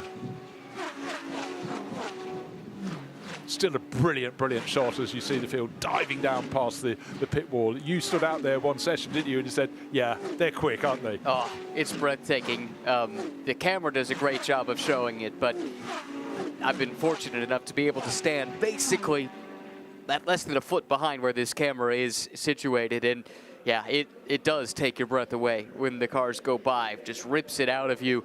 The raw speed of it all, and then they just keep coming. That's the amazing thing about this race. You think surely we've gotten through the field already, and nope, you're not even halfway through because such is the depth of the field here at Spa once again. Well, just trying to see what works going on. This front upright changed on the Paradigm 911 car, but we've got a driver with a helmet being put on and kit, or were they taking it off? It looks like they were putting it on. I would have suggested it looks like they've stopped working on that, which would be very bad news because it would mean both of the Paradigm cars would be out of the race, but that is not official as yet. But it did look as though someone was putting their helmet on the background. And that would hopefully be encouraging news. We'll see. 57 cars, it would appear, still running at this stage in the race. Plenty of attrition overnight, as is typical of one of these 24-hour endurance races. Luca Engstler leading for Lamborghini. Max Hesse now just 0.6 of a second behind.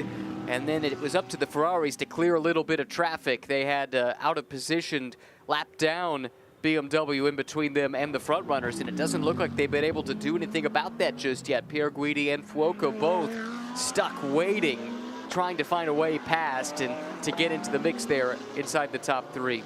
It's really difficult if you've got someone between you and your prey, and I really do feel for that chasing battle. And those in behind are now starting to get a little bit busy. No more after you, Claude, no more Indian fun. Now it's 2 abreast through some of the tighter corners, including the bus stop. Still in the mix in the Gold Cup class. It's still that number 33 Aston Martin, now with Harry King on board. Driver who's had a lot of success in Porsches early in his career, but really taking to the battle with the Aston Martin.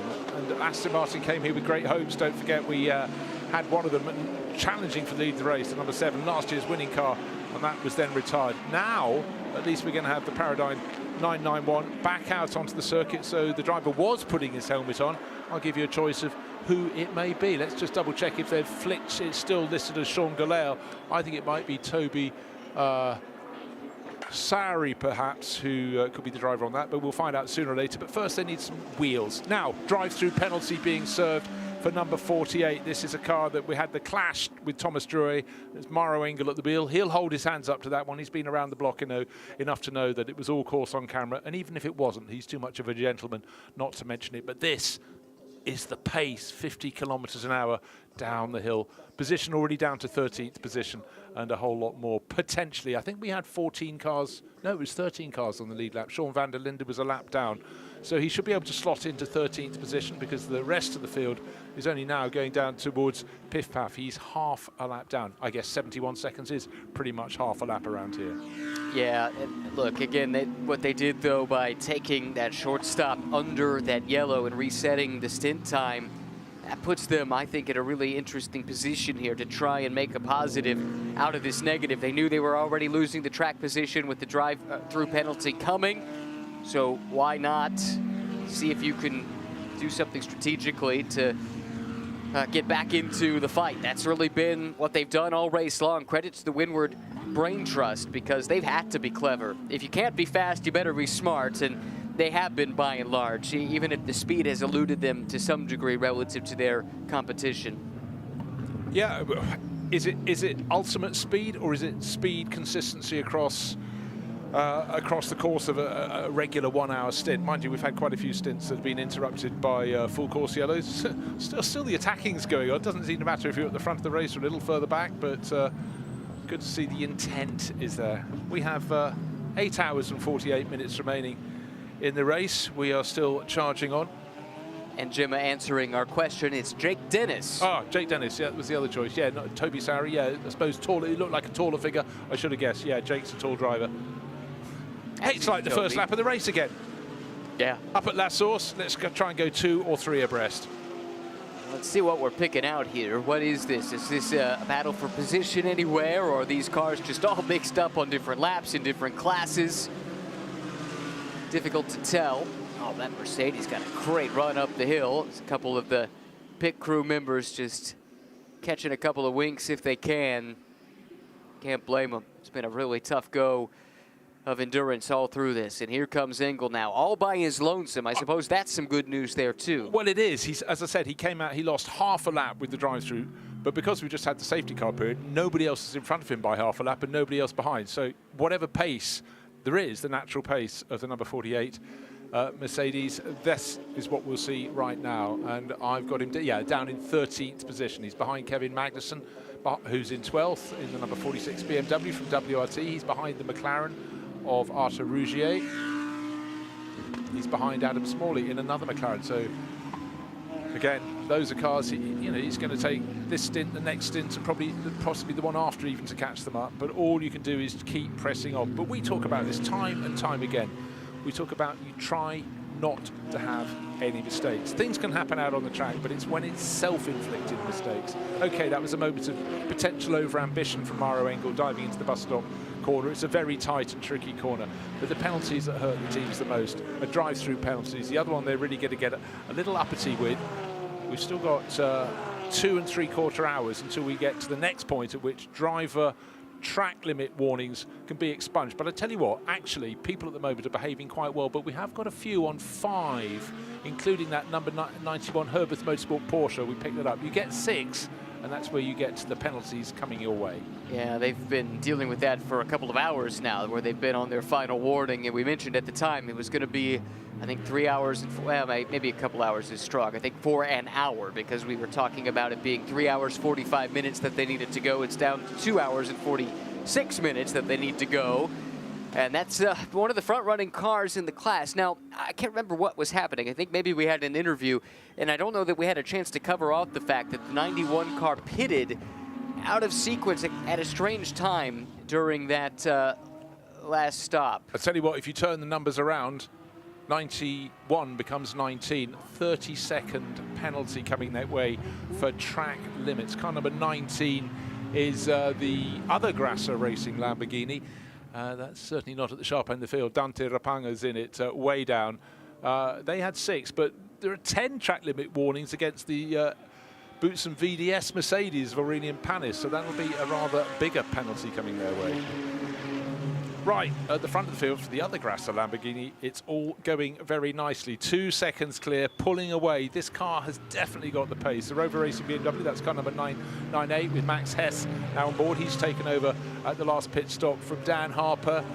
He's still clear of Alessandro Pierguidi. So if AF Corsa with their Ferraris, they could get a 1-2 in this race, which would be remarkable. Not for the 50 car, that's always been at the sharp end of the field, but right at the start of the race, very early on, the number 51 car suddenly went tumbling down the order, lost a whole heap of time, but the important thing, fell onto the lap behind the race leaders, but just through judicious tactics or perhaps fortune, perhaps both, they got back onto the lead lap, and since then they've been working their forward.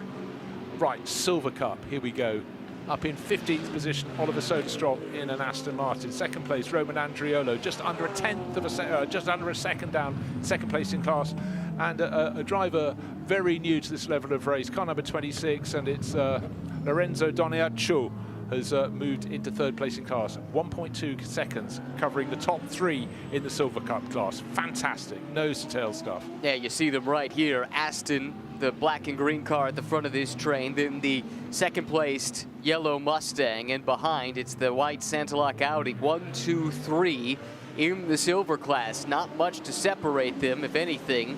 The battle for second has allowed the Aston to slightly walk ahead a little bit here in the last half a lap or so. But man, this is fantastic. 3 very different cars, 3 very different brands, and experience levels of the teams with their respective brands too that you have to factor in. Yeah, and just talking about experience at this point, the driver in second place in that grouping, third place, the Santalock Racing Audi, there it is at the back of the pack.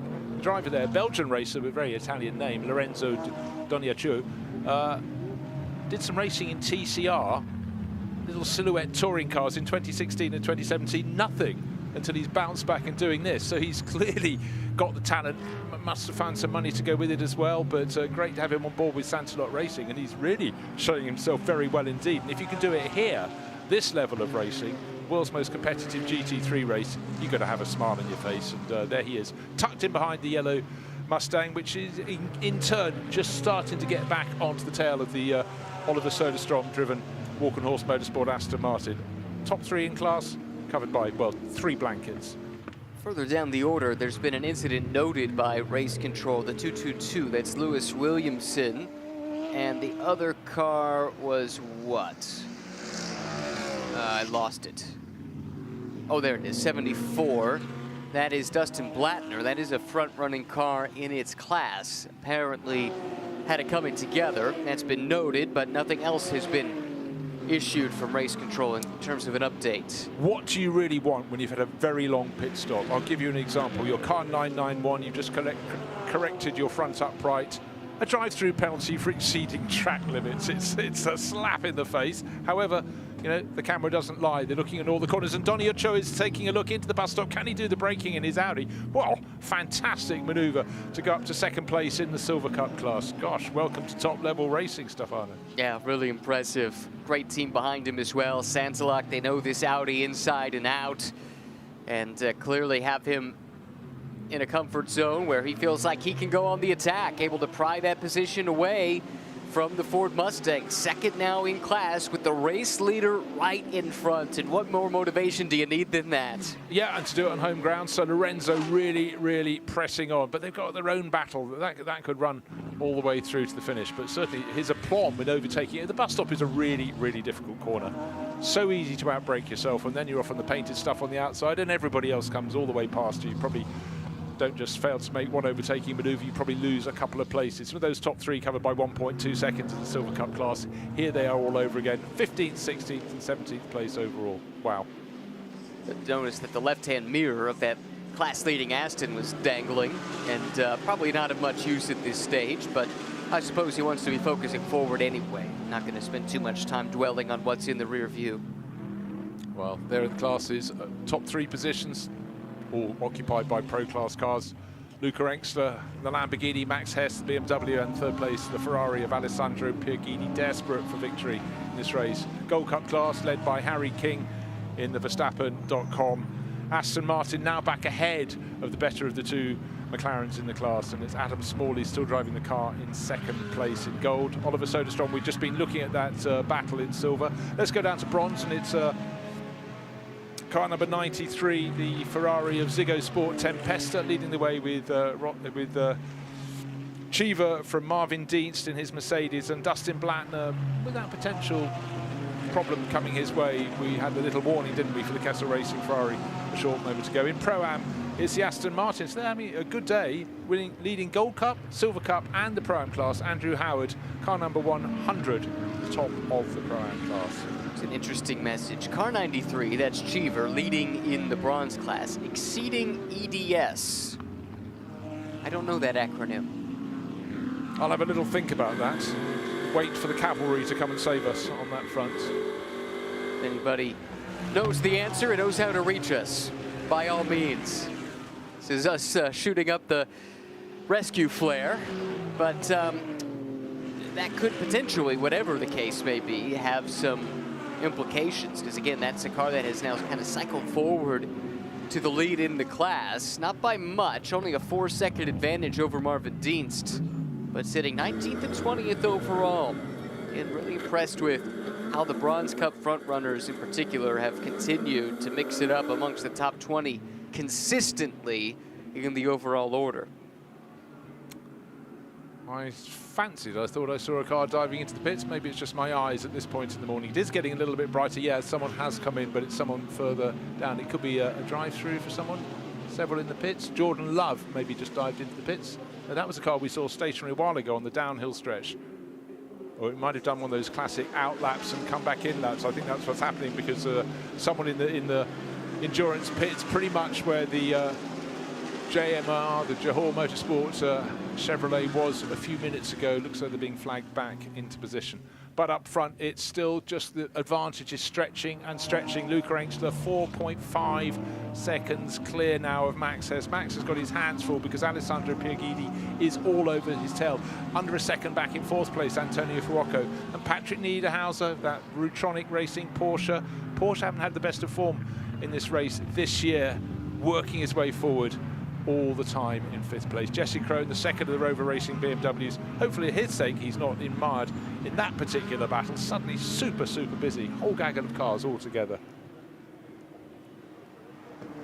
There's a big gaggle of cars. Ferrari at the front of this train, at least for now. Trying to determine if this is a class battle. Yeah, that's the Dustin Blattner car that we're looking just outside the top 20, basically 20th, 21st, 22nd, down to about 30th position, nose to tail. A few cars flashing the lights. The Jakarta Racing BMW definitely getting rather busy indeed. That's pushing, trying to upset those in front, but of course flashing your lights in daylight, not quite as effective as it is at night. Okay, I think I have an answer to our question about what does EDS stand for. We know what MDS, that's maximum driving stint time. EDS is extended maximum driving stint time.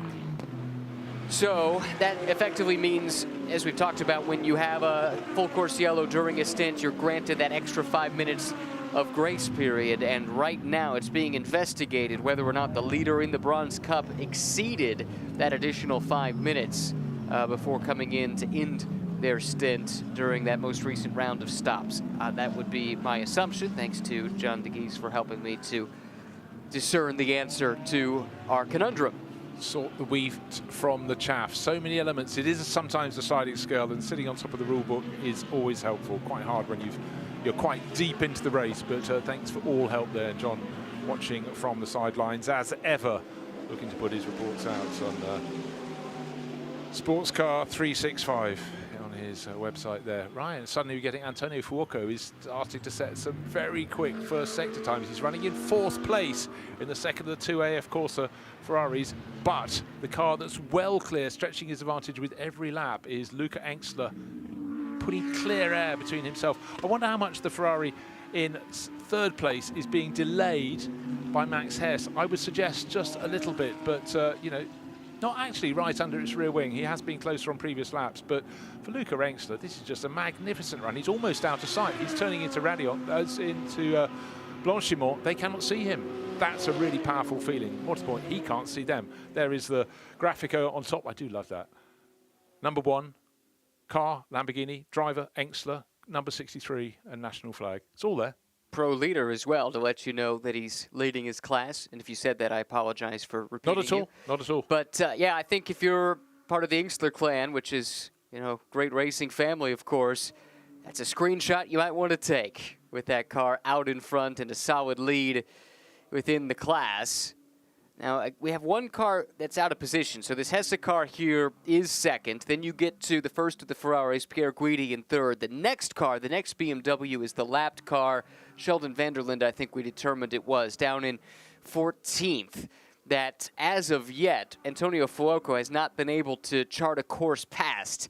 And he's going to need to do that. We know he's got speed in the car. You pointed out he just did the best first sector time of anybody in the race so far on that last lap. And I'm really curious about these Ferraris in general. If they could get clear of the BMW traffic, do they have pace to run with the Lamborghini? Something tells me they might. Something definitely tells me they might. Now let's have a look at temperature. Air temperature suddenly vaulted from 15 to 17 degrees, but it sat there for the last half hour. But it is getting brighter around the circuit. It is coming up to 8 o'clock in the morning. But it's Lamborghini time at the moment. It's Luca Engstler time. He's sitting on a lead that's north of 5 seconds now. Max Hess doing his job, but we just don't think the BMWs have had the ultimate pace in this race. It was relatively fortuitous, not once but twice for the 998 crew. I still actually quite fancy Patrick Niederhauser's Rutronic Racing Porsche. It's always been there or thereabout. We've lost a few of the front runners. Let's just mention, at this point in the race, if it had carried on as it had been going, the number 7 Aston Martin probably would have been in the front of this race. It won last year's race without being spectacular. We've still got 8.5 hours remaining in this race, but that's been hours ago that was packed away. Really, really disappointing for them. It was a drivetrain issue. We suddenly had Matteo Drudi coming with a lot of horrible metallic sounds in his car. And to add insult to injury, had to go a long way down to the pit lane to get in front of his garage, and they didn't work on it for long. It was over, it was out. And it seemed like that car was just starting to flex a little bit of muscle for the first time in the race as well. Just before that happened, he had just taken third place, I believe, a lap or two prior. And he had 2 Mercedes ahead of him, and he was catching them on in second place, and all of them were covered by 3 seconds. It was really coming good, and then, yeah, how cruel. You know, any little metallic sound a driver's starting to pick up over all the engine noise in the cockpit is a slight worry, but when it's got that sort of oscillating sound as well, you know something has come a little bit loose, and clearly had big consequences. Really loving this pack. It is as though it's the first lap of most races, but we've got 8.5 hours remaining, so you can do the maths on that. We've done an awful lot of racing, but after that last safety car period, it's bunched up. Garage 59 McLarens have had plenty of pace in the race. 188 is the one we're looking at now. Guillermo Oliveira down in 29th position, so it's had its ups, but clearly it's had its downs as well to go with that. But in terms of its natural pace, they've all looked very good indeed. It has been a pretty strong day, all things considered, for McLaren. I suppose the one, well, 2 casualties. The one was the big crash early on with, well, Josh Mason, I think, behind the wheel, who had had some kind of mechanical problem and was slow, got hit by Lauren Heinrich. It was extraordinary, but I'm just suddenly drawn to the Pro-Am class, super close together. Andrew Howard leading it in the number 100 Aston Martin. You'll spot it down towards the tail of this pack, just behind the yellow number 48 Mercedes, but he's got plenty of company in class, because tucked in behind he's got Mathieu Detry, and then that's second in class, there we are with the graphic above it, and third place in class is tucked in behind them as well. And it is super, super close in the Pro-Am class, because Xavier Nauf has just moved clear in Pro-Am. So sorting out all the time. So they're having a great race. They've got 8 hours left to play, 8.5 hours. So what fun to have. And it's funny how sometimes you have other cars between them, but suddenly you get it bunched up and you've got some real racing with consequence for them now. Met Mathieu Detry on the grid, one of my pre-race interviews yesterday. Belgian driver now living in the Middle East, but this is his first time competing in this event, and you could tell he was just soaking up the atmosphere. Had a lot of friends and family down on the grid with him as well. Such a special moment for any racing driver, but especially on home soil for a Belgian. It doesn't get any bigger than this, competing in the CrowdStrike 24 Hours of Spa. No, exactly so. But, you know, particularly if it's your first one, you're rather glad if it hasn't been wet through the night. And I'm expecting a red flag shortly, because David Addison has just arrived. We've nursed through the night, Stid. Our eyes are dry, our throats are sore. But, yeah, they're just off for coffee, poor loves. But, you know, it's been a really intriguing race. there's been ebb, there's been flow, and then again, and so it's gone on. But Luca Engstler and the 63 Grasser Lamborghini have been there, but the big scores overnight was losing the number 7 last year's winning Aston Martin when it was closing in, and then losing the number 17 Mercedes as well, going out with contact up at that source. But it's almost all yours. I tell you what, it can be right now. So you're looking as though you're here. I was going to say fresh. God knows what we look like in the commentary box, but better not go there. But great stint from you there, Ryan. Thanks very much. I think I'll probably join you for breakfast, and then David will slide in, and Joe Osborne as well, looking as fresh as a daisy. Probably not feeling quite like it though, Joe. Hey. So that's it from us for the race. Take it through to the end, and do make sure you enjoy it. I don't think you have highlights for at least an hour now, so you'll be fine.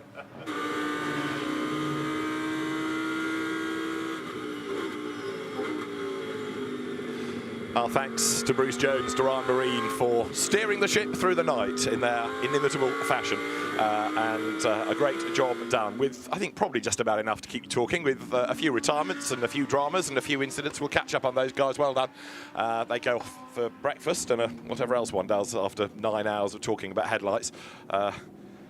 Probably go to an optician as well, I suspect. So, a lot has been happening. If you're just tuning in, morning, where have you been?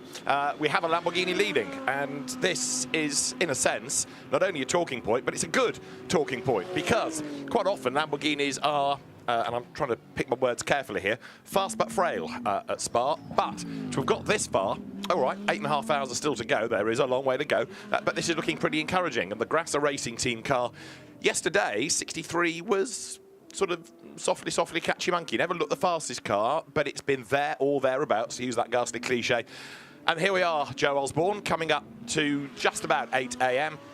And we have a Lamborghini in the lead, and we've got a BMW second, and the same kind of applies to that. It's number 998 in second place, driven by Max Hesser. They're just going downhill at the front of the shot, and those two cars have just quietly beavered away, got on with their business of picking up places, more importantly, keeping out of trouble. Yeah, and that's what's taken out what was early running sort of favourite, wasn't it? The 17 Get Speed Mercedes that had a mega stint. That Lamborghini there of Luca Engstler.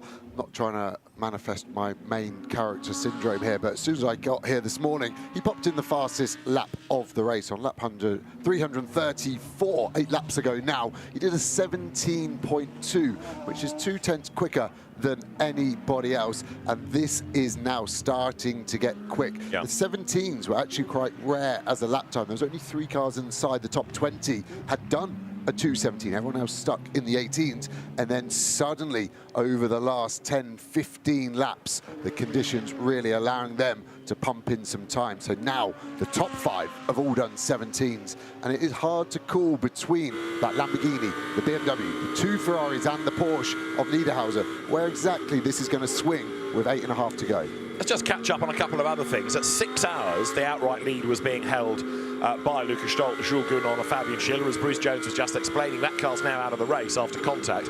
At 12 hours, the leader was held by Philip Eng, Dan Harper, Max Hesser in the now second place BMW. Why am I mentioning 6 and 12? Because that's when you score points. Now, what that has done, also given the fact that the Mauro Engel, Luca Sauer, Matteo Cairoli Mercedes was second at 6 hours and 7th at 12, that has now taken over the lead of the championship in endurance by 1 point from the Charles Weerts, Kelvin van der Linde BMW. And also now, number 33, Chris Lallam, Harry King, Thierry Vermeulen, that has put itself into the lead of the Gold Cup in endurance as well, based on those results at 6 and 12 hours. No more points until the end. You don't get anything at 18 anymore, used to in the early days of this being a GT 24 hours, but not anymore. But interesting just to see the way that not only, yeah, you focus on the race, but already the championship is starting to take a different shape as well. Obviously, the most points you can score during this GT World Challenge Championship is here at Spa, so lots of teams focusing on that. As we see a couple of graphics here, the interesting one in the middle, Engstler versus Max Hesser in that BMW. 10th here, 10th there, was half a second. They've been in relatively clear air, so that's not traffic affected. That could just be them pumping in a particularly good lap time, as we see the 991 Paradine BMW back on track. They had to do a whole front suspension change in the box, so that's a long way down. And then the other graphic, the stint time on the side there, you can see the top 13 cars all on the lead lap. Engel, the only one really as an outlier on stint time, so he will be praying that a full course yellow comes after the 12 cars in front of him stop. Sheldon van der Linde is our first car not on the lead lap in 14th in that 31 BMW from WRT. Just to catch up on a few other elements of all of this, we lost 57, the Russell Ward, Indy Doncic, Philip Ellis, Mercedes AMG with accident damage. We lost number 7, last year's winning car. The drivetrain went bang on the Marco Sorensen, Nicky Team, Mattia Drudi, Aston when it was catching back up. 163 has gone. Marco Mappelli, Sandy Mitchell from Pereira, that was power steering related. Number 3, we saw the engine let go. It was to do with overheating in the early evening last night, just before sort of 10:30. Number 6, Mercedes went out with a wheel hub and a drive shaft issue. 23, the RJN McLaren, but spectacular engine failure in that. What else have we lost? 991 lost a wheel, didn't it, as well, which is why they had to do that front assembly. And we've lost 64 Mustang this morning, of contact with 48 Mercedes AMG, and that put Thomas Drouet into the gravel with a breakage, and so that car is another one that has gone. There are no doubt more to come with just under 8 hours and 24 minutes of the race to go. And again, one of those 24-hour cliches is you've got through the night, you get to the early hours of the morning, daylight breaks, and you think, oh, great, we've done it, we've got this far, we're nearly there. But you're not. We've still got just under a Paul Ricard and a Monza race bolted together.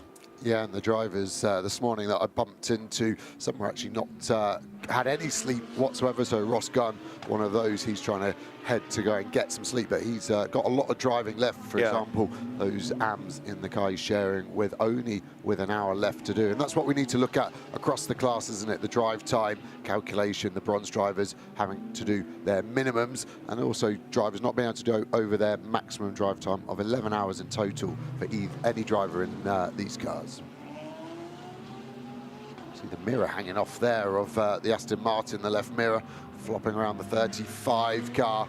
Just about okay, that sort of size of bodywork that's not going to attract a mechanical warning flag, but the team will look at that, and the Aston Martin, a pretty quick wing mirror change. They may actually just take that one off, put a new one on. We've seen teams in the past actually take the whole door off, haven't we? Because the doors, 2 pins out, new door on, gone. Can do it very, very quickly, of course. Just going back to the Ross Gunn Aston, number 100, that is currently 3rd in Pro-Am. One of the other drivers of that car is Valentin Asclot, who was saying to Ganel this morning that he's had no water for the last couple of stints, so he's really struggling, but also no radio. So they're kind of up against it, and to repair things like that might cost more time than they can really be prepared to give away in a pit stop. So for now, I think they're going to have to live with it. We've just had a drive-through penalty issued to the 93 Ziggo Sport Tempesta Ferrari. That is for exceeding the driving stint. So the penalty hits 93. I'm looking to see where it is in the order at the moment, and it is Eddie Cheever, 25th, dropping down in that car. Yeah, they're a 4th in class there, so that's going to hurt them, isn't it? And they're having a relatively clean run up until that point. That stint time, just as a reminder, 60 minutes if there's no full course yellow or safety car. If there's been a full course yellow or safety car in that stint, then it extends to 65, and that's what most teams have been able to do. And the stints are coming towards the end here. We've got 53 minutes for the majority of the leaders, so they will have to be boxing in the next 5 laps or so. This will be an extended stint time, so 65 minutes will be their target. And they're all trying to get to the end of the race now without adding a pit stop. And interestingly, they're pretty close to doing that. With 8 hours 20, if they get a few more extended stint times, they'll be able to do this on 7 more stops to the end. And that's what the engineers will be craving as we look at that car, ironically sponsored by an ice cream company, considering how sweaty Asclot was. And the no drinks thing is awful, really, really bad. I've only had it once myself to buy Asian Le Mans a few years ago. It was warm, a double stint, and I got a mechanic to bring a water bottle out with a straw on, and just so I could have something in the pit stop, and he was looking like he wanted it back, and I was like, no thank you, I'm going to take it, and took it with me and just managed to get out the window in a nice fashion. Well, this is the car in question without the drinks bottle, and Valentin Asclot is one of the drivers. At the moment, Andrew Howard, patron, is behind the wheel. Valentin Asclot, however, is with Ganel Longy in the pits. Valentin Asclo fighting for the Pro-Am lead. You're going to be soon back at the wheel of number 100 Aston Martin. You've been experiencing some ups and downs during the night without radio, without water in the car. Can you talk through it? Yeah, I would say Spa is not the place where you want to lose radio and water in the night. And about the category, I'm quite surprised to see 4 cars fighting for the win after 18 hours. Very surprising, but it's nice. We're in the fight. So. Running out of water could be an issue with the temperature going up during the day. I can't hear you, but what I can say is that we run out of big issue for the moment. We had 0 penalty. Cars in one piece. Boys are fresh, so. When will you be next in the car? In 2 laps. Un petit mot en français maintenant, Valentin. Vous avez connu des petits problèmes pendant la nuit et pourtant vous êtes toujours en bagarre pour la tête de la catégorie Pro-Am. Assez Koh-Lanta dehors. Donc, voilà, non, mais on est toujours en place, ça se passe bien. La voiture marche relativement bien. Maintenant, la course est encore longue, il peut tout se passer, donc il faut rester focus. Expliquez-nous quand même ces petits problèmes. Pas d'eau, pas de radio, c'est pas rien ici à Spa. Non, c'est pas rien. T'as beau être le plus préparé possible, 3 heures sans eau, sans radio dans la nuit, faut s'accrocher quand même. Bon, j'espère que vous êtes bien hydratés. On va vous laisser vous préparer parce que vous êtes bientôt dans la voiture. Merci, bisous. So no water, no radio, but he's back in 2 laps, and it's Andrew Howard at the wheel of the car right now. It's 3rd in Pro-Am, and it's on the same lap as the top 2. So you've got 29 Porsche, Mathieu Dietrich, you've got 28 Audi, Xavier Knauf, as into the pit lane comes number 19. Now this is another of the Grasser Racing Team fleet, and the pit stop cycles through. This is the car that is helmed by Ivan Ekelchik, Baptiste Moulin, Dante Rapinge, and Jieting Liang. This is 81 Mercedes heading down into the chicane. Another of the cars that runs in bronze, damaged in the qualifying session, but now leading bronze, courtesy of Marvin Dienst, who is another driver that perhaps doesn't get the credit he deserves. And although this is a lap down, it is still a competitive car, and it's really, with the exception of 48, the one that's going to uphold Winward Racing's honour as they go now down into La Source. A little bit further back, the spectacularly liveried Ferrari number 8 still going. Here now is Dienst in that sort of turquoise Mercedes, looking to gain track position. And just looking up the road ahead, the target for him is going to be Tom Sargent's number 120 Porsche, but there are 16 seconds between the two. So that Ferrari that he's trying to clear is Louis Machils, who is on a different lap, so it's not a battle for position. Look, 19th overall, though, for that Mercedes in bronze.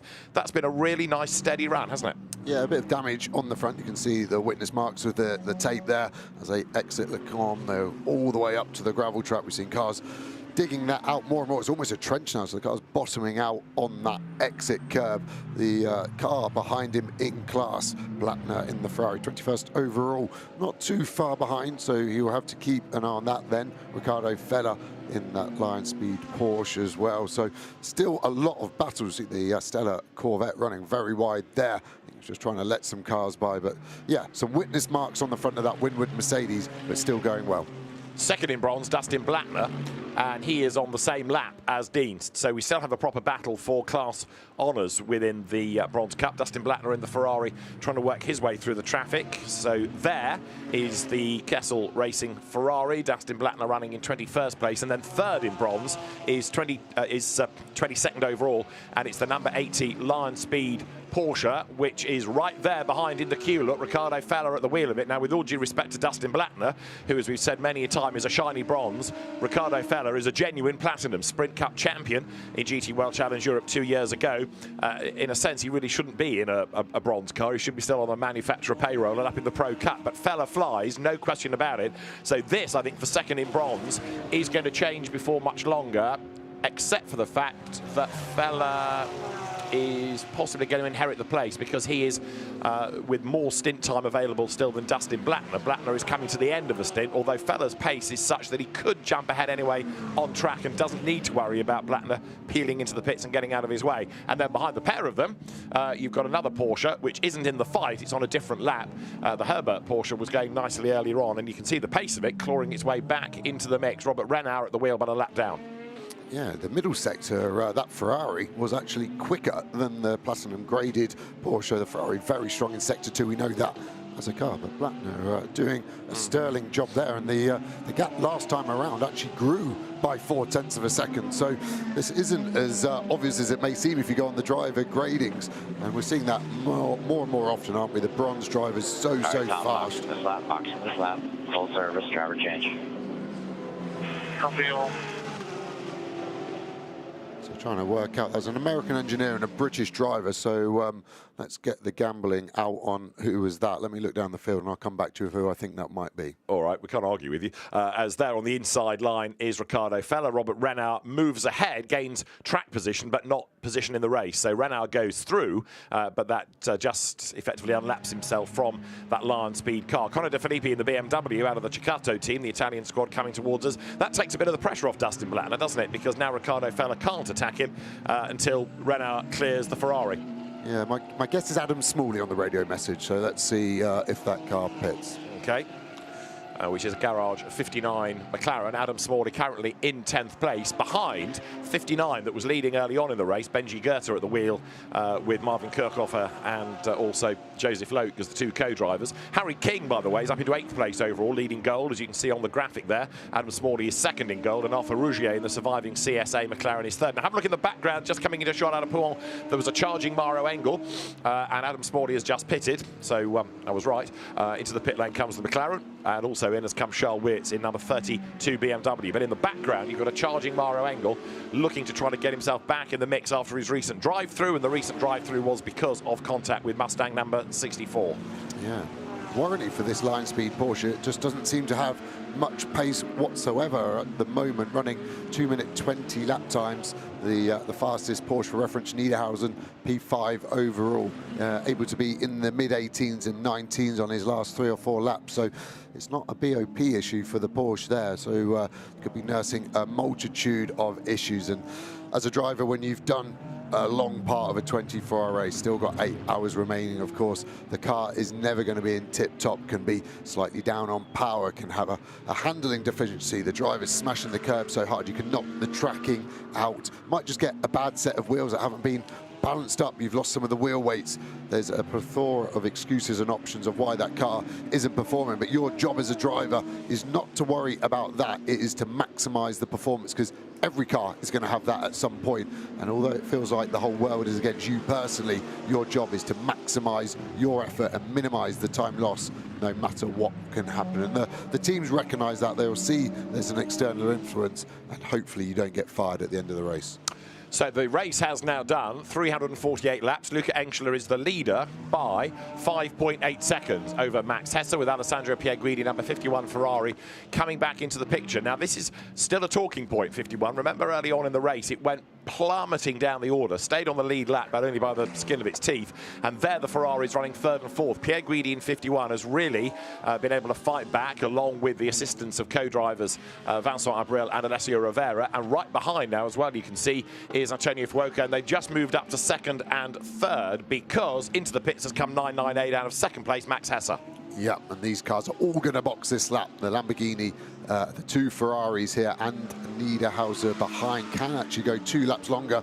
They gambled on the full course yellow being as long as it was earlier, and they're right. But this is going to be busy for AF course. They've got to service both of these cars at the same time. They're going to get past that Porsche. Luckily, they won't get held up down the Kemmel Straight, but there is, it looks like an Aston Martin on an out lap as well, and that's why they're so keen, because they're pushing these stints so far. If they go over their drive time, then they will get a penalty, and getting held up by a couple of seconds could be enough to push them over that maximum stint time. So they don't want to get stuck behind that Aston Martin that they are coming through Les Combes behind now. Lights on as Pierguidi goes to the inside line. Fuoco dive bombs as well. The Aston sees them coming, gives them racing room, so the Ferraris also in all of this, trying to stave off the challenge of Patrick Niederhauser. The Rutronic Porsche coming stronger as the race goes on, and contact there. Fuoco gets roughed up, goes wide, goes into the gravel. The other Rutronic car out of bronze comes up the inside line. It's like a first lap battle. So now number 97, the blue Porsche, unlaps itself from the Ferrari, and all of this means now that one Rutronic car can delay a Ferrari and let the other Rutronic car catch up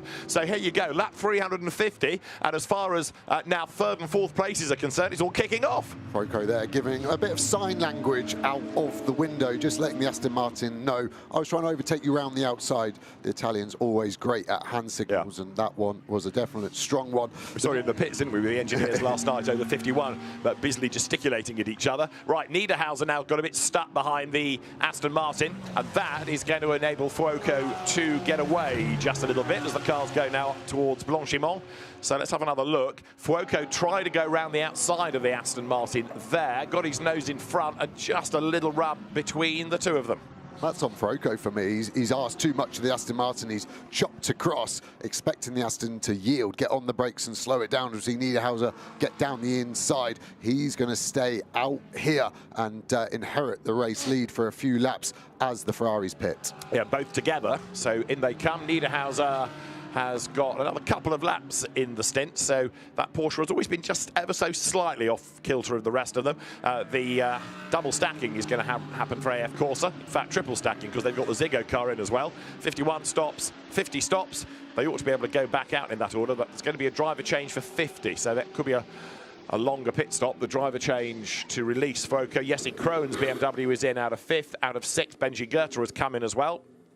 This is a great shot here, the Grasser car refueling. That small black box on top of the hose, that's a counter counting down to the fueler. 44 seconds, they have to be connected, and that fueler's job is so important. He is the main reason the pit stop will be long. He's the first on and the last off. The tyres, driver change done. Look at the fuel coming out. They have to over-fuel. So even the car's full, it has to stay connected for that 44 seconds. And then he'll rip that from the car, it'll drop down, and we will be ready to go. Out it comes, the car drops. These are the AF Corsa Ferraris. 51 drops down, and away blasts the car that Alessandro Pierguidi brought in. The Aston Martin, by the way, was being driven by Romain Leroux in that little bit of contact, and it has survived. In fact, that's one of the Astons going fairly strongly. 22nd place overall, number 35, in a race, I'm afraid, full of dramas. It puts them 3rd in silver, so that bit of contact they could certainly do without. Yeah, they were leading the class as well before the last stop, so going very well, missing that mirror. You can see Haas Klot was actually in front of those Ferraris. We spoke to him not too long ago. Looked all okay for AF Course on their service there as cars trundle down pit lane. You can see the Grasser car there, then the two Ferraris. Haas Klot is the car in between there for Pro-Am honours, not overall, but they've had a good run so far in that Beach Dean Pro Drive run, AMR GT3 Aston Martin. It's shuffling a bit because of pit stops, but also in Pro-Am. A word about number 4 Mercedes, Nick Katzberg at the wheel. It's up to 2nd in class. Now, it's relevant in 2 respects. One, because it's sponsored by CrowdStrike, sponsors of the 24 Hours of Spa, but it also started, remember, from the pit lane. And so they've been involved in an incident with 97 Porsche. They've had a penalty for it. They've chipped away and got up to 2nd in Pro-Am. As here, 40th and 41st come up towards us. The Rinaldi Racing Ferrari, then Nakayama in the Nordic Racing Mercedes behind. In the Ferraris, Arthur Leclerc has taken over 50. 51 has remained with Alessandro Pierguidi at the wheel of it. So there is Leclerc going into Les Combes. 81 of Marvin Dienst is in. So fuel goes in, car up on the jacks. And we'll see then whether they do tyres and a driver change. So Patrick Niederhauser now inherits the lead. Oh, that Marshall one. That was a good way to wake up, wasn't it? Mercedes exactly. GT3 aiming at you at 50 kilometres an hour as we see more problems for the 991. If that were a driver, there'd be some finger wagging going on, but you know, Marshall gets in the way.